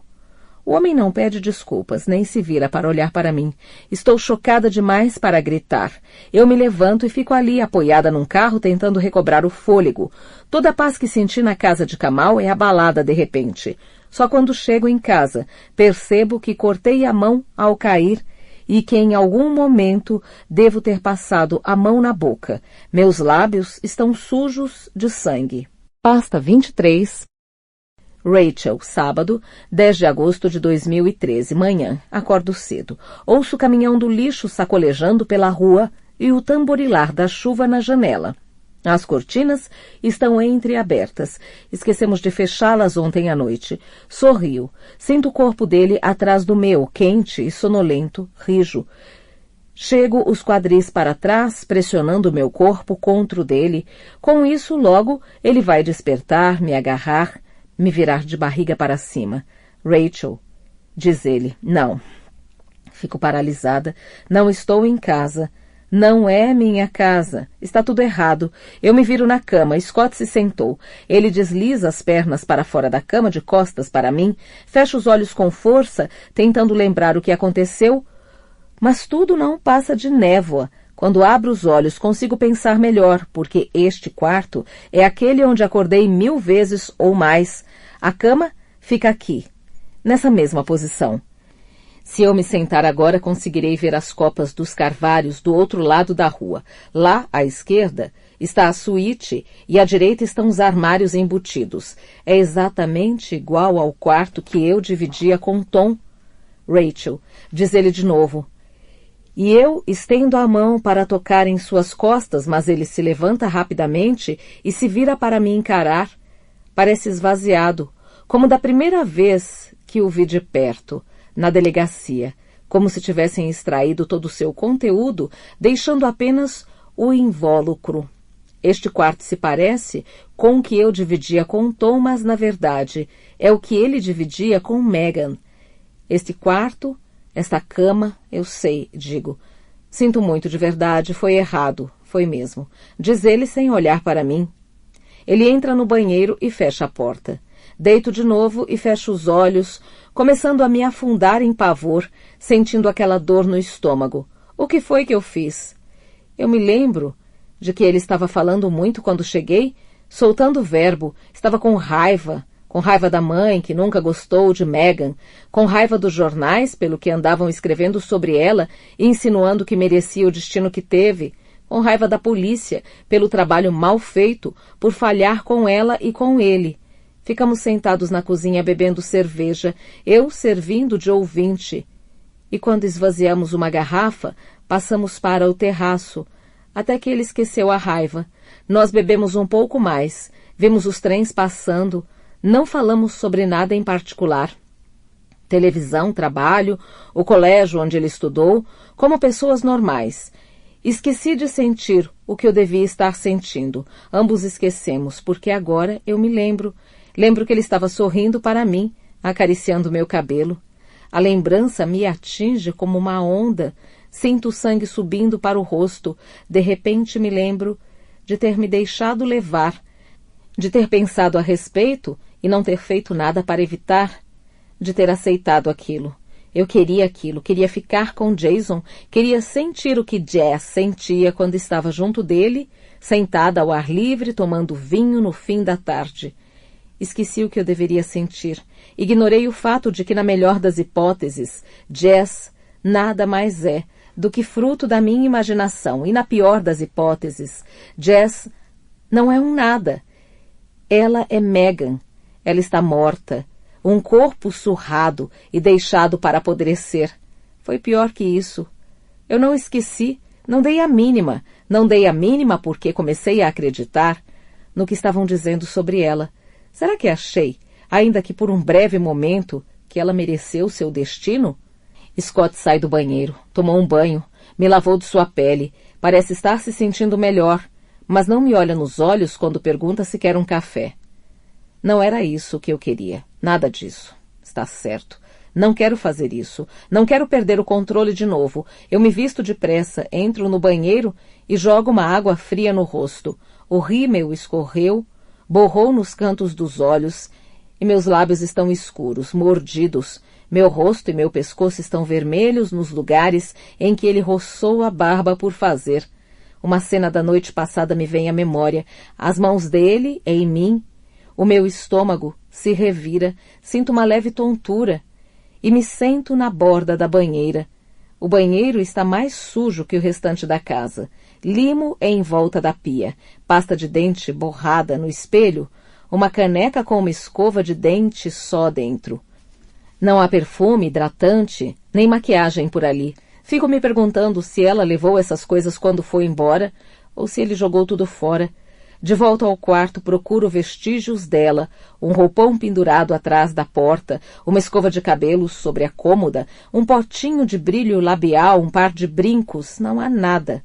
Atravesso o quarto e estou prestes a abrir o guarda-roupa, com a mão no puxador, quando ouço-o gritar. O café está pronto. E dou um pulo.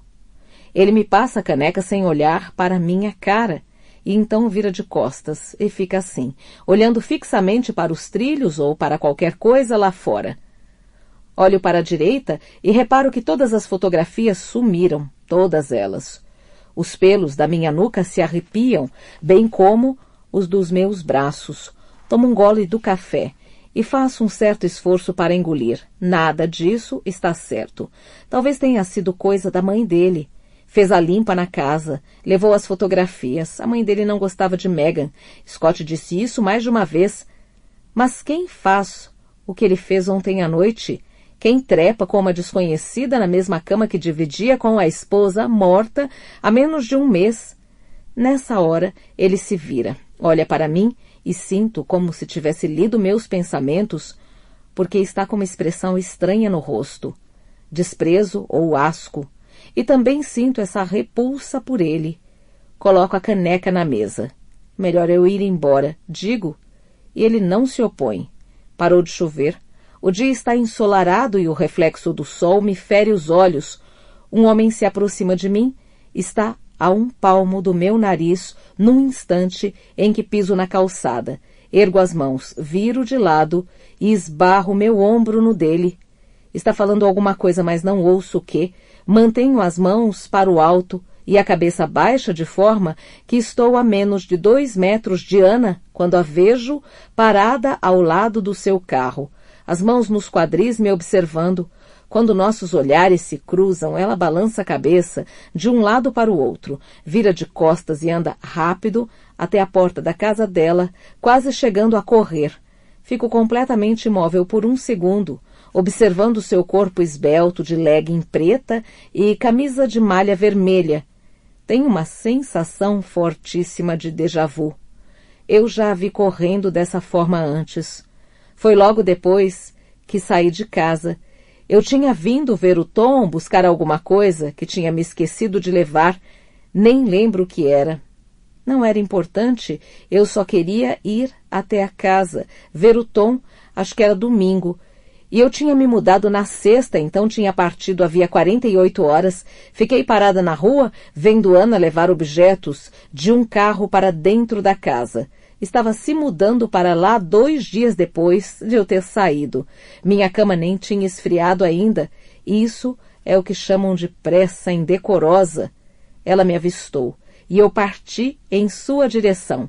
Não faço ideia do que ia dizer para ela. Nada racional, tenho certeza. Eu estava chorando. Disso eu me lembro. E ela, como agora, saiu correndo. Eu ainda não sabia da pior parte. A barriga ainda não aparecia. Ainda bem. Acho que se eu tivesse visto isso, teria morrido.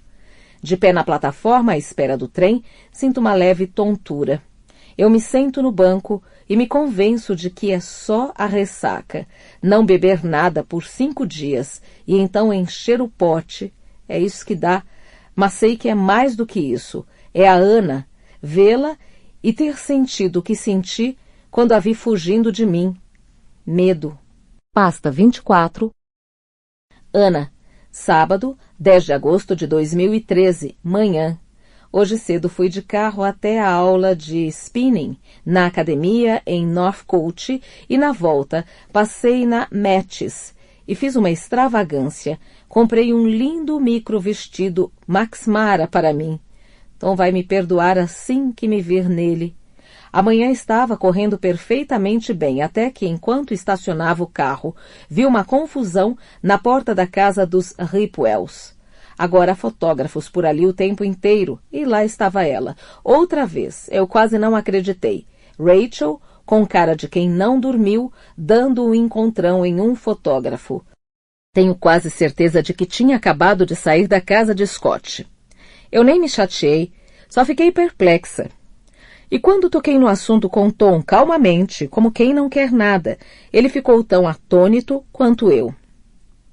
Vou falar com ela, disse. Vou descobrir o que diabos está acontecendo. Você já tentou fazer isso? Falei com toda a suavidade do mundo. Não fez diferença nenhuma. Sugeri que talvez fosse o momento de procurar um advogado, ver a possibilidade de conseguir uma liminar para impedi-la de se aproximar, algo assim. Mas ela não está realmente nos incomodando, não é? Argumentou ele. Os telefonemas pararam. Ela não tem nos abordado nem vindo aqui em casa. Não se preocupe, querida, eu resolvo isso. É claro, ele tem razão sobre o fato de ela não estar nos incomodando. Mas não estou nem aí, tem alguma tramóia rolando e não estou mais a fim de simplesmente ignorá-la. Me cansei de ouvir que não preciso me preocupar, de ouvir que ele vai resolver tudo, que vai conversar com ela, que ela vai acabar desistindo. Acho que chegou o momento de eu resolver as coisas por mim mesma. Da próxima vez que eu a vir, vou ligar para aquela policial, a detetive Riley. Ela parecia simpática, educada. Sei que Tom tem dó da Rachel, mas honestamente acho que chegou a hora de eu dar um jeito naquela vaca de uma vez por todas. Pasta 25. Rachel, segunda-feira, 12 de agosto de 2013, manhã. Estamos no estacionamento do Lago Wilton. Vínhamos aqui de vez em quando, em dias bem quentes, para nadar. Hoje estamos só sentados lado a lado no carro de Tom, as janelas abertas, deixando a brisa morna entrar. Minha vontade é de reclinar a cabeça no encosto e fechar os olhos, sentir o cheiro dos pinheiros e ouvir o canto dos pássaros. Queria tanto poder segurar a mão dele e ficar aqui o dia todo até anoitecer. Ele me ligou ontem à noite e perguntou se poderíamos nos encontrar. Perguntei se tinha a ver com o lance com a Ana, de tê-la visto na Blenheim Road. Falei que aquilo não tinha nada a ver com eles. Não tinha ido até lá para incomodá-los. Ele acreditou em mim, ou pelo menos disse que acreditava, mas ainda assim seu tom era desconfiado, um tanto ansioso. Disse que precisava conversar comigo. Por favor, Rach, disse ele, e isso definiu a questão. A forma como falou o meu nome, como nos velhos tempos, quase fez meu coração explodir. Passo aí para te encontrar, tá? Acordei antes de o dia raiar e já estava fazendo café na cozinha às 5 da manhã. Lavei o cabelo, depilei as pernas, me maquiei e troquei de roupa 4 vezes. E me senti culpada. Bobagem, eu sei, mas fiquei pensando em Scott, no que fizemos e em como me senti. E me arrependi de ter feito aquilo porque pareceu traição. Era como trair Tom, o homem que me trocou por outra faz 2 anos. Não consigo controlar meus sentimentos. Tom chegou pouco antes das 9. Desci. E lá estava ele encostado na lateral do carro, de calça jeans e uma velha camisa de malha cinza, tão velha que eu me lembro exatamente da sensação do tecido dela no meu rosto quando eu me deitava em seu peito. Tirei a manhã de folga do trabalho, explicou assim que me viu. Pensei em darmos uma volta de carro. Não falamos muita coisa no caminho até o lago. Ele me perguntou como eu estava e elogiou minha aparência. Não mencionou a Ana até estarmos sentados no estacionamento e eu estar pensando em segurar na mão dele. Bem, Ana disse que viu você. E pensou que você talvez tivesse saído da casa de Scott Ripple. É isso mesmo? Ele vira o rosto para mim, mas não está realmente me olhando, parece quase envergonhado de me fazer essa pergunta. Não precisa se preocupar com isso, falei. Tenho visto Scott. Quer dizer, não estou saindo com ele, nada disso, ficamos amigos. Só isso. É difícil explicar. Só tenho ajudado o Scott um pouco. Você sabe, é óbvio que ele está passando por um momento difícil. Tom faz que sim, mas ainda não me olha direito. Em vez disso, rói a unha do indicador da mão esquerda, sinal de que está preocupado. Mas, Rhett, queria que ele parasse de me chamar assim, porque isso me deixa louca, me dá vontade de sorrir. Faz tanto tempo que não ouço me chamar assim, que está me dando esperanças. Talvez as coisas não andem tão bem com a Ana. Talvez ele se lembre dos bons momentos que tivemos. Talvez uma parte dele sinta minha falta. É que estou bastante preocupado com isso. Até que enfim ele olha para mim, seus olhos castanhos nos meus, e mexe a mão como se fosse pegar na minha, mas então hesita e para. Eu sei?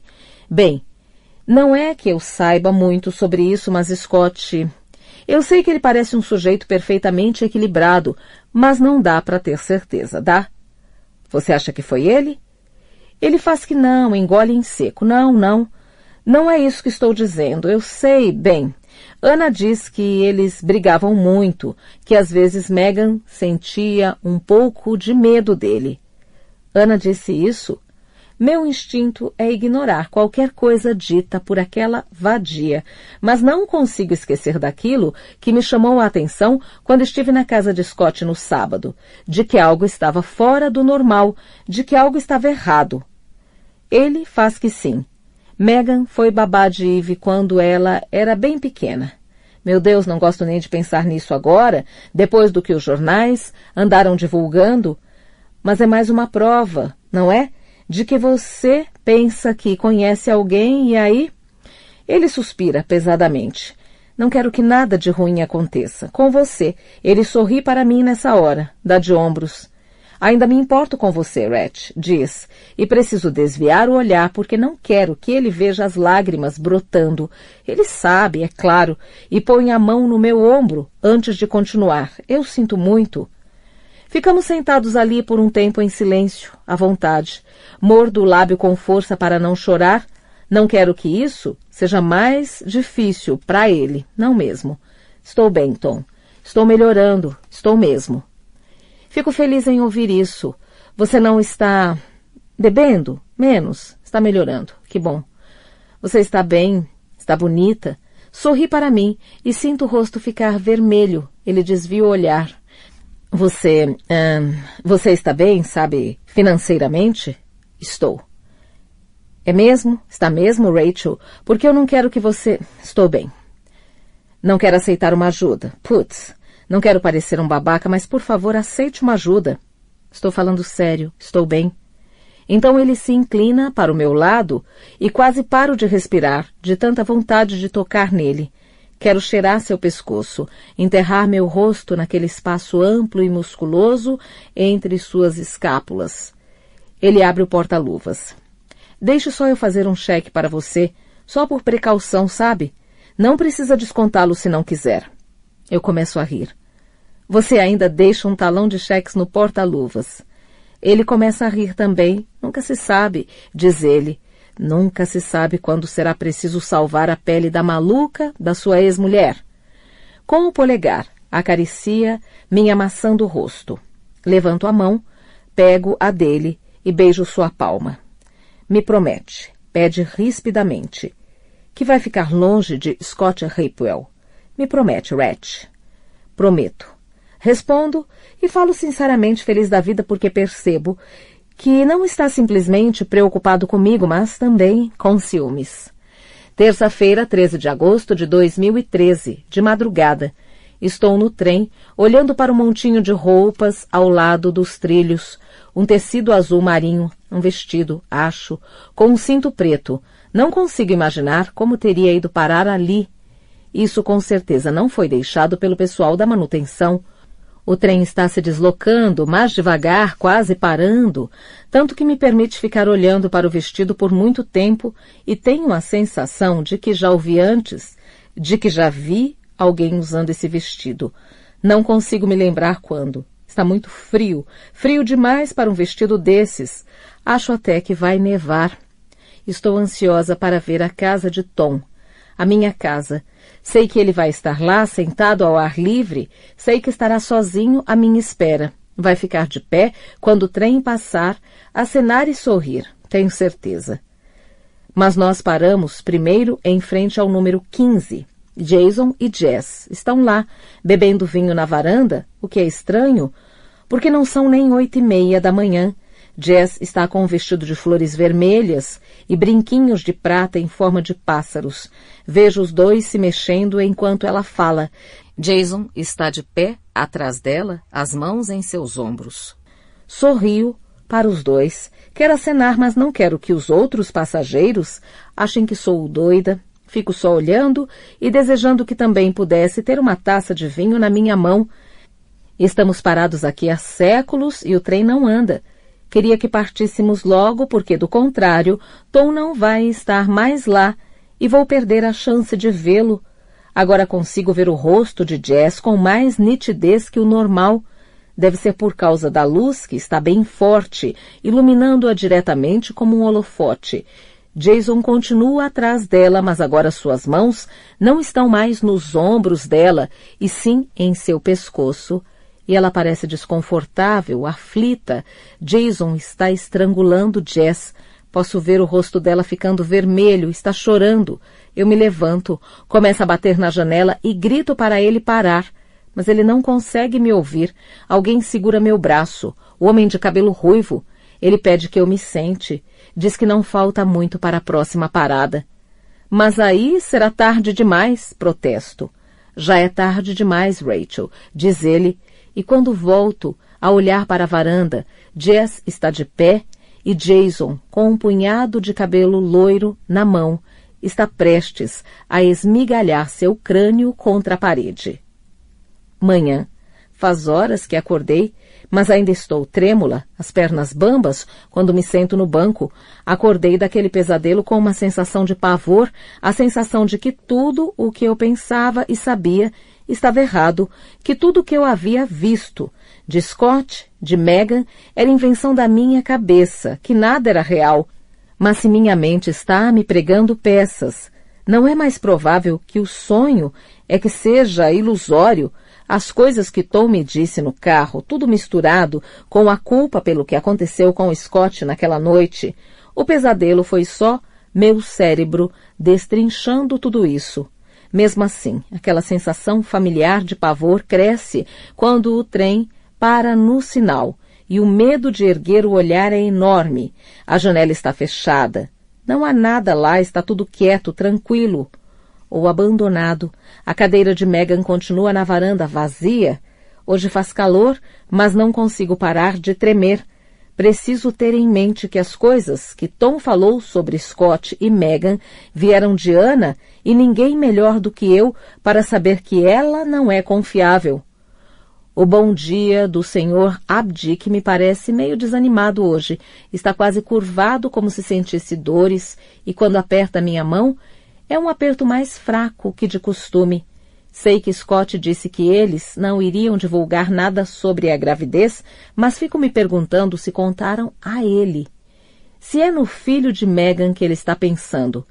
Quero contar a ele sobre o sonho, mas não consigo pensar num jeito de descrevê-lo sem entregar meu jogo. Então, em vez disso, pergunto sobre a possibilidade de recuperar memórias, sobre hipnose. Bem, diz ele, espraiando os dedos à sua frente na mesa, há terapeutas que acreditam que a hipnose pode ser usada para recuperar memórias reprimidas, mas é muito controverso. Não faço isso, nem recomendo a meus pacientes. Não estou convencido de que ajude. Em alguns casos pode até fazer mal. Ele abre um meio sorriso. Sinto muito. Sei que não era isso que você queria ouvir, mas quando se trata da mente humana, creio que não existam soluções rápidas e fáceis. Você conhece algum terapeuta que faça esse tipo de coisa? Pergunto. Ele balança a cabeça negativamente. Sinto muito, mas não poderia recomendar nenhum. É preciso que você saiba que o paciente sob hipnose é muito sugestionável. As memórias que são recuperadas, ele desenha aspas no ar, nem sempre são confiáveis. Não são memórias de verdade. Não posso me arriscar a isso. Não poderia suportar ter outras imagens na minha cabeça, ainda mais lembranças em que não posso confiar, memórias que se misturam, se transformam e mudam de lugar, me levando a acreditar que uma coisa não é o que eu penso, me dizendo para olhar para um lado quando deveria estar olhando para outro. O que você sugere então? Pergunto. Há alguma coisa que eu possa fazer para tentar recuperar o que perdi? Ele esfrega a boca com os dedos compridos. Assim. Só o ato de falar de uma lembrança em particular pode ajudar você a clarear as coisas, repassar os detalhes em um ambiente onde você se sinta segura e relaxada. Como aqui, por exemplo. Ele sorri. Como aqui, se de fato você se sente segura e relaxada aqui. O tom do fim da frase era de pergunta. A que não respondo. O sorriso dele some. Na maioria das vezes, ajuda se você se concentrar em sentidos que não sejam o da visão. Sons, a textura das coisas, o cheiro é particularmente importante quando se quer recordar algo. A música também é muito eficaz. Se você está pensando em uma circunstância específica, em um dia específico, pode tentar refazer seus passos, voltar à cena do crime, por assim dizer. É uma expressão corriqueira, mas sinto os pelos da nuca ficando de pé, o couro cabeludo arrepiando. Você quer conversar sobre algum incidente em especial, Rachel? É claro que quero, mas não posso contar isso a ele, então falo daquela vez com um taco de golfe, quando agredi Tom depois da briga que tivemos. Eu me lembro de ter acordado naquela manhã, muito ansiosa, ciente de que algo horrível tinha acontecido. Tom não estava na cama comigo e me senti aliviada. Fiquei deitada repassando os fatos. Eu me lembro de estar chorando muito e de dizer a ele que o amava. Ele estava furioso, me dizendo para ir dormir. Não queria ouvir mais nada. Tentei lembrar o que havia acontecido antes disso, o ponto em que começamos a discutir. Estávamos nos divertindo. Eu tinha feito pitus grelhados com pimenta malagueta e coentro e estávamos saboreando um delicioso Chenin Blanc, presente de um cliente de Tom. Comemos no jardim ao som de The Killers e Kings of Leon, bandas que costumávamos ouvir no início do nosso relacionamento. Eu me lembro de estarmos às risadas, aos beijos. Lembro de ter contado alguma história. Ele não achou a história tão engraçada quanto eu tinha achado. Lembro que fiquei chateada. Então, eu me lembro de nós dois aos berros, de tropeçar nas portas, de correr ao entrar em casa, de ficar furiosa por ele não ter vindo correndo me ajudar a levantar. Mas é aí que está o problema. Quando acordei naquela manhã, eu desci. Ele não queria falar comigo, nem olhava para mim. Precisei implorar que ele me contasse o que eu tinha feito. Eu não parava de repetir que sentia muito. Estava em pânico. Não sei explicar porquê. Sei que não faz o menor sentido, mas se você não consegue se lembrar do que fez, sua mente simplesmente preenche as lacunas e você fica imaginando as coisas mais terríveis. Kamal assente. Dá para imaginar. Prossiga. Então, por fim, só para calar a minha boca, ele me contou. Eu tinha me ofendido com algo que ele disse. Depois não parei mais de falar naquilo, com alfinetadas e queixas. E não queria mudar de assunto. E ele tentou me convencer a parar. Tentou me beijar e fazer as pazes, mas eu não queria. Então ele resolveu simplesmente me deixar ali, subir as escadas e ir para a cama. E foi então que aconteceu. Corri atrás dele pela escada com um taco de golfe na mão e tentei arrancar a cabeça dele. Felizmente, errei. Só tirei um pedaço da parede. A expressão de Kamal não muda. Não está chocado. Só faz que sim.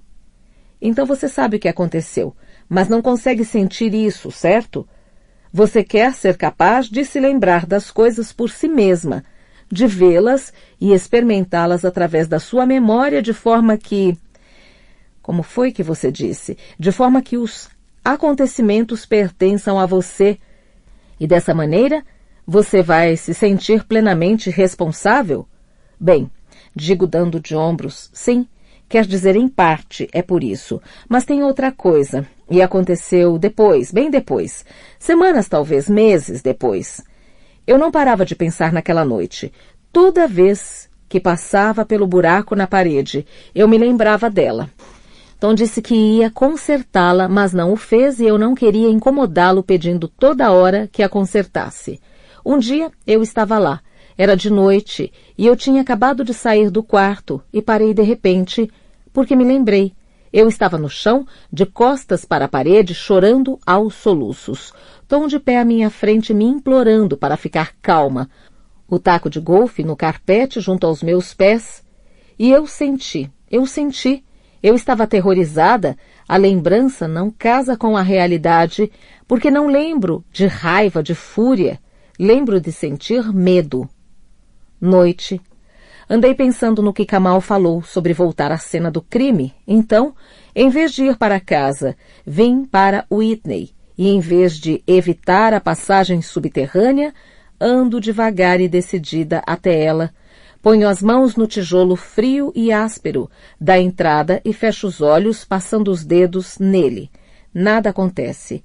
Abro os olhos e olho em volta. A rua está bem vazia. Só uma mulher andando na minha direção a uns 200 metros de distância e mais ninguém. Nenhum carro passando, nenhuma criança gritando, só uma sirene bem fraca à distância. O sol se esconde atrás de uma nuvem e eu sinto frio, paralisada na entrada do túnel, incapaz de seguir em frente. Então me viro para ir embora.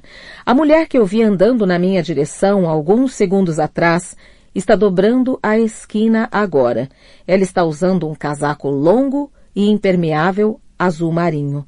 Ela olha para mim quando passa e é aí que me recordo. Uma mulher de azul, o ângulo da luz. E eu me lembro, Ana. Ela usava um vestido azul com cinto preto e estava andando, se afastando de mim, apressada, quase do jeito que andou no outro dia. Só que dessa vez olhou para trás, olhou por cima do ombro e então parou. Um carro encostou na calçada ao lado dela. Um carro vermelho. O carro de Tom. Ela se inclinou para falar com ele pela janela e depois abriu a porta e entrou. E por fim o carro foi embora. Eu me lembro disso. Naquela noite de sábado eu estive aqui, na entrada da passagem subterrânea, e vi Ana entrar no carro de Tom. Só que não posso estar me lembrando direito, porque isso não faz sentido. Tom veio de carro me procurar. Ana não estava no carro com ele. Estava em casa. Foi isso o que a polícia me disse. Não faz sentido e dá vontade de gritar por causa do sentimento de frustração que isso me traz, pela falta de certeza, pela inutilidade do meu próprio cérebro. Atravesso a rua e caminho pela calçada esquerda da Blenheim Road. Fico parada sob as árvores por um tempo em frente ao número 23. Eles pintaram a porta da casa. Era verde escura quando eu morava lá. Agora é preta. Não me lembro de ter reparado nisso antes. Eu preferi o verde. Fico me perguntando o que mais estará diferente no interior.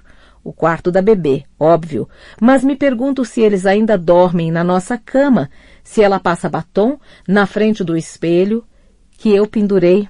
Fico tentando imaginar se eles pintaram a cozinha de outra cor ou se fizeram um reparo na parede do corredor de cima. Minha vontade é atravessar a rua e bater com a aldrava naquela tinta preta. Quero conversar com Tom, fazer algumas perguntas sobre a noite em que Megan desapareceu. Quero perguntar sobre ontem, quando beijei a mão dele no carro. Quero saber o que foi que ele sentiu. Em vez disso, só fico parada ali, por um tempo, olhando para a janela do meu ex-quarto até sentir as lágrimas brotando nos olhos e então entendo que é hora de ir embora. Pasta 26. Ana, terça-feira, 13 de agosto de 2013, manhã. Fiquei vendo Tom se arrumar para o trabalho hoje, vestindo a camisa e pondo a gravata. Ele parecia estar um pouco distraído. Devia estar repassando a agenda do dia. Reuniões, compromissos, onde, quando, com quem. Senti inveja. Pela primeira vez senti inveja de verdade por ele poder se arrumar, sair de casa, correr de um lado para o outro o dia todo, com um objetivo em mente e ainda receber por isso. Não é do trabalho que sinto falta. Eu era corretora de imóveis, não neurocirurgiã. Não é exatamente um trabalho com que se sonha desde criança, mas gostava bastante de poder ficar nos casarões de luxo, quando os donos não estavam, passando a mão pelas superfícies de mármore, entrando nos closets. Eu ficava imaginando como seria a minha vida se pudesse viver assim. Que tipo de pessoa eu seria? Tenho a convicção de que não há trabalho mais importante do que criar um filho, mas o problema é que esse trabalho não é valorizado, não no sentido que conta para mim no momento financeiro. Quero ter mais dinheiro para que nós possamos sair dessa casa, dessa rua, simples assim. Talvez não tão simples assim. Depois que Tom saiu para o trabalho, eu me sentei à mesa da cozinha com Eve para a batalha do café da manhã, há 2 meses. Juro que ela comia qualquer coisa. Agora, se não for iogurte de morango, ela não quer. Sei que isso é normal, fico repetindo isso para mim mesma enquanto limpo clara de ovo do meu cabelo, enquanto engatinho pelo chão para pegar colheres e tigelas emborcadas. Não paro de repetir que isso é normal. Ainda assim, quando tínhamos finalmente acabado e ela estava brincando sozinha e feliz, me permiti chorar por 1 minuto. Isso só acontece de vez em quando e só quando Tom não está em casa. Só por alguns minutos, para extravasar. Foi quando eu estava lavando o rosto, depois, quando vi minha aparência cansada, o rosto marcado, manchado, uma aparência horrível, que senti aquilo de novo. A necessidade de pôr um vestido e um par de sapatos de salto alto, fazer escova no cabelo, aplicar maquiagem e andar pela rua. Os homens virando a cabeça para me ver passar. Sinto falta de trabalhar, mas também sinto falta do que o trabalho significava para mim em meu último ano de emprego remunerado, quando conheci Tom. Sinto falta de ser a outra. Eu gostava de ser a outra. Adorava, na verdade. Nunca me senti culpada. Só fingia sentir. Eu precisava, por causa das amigas casadas, aquelas que vivem com medo da babá estrangeira espivitada, ou da colega de escritório bonita e bem-humorada que gosta de falar de futebol e passa metade da vida na academia. Tive de dizer para elas que, claro, eu me sentia péssima. Claro que me sentia mal pela mulher dele. Eu nunca quis que isso acontecesse. Nós nos apaixonamos. O que podíamos fazer? A verdade é que nunca senti pena de Rachel, nem antes de descobrir que ela bebia, que seu temperamento era difícil e que estava transformando a vida dele num inferno. Ela simplesmente não me parecia real e, de qualquer forma, eu estava me divertindo um bocado. Ser a outra é muito excitante. Não há como negar. É por você que ele não consegue ser fiel à esposa, embora a ame. Você é assim, irresistível. Eu estava vendendo uma casa, a número 34 da Cranbourne Road. A venda não se concretizou porque o último interessado não tinha conseguido financiamento, algum problema com a avaliação feita pela instituição financeira. Então conseguimos uma avaliação independente, só para ter certeza de que não haveria nenhum empecilho. Os donos já haviam se mudado, o imóvel estava vazio, então eu precisava estar presente para recebê-lo. Ficou óbvio, desde o momento em que abri a porta para ele, que aquilo ia acontecer. Eu nunca tinha feito nada assim antes, nem sonhava com isso, mas houve algo no jeito como ele olhou para mim, no jeito como sorriu para mim. Não conseguimos nos controlar. Trepamos ali mesmo, apoiados na bancada da cozinha. Foi loucura, mas nós éramos assim. Era o que ele sempre me dizia. Não espere que eu mantenha a sanidade, Ana, não com você. Pego Eve no colo e vamos para o jardim. Ela está empurrando o seu carrinho, dando risadinhas. O mau humor matinal esquecido. Toda vez que ri para mim, sinto meu coração prestes a explodir. Não importa o quanto eu sinta falta do trabalho, sentiria mais falta dela. E de qualquer forma, isso nunca vai acontecer. Nunca mais vou deixá-la com uma babá, não importa o quanto seja qualificada ou recomendada. Nunca mais vou deixá-la aos cuidados de outra pessoa, não depois de Megan. Noite. Tom me enviou uma mensagem dizendo que vai chegar mais tarde em casa hoje à noite, pois precisou sair para beber com um cliente. Eve e eu estávamos nos arrumando para o nosso passeio de fim de tarde. Nós duas, no meu quarto, meu e de Tom, e eu estava trocando sua fralda. A luz estava linda, uma luz alaranjada preenchia a casa. De repente, mudando para o azul acinzentado com a passagem de uma nuvem sobre o sol. Eu tinha fechado as cortinas pela metade para que o quarto não esquentasse muito, então fui abri-las. E foi aí que vi a Rachel, de pé do outro lado da rua, olhando para nossa casa. Nesse momento ela simplesmente se virou e partiu em direção à estação. Estou sentada na cama, trêmula de raiva, enfiando as unhas nas palmas das mãos. Eve está dando chutinhos no ar e sinto tanta raiva que não quero pegá-la no colo por medo de esmagá-la. Ele disse que tinha resolvido isso, que tinha ligado para ela no domingo, que eles conversaram, que ela admitiu ter ficado amiga de Scott Ripwell, mas que não pretendia vê-lo de novo, que não voltaria a passar por aqui. Tom disse que ela prometeu. Tom disse que ela estava sendo bem razoável. Não parecia bêbada, não estava histérica, não fez ameaças, nem lhe implorou que voltasse para ela. Ele me disse que achava que ela estava se recuperando. Respiro fundo várias vezes e puxo a Eve para o meu colo, deitando-a sobre minhas coxas e segurando as mãozinhas dela. Acho que mamãe já aguentou isso tempo demais, não é, querida? É muito cansativo. Toda vez que penso que as coisas estão melhorando, que enfim encerramos o assunto Rachel, ela volta. Às vezes tenho a sensação de que ela nunca vai sair de cena. Bem lá no fundo, uma semente de desconfiança foi plantada em mim quando Tom me diz que vai ficar tudo bem, que já está tudo resolvido, que ela não vai mais nos incomodar e então incomoda. Eu não consigo não me perguntar se Tom está se esforçando o máximo que pode para se livrar dela ou se há alguma parte dele, bem em seu íntimo, que gosta do fato de ela não conseguir desistir. Desço e vasculho a gaveta da cozinha até encontrar o cartão que a detetive Riley me deu. Teclo rapidamente o número dela antes que resolva mudar de ideia. Quarta-feira, 14 de agosto de 2013, manhã. Na cama, as mãos dele nos meus quadris, sua respiração quente em meu pescoço, a pele suada contra a minha, ele diz: "A gente quase não faz mais isso. Eu sei. Precisamos arrumar mais tempo para a gente. Precisamos mesmo. Sinto falta de você", diz ele. "E disso. Quero mais disso." Eu me viro e o beijo na boca, os olhos bem fechados, tentando reprimir a culpa que sinto por ter entrado em contato com a polícia sem ele saber. "Acho que deveríamos ir para algum lugar", propõe ele. "Só nós dois. Sair daqui um pouco." "E deixar Eve com quem?" Sinto vontade de perguntar. "Seus pais, com quem você não fala mais? Ou minha mãe, que é tão frágil, que é incapaz de cuidar de si mesma?" Não digo isso, não digo nada.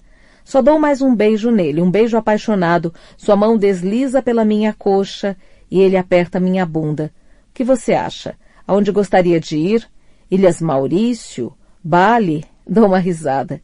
"Estou falando sério", protesta ele, afastando-se de mim e me encarando. "Nós merecemos, Ana. Você merece. Foi um ano difícil, não foi? Mas o quê?" Ele abre seu sorriso perfeito. "Vamos descobrir o que fazer com Eve, não se preocupe. Tom, o dinheiro. Vai ficar tudo bem, mas não quero dizer isso mais preciso. Não temos dinheiro suficiente para pensar em nos mudar, mas temos para passar férias nas Ilhas Maurício ou em Bali." Ele bufa, inflando as bochechas e exala vagarosamente, virando-se para o outro lado. Eu não deveria ter dito isso. A babá eletrônica crepita e está acordando.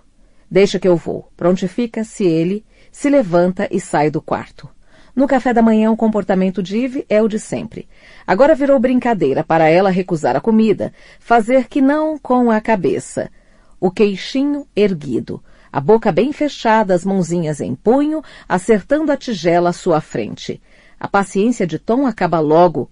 "Não tenho tempo para isso", resmunga ele. "Você vai ter que dar um jeito." Fica de pé, estendendo a colher para eu pegar, a irritação estampada no rosto. Dou um longo suspiro. Tudo bem, ele está cansado, tem muito trabalho a fazer, está aborrecido porque não embarquei em sua fantasia de férias essa manhã. Mas não está tudo bem, porque também me sinto cansada e queria conversar sobre dinheiro e nossa situação nesta casa, que não vai acabar simplesmente com ele saindo desse cômodo.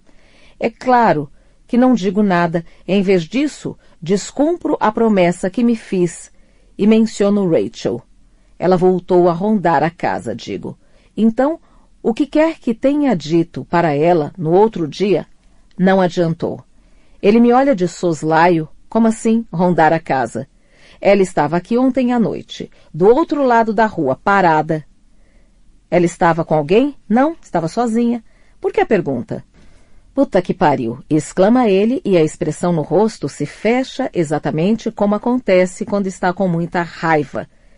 Eu pedi que ela ficasse longe daqui. Por que você não disse nada ontem? Não queria aborrecer você. Respondo baixinho, já me arrependendo de ter comentado. Não queria preocupar você. Meu Deus, diz ele, largando a xícara de café com força na pia. O barulho assusta a Ivy, que começa a chorar. Isso não ajuda. Não sei o que dizer, sério. Quando conversei com Rachel, ela estava bem. Ela ouvia o que eu tinha a dizer e prometeu não voltar mais aqui. Estava com uma cara boa, até saudável, quase de volta ao normal. Uma cara boa.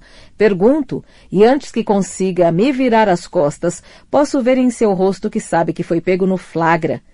Achei que tinha me dito que falou com ela pelo telefone.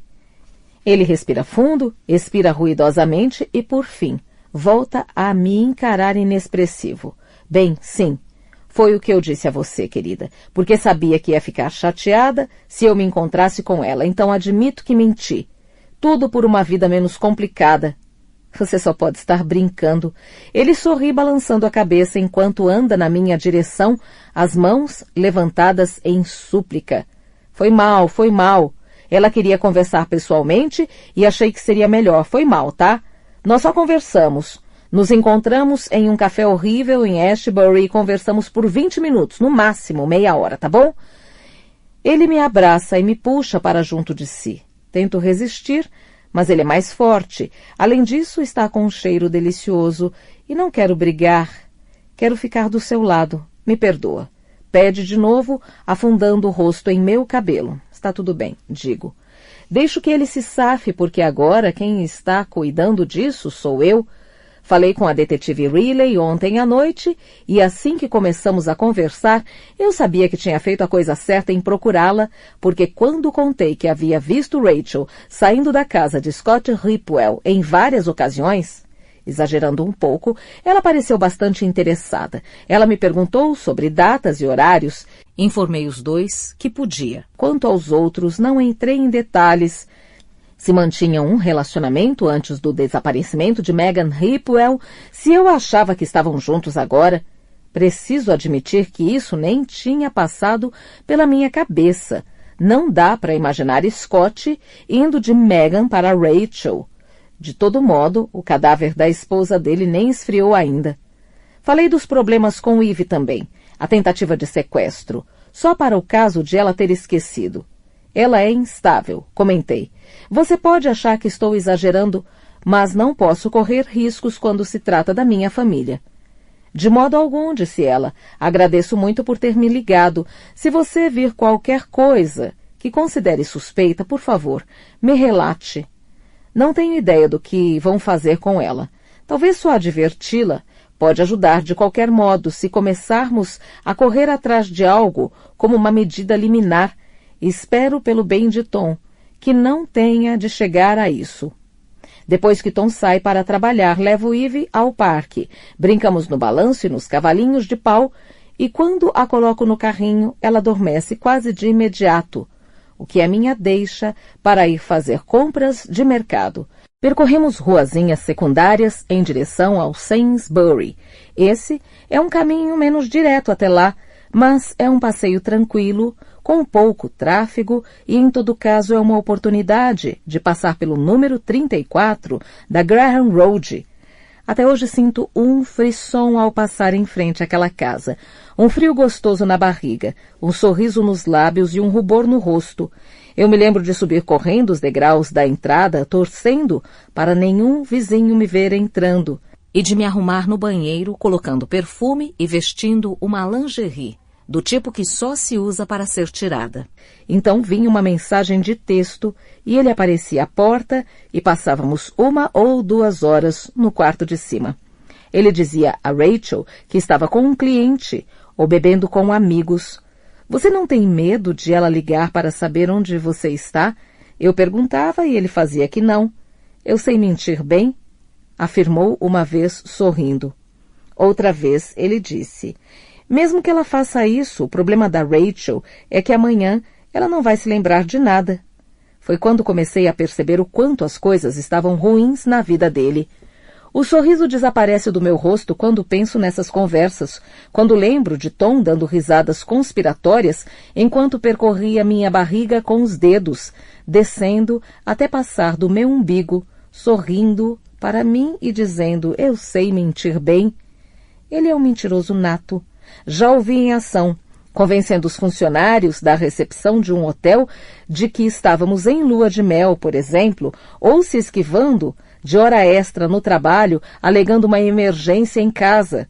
Todo mundo faz isso, claro, mas quando é o Tom mentindo, todo mundo acredita. Penso no que aconteceu durante o café da manhã, mas a questão é que eu o peguei na mentira e ele admitiu na mesma hora. Não tenho nada com que me preocupar. Ele não está tendo encontros secretos com Rachel. Que ideia mais ridícula. Ela já pode ter sido atraente um dia. Quando ele a conheceu, ela chamava atenção. Vi isso pelas fotos. Grandes olhos negros, curvas generosas, mas agora não passa de uma gorda. Em todo caso, ele nunca voltaria para ela, não depois de tudo o que fez com ele, com a gente. Todo incômodo, os telefonemas tarde na noite, chamadas que você atendia. E ela desligava as mensagens de texto. Estou na seção de enlatados e Eve, graças a Deus, continua adormecida no carrinho e começo a pensar em todos aqueles telefonemas e sobre a vez, ou seriam vezes, em que acordei e a luz do banheiro estava acesa, eu podia ouvir a voz dele, baixa, macia, atrás da porta fechada. Ele estava tentando acalmá-la, sei que estava. Ele me disse que às vezes ela ficava tão enraivecida que ameaçava ir à nossa casa, ir ao trabalho dele, se jogar na frente de um trem. Ele pode ser um excelente mentiroso, mas eu sei quando está dizendo a verdade. A mim ele não engana. Noite. Mas pensando bem, ele me enganou sim, não foi? Quando me contou que tinha conversado com Rachel por telefone, que ela parecia melhor, quase feliz, não duvidei nem por um momento. E quando ele chegou em casa na segunda noite e eu perguntei como tinha sido o seu dia, e ele me contou de uma reunião muito cansativa pela manhã, eu ouvi o que me disse sem questionar, em nenhum momento suspeitando de que não havia reunião nenhuma, que o tempo todo ele esteve num café em Ashbury com a ex-mulher.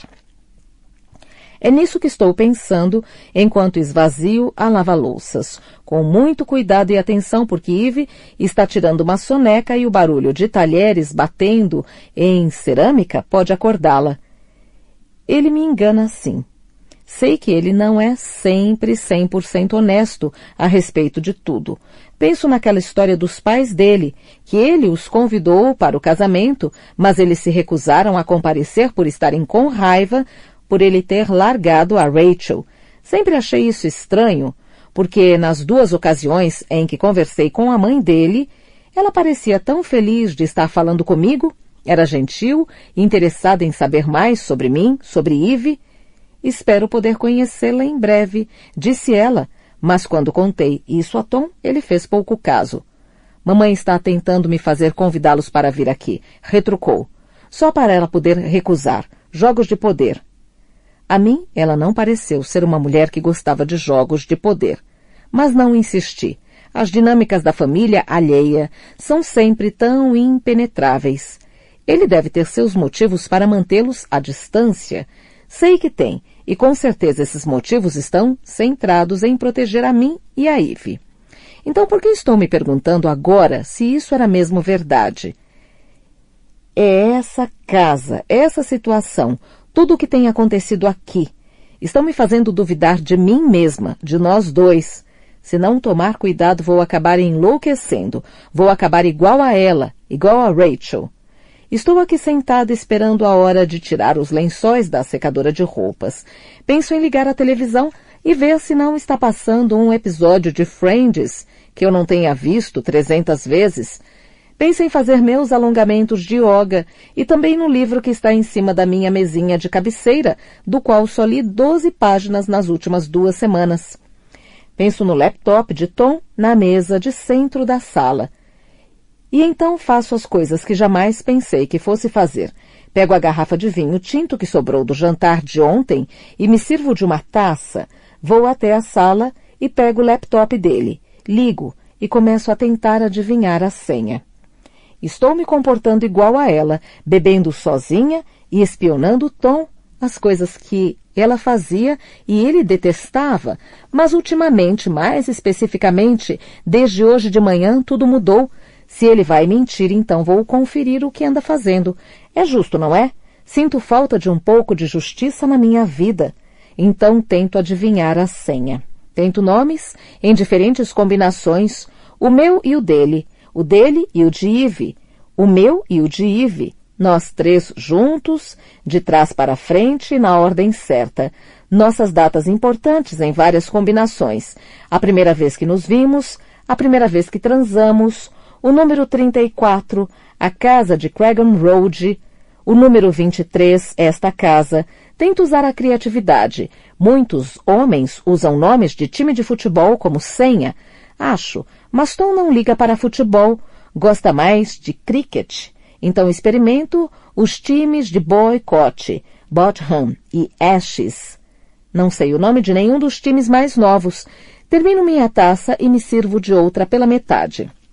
Na verdade, até que estou me divertindo com essa tentativa de descobrir a senha dele. Penso em bandas e filmes de que gosta, atrizes que acha bonita.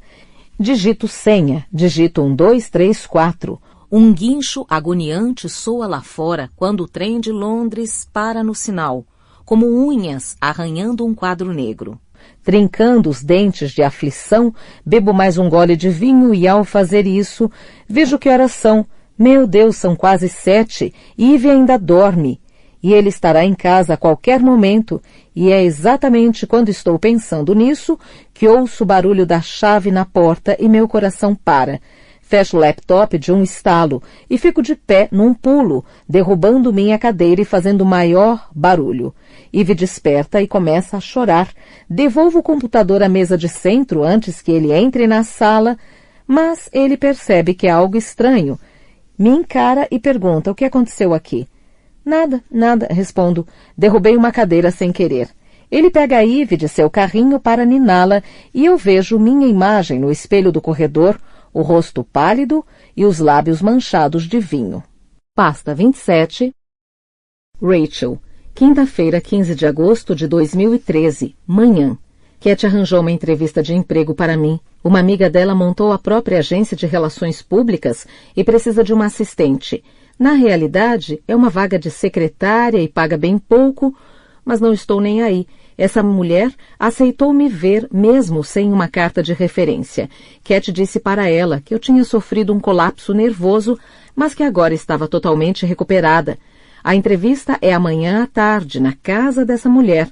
A sede da empresa fica dentro de um escritório construído no quintal dela, que por acaso fica justamente em Whitney. Então minha tarefa hoje seria atualizar meu currículo e me preparar para a entrevista. E eu estava fazendo isso, só que Scott me telefonou. Eu queria conversar com você, disse ele. A gente não precisa, quer dizer, você não precisa falar nada, foi... Nós dois sabemos que aquilo não passou de um erro. Eu sei, concordou ele, com uma voz tão triste, diferente do Scott furioso dos meus pesadelos, mais parecido com o deprimido que havia se sentado na minha cama e falado do seu filho morto. Mas eu queria muito conversar com você. Claro, falei. É claro que podemos conversar. Pessoalmente? A última coisa que eu queria era ter de voltar àquela casa. Desculpe. Hoje não posso. Por favor, Rachel, é importante. Sua voz soava desesperada e mesmo sem querer senti pena dele. Eu estava tentando pensar numa desculpa quando ele voltou a falar, por favor. Então acabei concordando e assim que aceitei me arrependi. Os jornais estão comentando sobre o bebê de Meghan, o primeiro bebê dela que morreu. Bem, na verdade, é sobre o pai da criança. Eles o rastrearam. O nome dele era Craig Mackenzie e ele morreu de overdose de heroína na Espanha há 4 anos. Então não pode ter sido ele. De qualquer forma, nunca me pareceu ser uma motivação provável. Se alguém quisesse castigá-la pelo que fez naquela época, já o teria feito há muitos anos. Então, sobra quem? Os suspeitos de sempre. O marido, o amante, Scott, Kamal ou algum homem qualquer que a raptou na rua. Um serial killer fazendo a primeira vítima? Será que ela é a primeira de várias, como Vilma McCann ou Pauline Reed? E quem disse que o assassino teria de ser homem? Megan Ripwell era uma mulher pequena, bem mignon, não seria necessário aplicar muita força para dominá-la. Tarde. A primeira coisa que noto quando ele abre a porta é o cheiro, um ranço azedo de suor e cerveja, e mais alguma coisa, algo pior, um cheiro de podre. Ele está de calça de moletom e camisa de malha cinza manchada. O cabelo está oleoso, a pele vermelha, como a de alguém com febre. Está tudo bem com você? Pergunto, e ele sorri, andou bebendo. Estou bem. Entre, entre. Não quero entrar, mas entro. As cortinas da frente da casa estão fechadas, deixando a sala de estar com um tom avermelhado que combina com o calor e o fedor. Scott caminha até a cozinha, abre a geladeira e pega uma cerveja. Venha, sente-se. Convida ele, beba alguma coisa. O sorriso no rosto dele é forçado. Nada natural. Há algo de rude na expressão em seu rosto. O desprezo que vi sábado de manhã, depois que dormimos juntos, continua ali. Não posso me demorar muito, digo. Tenho uma entrevista de emprego amanhã, preciso me preparar. Sério? Ele ergue as sobrancelhas. Então se senta e com o pé empurra a cadeira para eu me sentar. Sente-se. Beba alguma coisa. Insiste, como se estivesse me dando uma ordem. Eu me sento em frente a ele, que empurra a garrafa de cerveja na minha direção. Eu a pego e tomo um gole. Lá fora ouço gritos, crianças brincando em algum quintal na vizinhança e mais ao longe o ruído fraco e familiar do trem. Ontem saiu o resultado do DNA. Comenta Scott. A detetive Riley veio aqui ontem à noite. Ele ficou esperando um comentário meu, mas estou com medo de dizer a coisa errada, então fico calada. O filho não é meu. Não era meu. O curioso é que também não era de Kamal. Ele dá uma risada. Então, ela estava se relacionando com mais alguém. Dá para acreditar nisso? Ele abre aquele sorriso medonho. Você não saberia nada sobre esse assunto, não é? Sobre um outro cara. Ela não se abriu com você e falou desse outro homem? O sorriso desaparece do rosto dele e começo a ter um mau pressentimento, um péssimo pressentimento. Fico de pé e começo a andar em direção à porta, mas ele está bem na minha frente, segurando meu braço e me força a voltar à cadeira. Senta nessa merda de cadeira. Ele arranca a bolsa do meu ombro e a atira num canto. Scott, não sei o que está acontecendo. Como assim? Ele grita na minha cara. Você e Meghan eram tão amigas. Você devia saber tudo sobre os amantes dela. Ele sabe. E quando penso nisso, sei que ele viu na minha expressão porque se aproxima mais ainda, seu hálito azedo no meu rosto e diz, vamos lá, Rachel, abre o bico. Faço que não com a cabeça e ele dá um tapa no ar, acertando a garrafa de cerveja na minha frente. Ela rola da mesa e se espatifa no chão. Você nunca nem conheceu a porra da Meghan, berra ele. Tudo o que você me disse, tudo, era tudo mentira. De cabeça baixa, fico de pé murmurando, sinto muito, sinto muito. Tento dar a volta na mesa para pegar minha bolsa, meu celular, mas ele aperta meu braço de novo. Por que você fez isso? Pergunta ele. O que deu em você para fazer isso? Qual é o seu problema? Ele está olhando para mim, os olhos fixos no meu. Estou morta de medo, mas ao mesmo tempo sei que sua pergunta não é descabida. Eu devo uma explicação a ele. Então não puxo o meu braço, deixo seus dedos se enterrarem na minha carne e tento falar clara e calmamente. Tento não chorar, tento não entrar em pânico. Eu queria que você soubesse de Kamal, respondo, vi os dois juntos. Mas você não teria me levado a sério se eu fosse simplesmente uma garota qualquer no trem. Eu precisei... você precisou. Ele me larga, virando de costas para mim. Ainda vem me falar do que precisou? Sua voz está mais suave, está se acalmando. Respiro fundo, tentando desacelerar o coração. Eu queria ajudar você. Insisto. Sei que a polícia sempre suspeita do marido e eu queria que você soubesse que existia outra pessoa. Então você inventou isso de conhecer minha mulher? Tem ideia do quanto parece maluca? Tenho sim.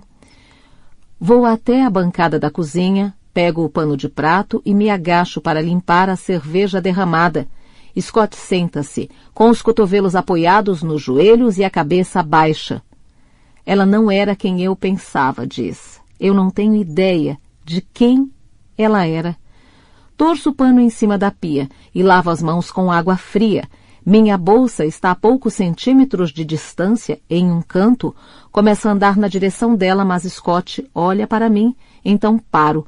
Fico ali de costas para a bancada, as mãos agarrando a beirada para dar maior estabilidade, para me dar alguma segurança. A detetive Riley me contou, explica ele.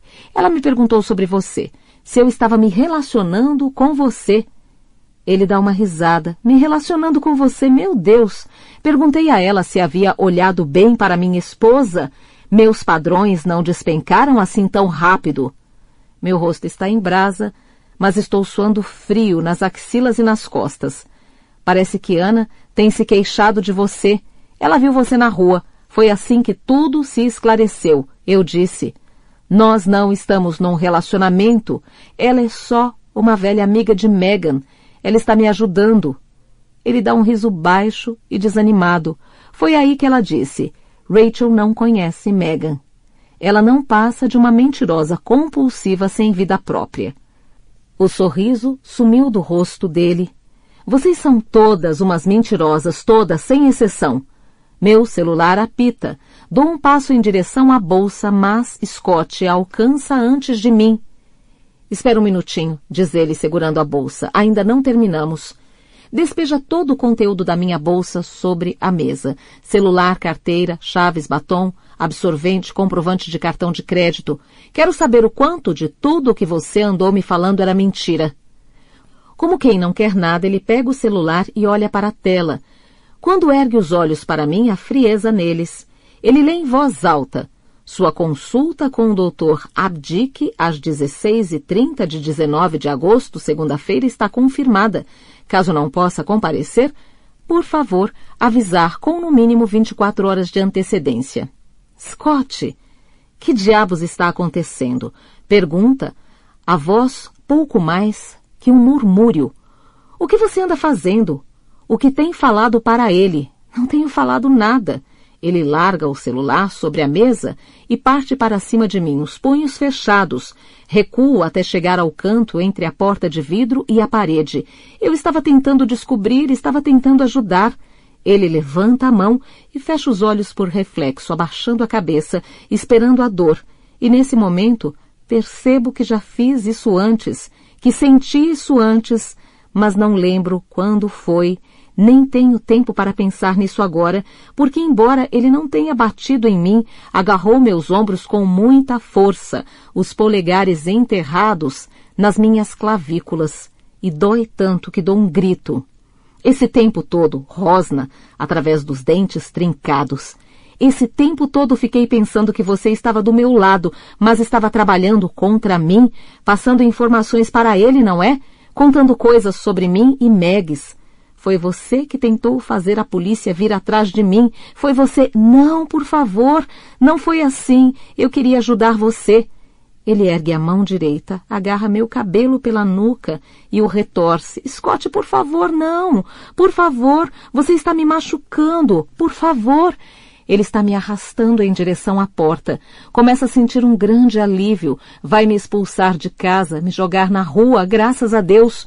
Só que isso não acontece. Ele fica me arrastando pela casa, cuspindo e xingando.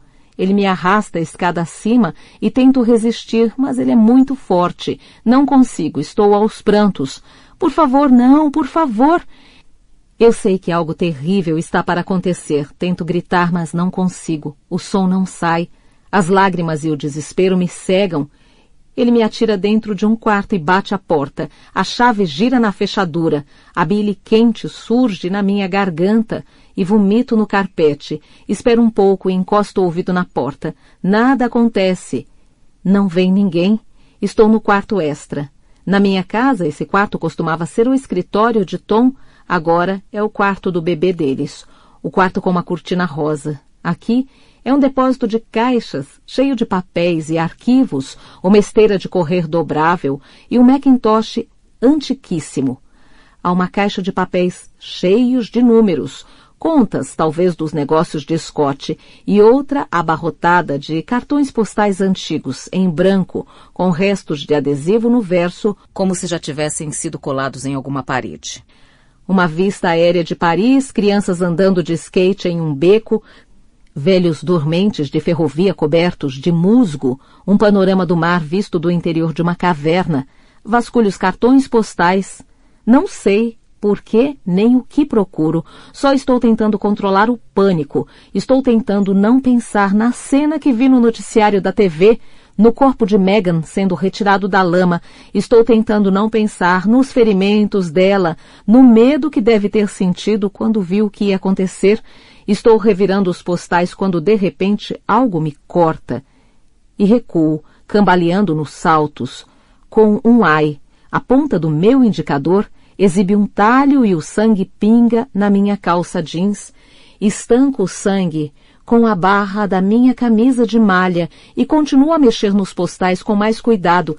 Identifico logo o culpado, um retrato com a moldura espatifada, com um pedaço de vidro faltando na parte de cima, a ponta exposta, manchada pelo meu sangue. É uma foto que eu não tinha visto antes, um retrato de Megan e Scott juntos, seus rostos próximos à câmera. Ela está rindo e ele olha para ela com adoração. Com ciúme? O vidro está estilhaçado na forma de uma estrela cujas pontas se irradiam a partir do canto do olho de Scott. Então fica difícil ler sua expressão. Fico sentada no chão, com a foto na minha frente e penso em como as coisas quebram o tempo todo por acidente, em como às vezes você acaba não consertando o que quebrou. Penso em todos os pratos que foram jogados no chão durante as brigas com Tom, no pedaço arrancado da parede no corredor de cima. De algum lugar, atrás daquela porta, posso ouvir Scott rindo. O meu corpo todo congela. Fico de pé aos trambolhões e vou até a janela, abro e me debruço nela. Então, na pontinha dos pés, grito por socorro, grito por Tom. Não adianta nada, que patético. Mesmo que ele estivesse, por algum motivo no jardim que fica a poucas casas dali, não iria me ouvir a distância grande. Olho para baixo e perco o equilíbrio. Então empurro o batente da janela para voltar para dentro, sentindo cólicas, e começo a chorar. Por favor, Scott, grito, por favor. Odeio o som da minha voz nessa hora. O tom desesperado, olho para minha camisa encharcada de sangue e isso me faz lembrar que não estou tão sem opção assim. Pego a moldura do retrato e a coloco em cima do carpete. Escolho o caco de vidro mais comprido e o guardo no bolso de trás. Ouço o passo subindo a escada. Encosto na parede oposta à porta. A chave gira na fechadura. Scott está com minha bolsa na mão e a atira aos meus pés. Na outra mão tem um pedaço de papel. Olha só. Se não é Nancy Drew, diz ele sorrindo, imita a voz de uma menininha que lê em voz alta. Ela fugiu com um namorado que de agora em diante vou chamar de N. Ri com escárnio. N causou algum mal a ela. Scott causou algum mal a ela. Ele amassa o papel e o joga aos meus pés. Deus do céu, você é mesmo patética, não é? Olha em volta, reparando no vômito no chão e no sangue na minha camisa. Puta merda, o que você andou fazendo? Tentou se matar? Ia fazer meu trabalho por mim? Ele ri de novo. Eu devia quebrar a merda desse seu pescoço, mas sabe de uma coisa? Você não vale a dor de cabeça. Ele dá passagem. Sai da minha casa agora. Pego minha bolsa e corro para a porta, mas ao fazer isso, ele entra na minha frente e finge que vai me dar um soco e por um momento penso que ele vai me segurar, voltar a me agredir. Meus olhos devem mostrar meu terror porque ele começa a rir. Rir de gargalhar, ainda ouço as risadas dele quando saio pela porta da casa. Sexta-feira, 16 de agosto de 2013, manhã. Eu quase não dormi. Bebi uma garrafa e meia de vinho na tentativa de cair no sono, de fazer minhas mãos pararem, de tremer, de me acalmar, mas não deu certo. Toda vez que eu começava a cochilar, acordava assustada. Tinha certeza de que podia sentir a presença dele no quarto junto comigo. Acendi a luz e fiquei sentada, ouvindo os sons da rua, dos vizinhos andando pelo prédio. Só quando o dia começou a raiar, foi que relaxei o suficiente para adormecer. Sonhei que estava na floresta de novo. Tom estava comigo, mas ainda assim eu sentia medo. Ontem à noite deixei um bilhete para Tom. Depois que saí da casa de Scott, corri até o número 23 e empurrei a porta. Estava tão em pânico que nem liguei para a possibilidade de Ana estar em casa ou de ficar irritada por eu ter aparecido. Ninguém veio atender, então rabisquei um bilhete em um pedaço de papel e o enfiei na caixa de correio. Não estou nem aí se ela vir o bilhete. Acho que uma parte de mim quer que ela veja.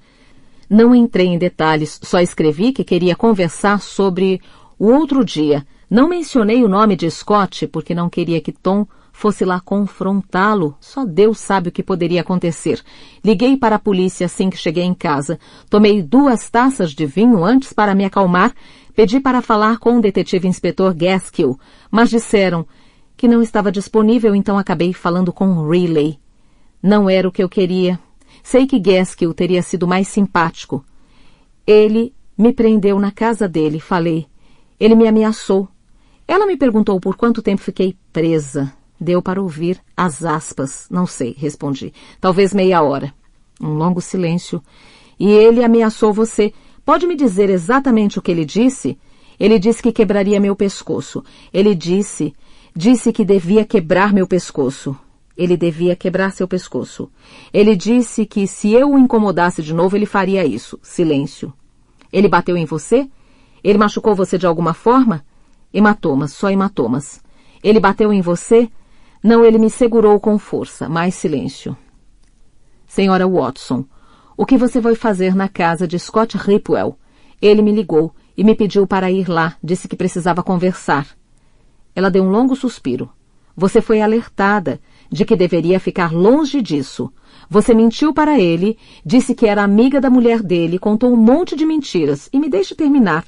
Trata-se de uma pessoa que, na melhor das hipóteses, está vivendo um momento de muita tensão e um grande estresse. Isso na melhor das hipóteses. Na pior, ele pode até ser perigoso. Ele é perigoso. É o que estou dizendo, pelo amor de Deus. Isso não ajuda. Você ir até lá, mentir para ele, provocá-lo. Nós estamos no meio da investigação de um assassinato aqui. Você precisa entender isso. Você pode comprometer nosso progresso. Você pode... Que progresso? Pergunto. Vocês não fizeram droga nenhuma de progresso. Ele matou a esposa, estou dizendo. Tem um retrato, uma fotografia dos dois espatifada. Ele está com raiva. E é uma pessoa instável, sim. Já vimos essa foto. Demos uma busca na casa. Não é nenhuma prova de assassinato. Então vocês não vão prender o Scott. Ela deu um longo suspiro. Vem amanhã à delegacia, preste depoimento e depois, deixe que cuidamos disso. E senhora Watson, fique longe de Scott Ripwell. Cat chegou em casa e me viu bebendo. Ela não ficou feliz. O que eu poderia dizer? Não havia como explicar, simplesmente pedi desculpas e subi para o meu quarto feito uma adolescente enfesada. Então fiquei acordada, tentando dormir, esperando Tom ligar. Ele não ligou. Acordo cedo, verifico o celular, nenhuma chamada. Lavo o cabelo e me arrumo para a entrevista, as mãos trêmulas, o estômago revirado. Vou mais cedo porque preciso passar na delegacia primeiro para prestar depoimento. Não que eu ache que vá fazer alguma diferença. Eles nunca me levam a sério e não é agora que vão começar a levar. Fico me perguntando o que seria preciso acontecer para começarem a me ver como algo mais que uma mulher, com uma imaginação fértil. A caminho da estação não consigo parar de olhar para trás. O barulho súbito de uma sirene de polícia me faz literalmente pular de susto. Na plataforma da estação ando tão perto do gradil quanto possível, roçando os dedos pela cerca de ferro, só para o caso de eu precisar me segurar com força. Percebo o ridículo da situação, mas me sinto extremamente vulnerável, agora que já vi o que ele é, agora que já não existem segredos entre nós. Tarde. Devo dar a minha participação nesse assunto como encerrada. Esse tempo todo fiquei achando que havia algo a ser lembrado, uma peça que faltava, mas não há. Não vi nada de importante nem de terrível. Simplesmente calhou de eu estar na mesma rua. Sei disso agora, graças ao cara ruivo. Mas ainda assim, há uma coceira no fundo do meu cérebro que não consigo coçar. Nem Gaskill, nem Riley estavam na delegacia. Prestei depoimento a um entediado agente de polícia. Vou arquivá-lo e esquecê-lo, acho, a menos que eu apareça morta jogada numa vala qualquer. Minha entrevista era do outro lado da cidade, em relação à casa de Scott, mas ao sair da delegacia peguei um táxi. Não vou correr nenhum risco. A entrevista correu tão bem quanto possível. A vaga está bem abaixo do meu nível, mas pensando bem, eu mesma tenho andado um bocado abaixo do meu nível nos últimos 2 anos. Preciso voltar à estaca zero. A grande desvantagem, fora o salário ruim e a pouca importância da vaga em si, vou precisar vir a Whitney o tempo todo, andar por essas ruas e arriscar encontrar Scott ou Anna e a filha. Porque dar de cara com as pessoas é só o que tem me acontecido nesse fim de mundo. Essa era uma das coisas de que eu gostava aqui. O clima de cidade pequena a 2 passos de Londres. Você pode até não conhecer todo mundo, mas pelo menos os rostos são familiares. Acabei de passar por Crown e estou quase chegando à estação quando sinto uma mão no meu ombro. E eu giro nos calcanhares, escorregando na calçada e indo parar na rua. Opa, foi mal. É ele de novo. O cara ruivo. Uma cerveja numa das mãos, a outra erguida num pedido de desculpas. Nossa, você se assusta fácil, hein? Ele ri. Deve estar com cara de medo porque o sorriso dele some. Está tudo bem? Não quis assustar você.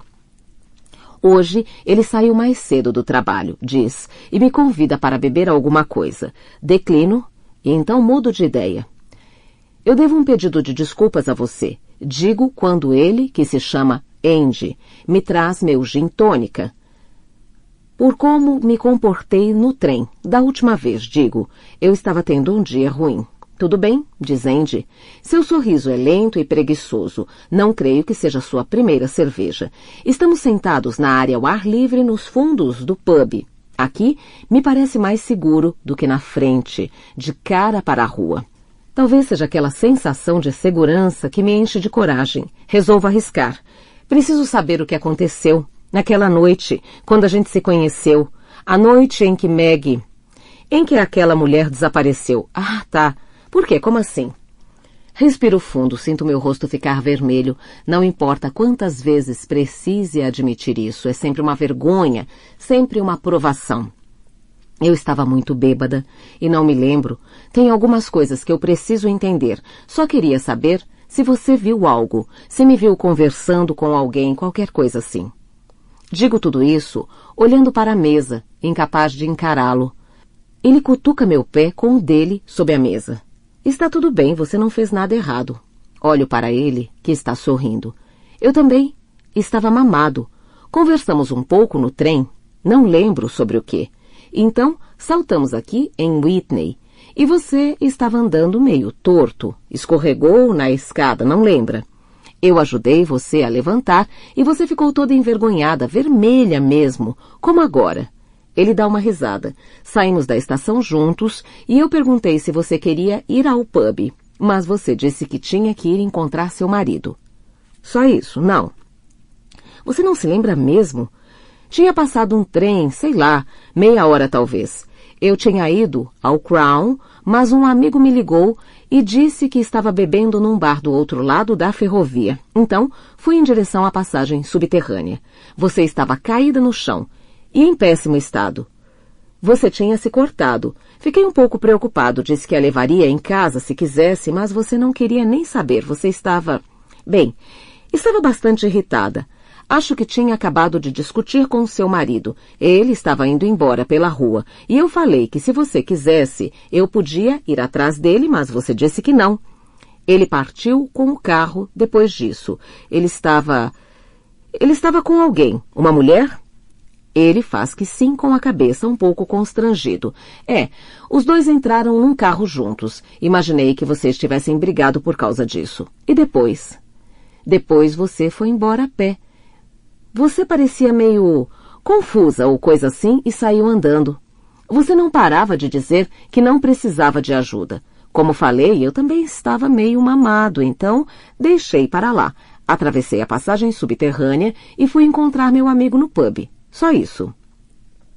Subindo as escadas para o apartamento, tenho certeza de que vejo sombras acima de mim. Ouço passos à frente. Alguém esperando por mim no alto da escada. Mas é claro que não há ninguém. E o apartamento também está vazio, parece intocado, cheira a vazio, mas isso não me impede de verificar cada quarto. Embaixo da minha cama e da cama de Cat, dentro dos guarda-roupas e do armário da cozinha, em que não caberia nenhuma criança. Finalmente, após 3 rondas pelo apartamento, me permito parar. Subo para o meu quarto, me sento na cama e penso na conversa que tive com Andy, no fato de que o que ele falou bate com o que eu me lembro. Não há nenhuma grande revelação. Tom e eu brigamos na rua. Eu escorreguei e me machuquei. Ele saiu enfurecido e entrou no carro com Ana. Mais tarde ele voltou para me procurar, mas eu não estava mais lá. Entrei num táxi, imagino, ou no trem. Fico sentada na cama, olhando pela janela e me pergunto: por que não me sinto melhor? Talvez seja simplesmente porque não tenho respostas ainda. Talvez seja porque, embora o que eu me lembre bata com o que os outros se lembram, algo ainda parece estar fora do lugar. De repente me dou conta do que é Ana. Não é só o fato de Tom não ter falado nada sobre ter ido de carro com ela para algum lugar.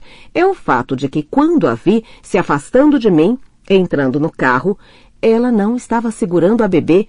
Onde estava a Ivy quando isso aconteceu? Sábado, 17 de agosto de 2013, noite. Preciso falar com o Tom para organizar as coisas na minha cabeça, porque quanto mais as repasso, menos sentido fazem e não consigo parar de pensar nelas. De qualquer modo, estou preocupada, pois faz 2 dias que deixei o bilhete e ele ainda não me ligou.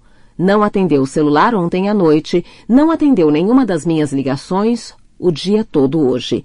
Tem alguma coisa errada e não consigo deixar de pensar que isso tem a ver com Ana. Sei que ele vai querer conversar comigo depois de ouvir o que aconteceu com o Scott. Sei que vai querer ajudar. Não consigo parar de pensar em como ele foi bom naquele dia no carro e como as coisas pareceram estar bem entre nós. Então, pego o celular e digito o número dele, sentindo um frio na barriga como antigamente, a expectativa de ouvir sua voz tão forte quanto há anos. Oi? Tom, sou eu. Sim. Ana deve estar lá com ele, pois não quer falar meu nome. Aguardo um momento para lhe dar tempo de mudar de cômodo, sair de perto dela. Ouço suspirar. O que foi? Eu queria conversar com você. Como escrevi no bilhete, O quê? Ele parece irritado. Eu deixei um bilhete há 2 dias. Achei que devíamos conversar. Não recebi nenhum bilhete. Outro suspiro mais pesado. Puta merda. É por isso que ela anda chateada comigo. Ana deve ter achado o bilhete. Não entregou para ele. O que você quer? Quero mesmo é desligar, discar de novo e começar do zero. Dizer a ele como foi bom vê-lo na segunda-feira quando fomos à floresta. Eu só queria perguntar uma coisa para você. O quê? Pergunta. Ele parece realmente aborrecido. Está tudo bem? O que você quer, Rachel? Toda aquela ternura da semana passada desapareceu. Maldita hora em que fui deixar aquele bilhete. Obviamente, criei problemas para ele em casa. Queria perguntar uma coisa sobre aquela noite. A noite em que Megan Hipwell desapareceu. Ai, meu Deus, já falamos sobre isso. Não é possível que você já tenha esquecido. É que Você estava bêbada, diz, levantando a voz, o tom ríspido. Falei para você ir para casa. Você não quis me ouvir, saiu andando. Peguei o carro e saí à sua procura, mas não encontrei você. Onde Ana estava? Estava em casa. Com o bebê? Com Eve, sim. Ela não estava no carro com você? Não. Mas... Ah, pelo amor de Deus.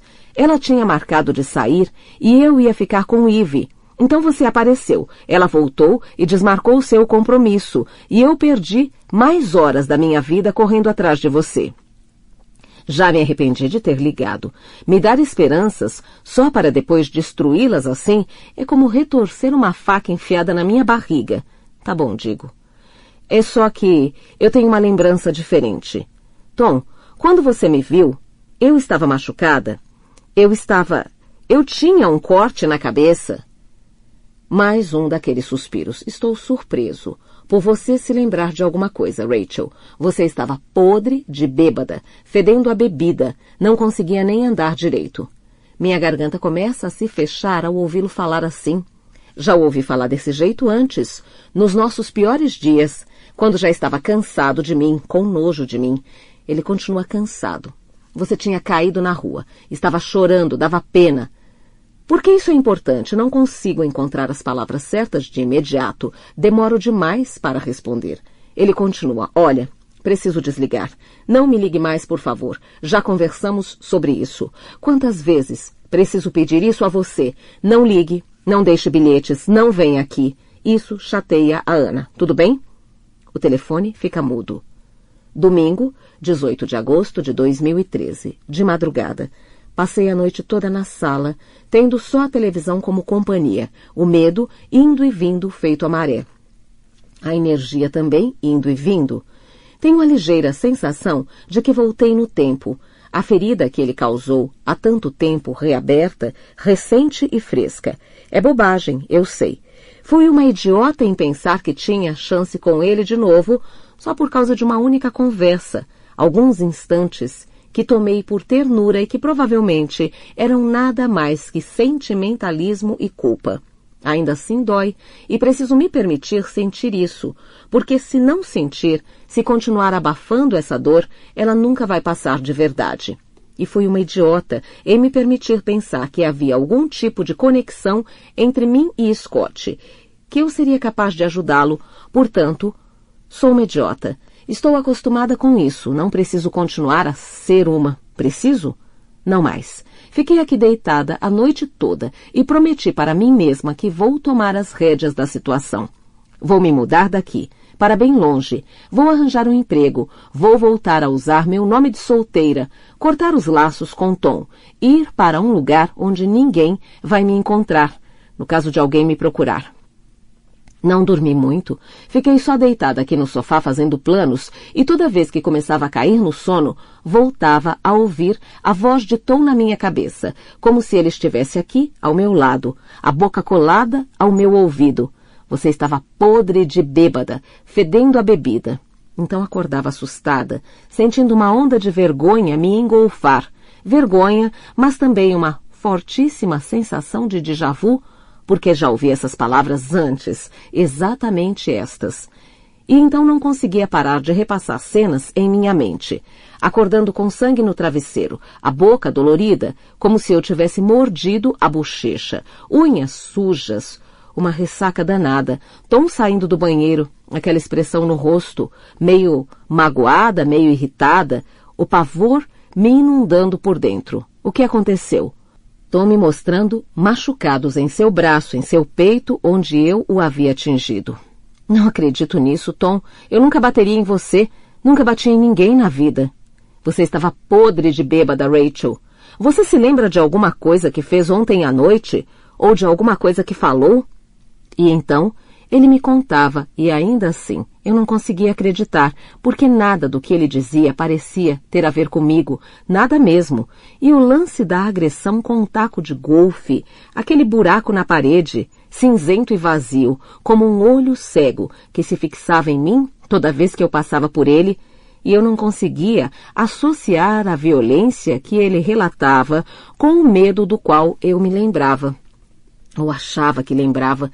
Depois de algum tempo, aprendi a não perguntar o que eu havia feito, nem duvidar quando ele me contava por conta própria, porque eu não queria saber os detalhes, não queria ouvir o que de pior tinha acontecido, as coisas que eu fiz e que eu disse quando estava daquele jeito, podre de bêbada.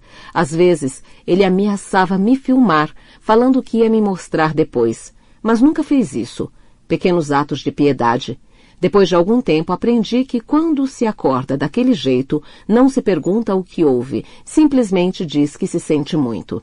Sente muito pelo que se fez, por quem é, e nunca mais, em momento algum, vai fazer aquilo de novo. E agora não vou mais fazer, não vou mesmo. Isso eu tenho a agradecer a Scott. Estou com tanto medo que não quero mais sair de madrugada para comprar bebida. Estou com tanto medo que não quero me permitir nenhum deslize, porque é nessas horas que me torno vulnerável. Terei de ser forte. É a minha única opção. Minhas pálpebras voltam a pesar e minha cabeça cai sobre o peito. Diminuo o volume da TV até ficar quase sem som e me viro de frente para o encosto do sofá. Ajeito o corpo e me cubro com um edredom. Estou prestes a adormecer.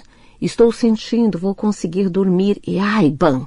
O chão vem com força e desperto assustada, o coração na garganta. Eu vi!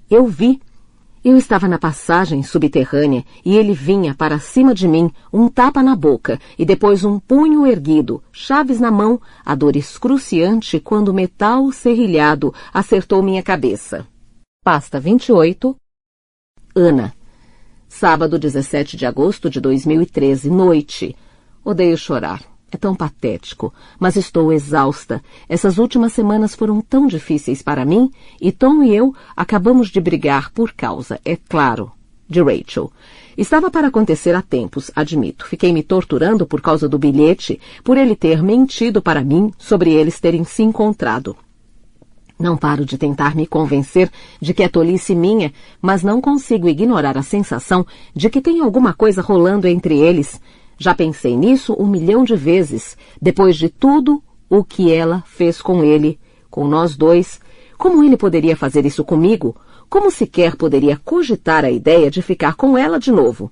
Quer dizer, se você colocar nós duas lado a lado, nenhum homem no mundo vai escolher a Rachel em vez de mim, e isso sem entrar no mérito de todos os problemas que ela tem.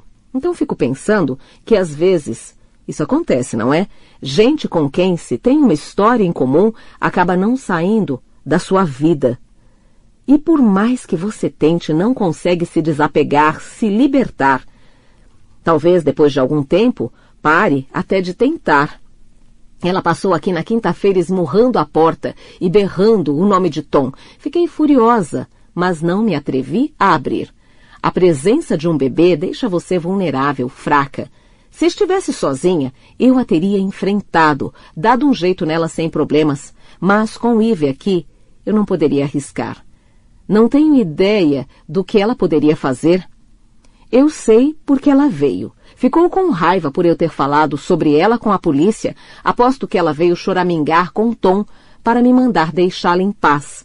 Ela deixou um bilhete. Precisamos conversar. Por favor, me ligue assim que puder. É importante. Importante sublinhado 3 vezes, que eu joguei logo no lixo. Mais tarde, eu o pesquei da lixeira e o coloquei na gaveta da minha mesinha de cabeceira, junto com a impressão daquele e-mail que ela mandou e uma lista de datas e horários de todas as suas ligações e aparições. O arquivo de assédios, minhas provas caso eu venha a precisar delas. Liguei para a detetive Riley e deixei uma mensagem dizendo que Rachel voltou a rondar a casa. Ela ainda não retornou a ligação. Eu devia ter falado do bilhete para Tom, sei que deveria, mas não queria que ele ficasse aborrecido comigo. Por eu ter falado com a polícia, então simplesmente o enfiei naquela gaveta e torci para ela esquecer o assunto. Mas é claro que ela não esqueceu. Ligou para ele hoje à noite. Quando desligou o telefone, estava furioso. Que merda é essa de bilhete? Explodiu. Contei que eu tinha jogado fora. Não achei que você fosse querer ler. Falei. Pensei que você quisesse a Rachel fora. da nossa vida tanto quanto eu. Ele revirou os olhos. Não é por causa disso, e você sabe. É claro que quero distância da Rachel. O que não quero é que você comece a ouvir minhas ligações e a jogar minha correspondência fora. Você está... Ele suspirou. Estou o quê? Nada. É só que é o tipo de coisa que ela fazia. Aquilo foi um soco na boca do estômago. Foi ridículo, mas me desfiz em lágrimas e subi para o banheiro. Esperei que ele viesse me consolar, me dar um beijo e fazer as pazes, como sempre, mas depois de meia hora, eu o vi gritar. Vou até a academia e vou ficar algumas horas lá. Antes que eu pudesse falar alguma coisa, ouvi a porta da rua bater. E agora me vejo fazendo a mesma coisa que ela fazia, terminando a metade da garrafa de vinho tinto que sobrou do jantar de ontem e vasculhando o computador dele. É mais fácil entender o comportamento dela quando se sente como estou me sentindo agora. Não há nada mais doloroso e corrosivo que a desconfiança, a suspeita. Acabei descobrindo a senha do laptop dele é Blenheim. Tão sem graça e simples quanto isso. O nome da rua onde moramos. Não achei nenhum e-mail comprometedor, nenhuma fotografia imoral, nem cartas de amor. Passo meia hora lendo e-mails de trabalho tão chatos que chegaram a amenizar a dor do ciúme. Então fecho o laptop e o guardo. Estou me sentindo bem contente, na verdade, graças ao vinho e ao conteúdo entediante do computador de Tom. Agora me convenci de que foi tudo bobagem minha. Subo para escovar os dentes, não quero que ele saiba que andei bebendo de novo. E então resolvo que vou trocar a roupa de cama, borrifar um pouco de água de Parma nos travesseiros e vestir aquela camisola de seda preta que ele me deu de aniversário no ano passado. E quando ele voltar, vou recompensá-lo. Quando estou puxando os lençóis, quase tropeço em uma bolsa preta enfiada debaixo da cama, a bolsa da academia. Ele esqueceu a bolsa da academia. Faz uma hora que saiu e ainda não voltou para buscá-la. Sinto uma pontada no estômago. Talvez tenha pensado, dane-se, e tenha resolvido ir ao pub. Talvez tenha uns itens de reserva no armário da academia. Talvez esteja na cama com ela, agora mesmo. Sinto náuseas, fico de joelhos e vasculho a bolsa. Todas as coisas dele estão ali, lavadas e prontas para uso. Seu iPod Shuffle, os únicos tênis que ele usa para correr, e algo mais, um celular que nunca vi antes. Eu me sento na cama, o aparelho na mão, o coração martelando no peito. Vou ligar o celular, não existe a menor possibilidade de eu não fazer isso, e ainda assim, sei que quando ligar vou me arrepender, pois isso só pode levar a algo ruim. Você não guarda um celular extra na sua bolsa de ginástica se não estiver escondendo alguma coisa. Uma voz na minha cabeça diz, guarde de volta na bolsa, esqueça isso. Mas não consigo. Aperto o botão de ligar com toda a força e espero a tela se acender. E fico esperando, está sem bateria. O alívio inunda meu corpo, como morfina.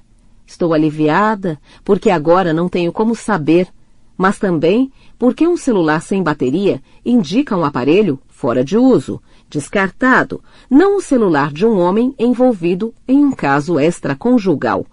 Um homem desses ia ficar com o telefone dele o tempo todo. Talvez seja um aparelho antigo, talvez esteja há meses em sua bolsa de ginástica e ele ainda não teve oportunidade de jogá-lo fora. Talvez não seja nem dele. Talvez o tenha encontrado na academia e pensado em entregá-lo na recepção, mas depois esqueceu? Deixo a cama com o lençol pela metade e desço para a sala. A mesa de centro tem gavetas abarrotadas de coisas que se acumulam com o tempo. Rolos de fita adesiva, adaptadores de tomada para uso em viagens ao exterior, trenas, kits de costura, carregadores de celulares antigos. Pego os 3 carregadores. O segundo que experimento se encaixa. Uso a tomada do meu lado da cama.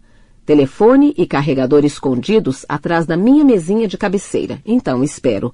Horários e datas. Não dias do mês, dias da semana. Segunda às 3? Sexta, 4h30. Às vezes uma recusa, amanhã não. Na quarta, não. Não há mais nada, nenhuma declaração de amor, nada explícito. Só mensagens de texto, 12 delas, todas de um número restrito. Não há contatos na agenda e o histórico de chamadas foi apagado.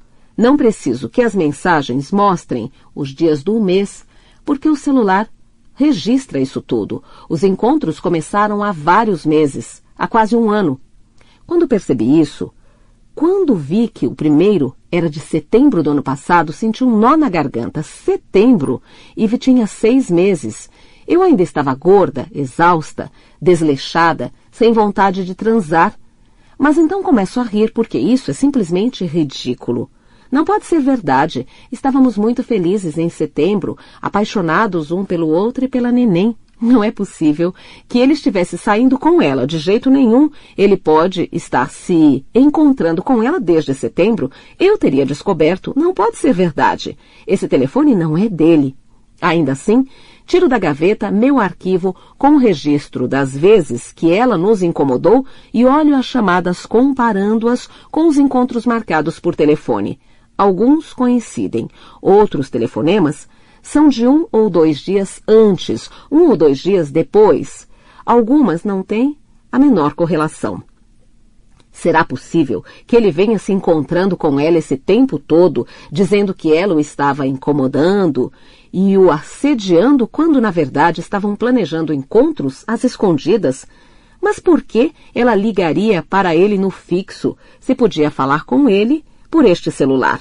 Não faz sentido, a não ser que ela quisesse que eu soubesse, a não ser que ela estivesse tentando desestruturar nosso relacionamento. Tom saiu faz quase 2 horas. Vai voltar logo de onde quer que tenha ido. Faço a cama, guardo meu arquivo e o telefone na mesinha de cabeceira, desço, sirvo uma última taça de vinho e bebo rápido. Eu podia ligar para ela, podia confrontá-la, mas o que eu diria? Não é como se eu tivesse moral para condená-la, e não sei se aguentaria o prazer que ela teria em me contar que, esse tempo todo, a boba fui eu. Se ele trai com você, vai trair você. Ouço passos na calçada e sei que é ele, conheço seu jeito de andar. Coloco a taça na pia e fico lá, apoiada na bancada da cozinha, ouvindo sangue martelando em meus ouvidos. Oi, diz ele assim que me vê. Parece meio sem jeito e está andando um pouco torto. Agora vendem cerveja na academia, é? Ele sorri. Esqueci minhas coisas. Fui ao pub. Bem como pensei, ou bem como ele pensou que eu pensaria? Ele chega mais perto. O que você andou fazendo? Pergunta, ainda sorrindo. Está com cara de culpada. Ele me agarra pela cintura e me puxa para perto. Sinto seu hálito de cerveja. Será que andou se comportando mal, Tom? Shhh. Faz ele, me beijando e começando a desabotoar meus jeans.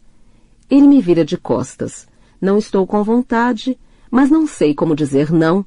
Então fecho os olhos e tento não pensar nele com ela.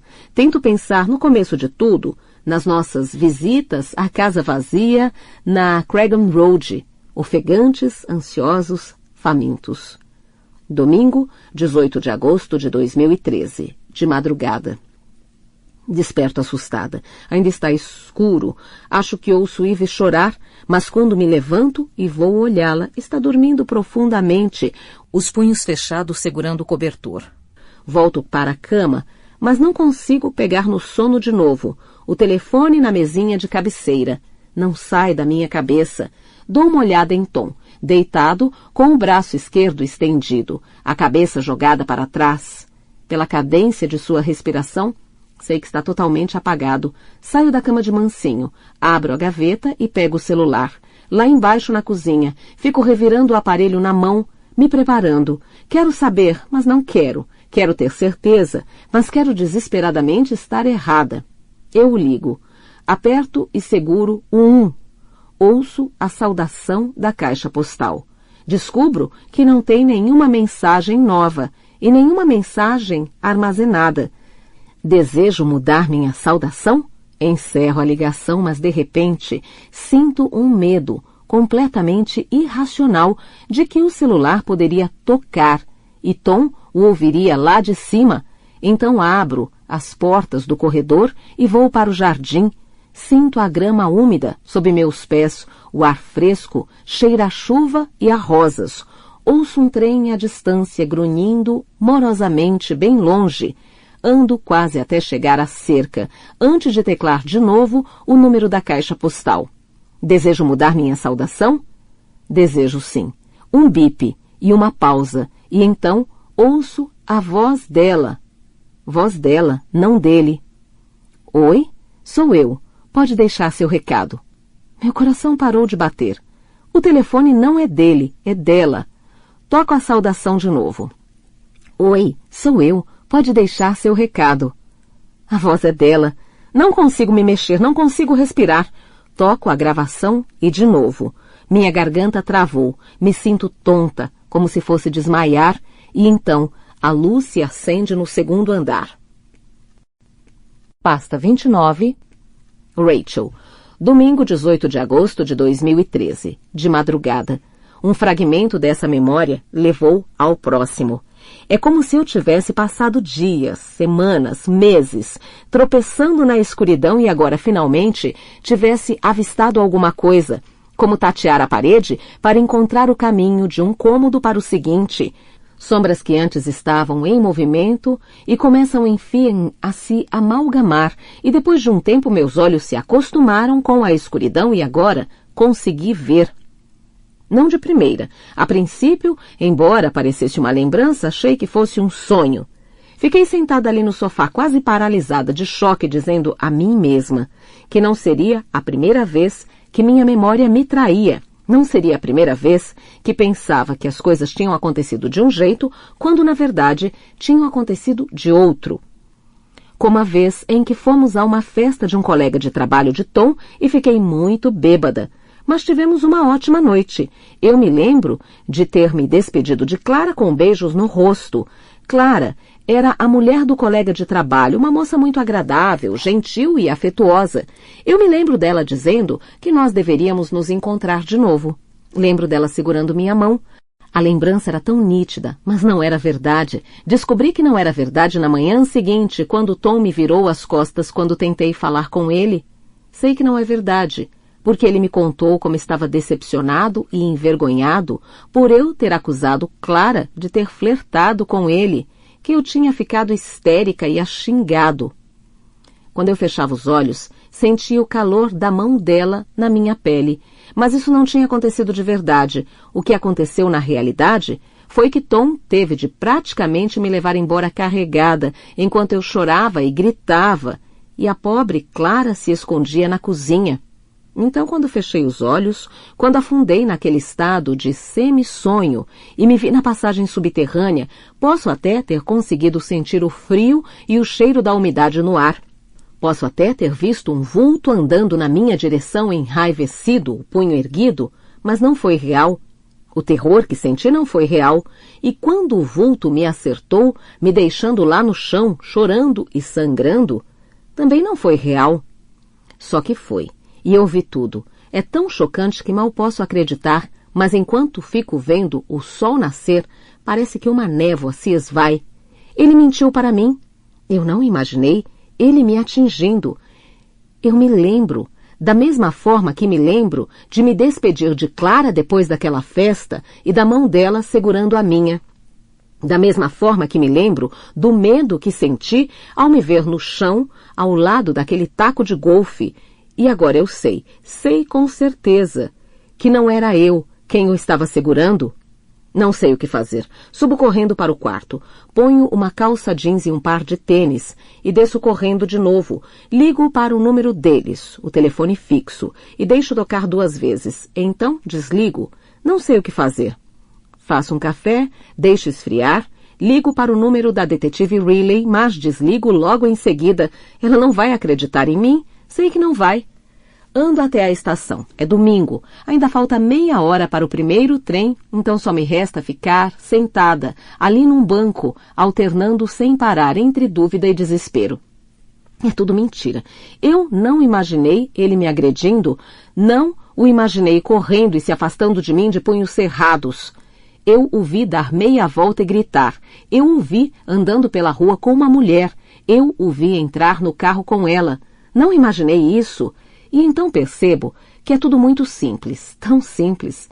Eu me lembro, sim, só que eu tinha confundido duas lembranças.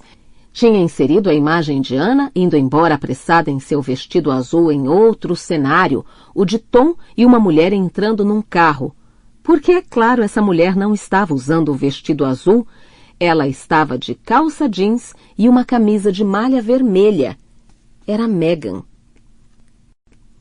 Pasta 30. Ana. Domingo 18 de agosto de 2013, de madrugada. Arremesso o celular por cima da cerca, o mais longe que consigo.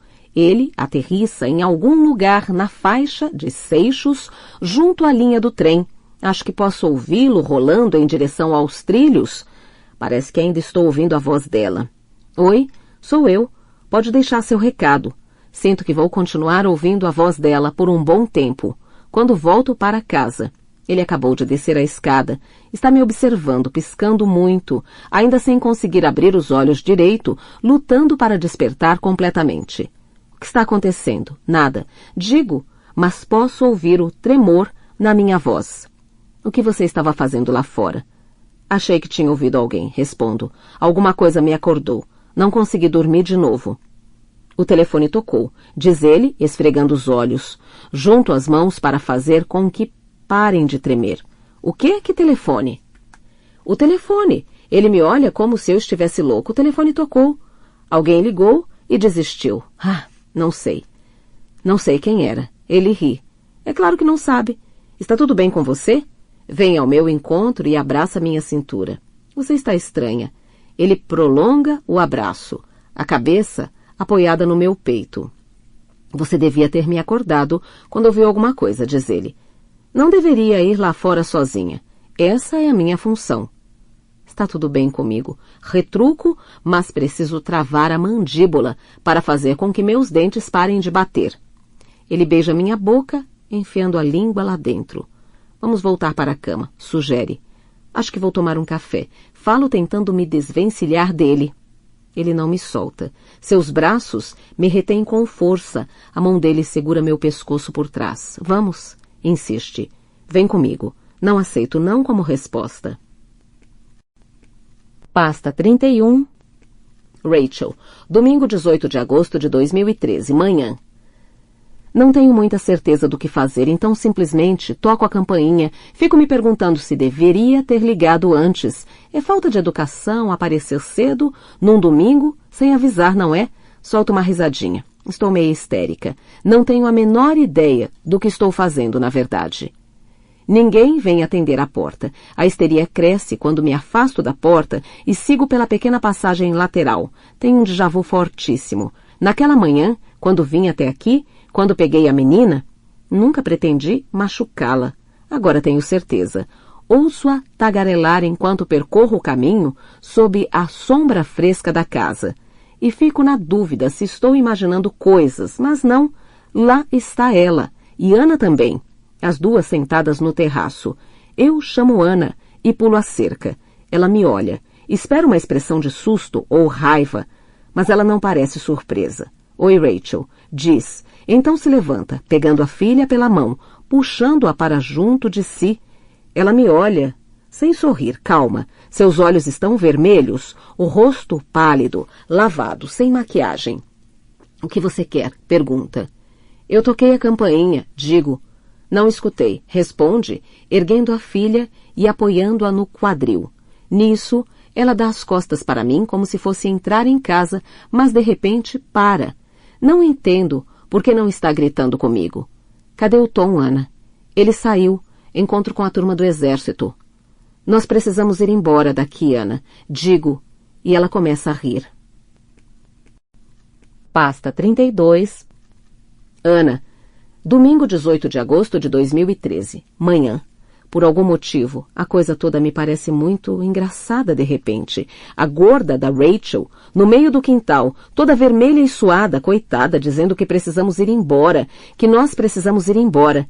E para onde nós vamos? Pergunto quando finalmente paro de rir e ela me olha sem entender, sem saber o que falar. Não vou a lugar algum com você. Ivy se remexe e resmunga e eu a ponho no chão. Minha pele ainda está sensível nos lugares em que a esfreguei no banho. No interior da boca, as bochechas, minha língua, tudo dói. Quando ele volta? Pergunta ela. Acho que nem tão cedo. Na verdade, não tenho a menor ideia de quando ele volta. Às vezes, ele passa o dia inteiro na parede de escalada, ou pelo menos eu pensava que ele passava o dia inteiro na parede de escalada. Agora já não sei mais. Só sei que levou a bolsa de ginástica. Não vai demorar muito até descobrir que o celular sumiu. Fiquei pensando em levar Ivy e passar um tempo com minha irmã, mas o celular está me deixando preocupada. E se alguém encontrar? Há sempre operários nessa parte da ferrovia. Um deles pode achar o celular e entregar o aparelho para a polícia. Minhas impressões digitais estão nele. Então imaginei que talvez não fosse ser tão difícil assim recuperá-lo, mas teria de esperar até escurecer para ninguém me ver. Estou ciente de que Rachel continua falando, me perguntando coisas. Não escutei o que ela dizia. Estou tão cansada. Ana, diz ela, se aproximando de mim, me avaliando com aqueles olhos negros. Você chegou a conhecer algum deles? Deles quem? Os amigos dele do exército. Você chegou a ser apresentada a algum deles? Faço que não com a cabeça. Você não acha isso estranho? Nesse momento me dou conta de que estranho mesmo é a presença dela no meu jardim em plena manhã de domingo. Na verdade não, respondo. Eles fazem parte de outra vida, outra das muitas vidas dele, como você. Como você deveria fazer, aliás, porque parece que não conseguimos nos livrar de você. Ela reage com uma expressão magoada. O que está fazendo aqui, Rachel? Você sabe por que estou aqui, afirma ela. Você sabe que tem alguma coisa, algo estranho acontecendo. Agora sua expressão é de pura seriedade, como se estivesse preocupada comigo. Em outras circunstâncias, eu poderia até ficar emocionada. Quer tomar um café? Pergunto, e ela faz que sim. Preparo o café e sentamos no terraço, quase como duas amigas. O que você estava insinuando? Pergunto. Que os amigos de Tom, do exército, não existe? Que ele os inventou? Que, na verdade, ele está saindo com outra mulher? Eu não sei, responde ela. Rachel. Ela olha para mim, nesse momento, e posso ver em seus olhos que está com medo. Você está querendo me contar alguma coisa? Você já conheceu a família de Tom? Questiona ela. Os pais dele? Não. Eles não se falam. Pararam de falar com ele quando fugiu comigo. Ela faz que não com a cabeça. Isso não é verdade. Contesta. Também nunca os vi pessoalmente. Eles nem me conhecem. Então por que ligariam para o fato de ele ter me abandonado? Há uma sombra dentro da minha cabeça, bem na parte de trás do meu crânio. Venho tentando contê-la desde que ouvi sua voz no telefone, mas agora ela está inchando, se espalhando. Não acredito em você, digo. Por que ele mentiria sobre isso? Porque ele mente sobre tudo. Fico de pé e me afasto dela. Estou irritada por ela ter me dito isso. Estou chateada comigo mesma, porque acho que acredito nela. Acho que sempre soube que Tom mente. É só que antigamente suas mentiras me beneficiavam. Ele mente bem. Digo para ela. Você não suspeitou de nada por muito tempo, não é? Todos aqueles meses, a gente se encontrando às escondidas, trepando feito coelhos naquela casa da Cragram Road, e você nunca suspeitou de nada? Ela engole em seco e morde com força o lábio inferior. Megan, insiste ela. E quanto a Megan? Eu sei. Eles tiveram um caso. As palavras me soam estranhas. É a primeira vez que as ouço saindo da minha boca. Ele me traiu. Ele me traiu. Tenho certeza de que você acha isso engraçado, digo. Mas agora ela já era. Então, não importa, não é? Ana! A sombra cresce e empurra as paredes do meu crânio, anuviando minha visão. Agarro a mãozinha de Ivy e a puxo para dentro de casa. Ela protesta veementemente. Ana, eles tiveram um caso, só isso, nada mais. Não quer dizer necessariamente que ele a matou? Não diga isso. De repente estou gritando com ela. Não diga isso na frente da minha filha. Dou um lanchinho para a Ivy, que ela come sem reclamar pela primeira vez em semanas. É quase como se ela soubesse que tenho outras coisas com que me preocupar e a amo por isso. Quando saímos de novo, eu me sinto muito mais calma, apesar de Rachel ainda estar ali de pé junto à cerca, vendo um trem passar. Algum tempo depois, quando ela percebe que estou ali fora de novo, anda para perto de mim. Você gosta deles, não gosta? Digo, dos trens. Eu odeio trens, eu odeio esses trens no fundo do meu coração. Ela abre um meio sorriso. Reparo que ela tem uma covinha bem funda na bochecha esquerda. Nunca tinha reparado nisso. Eu não a vi sorrindo muitas vezes. Na verdade, nunca. Mais uma mentira dele, diz ela. Ele me falou que você amava essa casa, adorava tudo nela, até os trens. Ele me disse que nem em sonho você quereria se mudar para outro lugar, que você queria morar aqui com ele, mesmo tendo sido minha casa. Por que ele diria isso a você? Pergunto balançando a cabeça. É uma mentira deslavada. Faz 2 anos que estou tentando convencer o Tom a vender essa casa. Ela dá de ombros. Porque ele mente, Ana, o tempo todo. A sombra se alastra. Põe o Ivy no colo e ela fica ali, contente, começando a sentir sono por causa do calor. Então aqueles telefonemas todos, digo, só agora as coisas começam a fazer sentido. Não eram seus. Quer dizer, alguns eram, eu sei, mas outros... Eram da Meg? Sim, imagino que sim. É estranho, porque agora sei que andei odiando a mulher errada e mesmo sabendo disso, minha aversão a Rachel não diminuiu nem um pouco. Se algo mudou, foi que ao vê-la assim calma, preocupada, sóbria, comecei a enxergá-la como era antes e sinto ainda mais rancor, porque começo a ver o que ele deve ter visto nela, o que ele deve ter amado. Dou uma olhada em meu relógio. Passa das 11. Ele saiu lá pelas 8, acho. Pode ter sido mais cedo. A essa altura, já deve saber do celular. Já deve estar sabendo de alguma coisa. Talvez ache que caiu da bolsa. Ou que pode estar embaixo da cama. Há quanto tempo você sabe? Pergunto. Sobre o caso deles. Eu não sabia, diz ela. Até hoje. Quer dizer, não sei o que estava acontecendo, só sei que... Felizmente, ela se cala. Porque não sei se suporto ficar ouvindo Rachel falar sobre a infidelidade do meu marido. Pensar que ela e eu, a gorda e patética Rachel, estamos no mesmo barco é insuportável. Você acha que era dele? Indaga. Você acha que o filho era dele? Estou olhando para ela, mas não a vejo. Não vejo nada além de sombras, não ouço nada além de um barulho ensurdecedor em meus ouvidos como um mar revolto ou um avião passando acima da minha cabeça. O que você disse? Oh, me desculpe. Ela está vermelha, corada. Eu não devia ter... Ela estava grávida quando morreu. Megan estava grávida, sinto muito. Mas não sente merda nenhuma, tenho certeza, e não quero desabar na frente dela. Mas então olho para baixo, olho para a Ivy e sinto uma tristeza, como nunca senti antes, me engolindo feito uma onda, me tirando todo o fôlego. O irmãozinho de Ivy morto. Rachel se senta ao meu lado e me abraça. Eu sinto muito. Repete. E quero dar um soco nela. O toque da pele dela na minha me dá arrepios. Minha vontade é dar um empurrão nela, gritar com ela, mas não consigo. Ela me deixa chorar por um tempo e então diz, com uma voz límpida e determinada. Ana, acho melhor a gente ir embora. Melhor você jogar algumas coisas numa mala para você e para a Ivy e então nós partimos. Você pode ficar na minha casa até resolvermos isso tudo. Enxugo as lágrimas e me afasto dela. Não vou abandonar o Tom, Rachel. Ele teve um caso, ele... Não é a primeira vez, é?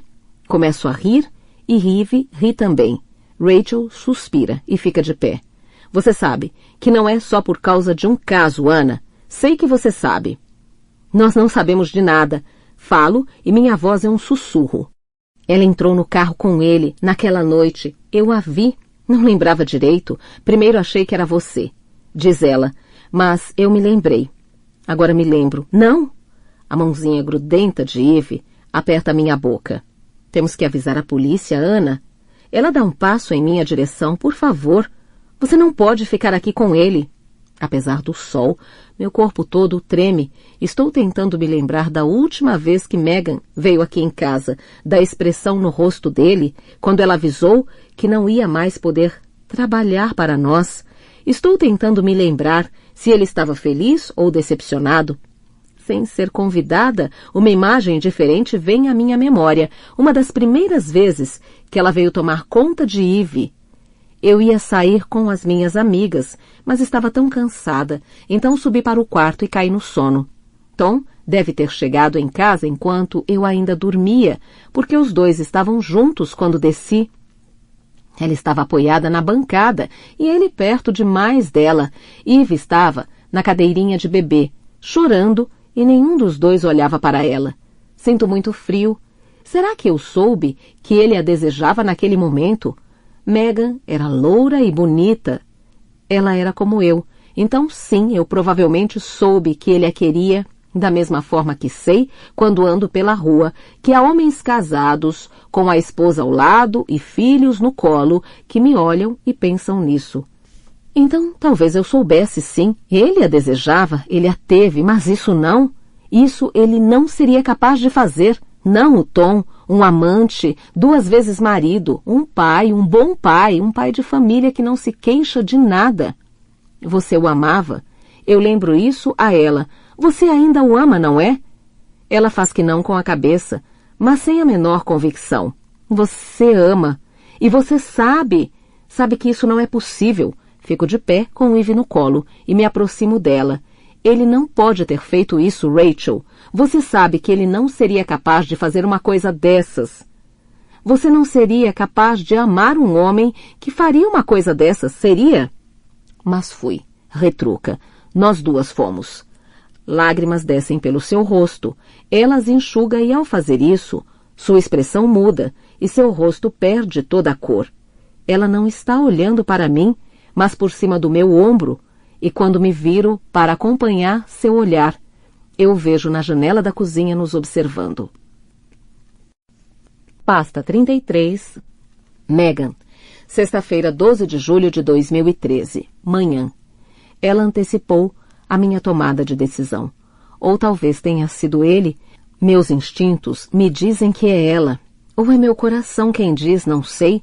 Eu posso senti-la, da mesma forma que senti antes, aconchegada uma semente dentro de um saquinho. Só que essa semente está sorrindo, aguardando sua hora de chegar. Eu não posso odiá-la e não posso me livrar dela, simplesmente não posso. Pensei que seria capaz de fazer isso. Achei que ficaria desesperada para arrancá-la de mim, mas quando penso nela, tudo que vejo na minha frente é o rosto de Libby, seus olhos negros. Ainda consigo sentir o cheiro da sua pele, seu corpo gelado no fim. Não posso me livrar dela. Não quero fazer isso. Eu quero amá-la. Não posso odiá-la, mas ela me deixa assustada. Estou com medo do que ela vai fazer comigo ou do que eu vou fazer com ela. Foi esse medo que me despertou pouco depois das 5 da manhã, encharcada de suor, apesar das janelas abertas e do fato de estar sozinha. Scott está numa conferência em algum lugar em Hertfordshire, ou Essex. Algum lugar desses. Vai voltar hoje à noite. O que é que dá em mim? Que me sinto desesperada para ficar sozinha quando ele está aqui e quando ele viaja. Não consigo aguentar a solidão.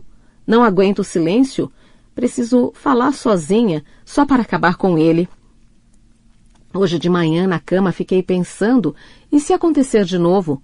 O que vai acontecer quando eu ficar sozinha com ela? O que vai acontecer se ele não me quiser, se não nos quiser? O que acontece se ele descobrir que ela não é dele? É possível que seja. Claro, eu não tenho certeza, mas acho que não é. Da mesma forma que acho que é menina. Mas mesmo que ela não seja dele, como ele iria descobrir? Ele não vai descobrir, não tem como. Estou sendo ridícula. Ele vai ficar tão feliz, vai ficar louco de alegria quando eu contar. Isso não vai nem passar pela cabeça dele. Contar a verdade para ele seria crueldade, partiria seu coração e não quero magoá-lo. Nunca quis magoá-lo. Não posso evitar ser do jeito que sou. mas pode evitar as coisas que faz, é o que Kamal diz. Liguei para Kamal, logo após as 6 da manhã. O silêncio estava me sufocando e comecei a entrar em pânico. Pensei em ligar para Tara. Sabia que ela viria correndo, mas achei que não fosse aguentar, ela grudaria em mim, toda superprotetora. Kamal foi a única pessoa em quem consegui pensar. Liguei para a casa dele. Falei que estava em apuros, não sabia o que fazer, estava surtando. Ele veio na mesma hora. Não exatamente sem fazer perguntas, mas quase. Talvez eu tenha feito as coisas parecerem piores do que eram. Talvez ele tenha ficado com medo de eu fazer alguma bobagem. Estamos na cozinha. Ainda é cedo, pouco depois das 7h30. Ele precisa ir embora logo, se quiser chegar a tempo da primeira consulta. Fico olhando para ele, sentado na minha frente à mesa da cozinha, as mãos apoiadas uma na outra. Os enormes olhos de corça nos meus, e sinto amor. Sinto mesmo. Ele tem sido tão bom comigo, apesar do meu mau comportamento. Tudo o que aconteceu antes, ele perdoou, exatamente como eu esperava. Ele passou uma borracha em tudo, em todos os meus pecados. Ele me disse que, se eu não me perdoasse, isso iria continuar para sempre, e eu nunca conseguiria parar de fugir. E não posso mais fugir, posso? Não agora que ela está aqui. Estou com medo, digo. E se eu fizer tudo errado de novo? E se tiver algo errado comigo? E se as coisas derem errado com o Scott? E se eu acabar sozinha de novo? Não sei se consigo suportar. Estou com medo de ficar sozinha de novo, quer dizer, sozinha com um bebê. Ele se aproxima e coloca a mão sobre a minha. Você não vai fazer nada errado. Não vai. Você não é mais uma adolescente perdida e aflita. Você é uma pessoa completamente diferente. Você está mais forte. Você é adulta agora. Você não precisa ter medo de ficar sozinha. Não é a pior coisa do mundo, é? Não digo nada, mas não consigo evitar me perguntar se é. Porque se fecho os olhos, consigo invocar o que sinto quando estou prestes a adormecer. Aquilo que me desperta completamente é a sensação de estar sozinha numa casa escura, ficar à espera de ouvir o choro dela, na expectativa de ouvir a bola de futebol, de Mac batendo nas tábuas do piso lá embaixo, e saber que nada disso vai acontecer. Não posso lhe dizer o que fazer quanto a Scott, seu relacionamento com ele. Bem, já lhe falei sobre o que me preocupa, mas você precisa decidir por si mesma o que fazer. Decidir se confia nele, se quer que ele cuide de você e do seu filho. A decisão tem que ser sua, mas acho que você pode confiar em si mesma, Megan. Pode confiar que vai saber fazer a coisa certa. Lá fora, no gramado, ele me leva uma xícara de café. Eu a deixo na mesa e o envolvo com os braços, puxando-o para perto. Ao fundo, um trem se arrasta até o sinal. O ruído é como uma barreira, uma parede que nos cerca, e tenho a sensação de que estamos completamente a sós. Ele me abraça e me beija. Obrigada, eu digo. Obrigada por vir, por estar aqui. Ele sorri, se afasta e faz carinho no meu rosto com o polegar. Vai ficar tudo bem com você, Megan. Eu não poderia simplesmente fugir com você?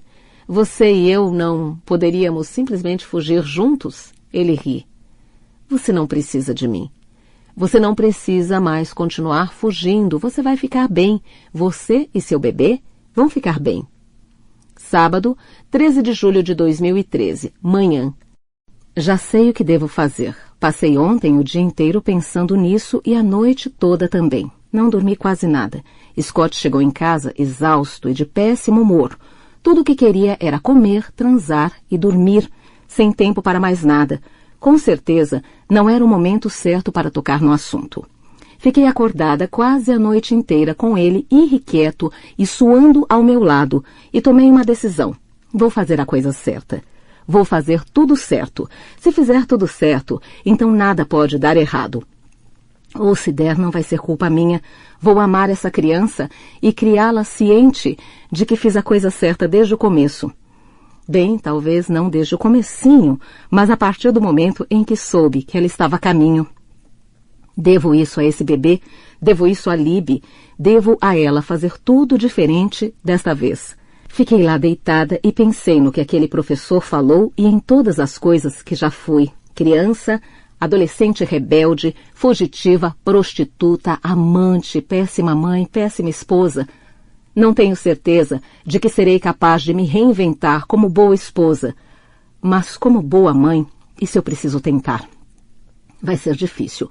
Pode ser a coisa mais difícil que já tive de fazer, mas vou contar a verdade. Chega de mentiras, chega de traição, chega de fugas, chega de deslealdade. Vou deixar tudo às claras. E então vamos ver. Se ele não puder me amar depois disso, que seja. Noite. Minha mão faz toda a força possível contra o seu peito, mas não consigo respirar. E ele é muito mais forte que eu. O antebraço dele pressiona minha traqueia. Sinto sangue pulsando nas têmporas, a visão esmaecendo, tento gritar imprensada na parede. Agarro e puxo sua camisa e ele me solta. Ele me dá as costas e eu deslizo pela parede até cair no chão da cozinha. Tuço e escarro, lágrimas escorrendo pelo rosto. Ele está a poucos metros e quando se vira para mim, levo a mão instintivamente para a garganta para protegê-la. Vejo a vergonha estampada em seu rosto e quero dizer que está tudo bem. Que está tudo bem. Abro a boca, mas as palavras não vêm, só mais tosse. A dor que sinto é insuportável. Ele está falando alguma coisa, mas não consigo ouvir. É como se estivéssemos debaixo d'água. O som abafado, chegando a mim em ondas distorcidas, não consigo entender nada do que fala. Acho que está pedindo desculpas. Eu me esforço para ficar de pé, passo por ele e corro escada acima. Então fecho a porta do quarto e a tranco. Fico sentada na cama e espero, tentando ouvir os passos dele, mas Scott não vem. Eu me levanto e pego minha bolsa de viagem debaixo da cama. Vou até a cômoda, pegar algumas roupas e dou de cara com o meu reflexo no espelho.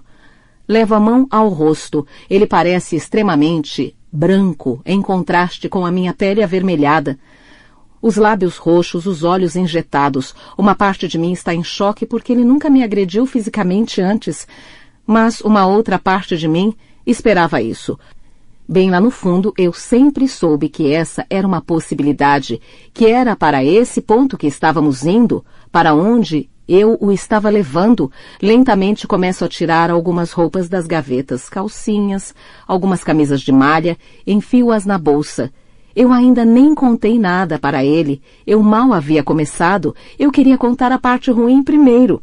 Antes de chegar à parte boa, eu não podia contar sobre o bebê e depois dizer que havia uma possibilidade de não ser dele. Seria cruel demais. Estávamos lá fora no jardim. Ele falava de trabalho e percebeu que eu não estava prestando atenção. A conversa está chata? Perguntou ele. Não, bem talvez um pouco. Ele não riu. Não, só estou um pouco distraída porque tem uma coisa que preciso contar para você. Algumas coisas que preciso contar, na verdade. De algumas delas você não vai gostar, mas de outras, do que é que eu não vou gostar? Eu devia ter entendido nessa hora que esse não era o momento apropriado, que ele estava de mau humor. Scott ficou imediatamente desconfiado, analisando meu rosto à procura de alguma pista. Eu devia ter sabido naquela hora que tudo isso era uma péssima ideia. Acho que até soube, mas era tarde demais para voltar atrás e, de qualquer modo, eu tinha tomado a minha decisão, fazer a coisa certa. Eu me sentei ao lado dele, na beira do piso de pedra, e aninhei minha mão na dele. Do que eu não vou gostar? Perguntou outra vez, mas não soltou minha mão.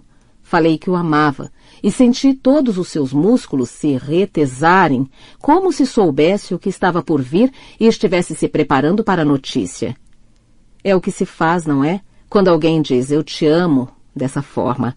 Eu te amo de verdade, mas... Contei que eu havia cometido alguns erros e ele soltou minha mão.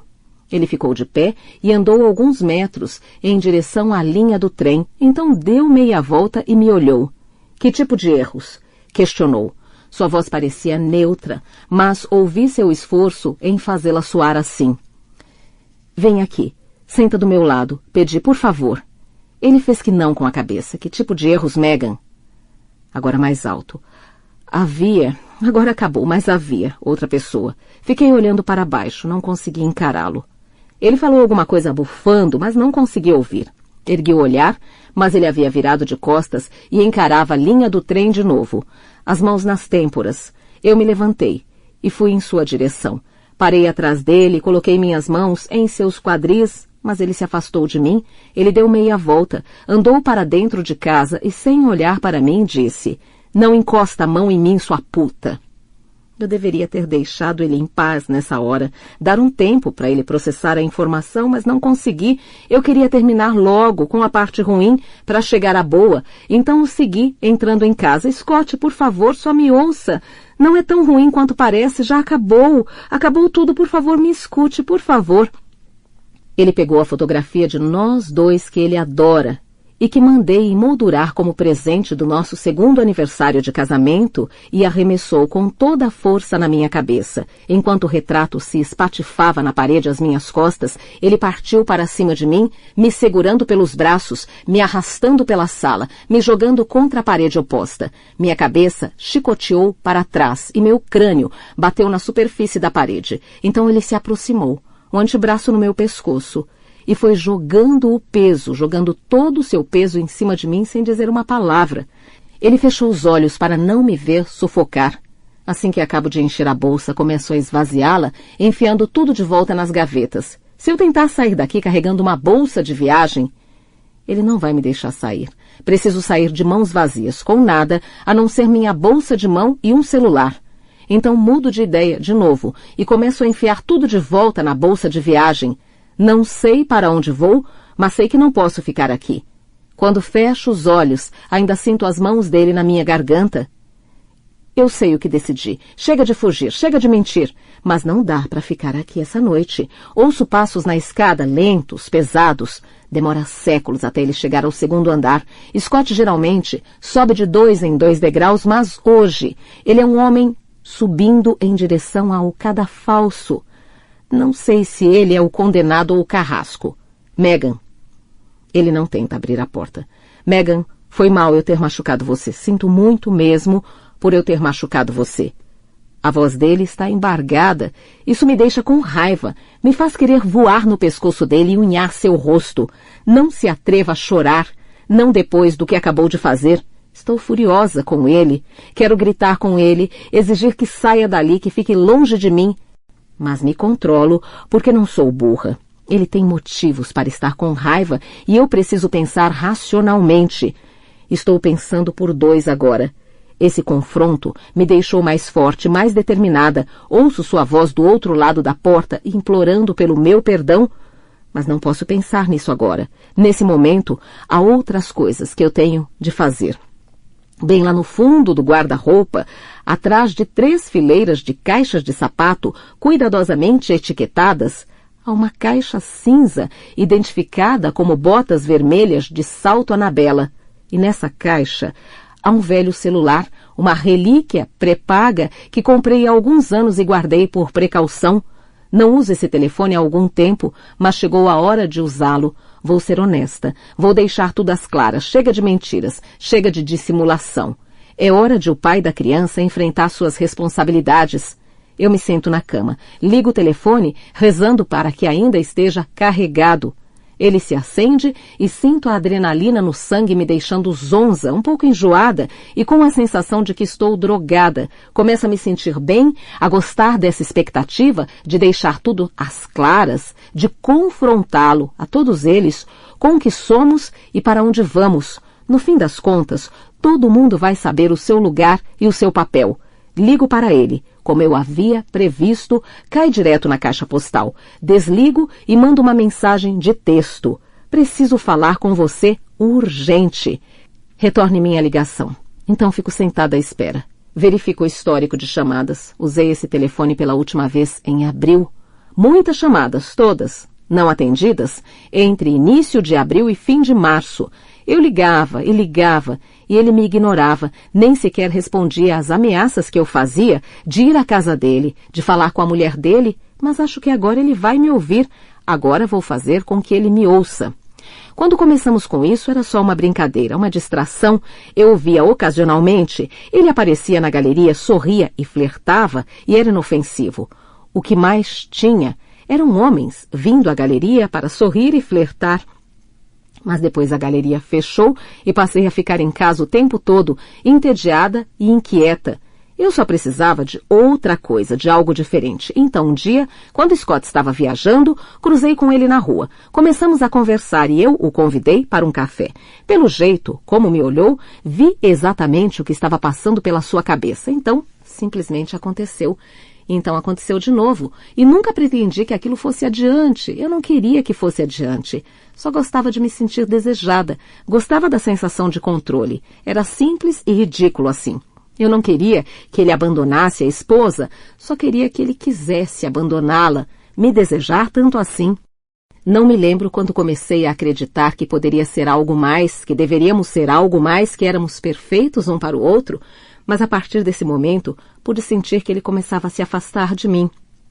Ele parou de mandar mensagens, parou de atender meus telefonemas. Eu nunca tinha passado por uma rejeição dessas antes, nunca. Eu odiei.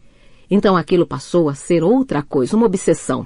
Está claro para mim agora. No fim, achei mesmo que conseguiria simplesmente me afastar daquilo, meio machucada, mas nada sério, só que agora as coisas não são tão simples assim. Scott ainda está encostado na porta. Não consigo ouvi-lo, mas sinto sua presença. Entro no banheiro e ligo de novo. Caixa postal outra vez. Então desligo e ligo de novo e de novo. Sussurro uma mensagem. Atende esse telefone ou vou direto aí. Agora é sério. Preciso conversar com você. Você não pode simplesmente me ignorar. Fico no banheiro por algum tempo, o celular na beirada da pia, esperando que ele toque. A tela continua teimosamente cinza, vazia. Escovo os cabelos, depois os dentes, aplico um pouco de maquiagem.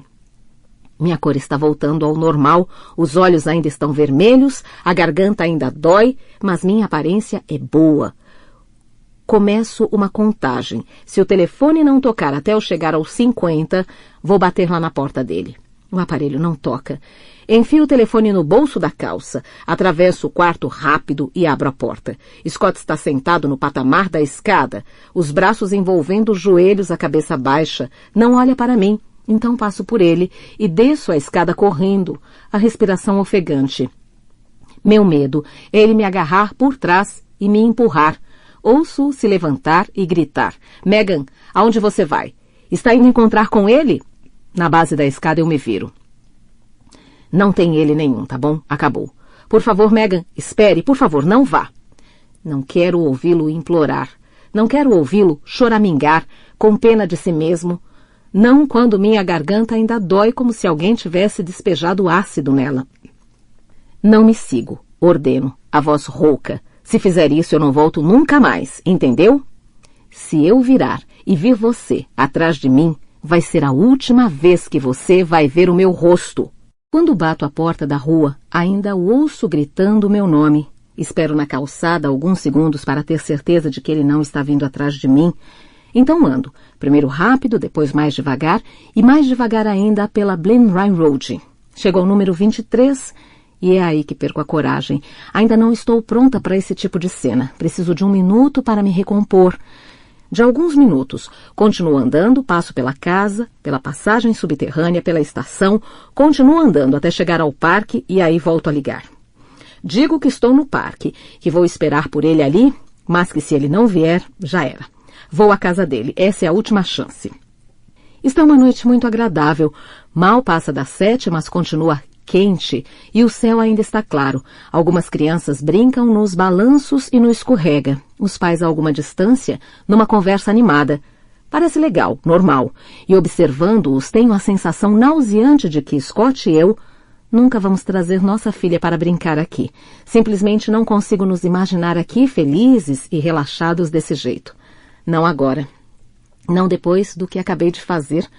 Hoje de manhã eu tinha tanta certeza de que revelar tudo era o melhor a fazer. Não só o melhor, mas a única coisa a fazer. Chega de mentiras, chega de dissimulações. E então, quando ele me agrediu, isso só me fez ter mais certeza ainda. Mas agora sentada aqui sozinha com Scott, não só furioso, mas também de coração partido, não acho mais que tenha sido a coisa certa. Eu não estava sendo forte e sim imprudente, e é impossível avaliar quanto dano causei. Talvez a coragem de que eu precise não tenha nada a ver com dizer a verdade e tudo a ver com ir embora.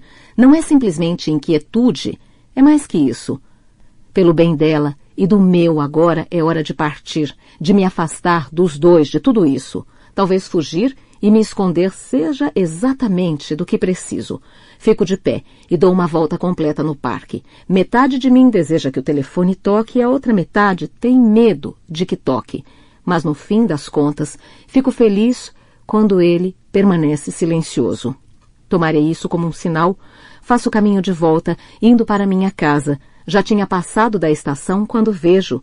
Ele está andando rápido, saindo da passagem subterrânea, com passadas largas, os ombros encurvados e os punhos cerrados, e antes que eu consiga pensar 2 vezes, grito seu nome.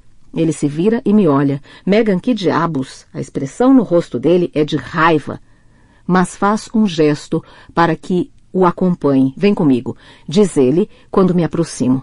Não podemos conversar aqui. O carro está ali. Só preciso... Não podemos conversar aqui, diz ele. Vem. Ele puxa meu braço, primeiro com força, depois mais de leve. Vamos para um lugar mais tranquilo, está bem? Algum lugar onde a gente possa conversar. Quando entro no carro, olho para trás, para o lugar de onde ele veio. Está escuro na passagem subterrânea, mas sinto como se visse alguém ali nas sombras, alguém nos vendo partir. Pasta 34, Rachel. Domingo 18 de agosto de 2013, tarde. Ana dá meia volta e entra correndo em casa assim que o vê. Com o coração acelerado, sigo atrás dela devagar, parando pouco antes das portas de correr. Lá dentro, eles se abraçam, ele acolhe carinhosamente a filha entre os dois. Ana está com a cabeça baixa, seus ombros tremem. Ele beija a cabeça dela, mas seu olhar está em mim.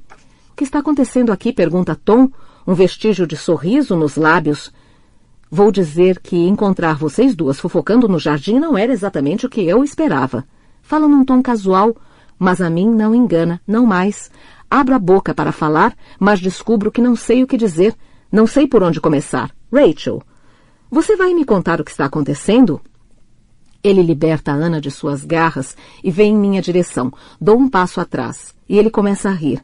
Que diabos deu em você? Está bêbada? Indaga, mas posso ver nos olhos dele que sabe que estou sóbria e aposto que, pelo menos dessa vez, ele queria que eu não estivesse.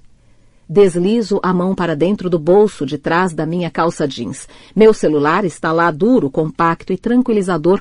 Só queria ter tido bom senso de já ter feito a ligação. Não importa se a polícia acreditaria em mim ou não. Se eu contasse que estava com Ana e sua filha, eles teriam vindo. Agora Tom está só a alguns centímetros de mim. Ele, alguns passos dentro de casa e eu alguns passos fora. Eu vi você. Digo enfim. E a euforia, fugaz, mas inconfundível, toma conta de mim quando digo essas palavras. Você pensa que não me lembro de nada, mas eu me lembro sim. Eu vi você. Depois que me agrediu, você me deixou lá na passagem subterrânea. Ele começa a rir. Agora consigo enxergar uma coisa e fico me perguntando por que nunca interpretei essa expressão antes com tanta facilidade. Há pânico em seus olhos. Ele olha de soslaio para Ana, mas ela não o encara. Do que você está falando?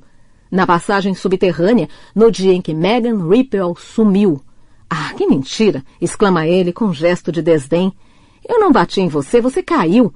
Ele busca a mão de Ana e a puxa para perto dele. Querida, é por isso que você está tão aborrecida. Não dê ouvidos a ela. O que Rachel está dizendo é mentira. Eu não bati nela. Nunca encostei a mão nela na minha vida. Não desse jeito. Ele passa o braço pelos ombros de Ana e a puxa ainda mais para perto. Vem cá. Eu já disse para você como a Rachel é. Ela não sabe o que acontece quando bebe, inventa as mais... Você entrou no carro com ela, eu vi vocês saindo com o carro. Ele ainda está sorrindo, mas sem a menor convicção, e não sei se estou imaginando, mas ele me parece um pouco mais pálido agora. Ele solta a mão de Ana, libertando-a de novo.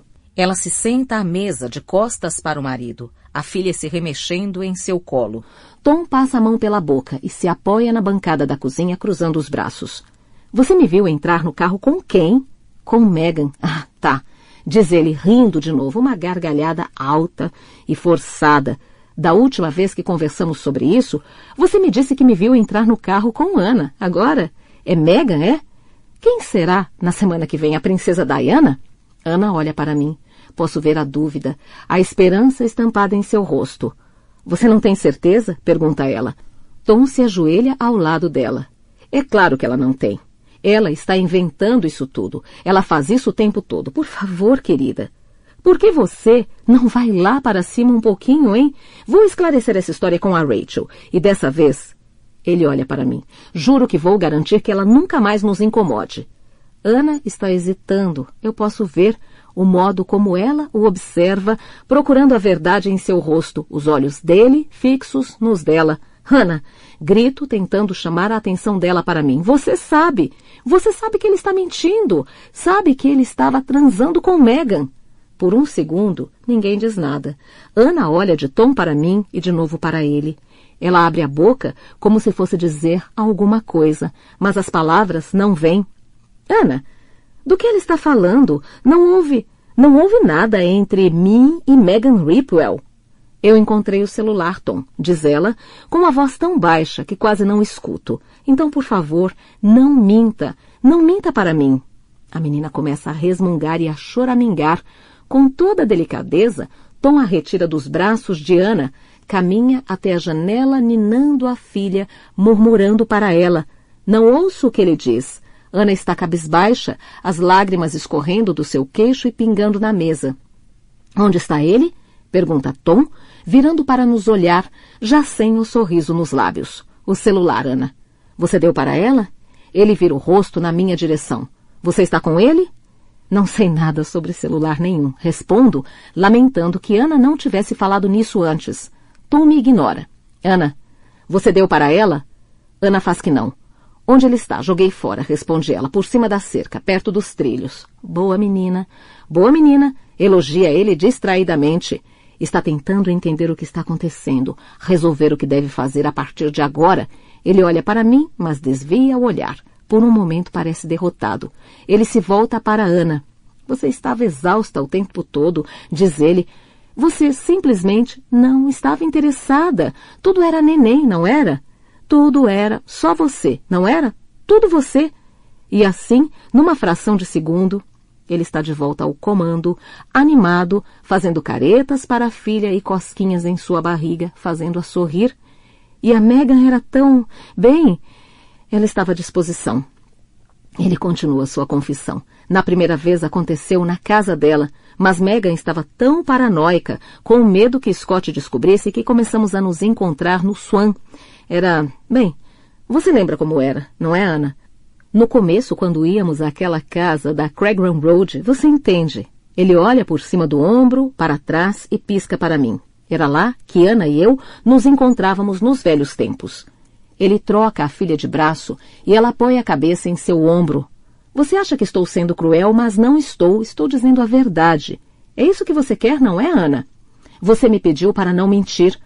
Ana continua olhando para baixo. Suas mãos estão agarrando a beirada da mesa e seu corpo inteiro está tenso. Tom suspira ruidosamente.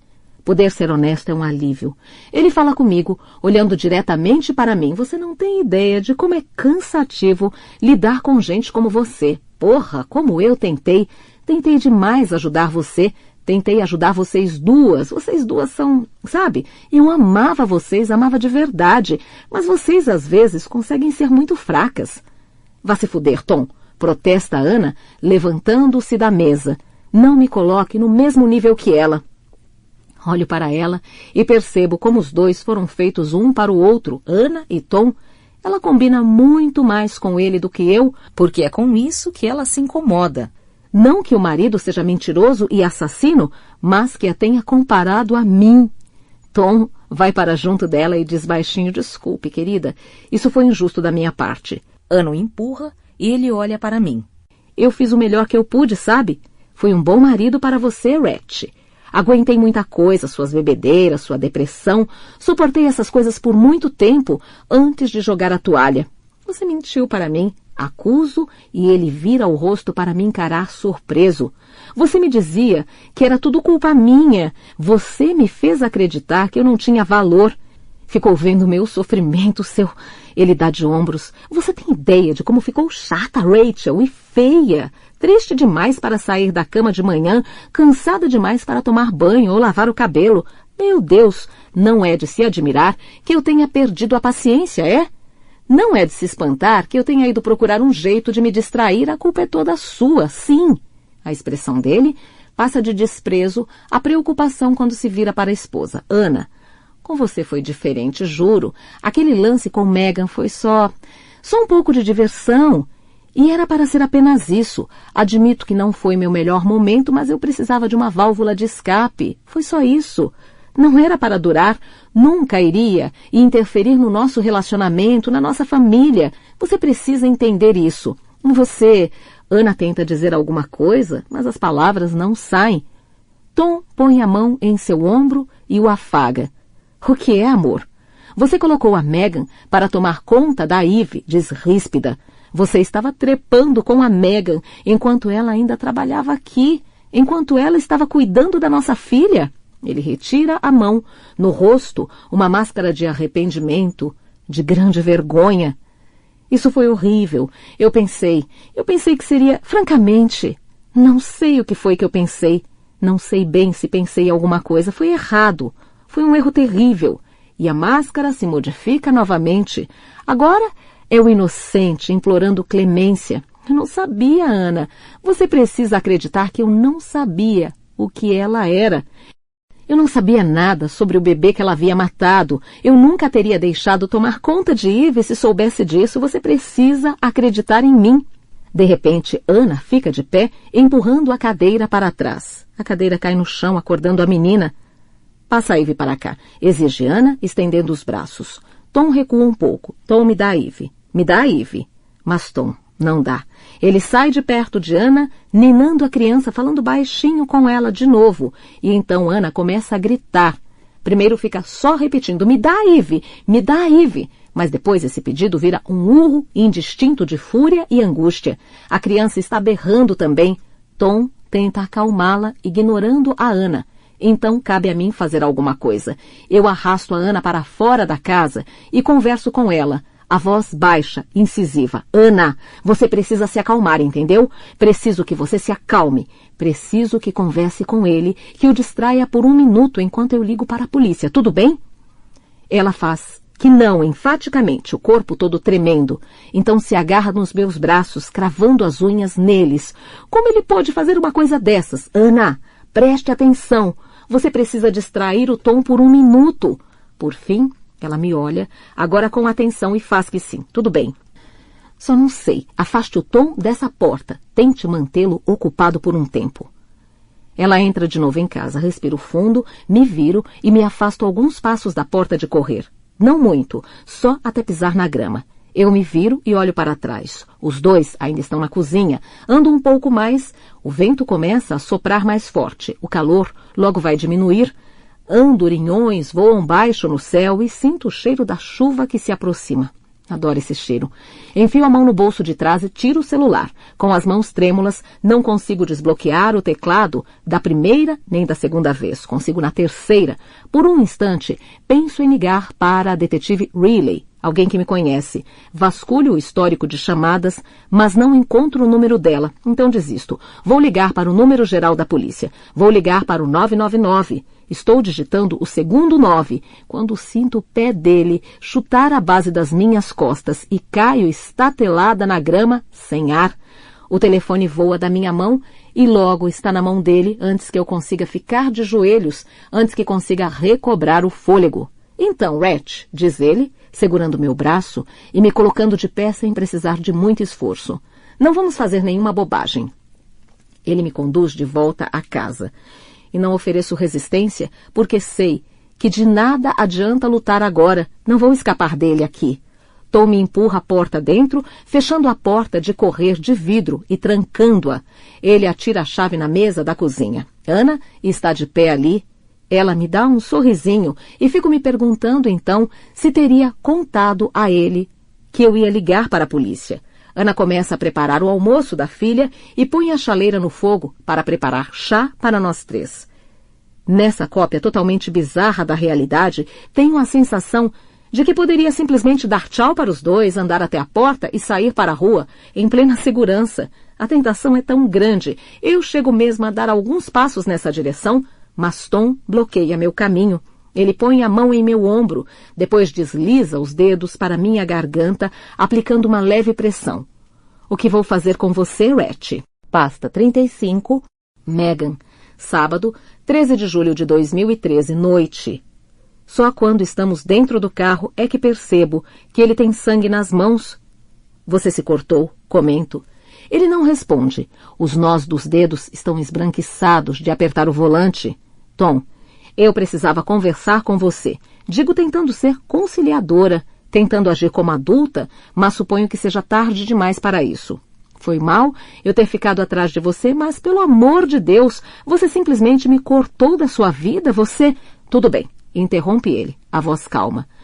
Estou irritado com outra coisa, não com você. Ele vira o rosto para mim e tenta sorrir, mas não consegue. Problemas com a ex, explica. Sabe como é? O que aconteceu com a sua mão? Pergunto. Problemas com a ex, repete ele, e há um tom sinistro em sua voz. O restante do trajeto até a floresta de Corley é feito em silêncio. Entramos no estacionamento e continuamos até o fim. Já estivemos aqui antes. Nunca há muita gente à noite. Às vezes, alguns adolescentes com latas de cerveja na mão, mas só. Hoje estamos sozinhos. Tom desliga o motor e olha para mim. Certo. E então, sobre o que você queria conversar? A raiva ainda está lá, mas latente. Mesmo assim, depois do que aconteceu, não quero estar num lugar fechado com um homem irritado, então sugiro caminharmos um pouco. Ele revira os olhos e suspira pesadamente, mas concorda. Ainda está quente. Nuvens de mosquitos pairam sob as árvores e um resto de sol atravessa as folhas, banhando a trilha com uma luz estranhamente subterrânea. Sobre nossas cabeças, pegas rabudas grasnam furiosamente. Caminhamos em silêncio por algum tempo. Eu à frente, Tom alguns passos atrás. Estou tentando pensar no que dizer, em como explicar o problema. Não quero piorar as coisas. Preciso ficar me lembrando que estou tentando fazer a coisa certa. Paro de andar e me viro para olhá-lo. Está muito próximo de mim. Ele põe as mãos nos meus quadris. Aqui? Pergunta ele. É isso que você quer? Ele parece entediado. Não. Digo me afastando dele. Não é isso. A trilha começa a ficar levemente em declive. Ando mais devagar, mas ele acompanha meu ritmo. Então o quê? Respiro fundo. Minha garganta ainda dói. Estou grávida. Não há qualquer reação. Seu rosto está completamente inerte. É como se eu tivesse dito que preciso passar no Sainsbury para fazer compras de mercado na volta para casa, ou que tenho consulta marcada no dentista. Parabéns, diz ele por fim. Outra inspiração profunda. Tom, estou contando isso a você porque há uma possibilidade de esse filho ser seu. Ele me fita por alguns instantes e então ri. Ah, é? Que sorte a minha. Então o quê? Vamos fugir nós 3? Você, eu e o bebê? Para onde íamos mesmo? Espanha? Achei que você devia saber porque... Faça um aborto, decreta ele. Quer dizer, se for do seu marido, faça o que bem entender, mas se for meu, livre-se dele, sério. Não vamos fazer nenhuma estupidez. Não quero outro filho. Ele desliza os dedos pelo meu rosto. E sinto muito, mas acho que você não leva muito jeito para ser mãe, não é, Megs? Você pode ter contato com ele o quanto quiser. Você ouviu o que eu acabei de dizer? Corta ele, me dando as costas e subindo pela trilha em direção ao carro. Você seria uma péssima mãe, Megan. Tire esse filho. Vou atrás dele, primeiro andando rápido e depois correndo, e quando chego perto bastante, dou-lhe um empurrão. Grito com ele, tentando unhar sua maldita cara de sonso, e percebo que ele está rindo, se defendendo dos meus ataques com a maior facilidade. Começa a dizer as piores coisas em que consigo pensar. Insulto sua masculinidade, a chata da esposa dele, chamo sua filha de feia. Não sei nem por que estou com tanta raiva. Por quê? O que eu esperava? Raiva. Talvez preocupação, irritação. Mas não é isso. Isso não é nem rejeição, é desdém.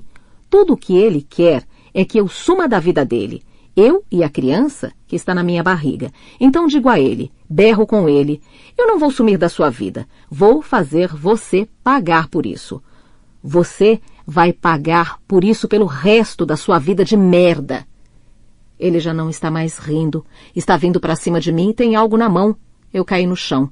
Devo ter escorregado, bati a cabeça em alguma coisa. Acho que vou vomitar. Está tudo vermelho. Não consigo me levantar. 1 para a tristeza, 2 para a alegria, 3 para a menina, 3 para a menina. Fico empacada nas 3. Não consigo passar disso. Minha cabeça está repleta de sons. Minha boca repleta de sangue. 3 para a menina. Posso ouvir as aves, as pegas rabudas, estão rindo, debochando de mim. Um crocitar estridente, um bando, mau agouro. Posso vê-las agora negras contra o sol. Não as aves, outra coisa. Alguém está vindo. Alguém está falando comigo. Veja só o que você me obrigou a fazer. Pasta 36. Rachel, domingo 18 de agosto de 2013, tarde. Estamos dispostos em um pequeno triângulo na sala. Tom sentado no sofá, o pai exemplar, o marido zeloso, a filhinha no colo, a mulher a seu lado e a ex, em frente a eles, bebendo chá. Muito civilizado, estou sentado na poltrona de couro que compramos na Hills, logo depois que nos casamos. O primeiro móvel que compramos como casal, de couro claro e macio, caro, um luxo. Eu me lembro da minha empolgação quando o caminhão de entrega chegou. Eu me lembro de ter me sentado logo nela, me sentindo segura e feliz e pensando, isso é como casamento, seguro, cálido, confortável. Tom está me observando, a testa franzida, está tentando decidir o que fazer agora, pensando em como vai resolver as coisas. Não está preocupado com Ana, dá para ver, o problema sou eu. Ela era um pouco como você, diz ele, do nada. Ele se recosta no sofá, ajeitando a filha no colo, de forma a deixá-la mais confortável. Bem, era e não era. Ela tinha aquela coisa, meio perdida, sabe? Não resisto a isso. E abre um sorriso. Sou um príncipe num cavalo branco, não sou?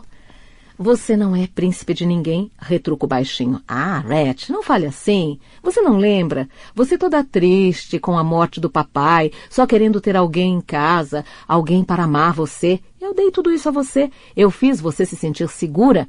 Então você decidiu pôr tudo a perder enchendo a cara.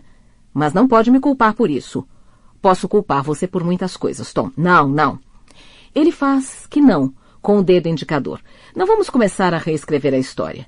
Foi bom para você. Às vezes, você me obrigava a tomar uma atitude, mas fiz bem a você, eu cuidei de você, afirma ele, e é só então que cai a minha ficha. Ele mente para si mesmo, da mesma forma que mente para mim. Ele acredita nisso. Ele acredita, na verdade, que foi bom para mim.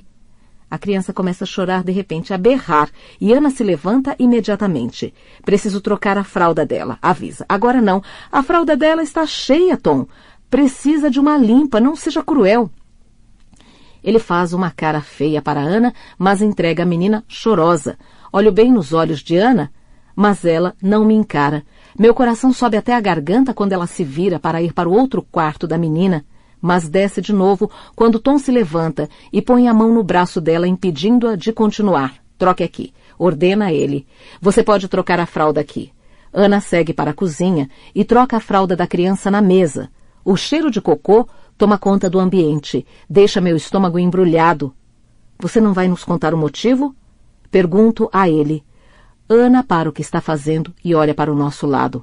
A casa está quieta, silenciosa, exceto pelos balbucios da criança. Tom balança a cabeça negativamente, quase sem acreditar no que ele mesmo vai falar.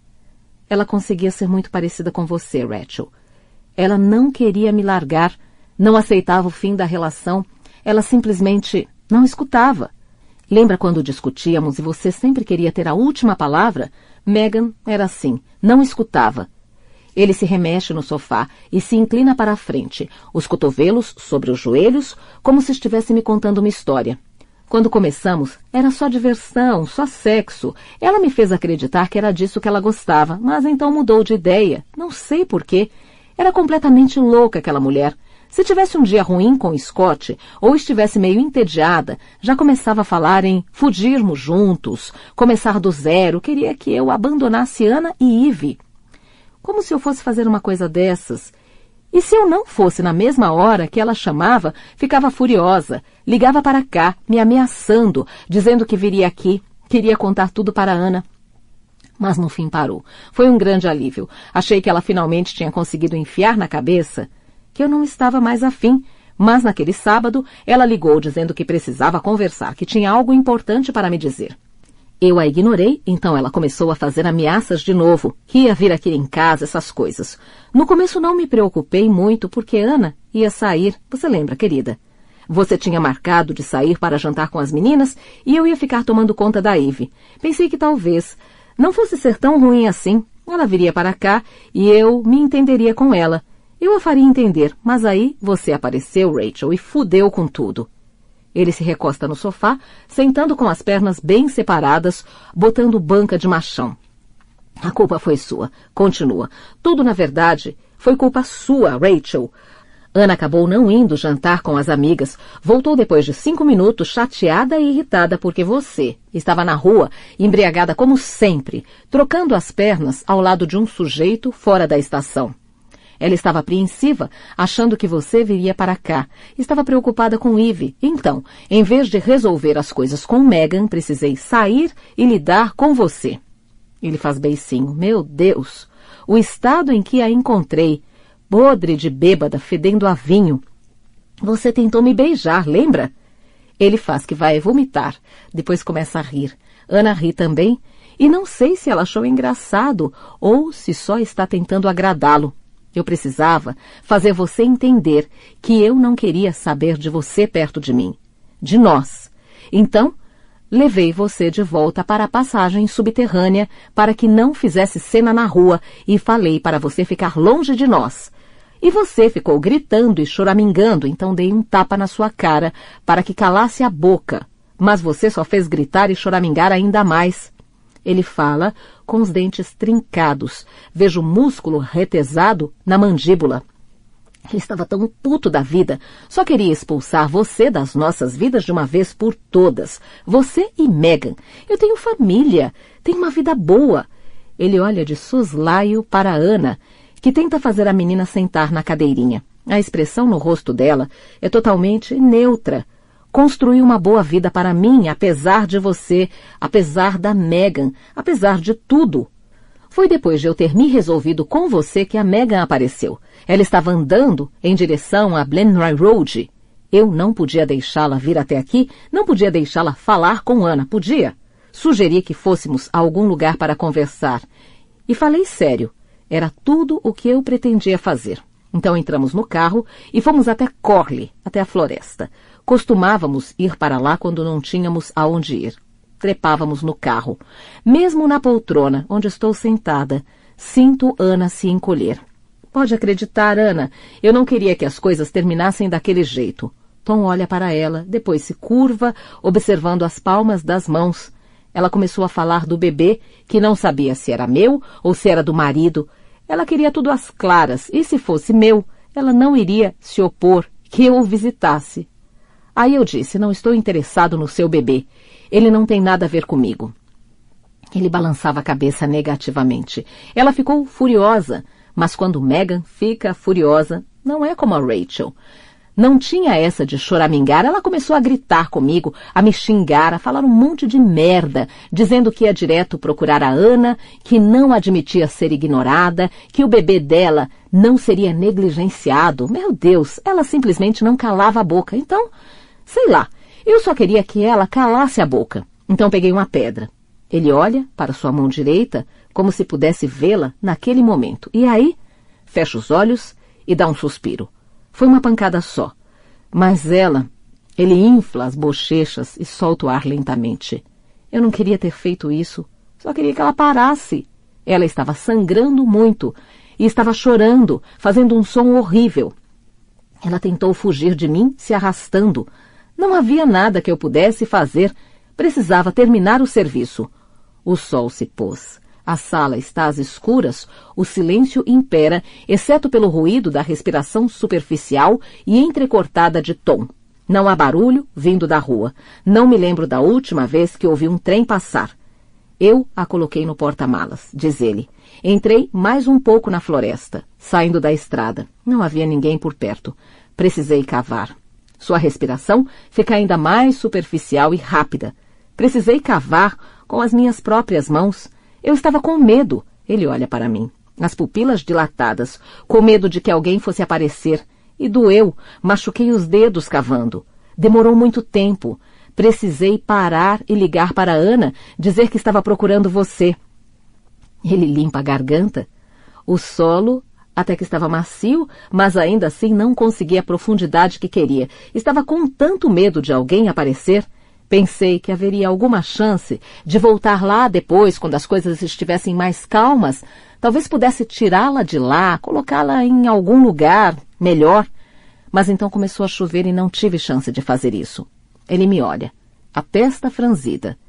Eu tinha quase certeza de que a polícia iria atrás de Scott. Ela me contou como ele era paranoico com a possibilidade de ser traído, que ele lia os e-mails dela, ligava para saber onde ela estava. Pensei, bem, eu estava planejando plantar o celular na casa dele em algum momento, não sei. Pensei em passar lá para beber uma cerveja ou coisa assim, fazer uma visita amigável a um vizinho, sei lá. Eu não tinha um plano, não tinha pensado em tudo o que deveria fazer. Não foi nada premeditado, foi um terrível acidente, só isso.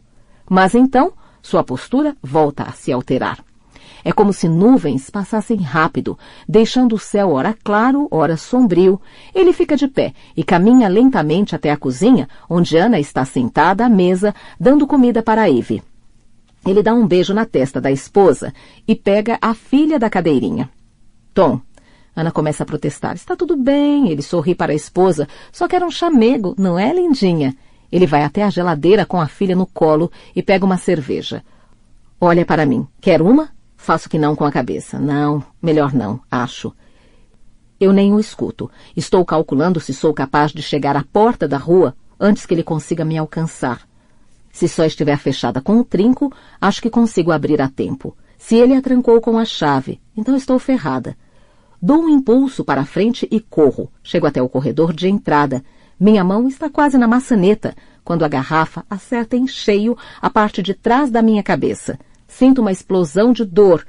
Minha visão fica branca e caio de joelhos. Seus dedos entram no meu cabelo e agarram um punhado deles, me arrastando de volta para a sala, onde ele me larga.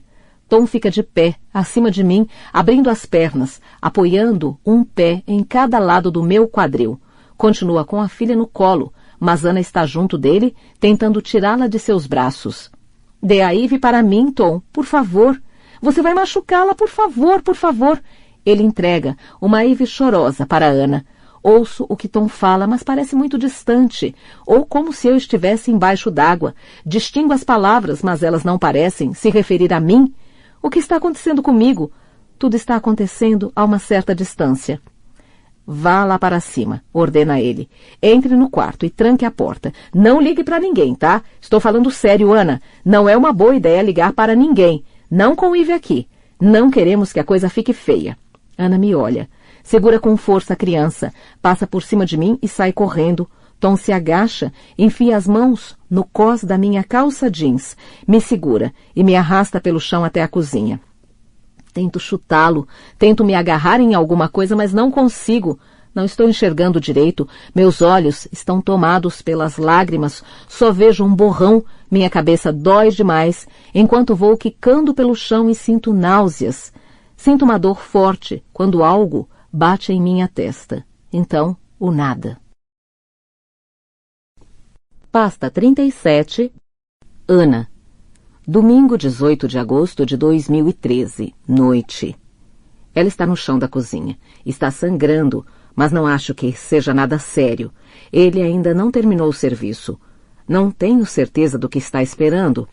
Imagino que não seja fácil para ele. Tom já amou Rachel um dia. Eu estava lá em cima, pondo Ivy no berço e pensando que era isso que eu queria, não era? Rachel finalmente fora de nossas vidas de uma vez por todas, para nunca mais voltar. Sonhei com esse dia. Bem, não exatamente desse jeito, claro, mas desejei que ela sumisse, sim. Sonhei com uma vida sem Rachel, e agora eu poderia ter uma. Seríamos só nós três, Tom, Eve e eu, como deveria ser. Por um momento me permiti desfrutar dessa fantasia, mas então olhei para minha filha adormecida e entendi que era só isso mesmo, uma fantasia. Dei um beijo no meu dedo e o toquei em sua boquinha perfeita e entendi que nunca estaríamos seguras. Eu nunca estaria segura porque sei de tudo e Tom não será capaz de confiar em mim. E quem garante que não vai aparecer outra Megan, ou pior, outra Ana igual a mim? Desci a escada e ele estava sentado à mesa da cozinha, bebendo uma cerveja. Não a vi logo de cara, mas reparei em seus pés e primeiro pensei que estava morta, mas ele falou que estava tudo bem com ela, só uma pancadinha. Diz ele, essa ele não vai poder chamar de acidente. Então ficamos à espera. Peguei uma cerveja para mim também e bebemos juntos. Tom me disse que lamentava muito pela Megan, pelo caso. Ele me beijou e garantiu que ia me compensar por isso, que ficaríamos bem, que tudo terminaria bem. Vamos nos mudar para longe daqui, como você sempre quis. Vamos para qualquer lugar que você queira, qualquer lugar.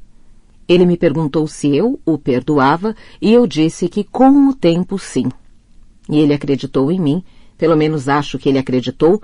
A tempestade começou exatamente como avisou a previsão do tempo. Os trovões a despertam, a devolvem a consciência. Ela começa a fazer barulho, a se mexer no chão. Melhor você ir. Disse ele para mim, volte lá para cima. Beijo sua boca e saio, mas não obedeço. Em vez disso, pego o telefone no corredor, sento no primeiro degrau e fico prestando atenção. O telefone na mão, esperando o momento certo. Ouço-o conversar com ela baixinho e então escuto a voz dela. Acho que está chorando. Pasta 38, Rachel. Domingo 18 de agosto de 2013. Noite.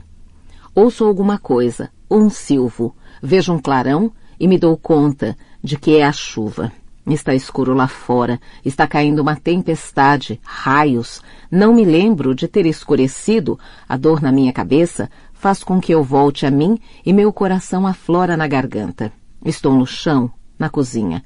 Com dificuldade, consigo levantar a cabeça e me apoiar em um dos cotovelos. Ele está sentado à mesa da cozinha, observando o temporal, uma garrafa de cerveja na mão. O que eu vou fazer, Rhett? Pergunta ao me ver levantar a cabeça. Estou sentado aqui há quase meia hora, me fazendo justamente essa pergunta. O que devo fazer com você? Que opção você está me dando? Ele toma um longo gole da cerveja e me contempla pensativo. Levanto meu corpo até estar sentada, as costas apoiadas nos armários da cozinha. Minha cabeça flutua, a boca está cheia de saliva, parece que vou vomitar a qualquer momento. Mordo os lábios e cravo as unhas nas palmas das mãos. Preciso me tirar desse torpor. Não posso me dar ao luxo de fraquejar agora. Não posso contar com mais ninguém. Sei disso. Ana não vai ligar para a polícia. Não vai arriscar a segurança da filha por minha causa. Você tem que admitir, diz Tom. Você pediu isso. Pense bem. Se você simplesmente tivesse nos deixado em paz, nunca estaria nessa situação. Eu não estaria nessa situação, nenhum de nós estaria. Se você não estivesse lá naquela noite, se Ana não tivesse voltado correndo para cá, depois de ver você na estação, então eu provavelmente teria conseguido acertar as coisas com Megan. E não estaria tão puto da vida. Eu não teria perdido as estribeiras, eu não teria machucado a Megan, nada disso teria acontecido. Sinto um nó começando a se formar no fundo da garganta, mas o engulo. É isso que ele faz. É isso que ele sempre faz. Ele é perito em me deixar com a sensação de que tudo é culpa minha, fazendo eu me sentir como se não valesse nada. Ele termina a cerveja e deixa a garrafa vazia rolar pela mesa. Com um meneio triste da cabeça, ele fica de pé, vem até mim e estende a mão. Venha, manda ele. Segure aqui. Venha, Rhett, força. Deixo-o me puxar e me ajudar a levantar. Minhas costas estão coladas à bancada da cozinha e ele está em pé na minha frente, me imprensando com os quadris. Ele ergue a mão e limpa as lágrimas do meu rosto com o polegar. O que vou fazer com você, Rhett? O que acha que devo fazer? Você não precisa fazer nada. Digo e tento sorrir. Você sabe que eu amo você. Até hoje. Sabe que eu nunca contaria para ninguém. Eu não poderia fazer isso com você? Ele sorri. Aquele sorriso bonito que me fazia derreter. E começo a chorar. Não acredito. Não acredito que chegamos a isso. Que é a maior felicidade que já tive na vida. Minha vida com ele. Tenha sido uma ilusão. Ele me deixa chorar por um tempo, mas acho que isso o impedia, porque o sorriso radiante some e seu lábio se contorce num esgar de desprezo. Vamos lá, Rhett, já chega, diz ele. Pare de se lastimar. Ele vai à cozinha e traz um bolo de lenços de papel de uma caixa de Kleenex que havia sobre a mesa. Assoia o nariz. Manda ele e eu obedeço. Ele me observa e seu rosto é um poço de desprezo. Naquele dia em que fomos ao lago, começa ele, você pensou que tinha alguma chance, não foi? Ele começa a rir. Pensou, não pensou? Olhando para mim, com aqueles olhos grandes, carentes. Eu podia ter comido você, não podia? Você é tão fácil. Mordo os lábios com força. Ele se aproxima de mim novamente. Você parece um cão sem dono, desses que ninguém quer, que foram maltratados a vida toda. Daqueles que a gente chuta e mesmo assim eles voltam de mansinho balançando o rabo, mendigando afeto. Esperando que dessa vez seja diferente, que dessa vez eles possam fazer alguma coisa certa e então serão amados. Você é exatamente assim, não é, Rhett? Você é um cachorro. Ele desliza a mão pela minha cintura e cobre minha boca com a dele. Deixo sua língua entrar na minha boca. Os quadris pressionarem os meus. Sinto a sua ereção. Não sei se tudo continua no mesmo lugar que deixei quando saí daqui. Não sei se Ana reorganizou os armários, botou o macarrão em outro recipiente ou mudou as balanças de cozinha do canto esquerdo para o direito. Eu não sei. Só torço, enquanto deslizo a mão para dentro da gaveta atrás de mim, que não tenha feito isso. Talvez você tenha razão, sabe? Digo, quando o beijo acaba, inclino o rosto. Talvez, se eu não tivesse vindo para Blenheim Road naquela noite, Megan ainda estivesse viva. Ele faz que sim, e minha mão direita se fecha ao redor de um objeto familiar. Sorrio e pressiono meu corpo no dele, aumentando a pressão cada vez mais e esgueirando a mão esquerda pela sua cintura, e sussurro em seu ouvido. Mas você realmente acredita, mesmo tendo sido você quem esmagou o crânio dela, que eu seja responsável? Ele afasta a cabeça da minha, e é aí que eu me impulsiono para a frente, jogando todo o meu peso em cima dele, desequilibrando-o. Ele tropeça e cai de costas na mesa da cozinha. Ergo o pé e piso com toda a força que consigo no dele. E quando se encolhe de dor, eu agarro seu cabelo pela nuca e o puxo para mim, enquanto ao mesmo tempo levo meu joelho até seu rosto. Sinto a cartilagem afundar e ele berra. Eu o empurro para o chão, pego as chaves da mesa da cozinha e passo pelas portas francesas antes que ele consiga ficar de joelhos.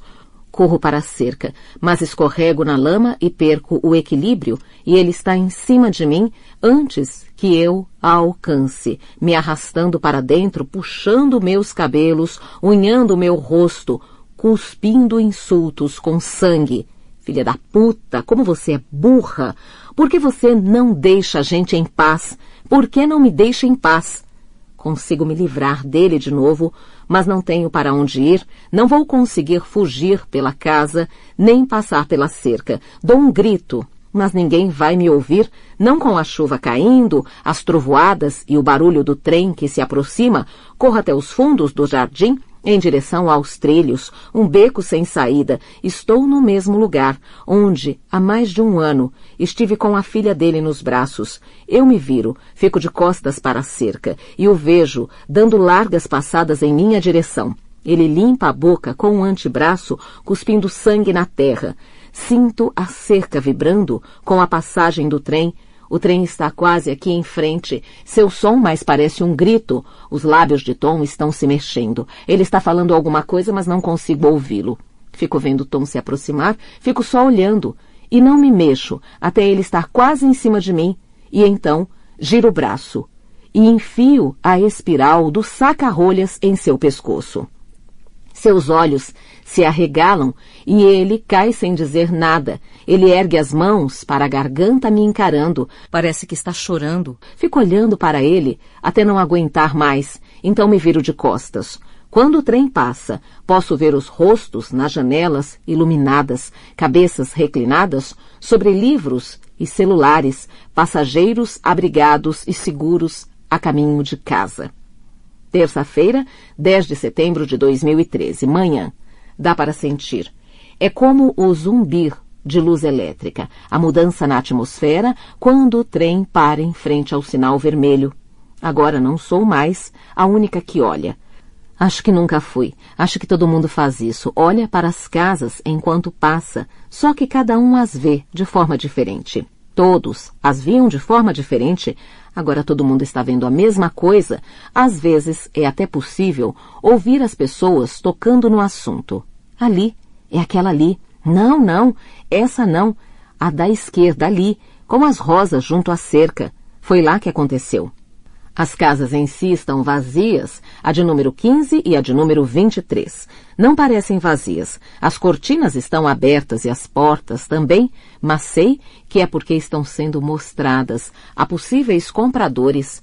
Ambas foram postas à venda, embora possa demorar um pouco até aparecer um comprador sério para qualquer uma das duas. Imagino os corretores escoltando pelos aposentos gente xereta, desesperada para ver tudo de perto, o lugar onde ele tombou e o sangue dele na terra. Dói imaginá-los andando pela casa, pela minha casa, onde um dia nutri tantas esperanças. Tento não pensar no que se passou depois. Tento não pensar naquela noite. Tento e fracasso. Lado a lado, ensopadas no sangue dele, ficamos sentadas no sofá, Ana e eu, as esposas à espera da ambulância. Ana foi quem ligou para eles. Ligou para a polícia. Fez tudo. Cuidou de tudo. Os paramédicos chegaram, tarde demais para Tom, e logo em seguida apareceram alguns policiais e, por fim, os detetives Gaskill e Riley. Eles ficaram literalmente boquiabertos quando nos viram. Fizeram perguntas, mas eu não conseguia registrar o que diziam. Mal conseguia me mexer e nem respirar. Ana foi quem falou, calma e confiante. Foi legítima defesa, explicou. Eu vi tudo, da janela. Ele foi para cima dela, com o saca-rolhas. Ele a teria matado. Ela não teve escolha. Eu tentei. Foi a única vez que ela vacilou, a única vez que a vi chorar. Tentei estancar o sangramento, mas não deu. Um dos policiais foi pegar Eve, que miraculosamente havia caído num sono profundo durante toda a ação, e fomos todas levadas para a delegacia. Ana e eu fomos colocadas em salas separadas e nos fizeram mais perguntas, das quais já não me lembro. Eu me esforcei para responder tudo, para me concentrar. Tive que me esforçar até para conseguir falar. Contei que Tom tinha me atacado, me agredido com uma garrafa. Contei que veio na minha direção com um saca-rolhas. Disse que consegui tirá-la da mão dele e que a usei para me defender. Eles me examinaram, avaliaram o ferimento na minha cabeça, viram minhas mãos, minhas unhas. Os ferimentos não parecem muito do tipo defensivos, disse Riley, duvidando. Eles saíram e me deixaram lá com um policial, o que tinha espinha no pescoço e que foi falar comigo no apartamento de Cat, em Ashbury, há séculos, vigiando a porta, evitando me encarar. Mais tarde, Riley voltou. A senhora Watson confirmou sua história, Rachel, falou ela. Você pode ir agora. Ela também não conseguia me encarar. Um policial me levou até o hospital, onde me deram pontos no ferimento no couro cabeludo. Muitas coisas a respeito de Tom têm sido divulgadas nos jornais. Descobri que ele nunca esteve no exército. Ele tentou entrar, mas foi rejeitado 2 vezes. A história sobre o pai dele também era mentira. Ele tinha distorcido tudo. Ele pegou a poupança dos pais e gastou tudo. Eles o perdoaram, mas Tom cortou relações com eles quando o pai não quis hipotecar de novo a casa em que moravam para emprestar mais dinheiro para ele. Tom mentia o tempo inteiro, sobre tudo, mesmo quando não precisava, mesmo sem nenhum propósito. Tenho uma lembrança cristalina de Scott falando sobre Megan, dizendo: "Eu não tenho ideia de quem ela era." É exatamente assim que me sinto. A vida inteira de Tom era baseada em mentiras, falsidades e meias-verdades criadas para fazer com que parecesse uma pessoa melhor, mais forte e mais interessante do que realmente era. E eu engoli todas elas. Caí em cada uma. Ana também. Nós o amávamos. Fico me perguntando se nós teríamos amado. A versão mais fraca, com defeitos, sem enfeites. Acho que eu teria. Eu teria perdoado seus erros e fracassos. Eu mesma já os cometi bastante. Noite. Estou num hotel em uma cidadezinha costeira em Norfolk. Amanhã vou ainda mais para o norte. Talvez Edimburgo ou mais para longe. Ainda não decidi, só quero garantir que deixo uma distância grande para trás. Tenho algum dinheiro. Mamãe foi bastante generosa quando descobriu tudo por que passei, então não preciso me preocupar, pelo menos por um tempo.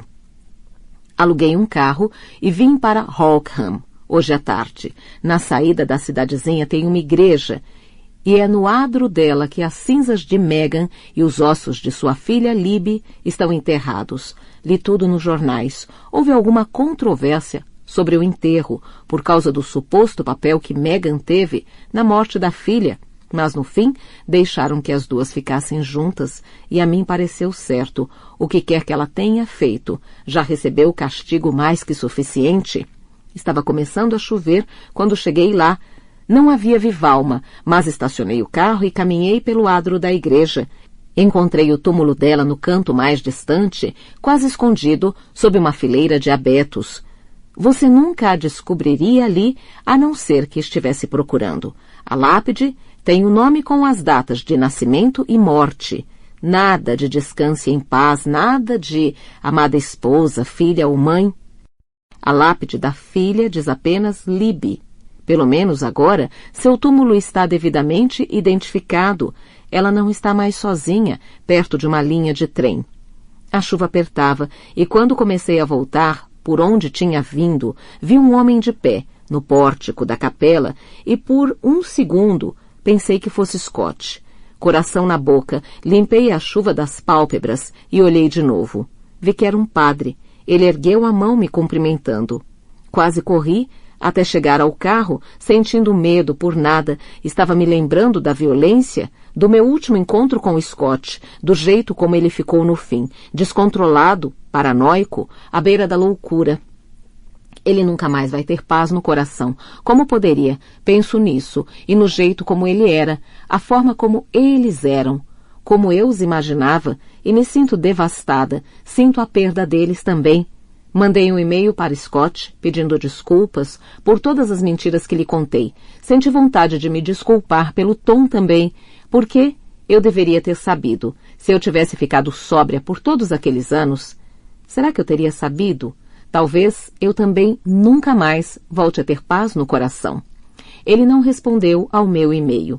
Eu não esperava que respondesse. Devolvo o carro, volto ao hotel, faço o check-in e, para me distrair da ideia de ficar sentada em uma poltrona de couro no bar aconchegante deles com uma taça de vinho na mão, saio para caminhar no porto. Imagino como me sentiria bem na metade da minha primeira taça. Para me livrar desse pensamento, conto os dias desde que tomei o último gole, 20. 21 se contar hoje. Há exatas 3 semanas, meu período sóbrio mais longo em muitos anos. O mais estranho é que a pessoa que serviu minha última dose de bebida foi Cat. quando a polícia me deixou em casa, funestamente pálida e toda ensanguentada, e eu lhe contei o que aconteceu. Ela foi buscar uma garrafa de Jack Daniels em seu quarto e nos serviu 2 copos bem generosos.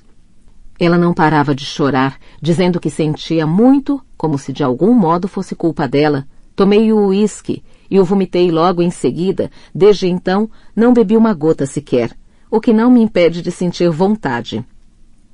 Quando chego ao porto, dobro à esquerda e caminho pela beirada em direção da praia, ao longo da qual eu poderia caminhar, caso quisesse, até voltar a Holkham. Já quase escureceu e junto à água faz frio, mas continuo andando, quero caminhar até ficar exausta, tão exausta que não consiga mais pensar em nada, e talvez então eu seja capaz de dormir. A praia está deserta e está tão frio que preciso travar a mandíbula para que o queixo pare de bater.